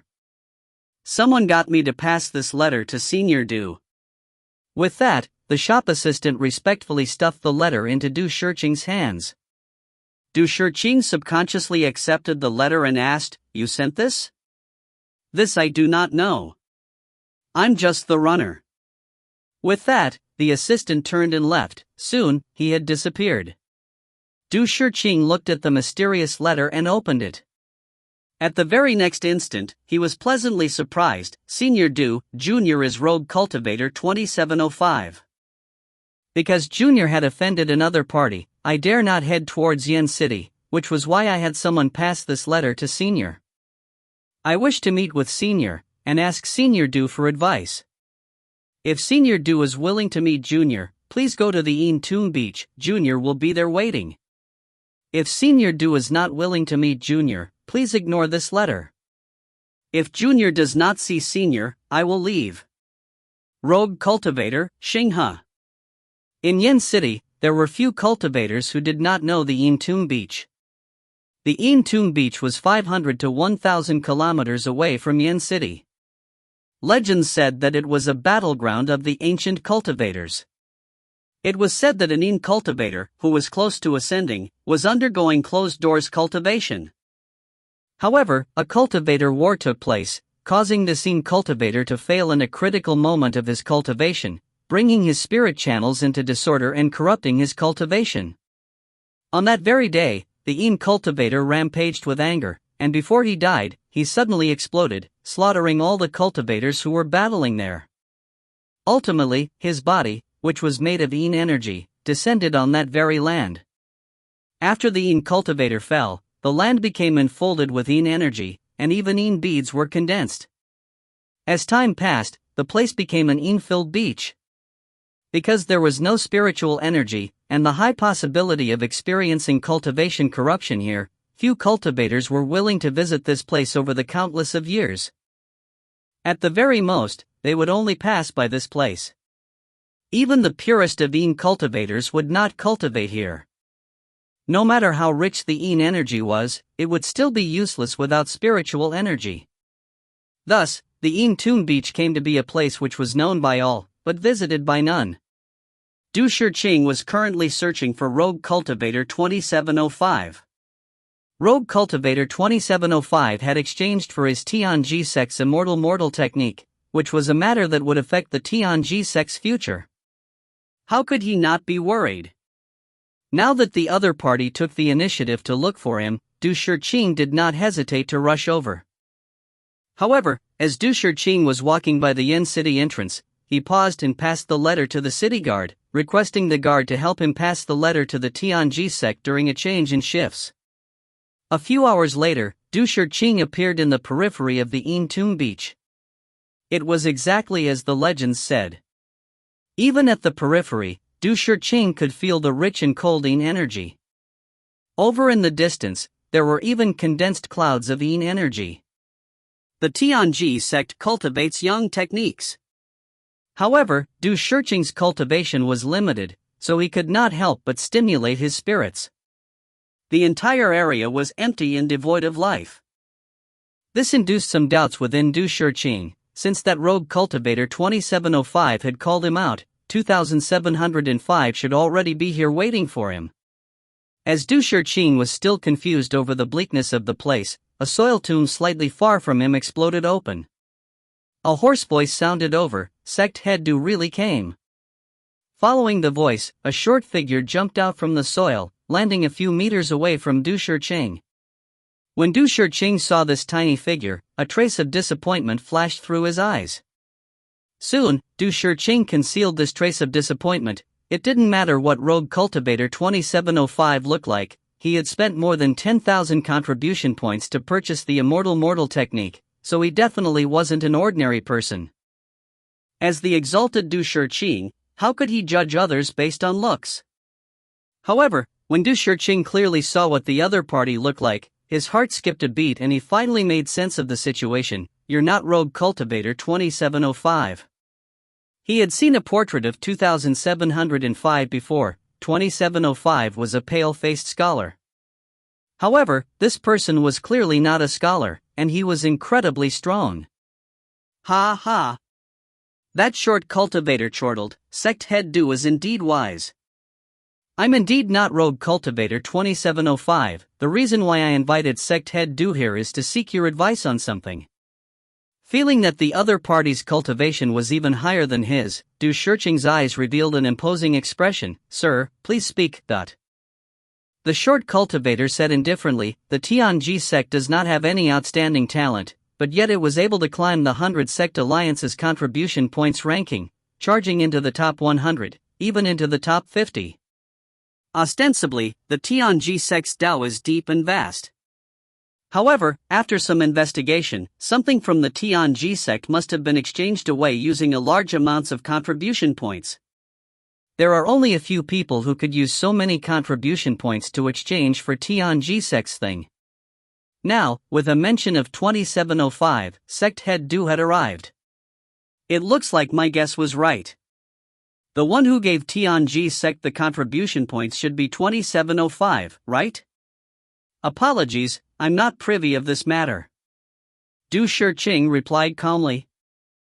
The short cultivator laughed maniacally. "Sect head Du, whether you know about it doesn't matter. Now, I only hope for you to help me do two things. 1. Tell me who 2705 is, and where he had gone to. 2. What did 2705 exchange for from your Tianji sect? Why did it need so many contribution points?" I said, "I don't know. If there's nothing else, I will take my leave."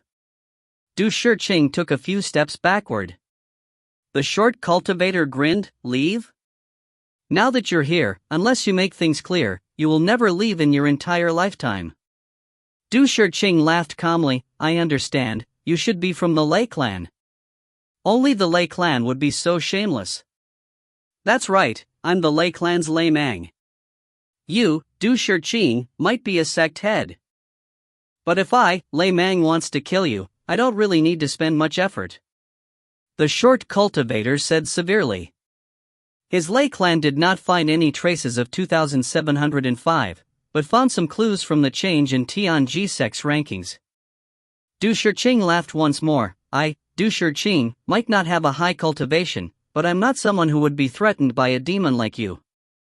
Lu Meng did not get angry. but stared at Du Shiqing with contempt. After I kill you, I will kill everyone in your Tianji sect, including your disciples and your adopted daughter.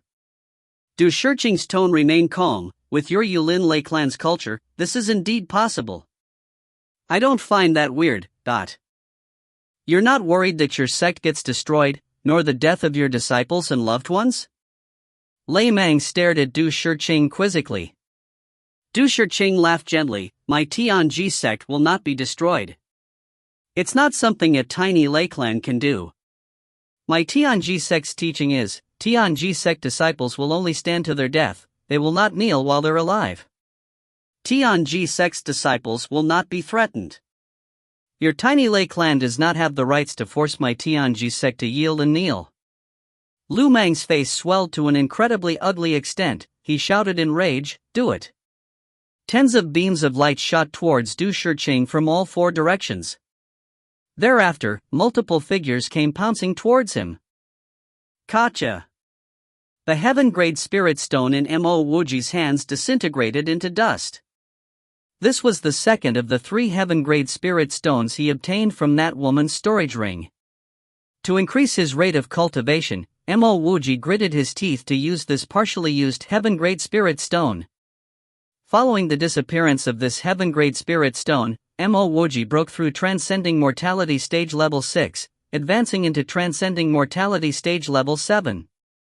Over the past 6 months, Mo Wuji had directly jumped 6 levels of the Transcending Mortality stage. Even though this cultivation pace could not compare to the mutant 5-element spiritual root, Yin Air, it was definitely a bullet train compared to majority of cultivators in the same stage. Mo Wuji clearly knew why his cultivation could rise so fast. Besides the high density of the advanced grade spiritual energy tempering room, the Tianji sect's immortal mortal technique was indispensable. Of course, there was a more important reason, the heaven-grade spirit stone. For his last heaven-grade spirit stone, Mo Wuji truly could not bear to use it. He intended to keep to when he reached Transcending Mortality Stage Level 10 to advance into the Extreme Mortal Stage. If it was as the legend said, an Extreme Mortal Stage cultivator could fight to a standstill with a Yuan Dan Stage cultivator, it was definitely worth it. At the very least, he didn't run away with his tail in between his legs every time he encountered a Yuan Dan stage expert. Even without the heaven-grade spirit stone, the rate Mo Wuji absorbed spiritual energy was terrifying. The rich spiritual energy in the entire advanced grade spiritual energy tempering room trembled, forming a spiritual energy whirlpool leading into his body. However, a fast rate of spiritual energy absorption did not equate to a fast pace of cultivation. 1 month passed, 2 months passed. 3 months later, Mo Wuji finally broke through Transcending Mortality Stage Level 7 and advanced into Transcending Mortality Stage Level 8. Mo Wuji felt a little helpless. Despite the richness of the spiritual energy, and the combined efforts of all his 101 meridians, he still took 3 months to advance from Transcending Mortality Stage Level 7 to Level 8.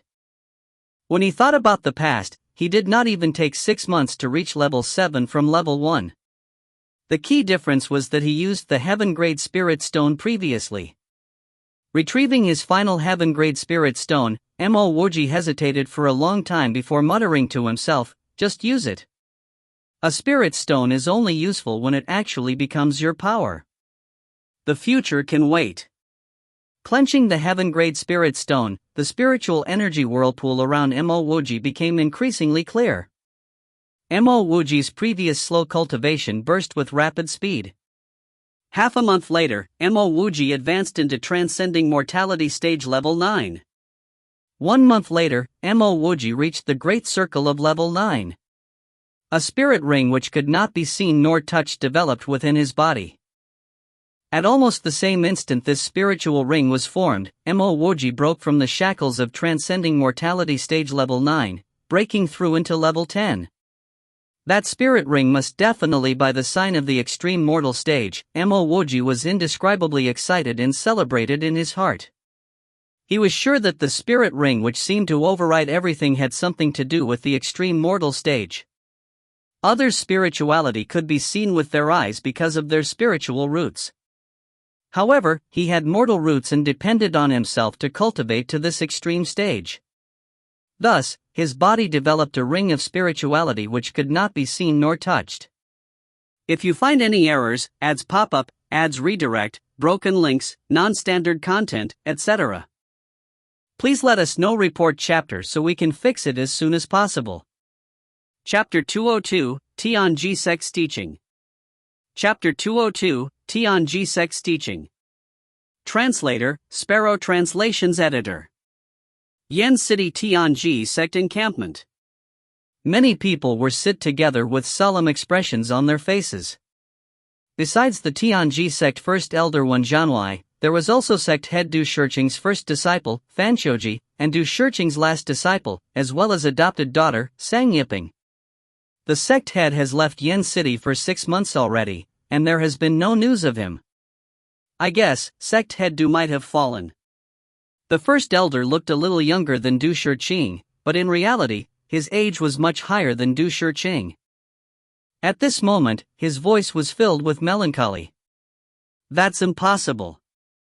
Sang Yiping suddenly stood up and said, "A few months back, Master sent a letter over, saying that he had received an invitation from Rogue Cultivator 2705. I think, Master and 2705 might be engrossed in their research of the manual, and they forgot about everything else." When Zhanwei said seriously, 2705 has not been seen for close to a year. Moreover, he did not even need to meet our Tianji sect head. If it was someone else, who had obtained the secrets behind the immortal mortal technique, would he tell our Tianji sect? If he didn't unlock the secrets, wouldn't it be less likely for him to find our Tianji sect? If our Tianji sect could discover the secrets behind the manual, we wouldn't have offered it up already. Could it be that 2705 has some parts he does not understand, so he invited our Tianji sect head to resolve his misunderstandings? Or, after unlocking this manual, he might even have evil intentions? Another elder interjected. When Zhanwei shook his head, "I have investigated on this 2705. He risked his life to save a heaven-seeking palace disciple. In the immortal Jade House, he stood out alone against the crowd to speak up for Ho Yuqing. Additionally, he killed so many alien cultivators. From this person should be an honorable and morally upright young man. This kind of man definitely wouldn't do something as despicable as killing our Tianji sect head. Furthermore, his cultivation doesn't even make him a position to deal with Shiqing. With his irreconcilable dispute with the Lei clan, I'm sure that he temporarily go to Yen City. The Yen clan had always been searching for him, and now, our sect head has disappeared. It's very likely that the Lei clan noticed the ties between our Tianji sects and 2705's contribution points. Then, they used 2705's name to arrange a meeting with Shiqing. Uncle Master 1, you're saying the Lei clan? Du Shiqing's first disciple, Fan Shouji, asked urgently. He did not manage to finish his words before he was interrupted by Wen Zhanwei. Things are still unclear, so we just need to keep this matter within our hearts. If it was really them, and something bad happens to Shiqing, our Tianji sect wouldn't be any better. I know this family clan. This clan was built upon a history of blood and killing. If they insist on knowing what our Tianji sect had exchanged for more than 10,000 contribution points, they will not rest and pursue it relentlessly. But even so, we will not compromise on our sect's teachings. What should we do? Another elder asked anxiously. When Zhanwei's voice unexpectedly became softer, the sect's matters will be left under Qiuji's hands. Ping Er and a few legacy disciples would disguise themselves and leave the sect. If nothing happens to the sect, then they would return after 3 years. If something does happen to the sect, then those disciples will carry on the Tianji sect's teachings and legacy, passing on the promise to the future generations of Tianji disciples to destroy the Lei clan. Our Tianji sect's teaching is, our disciples will stand till their death, they will never kneel while they're alive. Whoever it is, if they fall into the Lei clan's hands, they would never reveal our sect's secrets. Yes. Everyone in the hall stood up and resounded loudly, their voice carried a hint of despondency. Also, if our Tianji sect starts to get destroyed, our survivors are to find that rogue cultivator 2705 and tell him our story. I believe, with 2705's hot-blooded personality, as long as he had obtained the immortal mortal technique's legacy, he definitely wouldn't sit by and watch as our Tianji sect gets destroyed. As when Zhanwei said this, his voice also carried a tinge of fatigue and unwillingness. Even though the Tianji sect was merely a Xian sect, it had countless of years of history. Suddenly, someone had appeared and wanted to destroy the sect. Any one of Tianji sect's disciples would be sure to be unwilling. Hon. Mo Wuji's entire body was flushed by the searing hot waves of spirituality. He opened his eyes, which revealed a glaring gleam of brightness. Even though this bright light was just a brief flash, it illuminated the entire spiritual energy tempering room.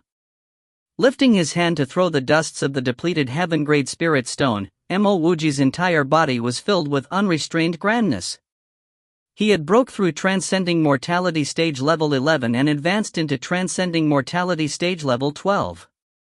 Even though he yet to open his 102th meridian, Mo Wuji believed, as long as he had another heaven-grade spirit stone, opening his 102th meridian and stepping into the Earth Realm's Yuan Dan stage would not be a pipe dream. In his body, the hidden spirit ring had become thicker and clearer. This was the power of the extreme mortal. After cultivating for a few days to stabilize his cultivation, Mo Wuji stood up. He was very clear that without a heaven-grade spirit stone, it was highly unlikely to break through Transcending Mortality Stage Level 12 and enter the Yuan Dan stage in a short period of time. Mo Wuji stood up and cleaned himself up, changing into a fresh set of clothes. He had taken anedia pills repeatedly for an entire year, so he decided that he would have a feast at Heaven-Seeking City. At the time, he would check whether Jin Shaoke had arrived. If Jin Shaoke hadn't arrived, then he would take a trip to Chengyu State. Some debts need to be paid. Since he had become the final inheritor of the Mo clan, then he would take up the matters of the Mo clan. Whatever situation owed his Mo clan, he would take it back one at a time. The northern Qin prefecture belonged to his Mo clan. That Zhu clan killed so many of his Mo clan members, they would have to pay him back with an equal number of their Zhu clan lives. He had promised Mo Shangtong before, when he had the ability, he would help settle the Mo clan's debts. Now that he was at the great circle of transcending mortality, attained the extreme mortal stage, and just half a step into the Yuan Dan stage, he believed that the time had come. At the same time, he wanted to find Mo Shangtong. Besides him, Mo Shangtong was his only living relative from the Mo clan. Half a month later, Mo Wuji arrived at a new city, Luoan. He had inquired about Jin Shaoke in the heaven-seeking city to no avail. Thus, he would first settle the Mo clan's debts. Luoan was the capital of the northern Qin prefecture. Even though Mo Wuji was the young prefecture lord of the northern Qin prefecture, this was his first time visiting this place. Show your identity token. Just as Mo Wuji walked to the entrance of Luoan city gates, he was stopped by two soldiers. Mo Wuji patted the bag on his back and clasped his fists. I'm from Luoan's Mo clan. Because of my many years abroad, I only just returned to Luoan, and I don't have any sort of identity token. Mo Shangtong had told Mo Wuji the Luoan Mo clan had been exterminated by the Zhu clan. However, before Mo Wuji acted, he wanted to verify whether the Zhu clan had completely destroyed the Mo clan. The simplest way to do so was to report his Mo clan's name. When the two soldiers heard that Mo Wuji was from the Mo clan who had not returned for many years, they immediately gave each other knowing glances. Mo Wuji could see the pity in these soldiers' eyes. This pity wasn't only in the soldiers' eyes but in many of the people in the surrounding. There were even some looks of impatience in some of their eyes, seemingly wanting to tell Mo Wuji the bad news. However, no one came forward to tell him that he couldn't enter Luoan. Since that's the case, you can enter, one of the soldiers said while nodding towards Mo Wuji. After entering Luoan, his spiritual will detected someone running urgently into the city behind those two soldiers. May I ask, what's the address of the Luoan Mo clan? Mo Wuji turned to see a woman with a scarf on her head walking to him, so he asked hurriedly. He wanted to see the ruins of the Mo clan. What Mo Wuji never expected was that the woman immediately grabbed his hand. Don't talk, follow closely behind me. Sensing that the other party did not have any evil intentions, Mo Wuji followed her to leave the main streets, and with a series of turns, they entered a small alley. This big sister, why did you pull me here? Seeing that there was no one in the surroundings, Mo Wuji shook off the woman's hand.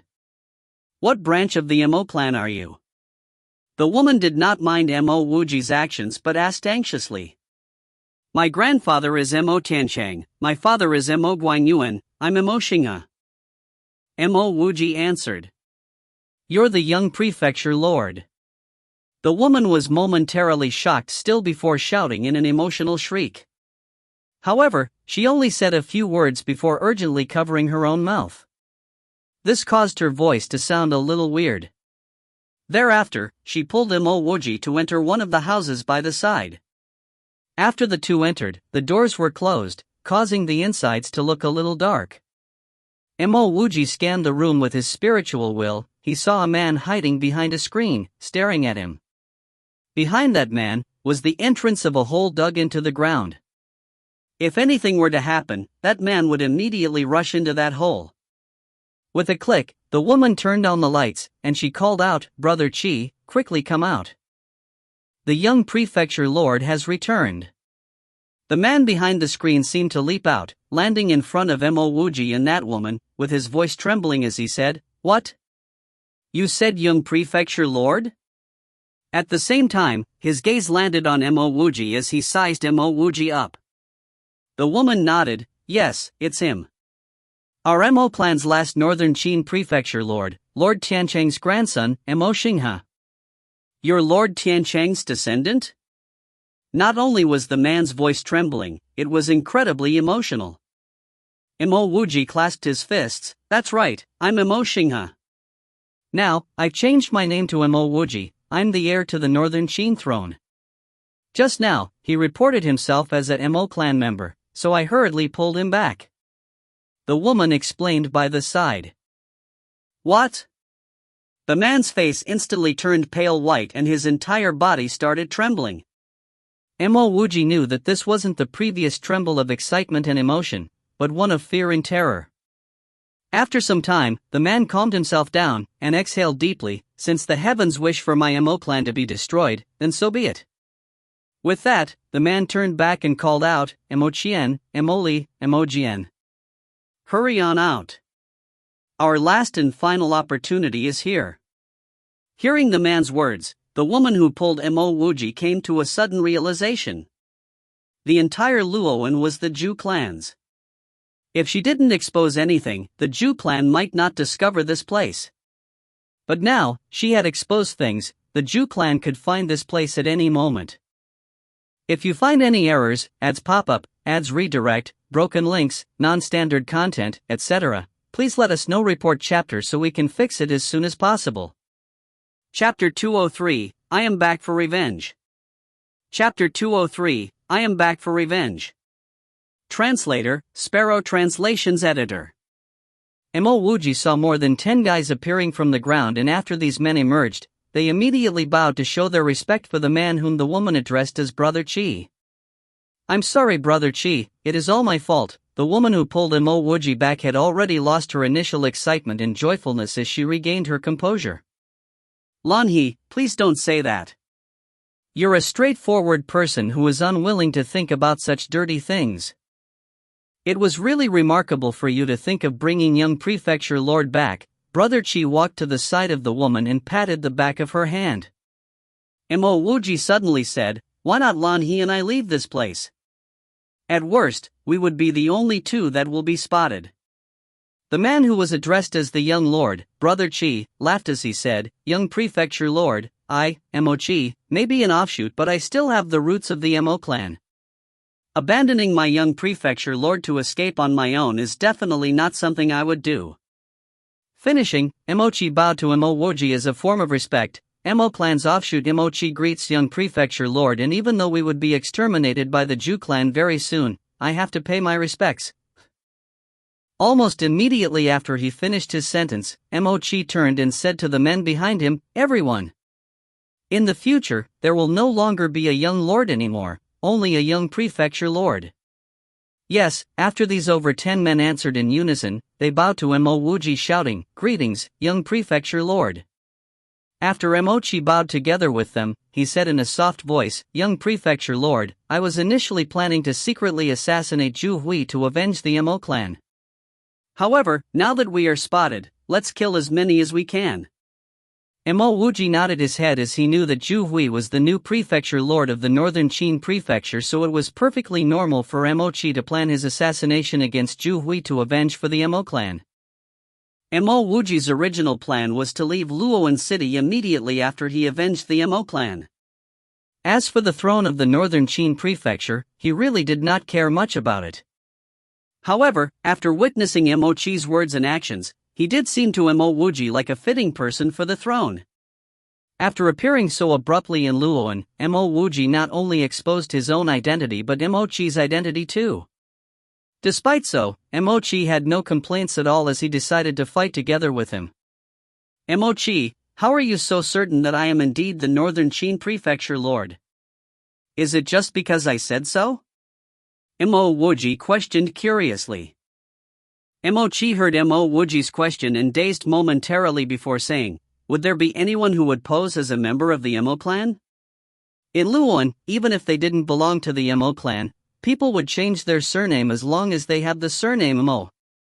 Not just those with the surname Mo but even those with a surname that sounds similar to Mo like Mu would change their surname too.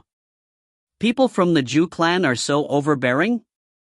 After Mo Wuji said this, his spiritual will managed to sense that there were a few experts at his door. Further away, there was even an army of soldiers approaching in droves. Bang! The door was kicked open as sunlight radiated in, lighting up the originally dark house. Mo Chi's face turned pale and one could tell that he had lived underground for a long period of time. "You are right. People from my Zhu clan are indeed so overbearing." An extremely arrogant voice could be heard. The one speaking was a young man wearing a brocade robe, and Mo Wuji could tell in one look that he was a cultivator. Noticing the spirituality surrounding him, Mo Wuji's guess was that he could be in the intermediate channel opening stage. The few men behind the brocade-robed man had similar spirituality around them too.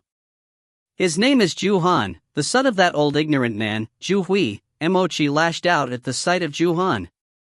Mo Wuji shook his head as he could applaud Mo Chi for his courage, but he knew that it would not be possible for him to kill Zhu Hui. If Zhu Han was at the intermediate stage of the channel opening stage, then Zhu Hui should not be any weaker than him. Furthermore, there were no obvious spirituality surrounding Mo Chi, so it was evident that he had only mortal roots.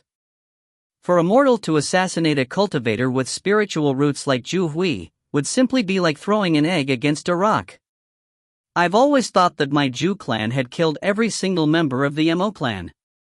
I've never imagined that there would still be a few fishes who managed to escape the net. What's your name?" Zhu Han looked at Mo Wuji and asked loftily. Mo Wuji replied coldly, "My name is Mo Wuji, and I'm sure you should have heard of me before." "According to what you've said, was Mo clan really exterminated by your Zhu clan?" Zhu Han sneered as he replied, "You are right. Members of the Mo clan were indeed all killed by my Zhu clan. However, not all have been killed, as aren't the few of you still standing right in front of me? As for you, there isn't a person in the Mo clan who is worthy of me knowing him." Suddenly, Zhu Han's words were stuck in his throat as he recalled something. A few months ago, his father did warn him about a prefecture lord from the Mo clan who survived, and his name was Mo Wuji, and he was actually Mo Tiancheng's grandson. Not only this Mo Wuji got King lucky and managed to enter the heaven-seeking palace as an outer disciple. Could this Mo Wuji who was in front of him be the Mo Wuji from the heaven-seeking palace? How is this possible? It would take at least a few months for him to travel from the heaven-seeking palace to this place, even if he took a flying beast carriage. Looks like you've guessed it right. I am indeed the Mo Wuji from the heaven-seeking palace, Mo Wuji said with a sarcastic tone. Even though Zhu Han knew about the heaven-seeking palace, Missouri Chi and company had no idea what it was. They had no clue why Mo Wuji and Zhu Han had been conversing for the whole day and not fought yet. Mo Wuji was the young prefecture lord and they would not act if their young prefecture lord chose not to act yet. Uncle Chi Jian from my Zhu clan is a heaven-seeking palace's inner disciple and you are only an outer disciple. If you dare to touch me. Zhu Han finally confirmed that this was indeed the Mo Wuji from the heaven-seeking palace. Even though Mo Wuji was only an outer disciple of the heaven-seeking palace, Zhu Han didn't dare to push his luck any further. It was simply too easy for a heaven-seeking palace's outer disciple to kill him. As he spoke, Zhu Han had already drew out a flying blade and the flying blade was morphed into a red light which disappeared in the sky far away from here. Mo Wuji acted as if he did not see the flying blade's signals as he did not reach out to block it. All he did was smile and said, I won't dare to touch you, Zhu Han heaved a sigh of relief and before he could regain his composure and collect his thoughts, a long blade with a blue tip sliced right through both his thighs. Blurg! Zhu Han fell on his knees as he spat out 2 mouthfuls of blood. Everything below his knee were all severed off evenly leaving only fresh streams of blood flowing out. You? Zhu Han, who had lost both his legs, could only mutter out one word as he pointed at Mo Wuji. Being at channel opening stage level 4, Zhu Han could clearly see Mo Wuji's blade flying over but he just couldn't defend against it. Mo Wuji took a step forward before stepping on the top of Zhu Han's head. I don't dare to touch you but I dare to kill you, Don't kill me. Zhu Han could sense that death was almost upon him and he was really frightened. He still had a bright future ahead of him hence, what a pity it would truly be if he was killed now. If he could tell that the future of his Zhu clan was actually not very bright, he would perhaps die a little happier. I won't kill you, I will step on you till you die. Mo Wuji exerted more strength on his leg as the sound of cracking bones could be heard. Zhu Han's skull was crushed to its brain was exposed by Mo Wuji's stump. Having lived here for such a long time, Mo Wuji was already numb to all these bloodsheds and killings. After witnessing all these, the few cultivators who were previously following closely behind Zhu Han all took a step back in fear. They realized that Mo Wuji's strength was far greater than what they could possibly deal with. Even if all of them were to attack simultaneously, they would simply be courting death. However, just as they took half a step back, a saber light flashed across them and all 4 of them fell head first before being sent flying away. Mo Chi and company watched dazedly at Mo Wuji and it was only up till now that they came to their senses. The reason why Mo Wuji reported his clan at the entrance of the city was not because he was foolish and clueless but because he came back for revenge. A Mo clan's descendant came back for revenge. Mo Chi, who just came back to his senses, was so excited he couldn't stop trembling. There was finally someone other than himself to help avenge the Mo clan and it wasn't just anyone but the young prefecture lord himself who managed to easily wipe out a number of the enemies. Come out with me, Mo Wuji waved and said to the few people behind Mo Chi. Mo Chi and company subconsciously followed Mo Wuji out of the house. As they had been living underground for a long time, the sunlight outside of the house made them extremely uncomfortable. After witnessing Mo Wuji use his lightning bolt technique to kill an expert like Zhu Han so easily, the soldiers outside were so dumbstruck that they momentarily forgot to surround and kill Mo Wuji. Or rather, they knew that an immortal master like Mo Wuji was not someone they were capable of killing. Mo Wuji flew and landed on the ruins of the door that Zhu Han destroyed as he scanned across all the soldiers before saying, My name is Mo Wuji, a descendant of the northern Qin prefecture lord, Mo Tiancheng. The main intention of my trip back this time round was to avenge the Mo clan. Soldiers, all of you were originally the bright tigers of my northern Qin and will be the bright tigers of my northern Qin in the future, so why risk your life for a foreigner like that Zhu guy? After Mo Wuji's speech, the soldiers were even more resolute to not fight against Mo Wuji. Mo's clan had been around in the northern Qin for countless of years and was bound to still have some influence in this region. The remnants of Mo clan dare to subvert the Zhu clan's northern Qin? Sound of horses galloping could be heard as the one leading the pack was a huge red horse. Young Prefecture Lord, that guy is Zhu Hui, Mo Chi reacted the quickest as he warned Mo Wuji. He couldn't help but feel excited after witnessing how Mo Wuji easily killed Zhu Han as well as hearing how strong an immortal master his young Prefecture Lord actually was. Zhu Hui stopped speaking abruptly as his face turned livid. Starred, how dare you kill my... Before he could finish his sentence, Zhu Hui stopped as he was feeling so infuriated his whole body started to quiver. Up till now, he only had 2 sons and one of them was slightly incapable. He only had Zhu Han, who not only had spiritual roots, but was also extremely decisive when doing work. He was the hope and future of the Zhu clan.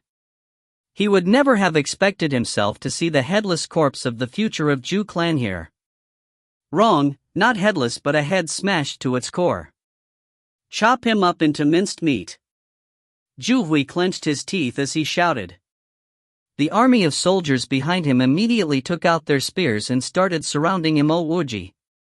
If you find any errors, ads pop up, ads redirect, broken links, non-standard content, etc., please let us know. Report chapter so we can fix it as soon as possible.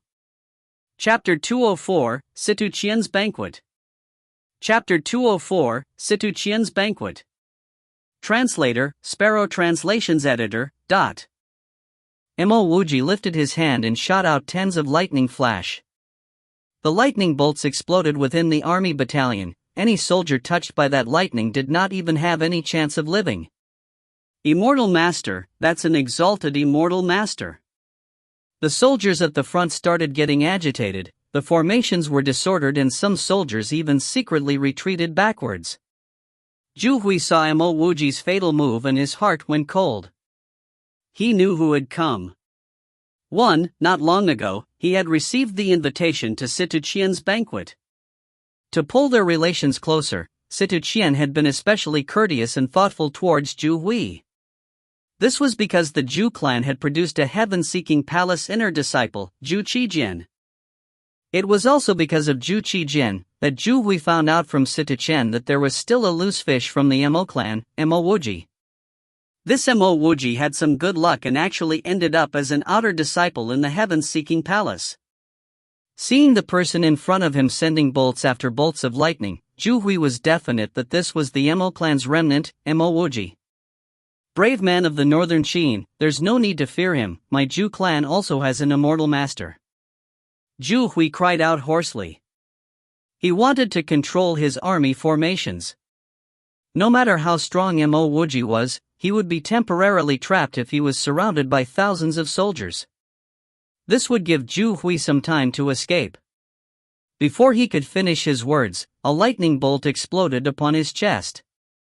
Zhu Hui's words came to an abrupt stop. He lowered his head to stare blankly at the huge hole of blood on his chest. Seconds later, he collapsed onto the ground. Boom, boom, boom, boom. Consecutive shots of lightning bombarded the area around Zhu Hui. No one around Zhu Hui were spared, they were all killed by Mo Wuji's lightning flash. Following the deaths of Zhu Hui and the experts around him, the soldiers were instantly filled with an unrestrained restlessness. Mo Wuji suddenly called out loudly, from now on, the northern Qin throne will be succeeded by the Mo clan's Mo Chi. Anyone willing to work hard with the Mo clan for northern Qin, please move to behind Mo Chi, and wait for the change of the throne. Those unwilling to work with the Mo clan, leave Luoan city, or be killed without mercy. Mo Chi, step forward. Yes. Ever since Mo Chi discovered that Mo Wuji was an immortal master, he had a feeling that the young prefecture lord wouldn't continue to stay on as the northern Qin prefecture lord. Now that Mo Wuji had called for him, he immediately stood forward. Northern Qin's bright tiger soldiers, Zhu Hui stole my Mo clan's throne, and now, he has been dealt with by my Mo clan's immortal master. I, Mo Chi, will uphold upon the words of the Mo clan's immortal master, to accept the northern Qin throne. Anyone willing to follow me to march to the northern Qin palace, stand behind me. After the northern Qin prefecture restores, you will be the greatest followers of our prefecture, the heroes who will bring back the glory to northern Qin. Mo Chi spoke with fervor and passion, clearly, this wasn't a hastily cobbled speech. Ostensibly, when he chose to conceal himself within the northern Qin prefecture, he had the intentions of regaining the northern Qin throne. 10 well-built men stood behind him, adding on to his imposing aura. Mo Wuji nodded. Aggressiveness is good. A king without aggression, that was the bad thing. Anyone with a discerning eye could see that the northern Qin returning to the Mo clan was already set in stone. Even an expert like Zhu Hui was like an ant in front of the Mo clan's immortal master. Furthermore, many of soldiers here originally served under the Mo clan. Now, they were simply returning back. No one expressed any form of dissent. One could say that the Mo clan had already wrested back the northern Qin prefecture. All that's left was to occupy the northern Qin palace. Ding Chengsheng from the Right Army is willing to serve with the Mo clan. The city protecting Barracks Fu Chang will serve with the Mo clan to regain the northern Qin prefecture. The various generals leading their armies all came one after another to pledge their allegiance. With the generals showing their support, the soldiers under them also came to stand behind Mo Qi. Young prefecture lord, I will now bring the man to accept the northern Qin palace. Mo Qi bowed respectfully towards Mo Wuji. His pale white face was flushed with a red tinge of emotion. Ostensibly, he didn't expect to restore the northern Qin throne back to the Mo clan in just a single day. Mo Wuji nodded. From now on, don't call me young prefecture lord. I'm no longer the northern Qin's young prefecture lord. You will lead northern Qin, you are now the prefecture lord. You will now accept the northern Qin throne, and pull those Jew weeds out from their roots. I will soon leave the northern Qin prefecture. I only hope that you can do one thing: treat every citizen of the northern Qin kindly, lower their taxes. If one day I come back and I discover that the lives of the northern Qin citizens are worse than it is now, your head will be hanging outside the Luoan city gates. Yes, Mo Qi responded, with a little fear in his heart. At the same time, he swore to govern northern Qin better than it was now. The young prefecture lord had entrusted him with the throne. He definitely wouldn't let the young prefecture lord down. Carry on. Mo Wuji didn't only see the wildness in Mo Qi, but also a dignified attitude. Mo Qi waved his hand, leading the army to charge towards northern Qin palace. With Mo Wuji, this immortal master, he did not need to occupy the various palace gates. He would just take the most direct method and charge straight to the palace. Mo Wuji did not follow after. Zhu clan's Zhu Hui had already been killed. The northern Qin returning to the Mo clan was already an unalterable fact. There definitely wouldn't be any form of resistance. He was also sure that the entire Zhu clan would be destroyed. He was no longer that hothead he once was. He had already got used to things here. Here, blood must be repaid with blood. There were no morals in such matters. Mo Wuji also didn't leave Luoan immediately. This matter had not been settled. If he didn't kill Zhu Qijian, Mo Qi's reign over the throne wouldn't last. He did not know where Zhu Qijian was, but Mo Wuji was sure that with the extermination of the Zhu clan, Zhu Qijian was sure to come. Just as Mo Wuji was considering where he could undergo some closed-door cultivation as he awaited Zhu Qijian's arrival, Mo Qi hastily brought a team of people to find him. Mo Wuji stared quizzically at Mo Qi's urgency. You're a prefecture lord, and now's the key moment to regain the northern Qin throne. Why did you come find me? Reporting to Supreme Emperor. I'm sure that will be no problems encountered to regain the northern Qin throne. But I just received some important news. The Zhu clan has an immortal master who had received Situ Qian's invitation. He is currently in Raozhou, Mo Qi said reverently. I've actually become the Supreme Emperor? As Mo Wuji thought about how Mo Qi's age was bigger than his mouth could not help but twitch a few times. This question was immediately cast aside. You're sure Zhu clan's immortal master is in Raozhou? Yes, he is definitely in Raozhou.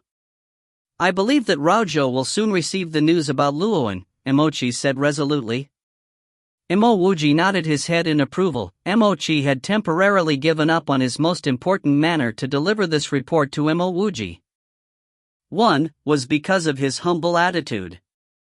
2. Mo Chi was also very sure that once Zhu Qijian comes to northern Qin, if Mo Wuji wasn't here, everything he was doing was simply constructing buildings in the air.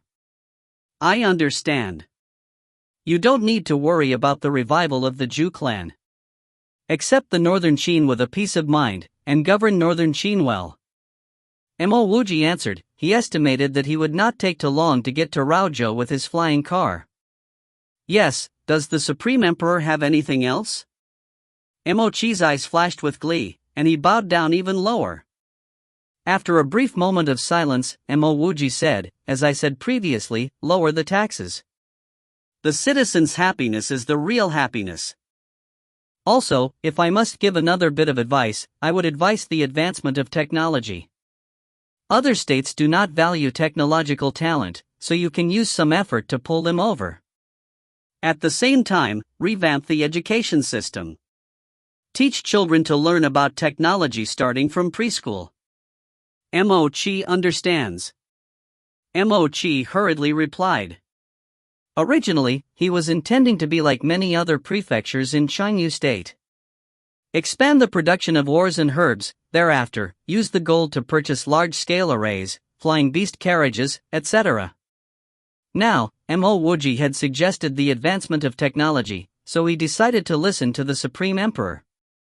This prefecture lord position was given to him by Mo Wuji, so he would leave the Supreme Emperor's position to Mo Wuji. If the Supreme Emperor's descendants were to return, he would immediately hand over the throne.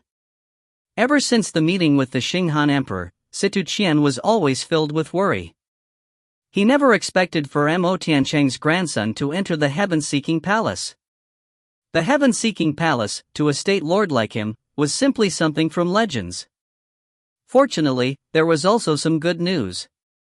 The Zhu clan, which he supported, also had someone in the heaven-seeking palace, and an inner disciple at that. According to Zhu Qijian, that Mo Wuji should be merely a spirit-building cultivator, there was no need for him to worry. Even so, Situ Qian's heart was restless. Ever since he returned, he was especially courteous towards the state protector. The Chengyu state protector was an Yuan Dan stage expert. He shouldn't face any difficulty with that spirit-building Mo Wuji, right? Raozhou City, Chengyu State, the Royal Palace. At this moment, Situ Qian was hosting the state protector, Zhu Keifu, as well as Zhu Qijin, who had received his invitation to Raozhou. With Zhu Qijian's arrival, Situ Qian could finally be at ease. As long as Zhu Qijian states his identity, his Chengyu state protector, Zhu Keifu, would not need to be afraid of Mo Wuji's position as a heaven-seeking palace disciple. The heaven-seeking palace has always been an existence of my reverence. To be able to sit together and drink with a heaven-seeking palace inner disciple is my, Zhu Keifu's, honor. Let me give a toast to Senior Zhu. Zhu Keifu stood up and lifted his cup, speaking with a formal tone. Don't see him merely as an Yuan Dan Level 1, Earth Realm cultivator. He was an existence which was even above the state lord. But in front of a heaven-seeking palace disciple, he had to be courteous. Zhu Qijian laughed. Master Zhu, please take a seat. Talking about it, a branch of my Zhu clan is in the northern Qin prefecture, so there are things I will need to rely on Master Zhu. Let's not be overly formal. Zhu Keifu patted his chest. Rest assured, Senior Zhu. The northern Qin Zhu clan's business will be my, Zhu Keifu's, business.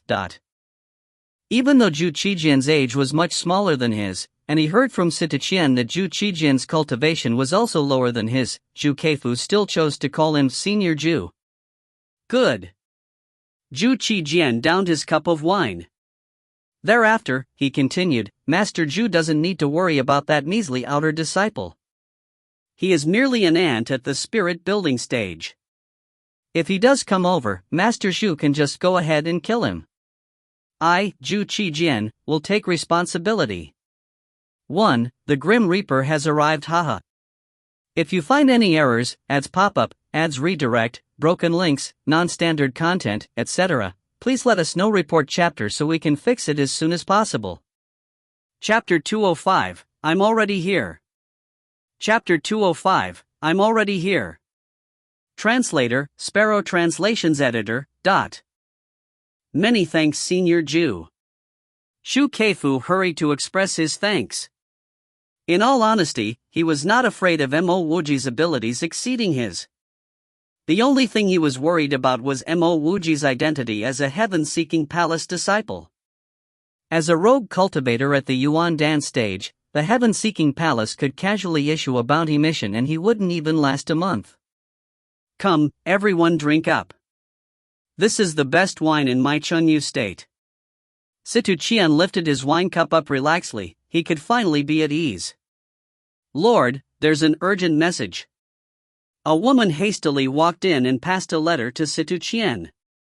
When Situ Qian saw the red seal on the letter, his hand started to tremble, almost dropping his wine cup onto the ground. A letter sealed in red represented a state's most urgent news. It was only with such a letter that his underlings would rush in without even greeting him. I understand, you can take your leave. Situ Qian immediately regained his calm. He thought about how he had the heaven-seeking palace inner disciple, Zhu Qijian, here. What was there to worry? Zhu Qijian and Xu Keifu had very calm expressions on their face. To cultivators like them, even Chengyu State's most important state affair did not mean much to them. Even if an army had marched right outside Raozhou, it wasn't even worth mentioning in front of them. Situ Qian opened the letter. When he saw the contents inside, his hand trembled agitatedly, causing the filled wine cup which he just placed on the table to flip onto the ground. Ding dang! The wine cup shattered. Wine spilled everywhere. State Lord Situ, as the lord of a state, you should have an unmovable and indifferent countenance, Zhu Qijian said with a frown. In all honesty, he really did not put a state lord in his eyes. The reason why he was here wasn't because of Situ Qian's face, but because his Zhu clan was in Situ Qian's territory. But when he saw how Situ Qian couldn't even retain his composure, he suspected whether it was too much to even give this bit of face. Situ Qian hurriedly passed the letter in his hand to Zhu Qijian as he quivered. Immortal Master Qijian. That Mo clan's leftover evil has killed his way to northern Qin's Luoan city. The Luoan Zhu clan has been exterminated, and the northern Qin has returned back to the Mo. What? Zhu Qijian's brows twitched, he suddenly stood up and slapped the table in front of him. The exquisite white jade table, under his slap, directly turned into the dust. He did not even bother to look at the letter Situ Qian passed to him. Mo fella, just you wait. Zhu Qijian said through gritted teeth. Thereafter, he glared at Situ Qian. How long did it take for this letter to come from Luoan? With the Zhu clan destroyed, Zhu Qijian did not continue showing face to Situ Qian. Facing Zhu Qijian, this pugnacious person, Situ Qian did not dare dawdle and said hastily, this letter was sent on a flying beast carriage, it only took half a day to arrive. Zhu Qijian said coldly, looks like he has yet to leave Luoan. I will head to Luoan right now. If he dares to leave, I will exterminate each and every single person in Luoan. Ah! Hearing Zhu Qijian's intention to kill a city of people, Situ Qian's heart started pounding heavily, but he did not dare refute Zhu Qijian's words. Xu Keifu originally intended to please Zhu Qijian and follow Zhu Qijian to Luoan, but when he heard of Zhu Qijian's intended massacre of the Luoan citizens, he immediately shut his mouth. Zhu Qijian might do such foolish things in his frustrations, but Xu Keifu did not have any intentions to follow him to his death. Cultivators might seem like a lofty existence in the mortal world, but if one truly rampaged within the mortal world, there would definitely be consequences. Xu Keifu was sure that even if Zhu Qijian was from the heaven-seeking palace, he would not come to a good end. Seeing that Zhu Keifu did not express any intentions to follow Zhu Qijian to Luoan, Situ Qian inwardly heaved a sigh of relief. He was worried that with both Zhu Qijian and Zhu Keifu gone, Mo Wuji might take the opportunity to come over. Then, he would be dead. Boom! A violent sound of an explosion could be heard. Even the floors started trembling. Zhu Qijian and the others hurried to stick to the side. Walala! Countless building dregs and destroyed wood blocks came coming down. A huge hole appeared on the Qingyu state's magnificent royal palace. Following the earth-shaking tremble, the palace came crashing down. Countless calls for help could be heard as many guards rushed to run out of the palace. A young man donned in blue linen robes stood on top of a large pillar in front of the state lord's residences, staring at Zhu Qijian and company. His hands were empty, and it was unknown what he used to destroy the palace. Zhu Qijian, what a small world, ah! I believe that you should have already heard the news? Were you on your way to Luoan? You see, you don't need to make that trip. I'm already here. The young man stared at Zhu Qijian, his hands were behind his back, and his voice sounded especially sarcastic. Mo Wuji. The dust-covered Situ Qian blurted out. His entire body was trembling. It was unknown whether it was out of anger or out of fear. When Zhu Keifu heard Mo Wuji those 3 words, he immediately knew who had arrived. Mo Wuji's did not exude any form of spirituality, but as he stood atop that large cylindrical pillar, he gave Zhu Keifu the feeling that he should not be offended. The blue-robed youth was Mo Wuji. After getting news that Zhu Qijian was here, he did not stop and immediately rushed over. Only by killing Zhu Qijian that he could leave this place at ease. As for the Qingyu state's royal palace, naturally, it was destroyed by his Tianji pole. Previously, when he was almost killed by Situ Qian here, he swore that he would return and destroy this palace. Today, he finally got this desire out of his chest. He did not wish to reveal his Tianji pole, so after destroying the palace, he kept his Tianji pole. Mo fella, see who will save you from me today. Zhu Qijian struck out with his long sword. A sword flower emerged which slashed through the pillar Mo Wuji was standing on. Mo Wuji had long landed far away. He didn't say anything and immediately started to rush out of Raozhou. With Zhu Qijian's pride, he would definitely come chasing after. He was not willing to fight in Raozhou. Firstly, if the 2 of them fought here, countless of innocent lives would be lost. Secondly, his Tianji pole must not be revealed in Raozhou. If it was seen, everyone would know that he was Rogue Cultivator 2705. He had the Yulin Lei clan as an additional enemy, so he didn't want to let everyone know that he was Rogue Cultivator 2705. As expected, after Mo Wuji left the city, Zhu Qijian did not hesitate to chase after him. Zhu Keifu's face was calm. He did not follow Zhu Qijian. Even though he was a rogue cultivator whose qualifications would never match up to Zhu Qijian, the things he experienced far exceeded Zhu Qijian. The moment he saw Mo Wuji, he had a sense of dread in his heart. Even though Mo Wuji's entire body did not exude any spirituality, he did not believe that Mo Wuji was merely at the spirit building stage. A spirit building stage cultivator dared to call Zhu Qijian out of the city. Was he mad? Turning to face Situ Qian's unstable face, Zhu Keifu suddenly said, "Lord, there's no need to worry. Senior Zhu is an expert from the heaven-seeking palace's inner sect. Killing a mere outer disciple is as easy as flipping his palm. I will stay here to protect the Lord, so that fella wouldn't be able to sneak back and do anything to you."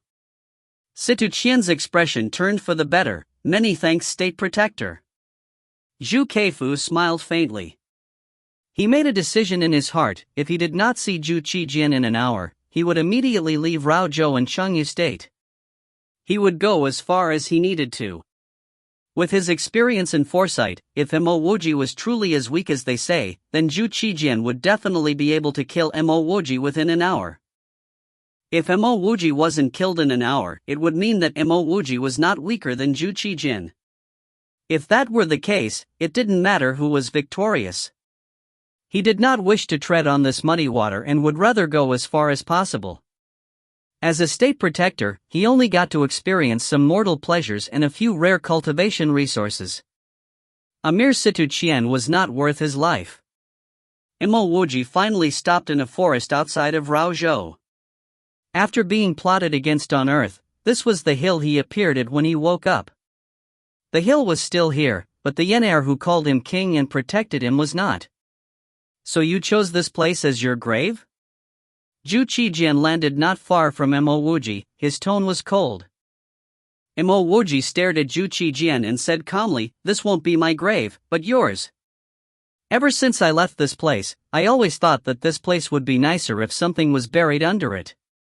Today, that would finally happen." Ha ha.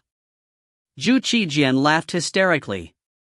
Thereafter, his entire body beamed with energy. A huge pressure came bounding towards Mo Wuji. Mo Wuji felt this immense energy and his brows furrowed. "I didn't expect that you actually advanced into the earth realm and cultivated into Yuan Dan stage level 1.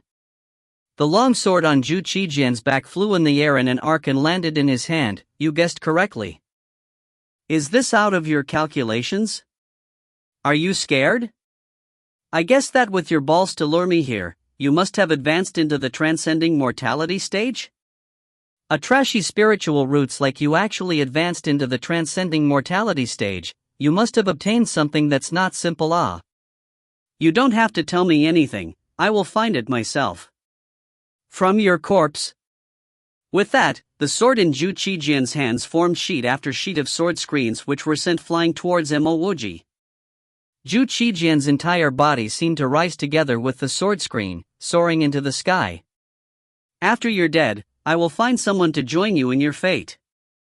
He's a state protector, so you don't have to be worried that no one will join you on your road to the Yellow Springs." 1. Ever since Zhu Keifu didn't follow over, Zhu Qijian developed a killing intent towards him. Zhu Keifu dared to play this kind of tricks behind his back? A trivial Yuan Dan stage cultivator was nothing in the eyes of him, an inner disciple at the heaven-seeking palace. Sword art? I know one too. Mo Wuji raised his hand. Mo Wuji clearly didn't have any sword in his hand, but he shot out trails of sword light. These sword lights slashed against Zhu Qijian's sword screen, shredding the flawless sword screen, directly dispersing it. What sword art is that? Zhu Qijian saw the empty-handed Mo Wuji and he was left aghast. His sword screen was part of a sword art, and the sword screen was merely a feint. He didn't expect that before his sword art was fully exhibited, it was destroyed by Mo Wuji's empty hands. That's not right.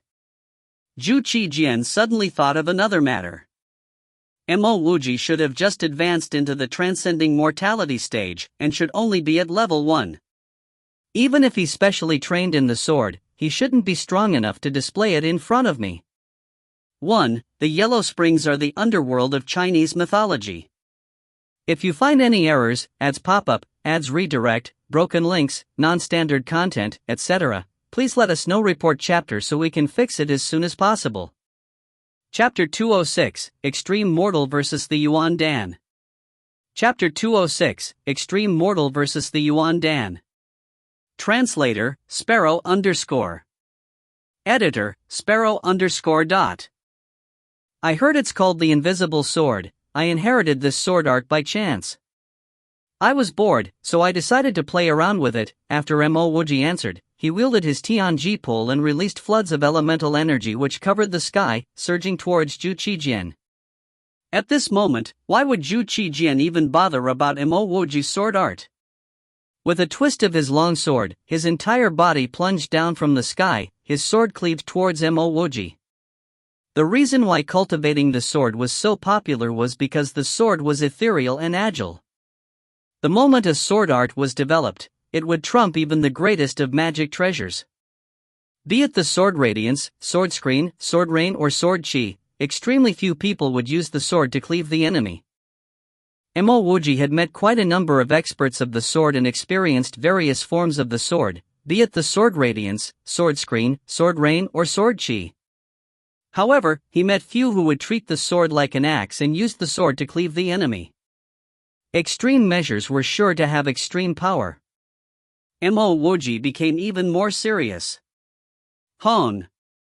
Zhu Qijian's longsword cleaved through the air, forming an incredibly lifelike and immense sword shadow.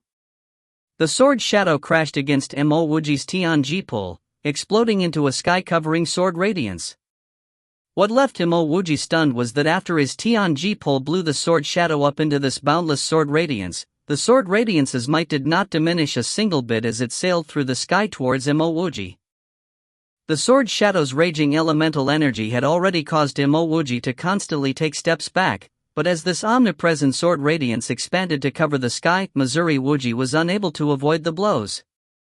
In his urgency, Mo Wuji's Tianji pole sent out one pole shadow after another. The boundless sword radiance crashed against Mo Wuji's pole shadow.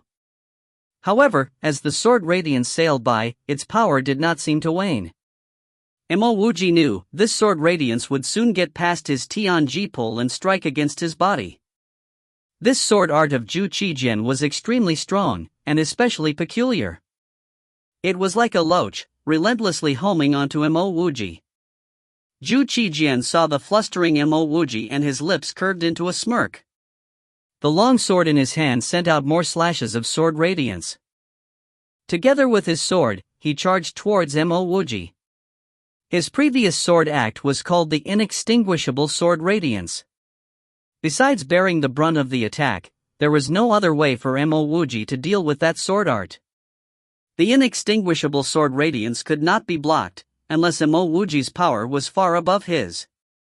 From Mo Wuji's appearance, he could tell that Mo Wuji was unable to defend against his inextinguishable sword radiance. As long as Mo Wuji was injured by his inextinguishable sword radiance, his following move would be fatal. Mo Wuji, with his trashy spiritual roots, actually advanced into the earth realm. This was simply hitherto unheard of. Thus, he used his most powerful technique so as to get rid of Mo Wuji in the shortest time possible. Thereafter, he would search Mo Wuji's body for what secrets lay within. Hong hong hong. Explosion after explosion boomed underneath Mo Wuji's feet, countless of sword radiance shot into the ground. As the sword radiance were sent into the ground, they burst into lines of sword intent, completely shredding Mo Wuji's pants. At the same time, lacerating Mo Wuji's legs, forming intersecting grooves of blood. Using the revolving star passage technique to shift Zhu Qijian's inextinguishable sword radiance to the ground, Mo Wuji no longer retreated, and even started to move towards the oncoming charge of Zhu Qijian. Dang dang. Poo poo. The Tianji pole landed on the sword radiance. A few streams of sword radiance were not dispersed and shot through Mo Wuji's chest.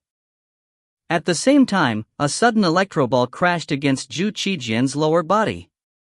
Hong.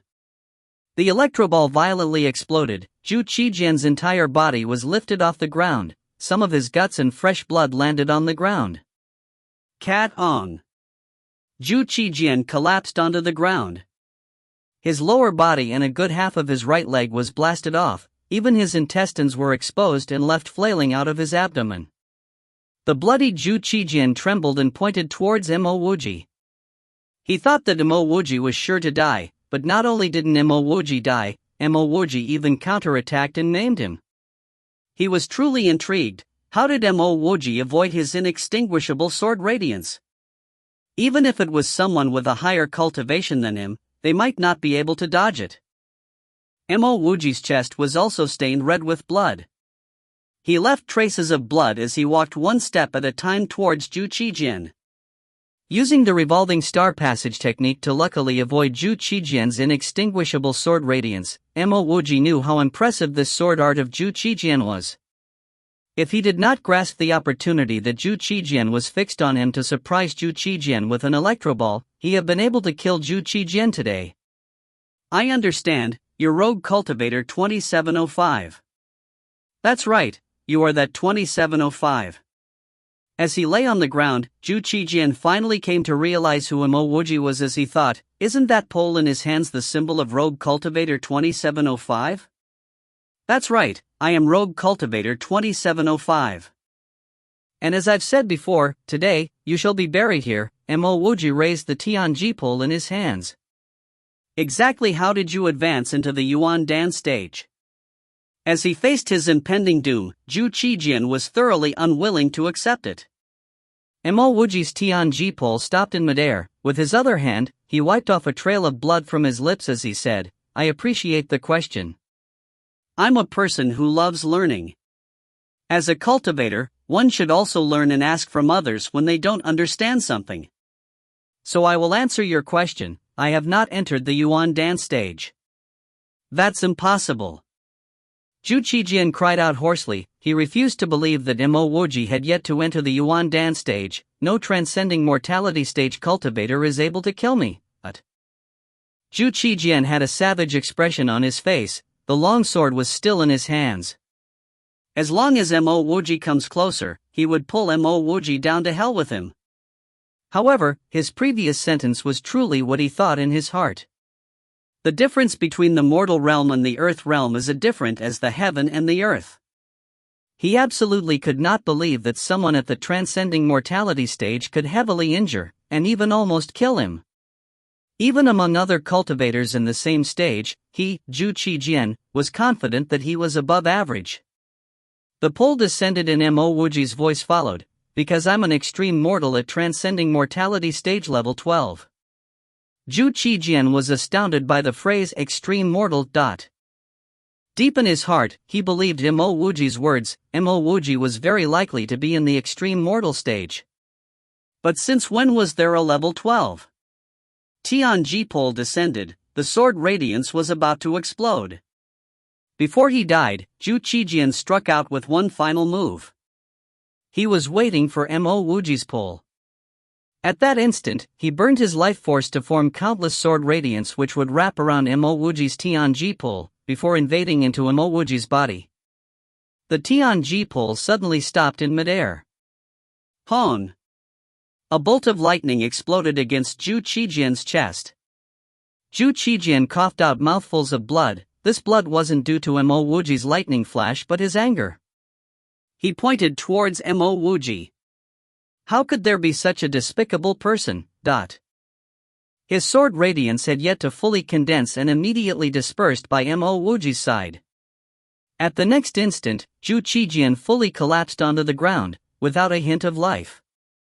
I never trust a living enemy. Mo Wuji properly swung his Tianji pole this time, shattering Zhu Qijian's skull. Finally, Mo Wuji could take a light breath. He had never liked talking nonsense when facing his enemies. The reason why he stopped and talked those crap was because he sensed an intense danger from Zhu Qijian. Zhu Qijian was too hard to deal with.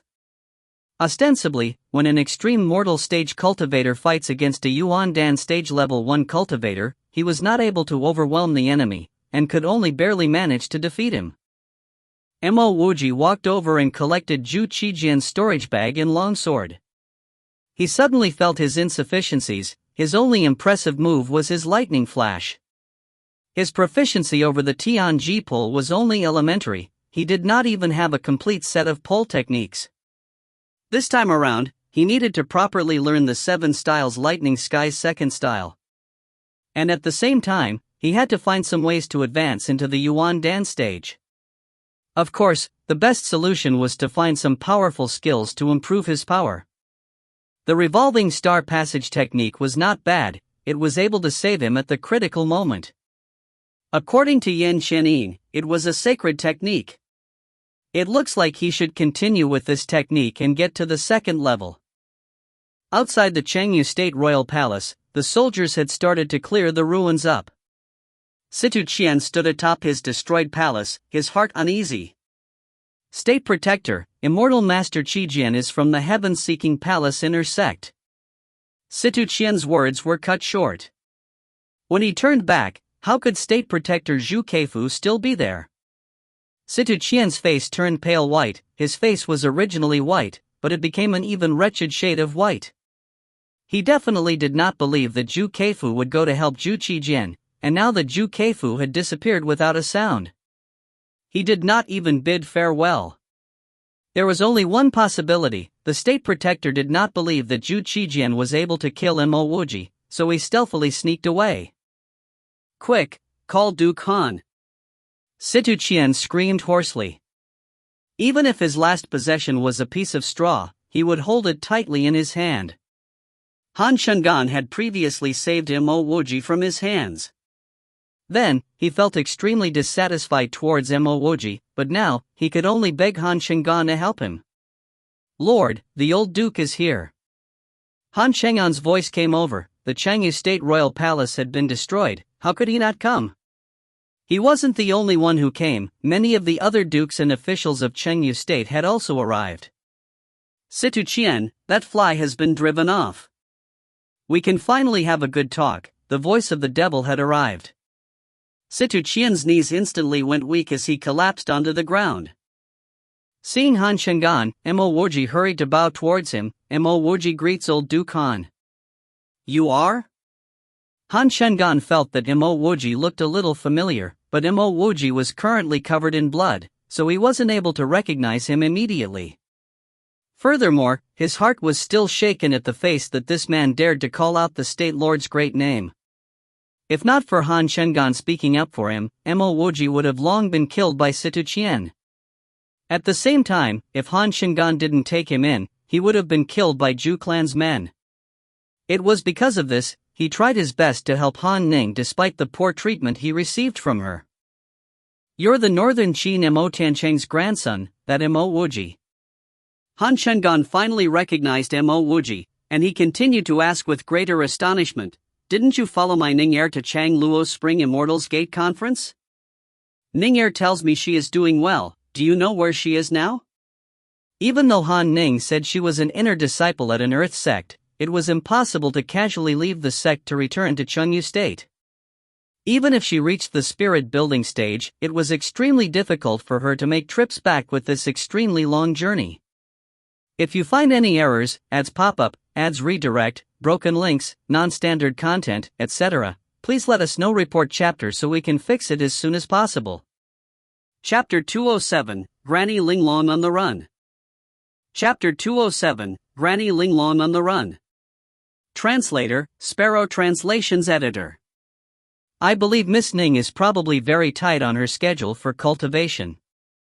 Hence, unable to find time to come back, Mo Wuji could only find a reason to answer. Immortal Master Mo, the other time at Anyang, I really wanted to speak to you. Oh yes, regarding the Northern Qin matter, I did intend to return the throne to Mo clan when I return, however, that Zhu Qijian was too rude. Situ Qian hurried over with a flattery face when he saw Mo Wuji conversing with Han Shengan. Han Shengan, who was initially still hung up over his daughter, had a sudden realization. The Mo Wuji in front of him addressed Situ Qian by his name the moment he saw Situ Qian, yet Situ Qian did not lash out in him and even took the initiative to flatter him. Additionally, Situ Qian addressed him as an immortal master. Could it be that Mo Wuji really possessed the qualities to cultivate and had become a true immortal master? Shut your trap, Mo Wuji grunted coldly before interrupting Situ Qian's words. Han Shengan would have wasted his entire life if he still didn't know what was happening. The situation was very explicit. Mo clan's descendant is back for revenge. Very quickly, he understood why Situ Qian was rushing to find him. This was because Han Shengan was the only one who Mo Wuji held gratitude towards, and Situ Qian would naturally plead him to save himself. This put Han Shengan in a very difficult spot because Mo Wuji was indeed indebted to him, but that was only because it was done at his own convenience. Now that the Mo clan had such animosity towards Situ Qian, how should he help? Simultaneously, Han Shengan understood why the Chengyu State Royal Palace was in such a mess, as it was evidently destroyed by Mo Wuji himself. This was indeed the classic case of staying on the good side of people because you'll never know when you need them. No one could be sure of the future, so one should never be too vicious in whatever they do. A few dukes standing beside Han Shengan also realized what was happening and that Mo Wuji was a descendant of the Northern Qin Prefecture's lord, Mo Tiancheng. Now that Mo Wuji became an immortal master, he had to seek this revenge himself. Situ Qian, where did my grandfather go and why did he disappear the moment he reached Raozhou? Mo Wuji glared at Situ Qian and questioned him directly. Situ Qian glanced at Han Shengan for a moment before bowing and said, Immortal Master Mo, Lord Tiancheng had indeed visited Raozhou once, but he only came to show his face before leaving. It was only after a period of time that I found out he didn't return to Luoan, and as for his whereabouts afterwards, I really had no idea at all. He wasn't lying when he said this. Even though he managed to prevent Mo Guanyuan from ascending to the Northern Qin Prefecture's throne, he really did not directly harm any members of the Mo clan. Mo Guanyuan was not allowed to leave Raozhou City because of Zhu Kaiyun, and all he did was observed. Looking at the killing intent in Mo Wuji's eyes, Han Shengan knew that he was definitely not satisfied with Situ Qian's answer and was about to do something to him. He hurried to say, "Pillmaster Mo, I can guarantee his honesty in this case, as Lord Situ really had no idea where Lord Tiancheng went after leaving Raozhou. He also did not restrict Lord Tiancheng's movements, and as for the fact that he was trapped in Raozhou, Zhu Kaiyun was fully responsible for it. Zhu Kaiyun had already left for Luoan and is no longer here at Raozhou City," Situ Qian added as he heard Han Shengan helping him. Han Shengan bowed respectfully. "I do hope Pillmaster Mo could let Situ Qian off this time for my sake." He didn't address Situ Qian as the Lord as he was afraid he might trigger Mo Wuji. Mo Wuji frowned momentarily as he actually did believe that Han Shengan could not possibly be lying to him. He wasn't worried about Zhu Kaiyun leaving for Luoan because he knew that she was destined for death anyway. Previously, Han Shengan spoke up for Mo Wuji to save his life from Situ Qian. Presently, Han Shengan was speaking up for Situ Qian to save his life from Mo Wuji, and this made Mo Wuji a little troubled. In his views, the best move was to get rid of Situ Qian to kick the Situ clan off the throne. "Pillmaster Mo, as long as I'm still in Chengyu State, I promise to make the northern Qin prefecture great again." Situ Qian, who was standing by the side, noticed that Mo Wuji was frowning, so he said that in a hurry. He was worried Mo Wuji might suddenly make his move and kill him. Even though it would be illegal for an immortal master to kill a country's lord, the punishment that he would face would neither hurt nor itch. Furthermore, Mo Wuji was a disciple of the heaven-seeking palace, hence, he might not even get punished. While Mo Wuji was still hesitating, something broke the silence above everyone's head. As the crowd lifted their head, they saw a swift flying magic treasure flying past. As the flying magic treasure flew at a low altitude, everyone could clearly recognize it as a flying ship. Mo Wuji could see things even clearer because of his spiritual will. There was a woman, who was severely injured with bloodstains on her body, leaning on the front of the ship's deck. Mo Wuji not only recognized this woman but was extremely grateful towards her as well. She was the heaven-seeking Palace Pill Pagoda's Granny Linglong, but how did she end up like that? Before everyone could react to the first flying ship, another flying ship as it flew above the crowd with a whoosh. Mo Wuji instantaneously had a sense that Granny Linglong was being chased down. How strong must this guy be to be able to chase after Granny Linglong? But seeing Granny Linglong escaping with someone hot on her heels, Mo Wuji no longer had the mood to rattle on with Situ Qian as he said with a serious tone, "Immediately send a message to the heaven-seeking palace to inform them that the Pill Pagoda's Granny Linglong is severely wounded and being chased after for her life. If you can do this well, it is not impossible for me to let you go this time round." Mo Wuji said this in a hurry as he immediately retrieved his flying car and rushed into the clouds before disappearing in the direction where the two flying ships were headed for. After Mo Wuji left, Situ Qian finally managed to wipe his sweat on his forehead in this state of panic as he expressed his gratitude. "Old Duke, if it was not for you this time, my life would not." Han Chenghan interrupted impatiently, "Lord, now is not the time to discuss about all these. Your first priority should be completing the task Pillmaster Mo assigned you." "Yes, yes." Situ Qian finally came to his sense. A national crisis was ultimately resolved unexpectedly by two flying ships flying past, which made all the dukes secretly afraid. A plump man standing behind the crowd lowered his head as he slowly retreated but was recognized very quickly. "Rao Xianho, you made such a huge mistake back then. If you didn't look down on the Mo clan for being down and out, you could have been the father-in-law of Pillmaster Mo." This fatty was Wen Manju's father, Rao Xianho. Back then, because the Mo clan was living in poverty, he broke all ties and severed any relationship he had with his once good friend, Mo Guanyuan, and the Mo clan. Even though nothing in this world was impermanence, he would never have expected an upset young lord back then to appear as an immortal master now.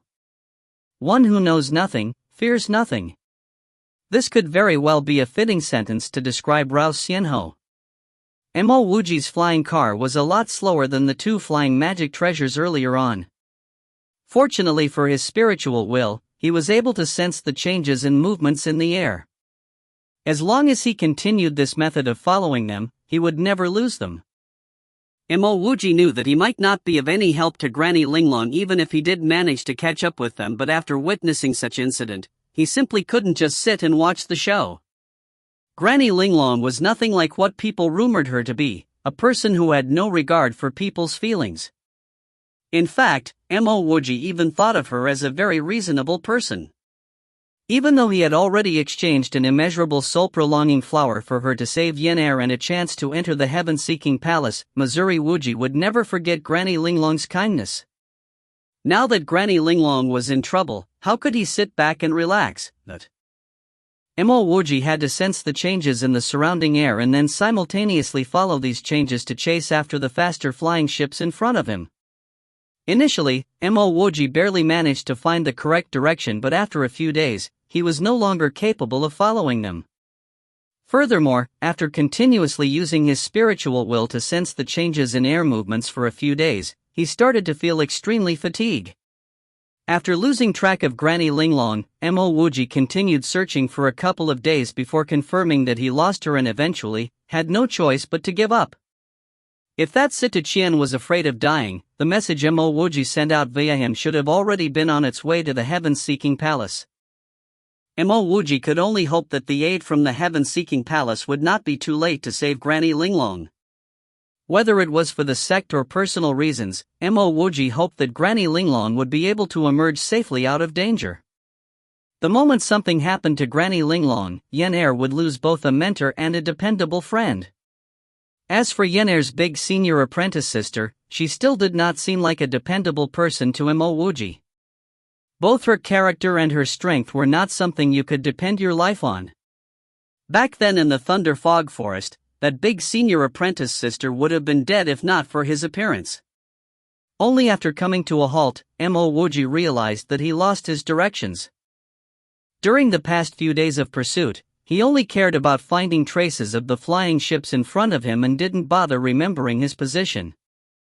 Now that he lost his directions without a map, he could only find and seek help from people. His surroundings were all wilderness, but luckily, there was still a small path in this wilderness. As long as there was a path, Mo Wuji was not worried he could not find anyone. Following the small path, Mo Wuji walked for about half a day and still didn't meet a single soul.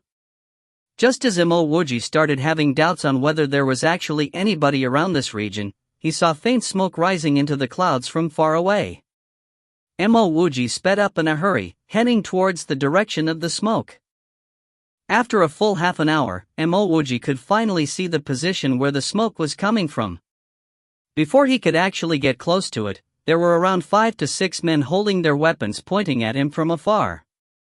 These few people were wearing torn shirts stained with blood. Moreover, there were even a deep scar on the faces of 2 people. Mo Wuji guessed that this should be a squad of adventurers or a small group of mercenaries. "You guys don't have to be hostile, as I'm just a passerby. I just happened to lose my way, so I was wondering if you guys could tell me where I am now? It would be fantastic if you all had a map which I could purchase from you." Mo Wuji tried his best to speak politely. Hearing Mo Wuji's words and then noticing how Mo Wuji didn't appear frightened, the armed men became slightly more relaxed. "If you find any errors, ads pop up, ads redirect, broken links, non-standard content, etc., please let us know. Report chapter so we can fix it as soon as possible." Chapter 208, 3 Tender Hunters. Chapter 208, 3 Tender Hunters. Translator, Sparrow Translations Editor. A long-legged, woman dressed in red robes with a trident on her back stood forward. She glanced at Mo Wuji and sized him up before saying, "Friend, where are you heading?" Her robes were stained with blood, her neck also had a few scabs of blood. From the looks of it, she must have undergone several battles on her journey. Mo Wuji answered, "I'm heading to Wushui Prefecture, do you know the way?" The woman pointed to the east. "Follow this direction and continuously walk straight. You will be able to reach Qiantai State. From Qiantai State, you will be able to find the maps to anywhere you want to go, and there will also be beast carriages for rent." "Then may I ask, where are we at now?" Mo Wuji asked another question. The woman now pointed to the east. Over there is the Yuguang State territory.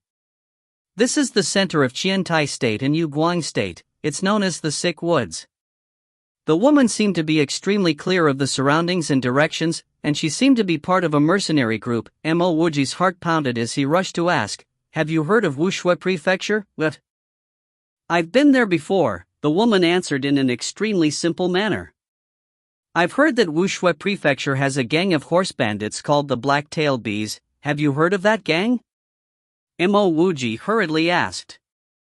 The Black-Tailed Bees were the ones who killed Leng Jingbei's entire family, and they were nested up in Wuxue Prefecture. Leng Jingbei, Aunt 11 and Mo Shangtong were together, and if they wanted to seek revenge, they would definitely go to the Wuxue Prefecture to look for the Black-Tailed Bees. "I don't know." The woman grunted, turned and left. Her face no longer had her previous calm. After the woman left, some of the members stared warily at Mo Wuji. Mo Wuji immediately discerned that this woman must definitely be related to the Black-Tailed Bees. Otherwise, she wouldn't have displayed such an attitude. "That fella knows the Black-Tailed Bees, should we get rid of him?"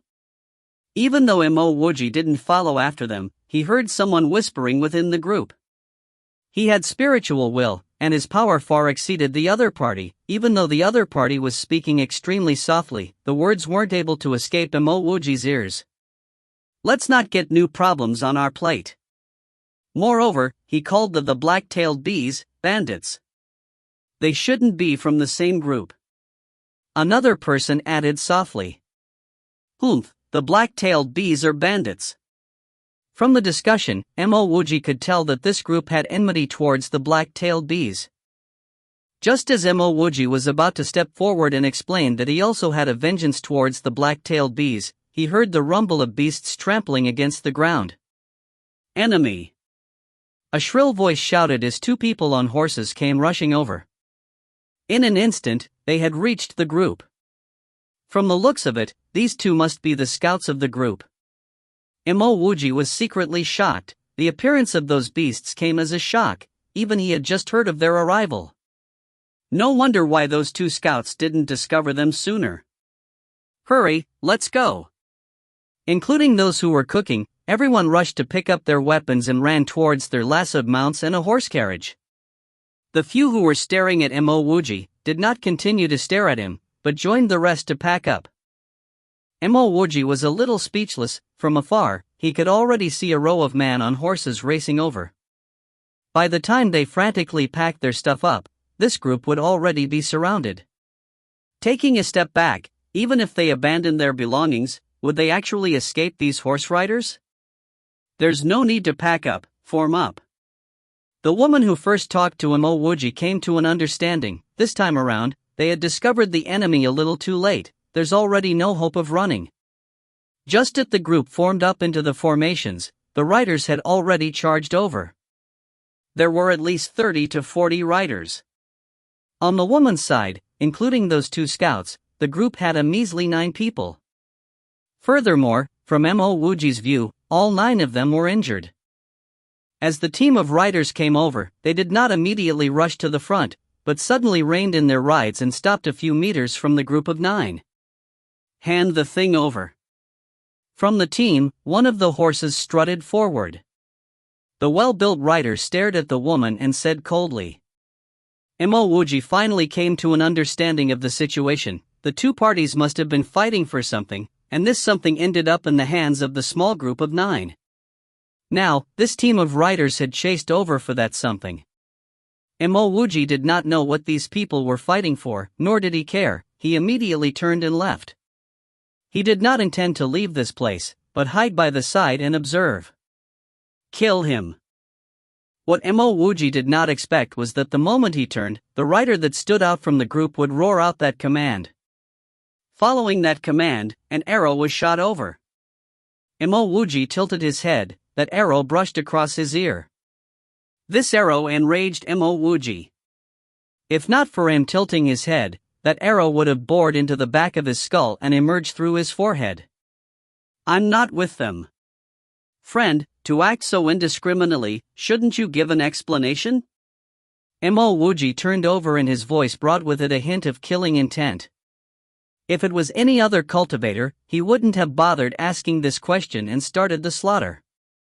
Mo Wuji might have become a cultivator, but he wasn't used to such ruthless behavior, to start killing and slaughtering without reason. Haha, you want our Wuchang Wushwang to give you an explanation? Who cares if you're not with them? When our Wuchang Wushwang men come over, our rule is that no one is to move. You have flouted our Wuchang Wushwang rules. Everyone, let him know that our Wuchang Wushwang rules are not to be randomly flouted. The rider at the front chortled and waved his hand. This time around, it wasn't a single arrow, but a volley of 30 to 40 arrows shot towards Mo Wuji. Mo Wuji raised both his hand. These arrows were incomparably slow in his eyes. In the blink of an eye, all 30+ arrows were in Mo Wuji's hands. Before anyone could make sense of the situation, Mo Wuji swung both his hands, and all 30+ arrows were thrown out. Ah. Tens of aggrieved voices were heard, followed by a thick fog of blood. 35 riders fell from their horses and collapsed onto the ground. Every one of these riders had an arrow stuck on their forehead. Due to the collapse of their owners, the 30+ horses started to get restless. However, these horses were clearly trained, as they immediately quelled their restlessness. The rider who stood forward was the only one left alive.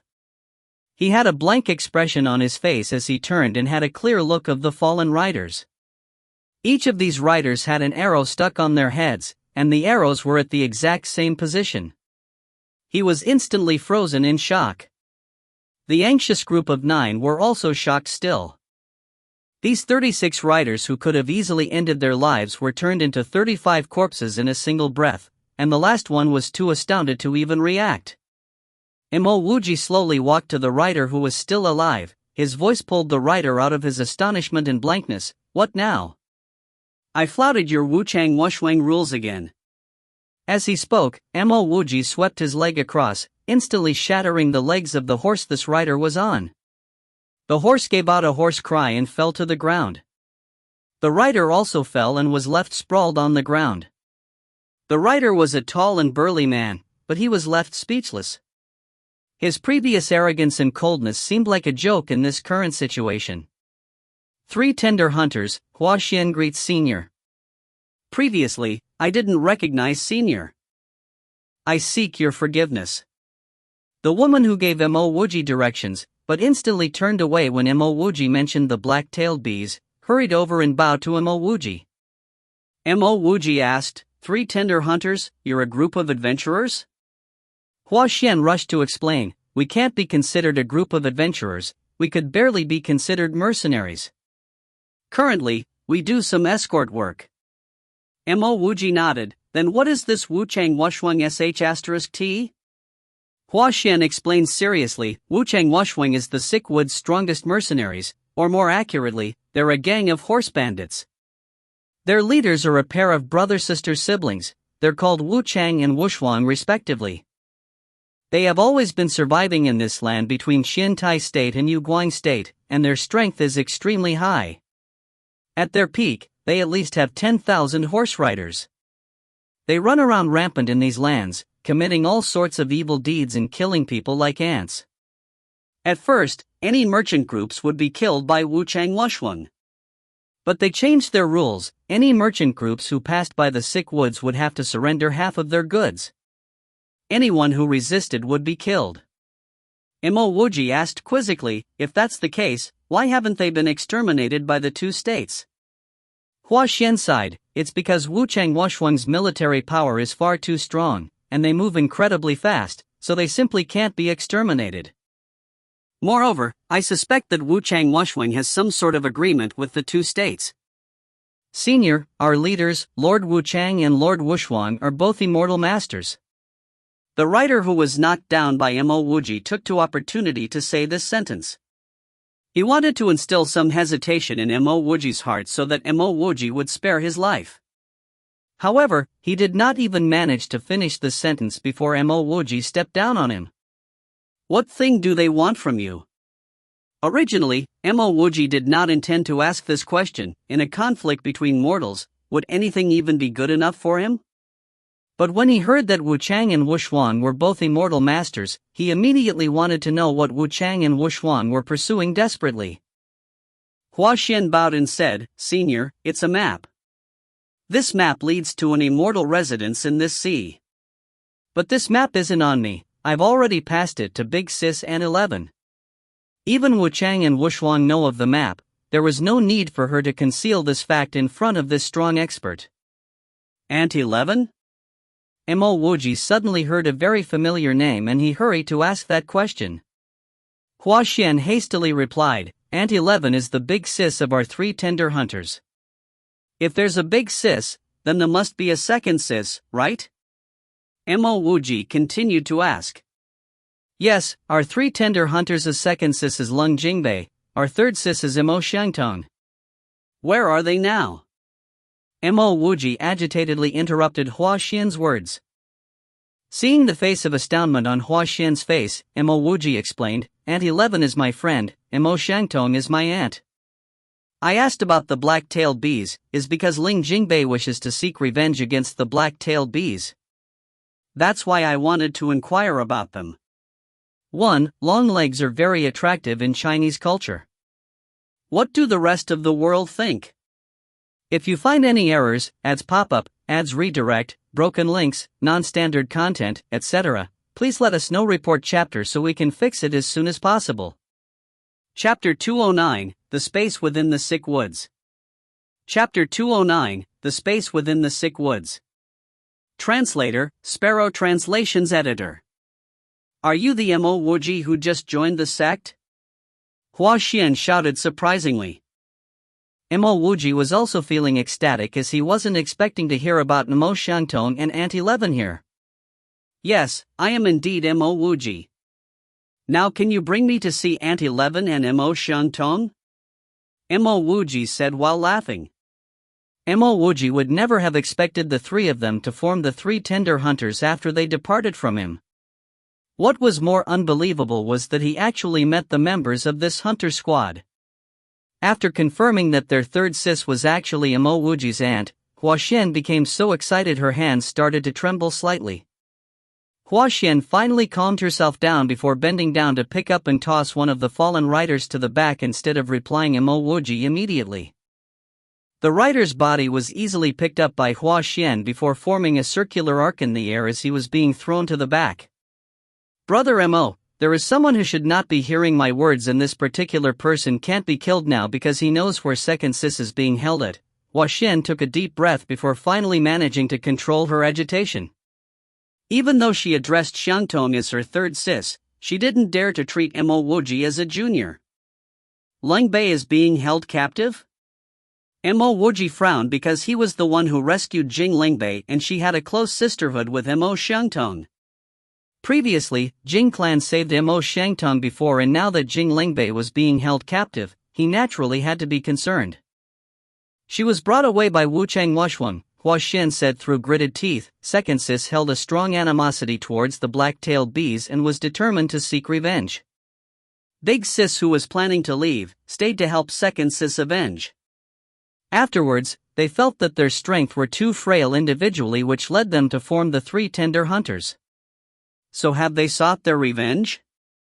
Mo Wuji was secretly full of praise for this plan because even though Aunt 11 was strong, the black-tailed bees was an exceptional group of horse bandits capable of taking down a country. Therefore, forming a hunter squad was the best possible way to deal with the black-tailed bees. Hua Xian nodded, then shook her head. "Initially, we managed to seal up the black-tailed bees' lair, ready to slaughter every single member of the black-tailed bees. The nickname of the black-tailed bees' horse bandit's head is Venomous Stinger, and I personally witnessed second sis killing him. We swept up the entire lair and took back loads of treasure, in which the most important one would be the sea map." "Is this the Sea Immortal Estate map you mentioned previously?" Mo Wuji asked. Hua Xian nodded her head. "Yes, after retrieving that Immortal Estate sea map, Big Sis decided to set out to sea." Mo Wuji's heart turned heavy as he guessed that Aunt 11 would have already been out at sea by now. Even though Aunt 11 was strong, she was still just an average cultivator, and it would simply be asking for a death wish to set out to sea with this low level of strength.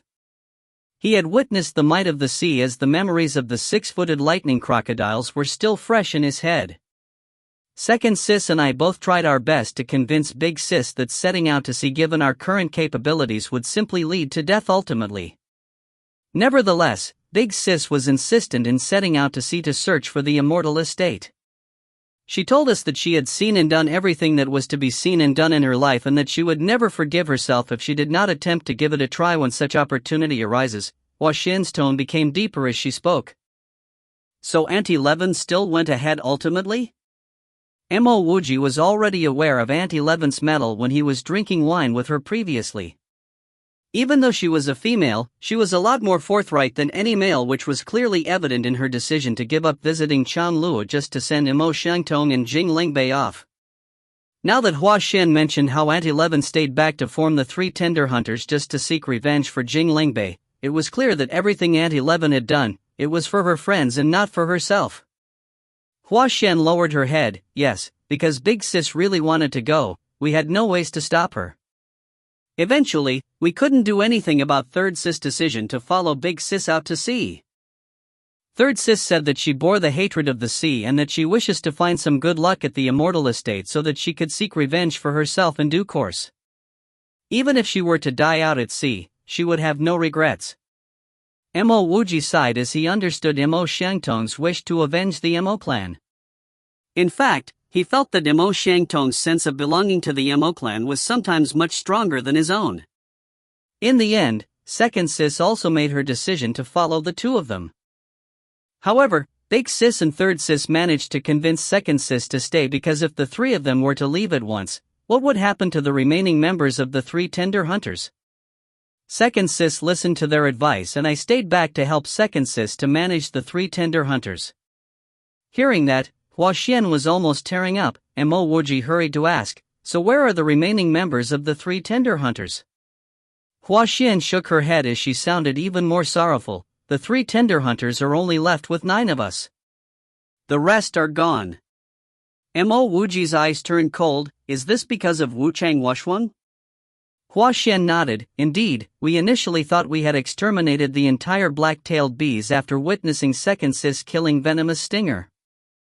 It was only afterwards that we realized that the person Second Sis killed was only a substitute. The real Venomous Stinger managed to escape to Wuchang Wuxuan and told them about the sea map. There was this time when we were surrounded by the great army of Wuchang Wuxuan, and Second Sis was ultimately captured by them. She tried to kill herself but wasn't successful in her attempt. In the end, only the 30+ of us managed to escape, and eventually ending up with just 9 of us here. I'd made plans to set out to the sea to find Big Sis and Third Sis, but was still prevented unexpectedly. If we did not meet Brother Mo here, we... Without saying the rest, Mo Wuji understood everything. When did Auntie Levin and Xiangtong set out for the sea? How many people know of the sea map? The killing intent in Mo Wuji's heart surged tremendously. Hua Xian answered, only Big Sis, Second Sis, and Third Sis were aware of the whole incident. The rest of them only know that it was a map Wuchang Wuxuan really wanted. However, I am not sure how many people did Venomous Stinger tell about the map. Big Sis and Third Sis had already been at sea for over 3 months. Alright, let us head towards Wuchang Wuxuan's old nest. Mo Wuji decided to exterminate Wuchang Wuxuan instead of finding Auntie Levin and Xiangtong first, because they had already left for over 3 months. Let me force that guy to tell us where Wuchang Wuxuan's old nest is. Just as Hua Xian was about to talk to the only survivor, Mo Wuji shook his hand. No need, we just need him to lead the way. Mo Wuji walked over to the tall rider who was tossed by Hua Xian as he reached out his hand to tear the rope on his body apart before saying, lead the way, bring us to your lair. Mo Wuji's words were very clear, and as long as this rider did not listen, he would immediately tear one of his meridian apart until he agreed to do what he was told. He was way too familiar with a human's meridian because he had personally managed to open the meridian with only mortal roots. Mo Wuji had been through situations where his meridians were almost torn apart, and he knew how torturous it was. Even though his meridians were only almost torn apart, he could not imagine how terrifying the pain of having a meridian torn apart would be. Yes, Junior will obey. What made Mo Wuji surprised was the fact that with that sentence alone, the burly fellow agreed without any hesitation. Under the guidance of this Wuchang Wushwing's rider, the 11 of them galloped along the vast thick woods. Because of Mo Wuji's sudden appearance, Hua Xian decided to forego that carriage filled with daily necessities which was ready to set out to sea. The thick woods was a boundless area and all 4 directions had the same view, desolate and barren. A normal person running in this area for half an hour would naturally turn back feeling helpless and lost. This rider had obviously walked past the thick woods many times as he never stopped to check his direction throughout the whole journey. The horse beast's endurance were far greater than the normal horse, as evident from them resting for a total of only 8 hours after running through the thick woods for almost 2 days. They finally decided to stop in front of this massive rock which was at least a few inches tall and wide, making it look like a small hill. Why did we stop? Mo Wuji's face turned serious because if this fellow dared to con him, he would not hesitate to tear every single one of his meridian. The rider hurried to say in a congratulatory tone, "Senior, we have reached." You fart. Hua Xian reached to her back and a trident appeared on her hand. The next moment, the trident was already pointing towards the rider's throat. Do you really think we're idiots? There is nothing here except for this huge rock. However, Mo Wuji did not believe that this rider would dare to fool them, which was why he started using his spiritual will to scan the surrounding as he immediately realized something was amiss. Around this huge rock, there seemed to be some traces of some arrays. Before Mo Wuji could call for Hua Xian, a cold, icy voice could be heard. All of you are indeed idiots because other than this rock, I, Wuchang Wushwing, am here too. Following this, the massive rock started to break apart as a man wearing a bright robe stood in front of everyone and behind him were a few hundred people guarding the 2 sides.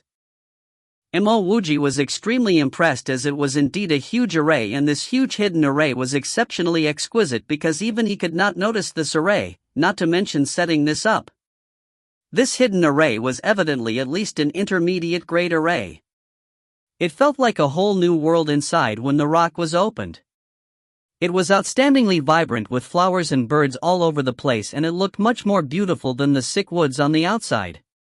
It only took Mo Wuji a moment to understand why there were only weeds and dried up plants all around and everything else looked so dead in the thick woods. It wasn't because this place was not suitable for plant growth, but because all the life and vitality in this place were sucked into the space within this hidden array. Let's say Mo Wuji could still understand a little about the hidden array, he would be completely clueless about this space array. He even suspected that even if Chu Xingzi was here, he might not be able to set up such a massive space array and then hide it under a huge rock. Hua Xian and the rest were completely dumbfounded at the sight of this. They stared blankly at the scene in front of them as if they were dreaming. After the opening of this rock, there was a wide bluestone path with a width of a few inches. On the 2 sides of this path, there were greenery, rivers, and even some wild animals running all around. This was simply a foreign land of joy and happiness. Hua Xian's mouth went gaping wide as she could not believe that there could be so many people and such a beautiful scenery behind a rock in this barren thick woods. Master Wu Chang. Before the rider who led Mo Wuji here could finish his sentence, a flash of light sliced his throat as blood poured out and his head fell on the floor. This Wu Chang fellow killed the rider without any hesitation. Mo Wuji could immediately confirm that he was indeed a cultivator. If you find any errors, ads pop up, ads redirect, broken links, non-standard content, etc., please let us know. Report chapter so we can fix it as soon as possible. Chapter 210, Wuchang Wushun. Chapter 210, Wuchang Wushun. Translator, Sparrow Translations Editor, Brother Mo. Hua Xian finally felt that something was not right. She hurried to wave towards the others and reined in the horses. Mo Wuji said softly, "There's no need to worry, this is just a concealment array. This place is not bad though." You know that this is a concealment array? Wu Chang exclaimed in shock and started to size Mo Wuji up. Even so, he did not treat Mo Wuji as an opponent. No matter how strong Mo Wuji was, he did not exude any form of spiritual ripples, so he couldn't be a cultivator. Even if Mo Wuji was an extremely strong mortal, he was nothing but a larger ant in Wu Chang's eyes. Mo Wuji said coldly, "Not only do I know that this is a huge concealment array, I even know that you're merely in the spirit building." A spirit building cultivator was already considered a supreme existence in mortals' eyes, yet it didn't even catch Mo Wuji's eyes. He was able to kill the heaven-seeking palace inner disciple, the Yuan Dan cultivator, Zhu Qijian. What spirit-building cultivator could cause trouble for him? However, he did not act yet, but used his spiritual will to unceasingly analyze that radiant blade of Wu Chang's. That radiant blade was condensed using elemental energy, and it would not have much effects towards cultivators. But when this thing goes against mortals, it's simply a killing machine.